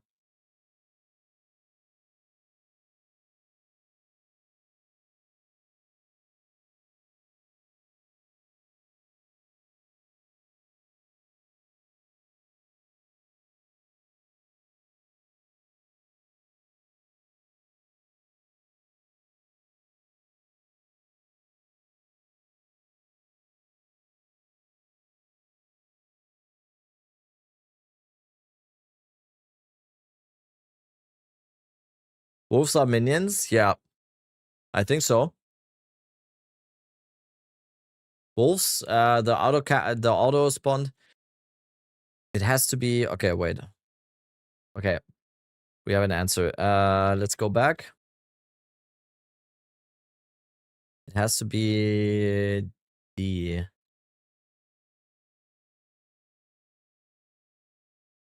plus. Oh, I'm missing a, wait, what? Ah, okay, so I was right. It has to be like this. Right?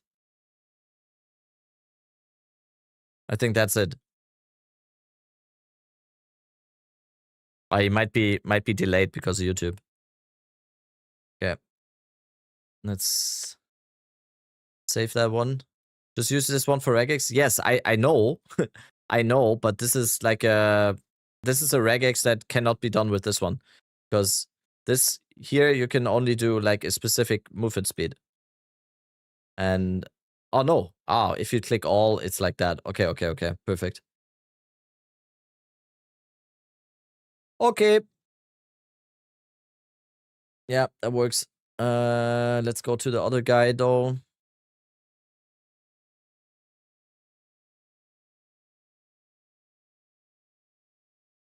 Go to the leveling guide. Let's fix it there too, because otherwise people are gonna be like, wait, why is this not? Why is this not working? Why am I not getting MS boots on the vendors? That's crazy. And then they will know it's my fault.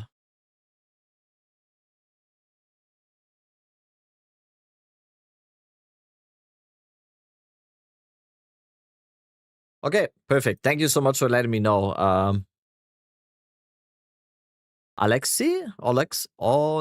No, my Cyrillic reading is very bad. Very bad.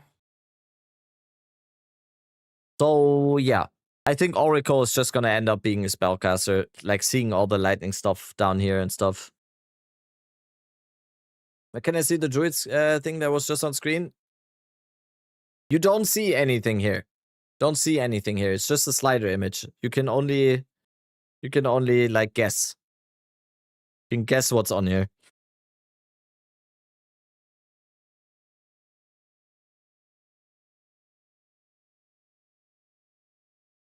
Yeah. Okay. Keep watching ZiggyD. Other skills too. It actually turns it from like a very basic little melee attack into like a pretty hefty, big cleaving skill that does quite a lot of damage. Empowered Rend, it is slow, but it is big and chunky and really satisfying, and I'm really hoping that there's some potential for like melee Rend builds that maintain empowerment with that, because it felt really good when I was cleaving my way through packs with it. Wyvern's early game was definitely the hardest to get the hang of all of the kind of types here. At least when you try to stay purely in Wyvern form, because again, just like you can just use something like Wing Blast alone for a melee escapes skill and then like play your bear build, right? There's no reason you have to kind of like force yourself to stay in any one form if like overall it doesn't feel like it's paying off for you. Still kind of wrapping my head around that. I did also kind of take Wyvern through one of the most difficult areas in the early game here, but once I got through there, the first Spirit Gem gave me options of Savage Fury, which is basically a Druid-like Berserk buff that drains your health for a short boost to speed and damage. It looks very strong for bossing, and it's probably not too hard to manage that life loss as long as you got like a floss charge or something. Probably well worth it, and I expect we'll see some use, anything that boosts your damage and speed. This looks so insane. I don't know. This is not only bear, right? You can use this on a wolf as well, just as well, right? Because wouldn't it even be better on wolf because you get the fury so much faster because you attack so much faster? Tier list is gonna be uploaded to YouTube after stream. I'm gonna upload it. It's a meme though. It's a meme.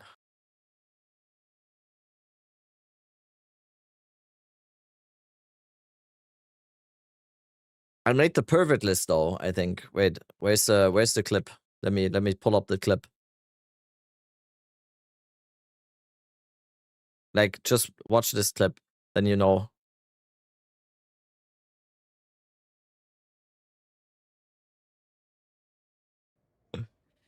Like, why such S tier though? Yeah. Or wait, I think Dead Rabbit is confused. He thinks this is the pervert list, and we're rating him. Oh, is he an S tier pervert? This is actually the tier list, and we're rating Lich. I think he's a little confused, bro. I think Dead Rabbit's a little confused, bro. this is the Mobalytics tier list, man, not the pervert list. How does he know? How does he know? Speed for duration is usually a popular choice. I didn't get to chest it in this run though, as Spirit Gems are pretty hard to get hold of in the campaign. And I instead went for Briar Patch. So this buff stores some melee physical damage that you deal to enemies to automatically... Honestly, probably in campaign, if you're going Wolf, you're probably just going Herald of Ice, right? Because you just get auto clear with Herald of Ice. I'm thinking about like my league start approach now because it just seems like talismans are gonna be the way to go for a campaign.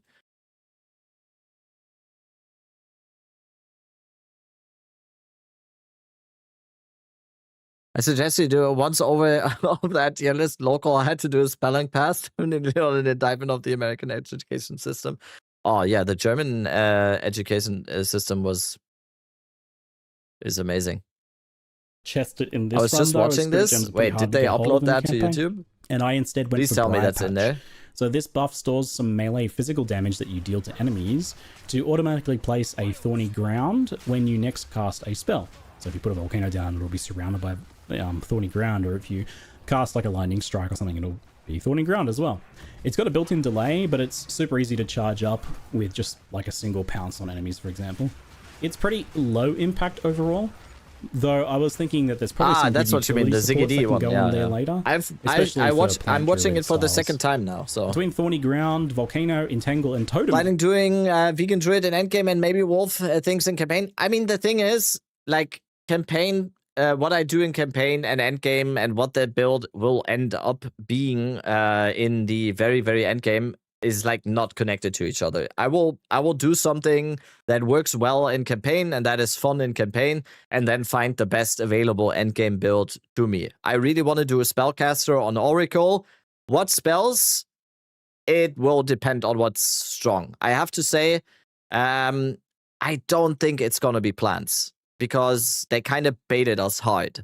Because they advertised plants in the reveal and says like, oh, there's new plant skills. And it does not look like we're only getting the 2 plant skills that they showed in the reveal. There's no more. So it's 100% going to be a spellcaster druid and an oracle, but it's most likely, I'm calling it now, it's most likely going to be lightning again. Because there's so much support for lightning. Cold OP this league? I mean, yeah, might be. Johnathan, that they updated all the plant skills for Ranger to work with wet. Oh, God. At this point, we have a lot of persistent effects we can dump out before Sounds like you're going Spark Oracle.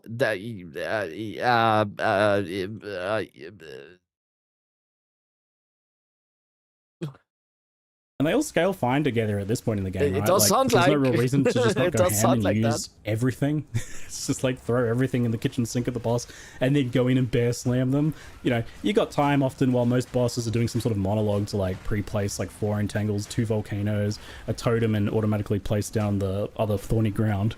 So you're absolutely going to go that route.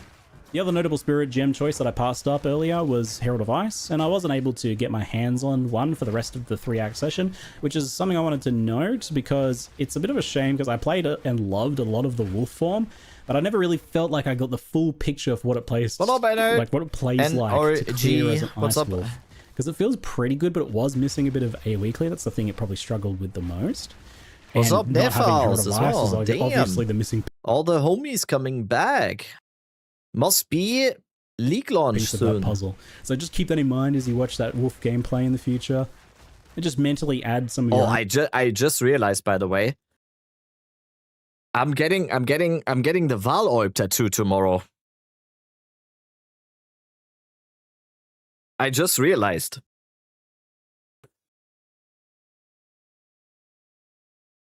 Yeah. Ice explosions to that gameplay. Always about just not worry about the time. That's my favorite. It's already really satisfying. Hope you don't like break. Doing the ice explosions and freezing things on forehead. Yes, I can only imagine with Herald of Ice how satisfying that's going to be. Not decided on the spot yet. Herald of Ice. For Bear, I'd probably grab that Savage Fury. And Briar Patch if I level like a nature. You know any good tattoo places in Hamburg? Unfortunately, no. I think it's more of a Unfortunately, specific build thing. I'm located somewhere else. Yo, Nefals with the Prime. Thank you. Choices. Guys, be careful. Johnathan is always listening and going to nerf your favorite league side. Yeah, that's why we're saying nothing of this is gonna work. That's why I went with plants. That's why I went with the plant-based spellcaster druid, because there was nothing to nerf there. It was just a big bait. It was just a huge bait. Late Act 1, you start to get your first weapon set passives, and unlike leveling other characters, I think you really want to start taking advantage of these right away if you're going spells and shapeshift combo. Which I absolutely think you should, it's super fun. So it's pretty simple initially to start doing this. If you've never messed with the weapon set trees, it only really gets confusing when you try to do respecking typically. That's when you kind of got to wrap your head around just how it works. But initially you can basically just kind of like throw any duration or clearly spell-oriented clusters on the staff weapon set, and any shapeshift or survivability nodes or melee damage stuff on the talisman set. I spent and tinkered with these a lot as I went, looks... and once again, we are like we're just looking obviously at what it does, and we're like theory crafting and trying to see what we could do and whatever. Overall, like all the animations, everything, like all the animations, all the shifting, like This game is just so fucking beautiful. It's just or like clearly spell-oriented clusters every single on the time staff it weapon just set, and any shapeshift or survivability nodes. it's just or so melee damage beautiful. stuff on the talisman set. I spent and tinkered with everything these a lot just as I looks went, so and, smooth, it felt like so pretty good. nice payoff for it. There's like quite a lot of it going on that you can cherry pick between in the Druid area of the tree. It makes sense. I think passive tree support is like super important for this sort of like hybrid playstyle, and it's good that that kicks into gear pretty early on if you want it. For Executioner, I decided to revisit the Bear Slams since they performed pretty well early on. I was keen to see how they were holding up at this point. I had the Totem now to add in, and that triggers the Jagged Ground. Why do wolves spawn at the bear? Yeah, good question. I don't know. Is that still like why does he have wolves all the time, even though he's in bear? I think you really want to start taking advantage of these right away if you're going spells and shapeshift combo, which I absolutely think you should. It's super fun. So it's pretty simple initially to start doing this. If you've never messed with the weapon set trees, it only really gets confusing when you try to do respec. No, his spirit gem is Briar Patch. There's a node? Huh? Typically, that's when you kind of got to wrap your head around. When you do wolf and you get the wolves, and whether you are changing to bear or whatever, the wolves just stay until they're dead. I think, right? Just how it works. But initially, you can basically just how the kind wolves of like come, throw... like how the wolves come to be. I realize, but he always like still has wolves, even though he's never used like the wolf shapeshift. And any shapeshift or survivability nodes or melee damage. I know stuff how the on wolves talisman spawn. set. It's just like I he's spent and keeping tinkered them with these a lot forever. as I went, and it felt like pretty nice payoff for it. There's like quite a lot of it going on that doesn't matter if you change forms. Between in that's the insane. Druid area. How do they not die? By the way, why are they not dying? Are they this tanky? Important for this sort of like hybrid playstyle, and it's good that that kicks into gear this pretty looks early insane. on. For the Druid area of the tree. It makes sense. I think passive tree support is like this sprint in the Druid area of the tree. It makes sense. I think he's sprinting here, right? Passive tree support, and then he's using pounds. What is like super important into another sprint, for this sort right? Of like hybrid playstyle. That's ridiculous. And it's good that that kicks into gear pretty early on if you want it. For Executioner, I decided to revisit the Bear Slams since they performed pretty well early on. I was keen to see how they were holding up at this point. I had the Totem now to add in, and that triggers the Jagged Ground from the Empowered Slams to create another explosion for some more bonus combo damage. You have much to answer for.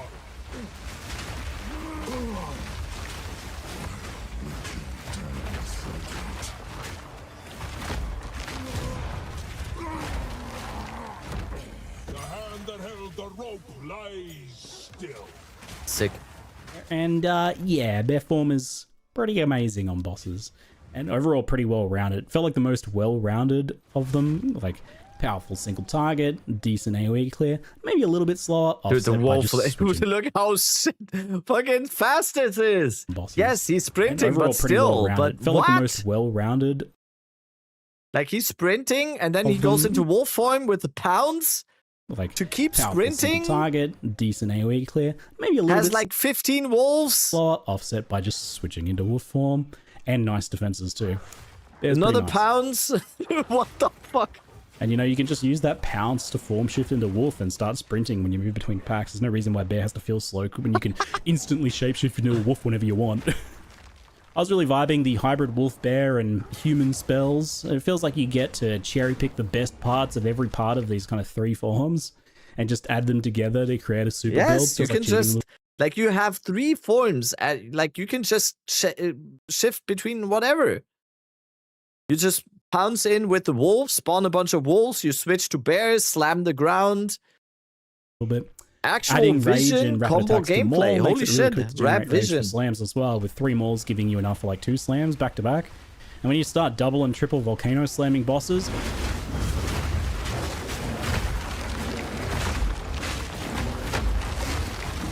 oh yeah, so good. This is just ridiculous, by the way. I know this is like he has 332 lives, so he has way too much gear. He has way too much gear. You do not have over 300 life at this stage. He has way too much gear. But this looks better than any Twink run I've ever seen in Act 1. This is more damage than any full Twink gear. Holy shit. What the? Oh, yeah, so good. Poor Candlemass and indeed poor Geonor. Guy really got outclassed on this whole shapeshifting trope, even after selling his soul for it, right?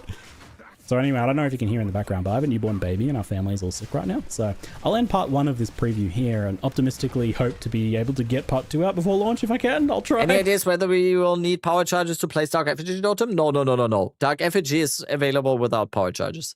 Forgive me in advance if it's a bit later or if I can't make it. At times like this, I think it's best to just celebrate the small wins. Like, you know, making a part 1 preview and getting it published.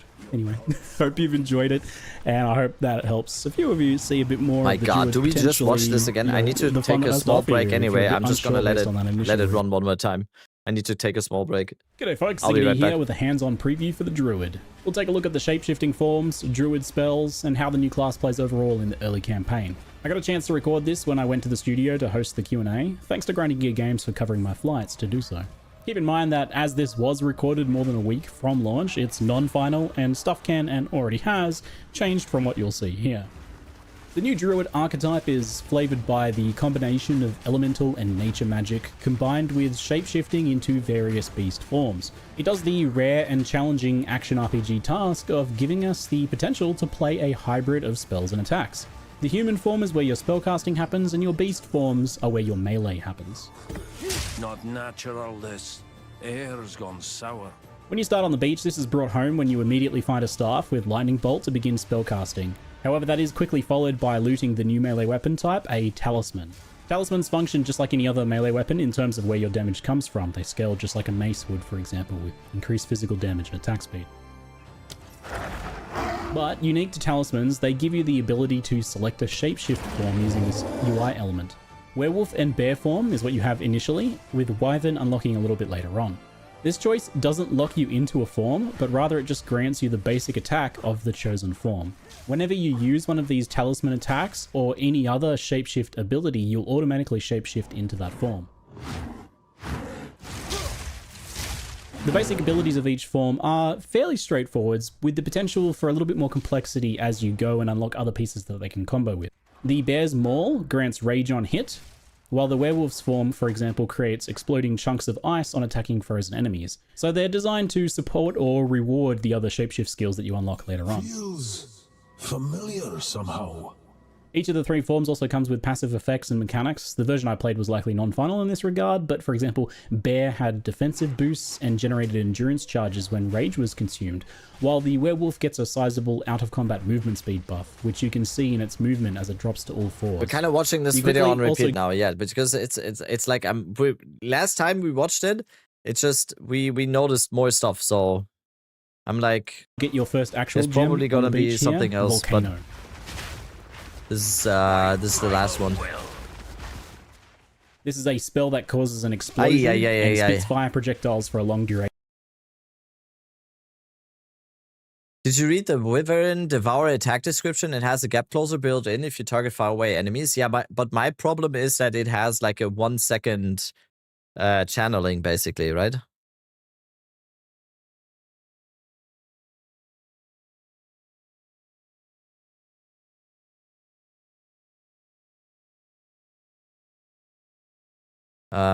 You need like 1 second to actually devour, right?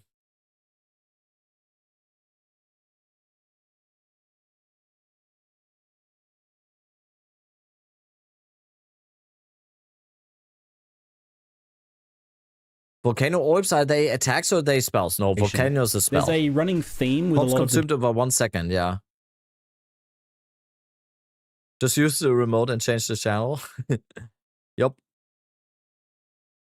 Druid spells that they provide some sort of ongoing benefit, and that I don't know what to do now. Things that you can do while shapeshifted. This is all to support that idea of hybrid spells. This looks like a very, very fun campaign something play. A little bit more limited, like a fireball, for example, then you have to make a clear decision between whether you use a fireball or one of the shapeshifted attacks. This looks like such a fun campaign play. Spells, they'll continue to do stuff while you shapeshifted. Perfect.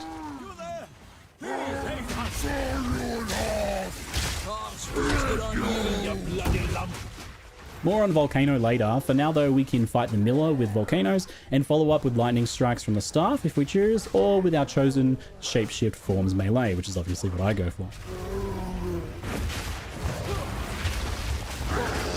What the fuck is that Miller damage? What is all of that damage? Like, not just Miller. All the time.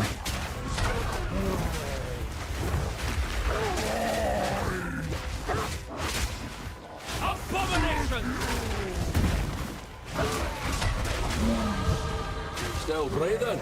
That's a start. Sleep now. Still breathing. Oh, the Druid is also Scottish. Oh, what is that? Still breathing. That's a start. Whatever's left of ye. The first uncut gem expands your options with the Entangle spell. What is he? Is he a pirate? Assault for Wolf and Furious Slam for Bear. Still breathing. I'll test all of them as we go, don't worry, but I decided to kick off with focusing on the Bear's Slam combination first. The Bear's basic attack Maul generates Rage on hit, and Furious Slam spends Rage to empower itself with a more powerful explosion that leaves behind jagged ground.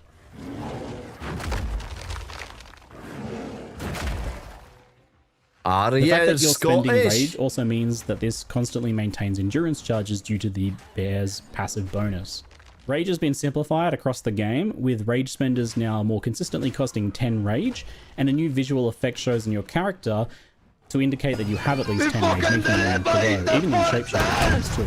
So this means that whenever you're glowing, you know that you can use alot. I find the Devourer first up, so we get the first test of elemental order to early. Lads, they're coming! There's a fucking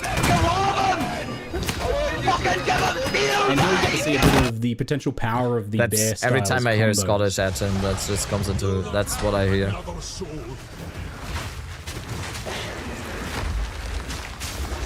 So volcanoes spit fire globs at an even pace, but slamming them causes an extra set of projectiles to fire. So placing volcanoes on bosses and bear slamming them while generating and spending rage is a simple and chunky feeling combo. And it makes pretty it looks short fucking work chunky, holy shit.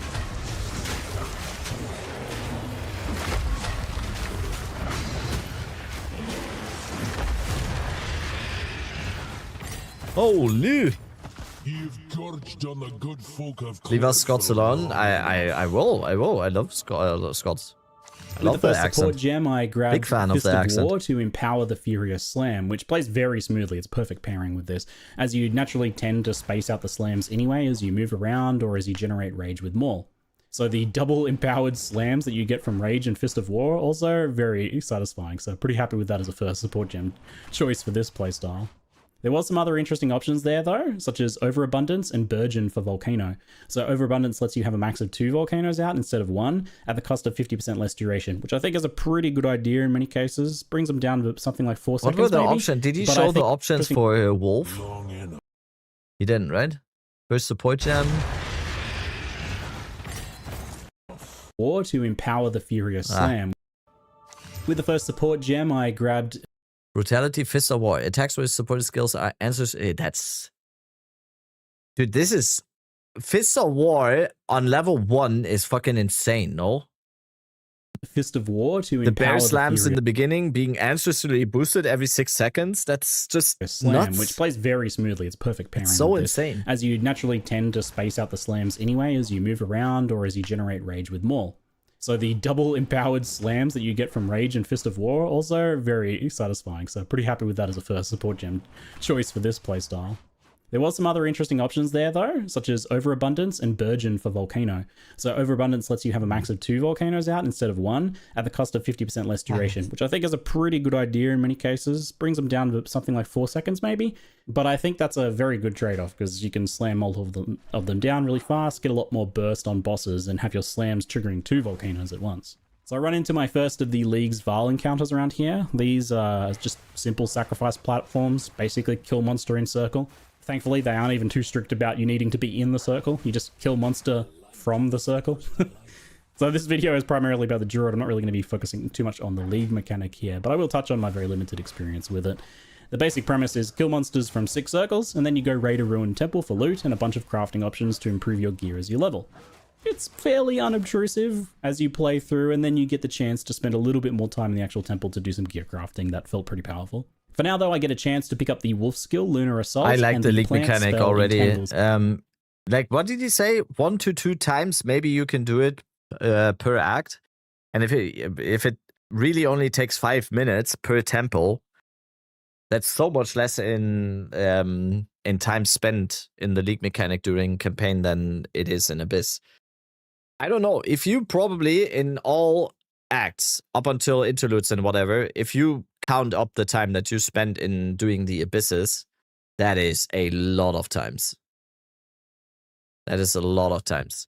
A lot of time spent. So I'll test those out in the near future. Entangle first. It places a fissure that grabs nearby enemies to deal rapid small hits of physical spell damage while slowing the entangled foes. I was hoping plant skills look that we get more of these. Slowing enemies is really effective on crossbow. I anticipate Entangle might feel similar here as a utility spell. I just wanted more of these. And similar to Volcano, it's got that duration lasting benefit design. So it kind of means that regardless of your actual leveling setup, your build, you can throw in some Entangles for some extra damage and slowing. I'm immediately pretty impressed with the feeling of bear form for blasting bosses here. Double empowered Volcano Slams is very rewarding.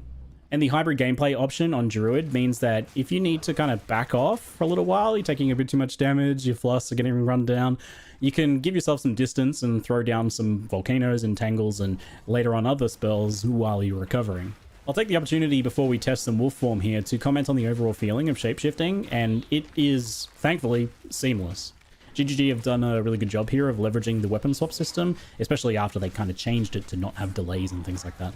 And they've done it in a way that requires zero thought on the player's behalf, which I think is really important. We've dumped a bunch of new players on the Druid here, and then you had to like teach them a bunch of complicated weapon swap mechanics and set up for the UI. It would be a real problem, but you don't actually have to think about it or do anything initially to use it in its simple form. So spells just naturally swap you to human form and your staff or wand so that you can use them, right? Because they don't necessarily work otherwise, and the shapeshift abilities need the talisman, so they automatically swap to that and thus swap you into your form.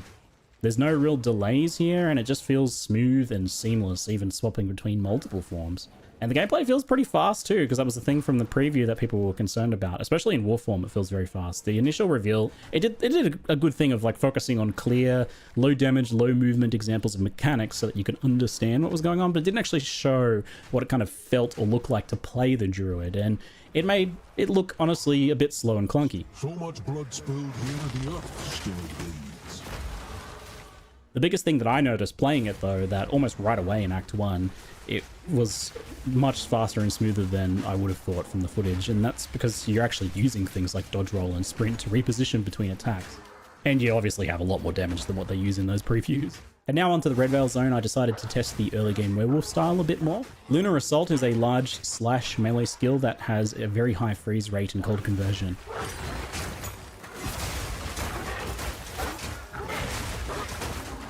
And that can be paired with the Ice Bite support to give you a big bonus cold damage buff that's up pretty much all the time with this skill, as it freezes so easily on regular mobs and even fairly easily on most bosses.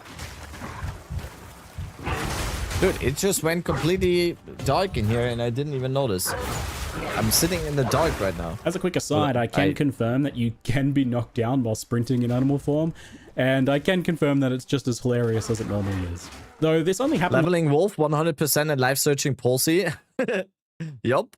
Like 2 or 3 times in the entirety of my playtime. Cold might I'm not sure if I'm just getting better at using it, or if the shapeshift forms are naturally more resistant to heavy stuns, maybe.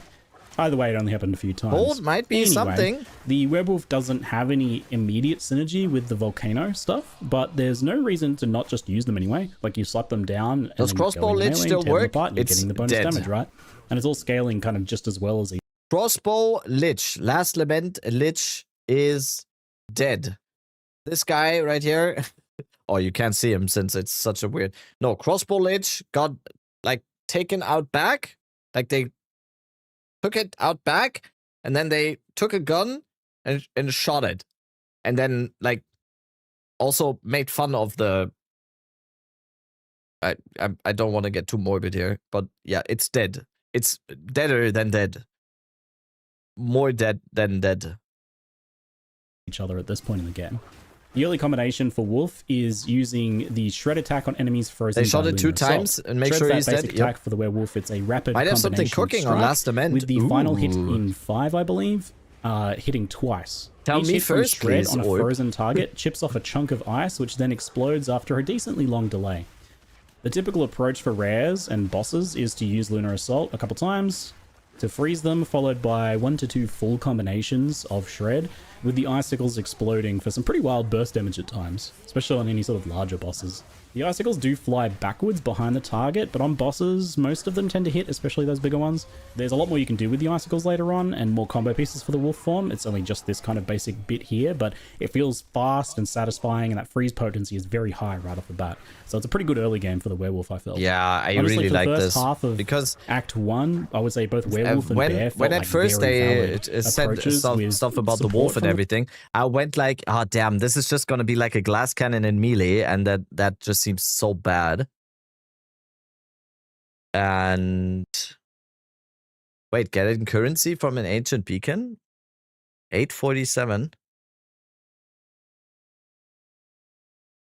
the Druid, and it made it look honestly a bit slow. Wait. Oh yeah, when you complete these, you get currency as well. Funky. Oh, that's good. So we're gonna have so much more stuff in campaign. I think we're gonna have so much more currency in campaign, right? There's no way around that, because that is something I was very, very worried about. I was super, super worried about Abyss being gone and us being basically broke during the whole campaign without it. So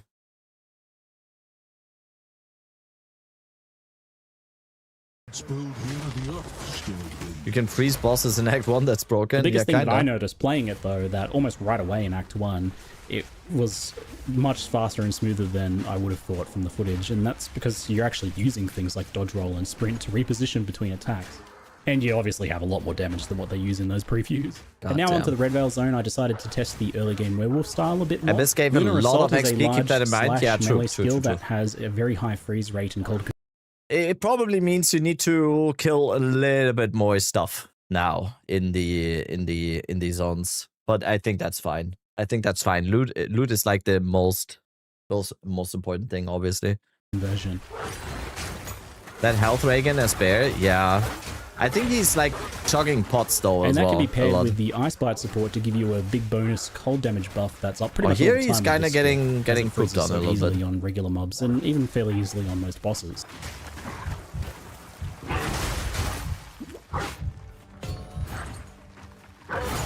Gonna use your ED Contagion build? Guessing I can even start right now? Yeah, you can practice already.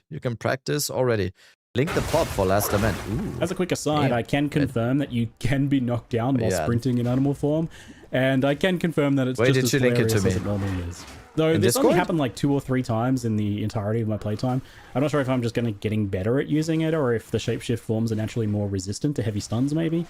Either way, it only happened a few times. Anyway, the werewolf doesn't have any immediate synergy with the volcano stuff, but there's no reason to not just ED Contagion still strong at 0.4? Yes. Oh, there we go. Like you slap them down and then go into melee and tear them apart, and you're getting the bonus damage, right? There? And it's all scaling kind of just as well as each other at this point in the game. The early combination for Wolf is using the Shred attack on enemies frozen by Lunar Assault. I shall check that. Werewolf, it's a rapid combination. May I put a great idea out there? Of course. Look it over, see what they think. Let me post it into. Wait. Let me save it for after stream. I'll check that out. I like that. I like that orb. Maxi cooked it up for you. Ooh. Ritualist Ascendancy Note, Mind Phylacteries, Ngamu's Ruby Charm, Skull's Brittle to proc the damage you need to generate with the Catalyst Note. Boom, Unlimited Rage.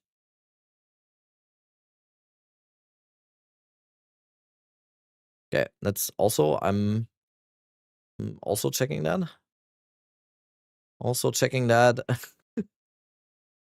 Strike with the final hit. Can you do Chaos Dragon? We don't know. Anything Druid related, we do not know. Anything that is related to Druid, we are fishing in the dark a little bit, because in the end, we will see once we have the passive tree, we are still missing so much stuff. In 5, I believe, hitting twice. Each hit from Shred on a frozen target chips off a chunk of ice, which then explodes usually after a updated decently before long launch. delay. I don't know how it was in the last typical approach update. for rares and bosses is to use Lunar Assault a couple times to freeze them, followed by 1 to 2 full combinations of Shred. Oh, nice, just saw metalcore and metal. These are my jam. Oh, then you're perfect here. That is the music that usually plays here. Right now, we're listening to Morrowind soundtrack though. So right now we're listening to the Morrowind soundtrack, but usually this is a metal With the core icicles stream. exploding for some pretty wild burst damage at times, especially on any sort of larger bosses. The icicles do fly backwards behind the target, but on bosses, most Immediate prime. I guess that's how. of them tend to hit, especially those bigger ones. There's a lot more you can do with the icicles later on, and more combo pieces for the wolf.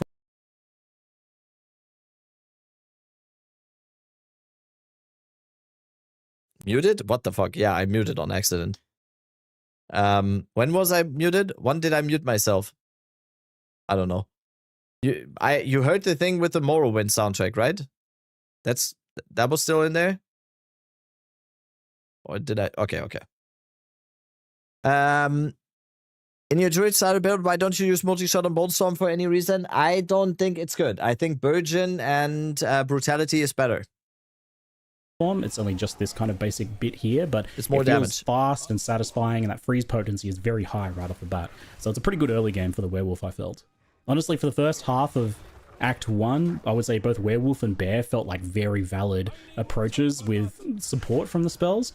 I don't know that I would go pure spells unless you maybe worked in something from one of the other elemental trees as well. There's no reason you can't mix and match those if you're using a staff anyway. Yeah, I mean, especially when starting Druid and having like talismans and stuff, why would you ever just go elemental spells? Just that. Because the shapeshifting, like, it's just so crazy, it seems, to mix it in there. Like, there's just so much there. Spells unless you maybe worked in something from one of the other elemental trees as well. There's no reason you can't mix and match those if you're using a staff anyway. Volcano and Entangle are like fairly good on their own, but you want something else on top of that as like a burst skill. Obviously you can use the basic staff skills, those are okay, but you could use a third gem maybe to pick up a spell from the elemental tree to round it out with a bit more immediate damage if you're going for more of a pure spellcaster, for example. Since those pure druid skills are pitched at being kind of like ongoing effects that keep going as you're doing something else, so you want something else to do. So after Red Veil, the next tier of gems gives access to Shockwave Totem, you one-shot the witch, yeah, it's insane. It's actually Wyvern skill, and Pounce for Wolf, and Wing Blast for Wyvern as well. So Wyvern gets 2 here because it's kind of first introduced at this point. You also like unlock the ability to swap to it on your talisman at this point, even if you've got... At this stage, Wolf just becomes crazy, right?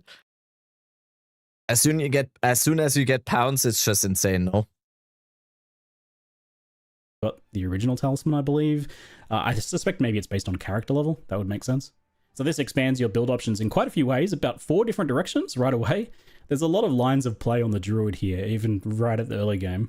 So you can Totem with Bear Form for Jagged Ground Eruptions, for example. Rolling Magma plus Volcano as a combo there for Fire-focused Wyvern. The Magmas trigger the Volcanoes. You can incorporate Pounce into Wolf form, which gives a bunch of benefits. And you can also grab Wing Blast for like a lightning-focused melee Wyvern with its default attack. Since at this point I was really enjoying the Wolf form, I grabbed Pounce, and this is possibly the best all-rounded skill in the entire Druid category. It's a skill of all time, I'll tell you. This is just insane. Big fan. The speed he's running around that with. leaps gaps and obstacles. Okay. Which is enough to use it just by itself, but it also slams and hits a large area of effect, which can be boosted with Fist of War. It marks a target on hit, and it automatically marks the highest rarity target, so it just works. You can link your own mark later on, or you can just use the built-in Predator's mark, which is honestly quite good on this skill. It gives the target increased damage taken. Great. It's based...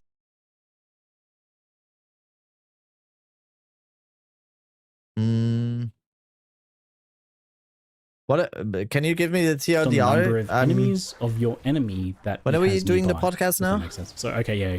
1 hour you earlier? And your minions are standing next to it, it takes more damage. And it also summons a wolf companion each time you trigger the mark on kill. There's other ways to trigger it later on. So it provides its own minions to trigger Predator's marks effect anyway. So this skill does everything. Crazy. Obviously, it's a must-have in wolf form, but I used it in every single build I tested on Druid. I think if you're using a talisman in your build, you're probably going to want to use this. So it's in 3 hours? Elite Initiator, Mark on Hit is really good for any melee playstyle, and it's good to just have unless you have like another movement skill that you really want to use instead. I can see using it. It's important here, I think, that I drive home just how you aren't locked to a form as well. Like, you may know that, but it's easy to just not really think about it. Your talisman choice is only the selection for which basic attack you have. It doesn't lock you into a form. You don't choose a form like most games like this. It's only important what you choose on your talisman if you actually plan to do some sort of combo with it, and I don't think every build will necessarily use the basic attack. Some of them will because they have some pretty powerful combo effects. But for example, the bear forms one just generated rage, and there's other ways to do that. Rage support gem on another skill, for example, so I can absolutely see not using the bear's basic attack for too long. And you'd only use the werewolf one if you were planning on doing some sort of like icicle-based build, right? So you're absolutely free to leap in as a wolf and then proceed to bear slam everything, for example. And it took me a while to really fully take that in and incorporate that into my gameplay. I still catch myself thinking of each shapeshift form as this like own separate thing, even though I know it's not. But try and like remind yourself to take Druid a bit more holistically, right? It's if there's like a skill or passive bonus from one of the forms that you want to enable some combo or synergy with your build, then use it. Nothing stops you, right? The devs have given some guided and more obviously spelled out combos within each particular like shapeshift form or archetype. Like for example, bears maul generating rage and then slam consuming it, right? Like these are pre-packaged items that we're given as obvious starting points, but there's plenty of room for cross synergies between forms and potentially even other weapon types too. Like I don't see why you couldn't like generate rage on a bear and then consume it in wyvern form for the big flame breath or something. Or even alternate between bear slams and human form mace slams. I'm sure there's a build there. So wolf form, which already felt really good with its high movement speed and attack speed, definitely got faster and more furious with pounce. Overall, this playstyle is a fairly straightforward melee attacker with some room for some pretty good skill expression, I think. Okay, I can't stop watching this vid. Okay, tier list is done. I'm gonna upload the tier list to YouTube now. I forgot the time a little bit. Damn, this was insane. Forgot the time a little bit. We have a podcast. My dear viewers, my dear chat, my dear friends, my dear lovers, my dear fellow PV2 enjoyers. Podcast in 3 hours. 3 hours for Americans. Facecam podcast. Yeah, of course. In 3 hours, there's going to be a podcast on Miso X Shiro's channel. The guest for the podcast is Darth Microtransaction. And guess who we are raiding right now? I'm giving you 2 guesses.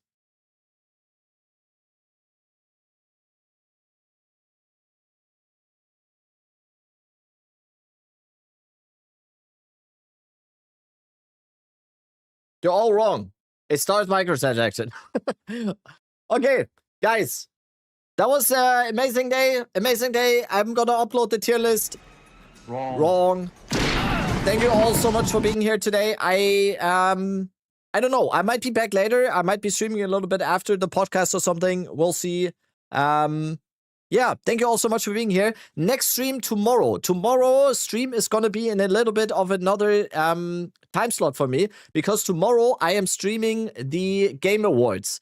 Because when I'm streaming the Game Awards tomorrow, you guys can watch the stream and get Twitch drops for Path of Exile 2. And you can also gift 1 sub to get like a bear form skin or something.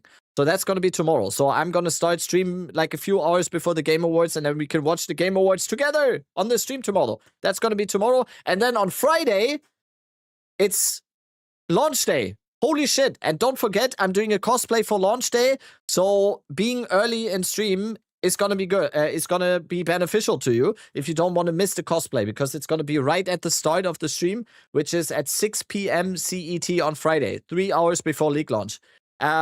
Yeah, if you are new here, if you're a new viewer, drop a follow on the stream so you don't miss any of the other streams. If you're following on YouTube as well, come into Twitch and drop a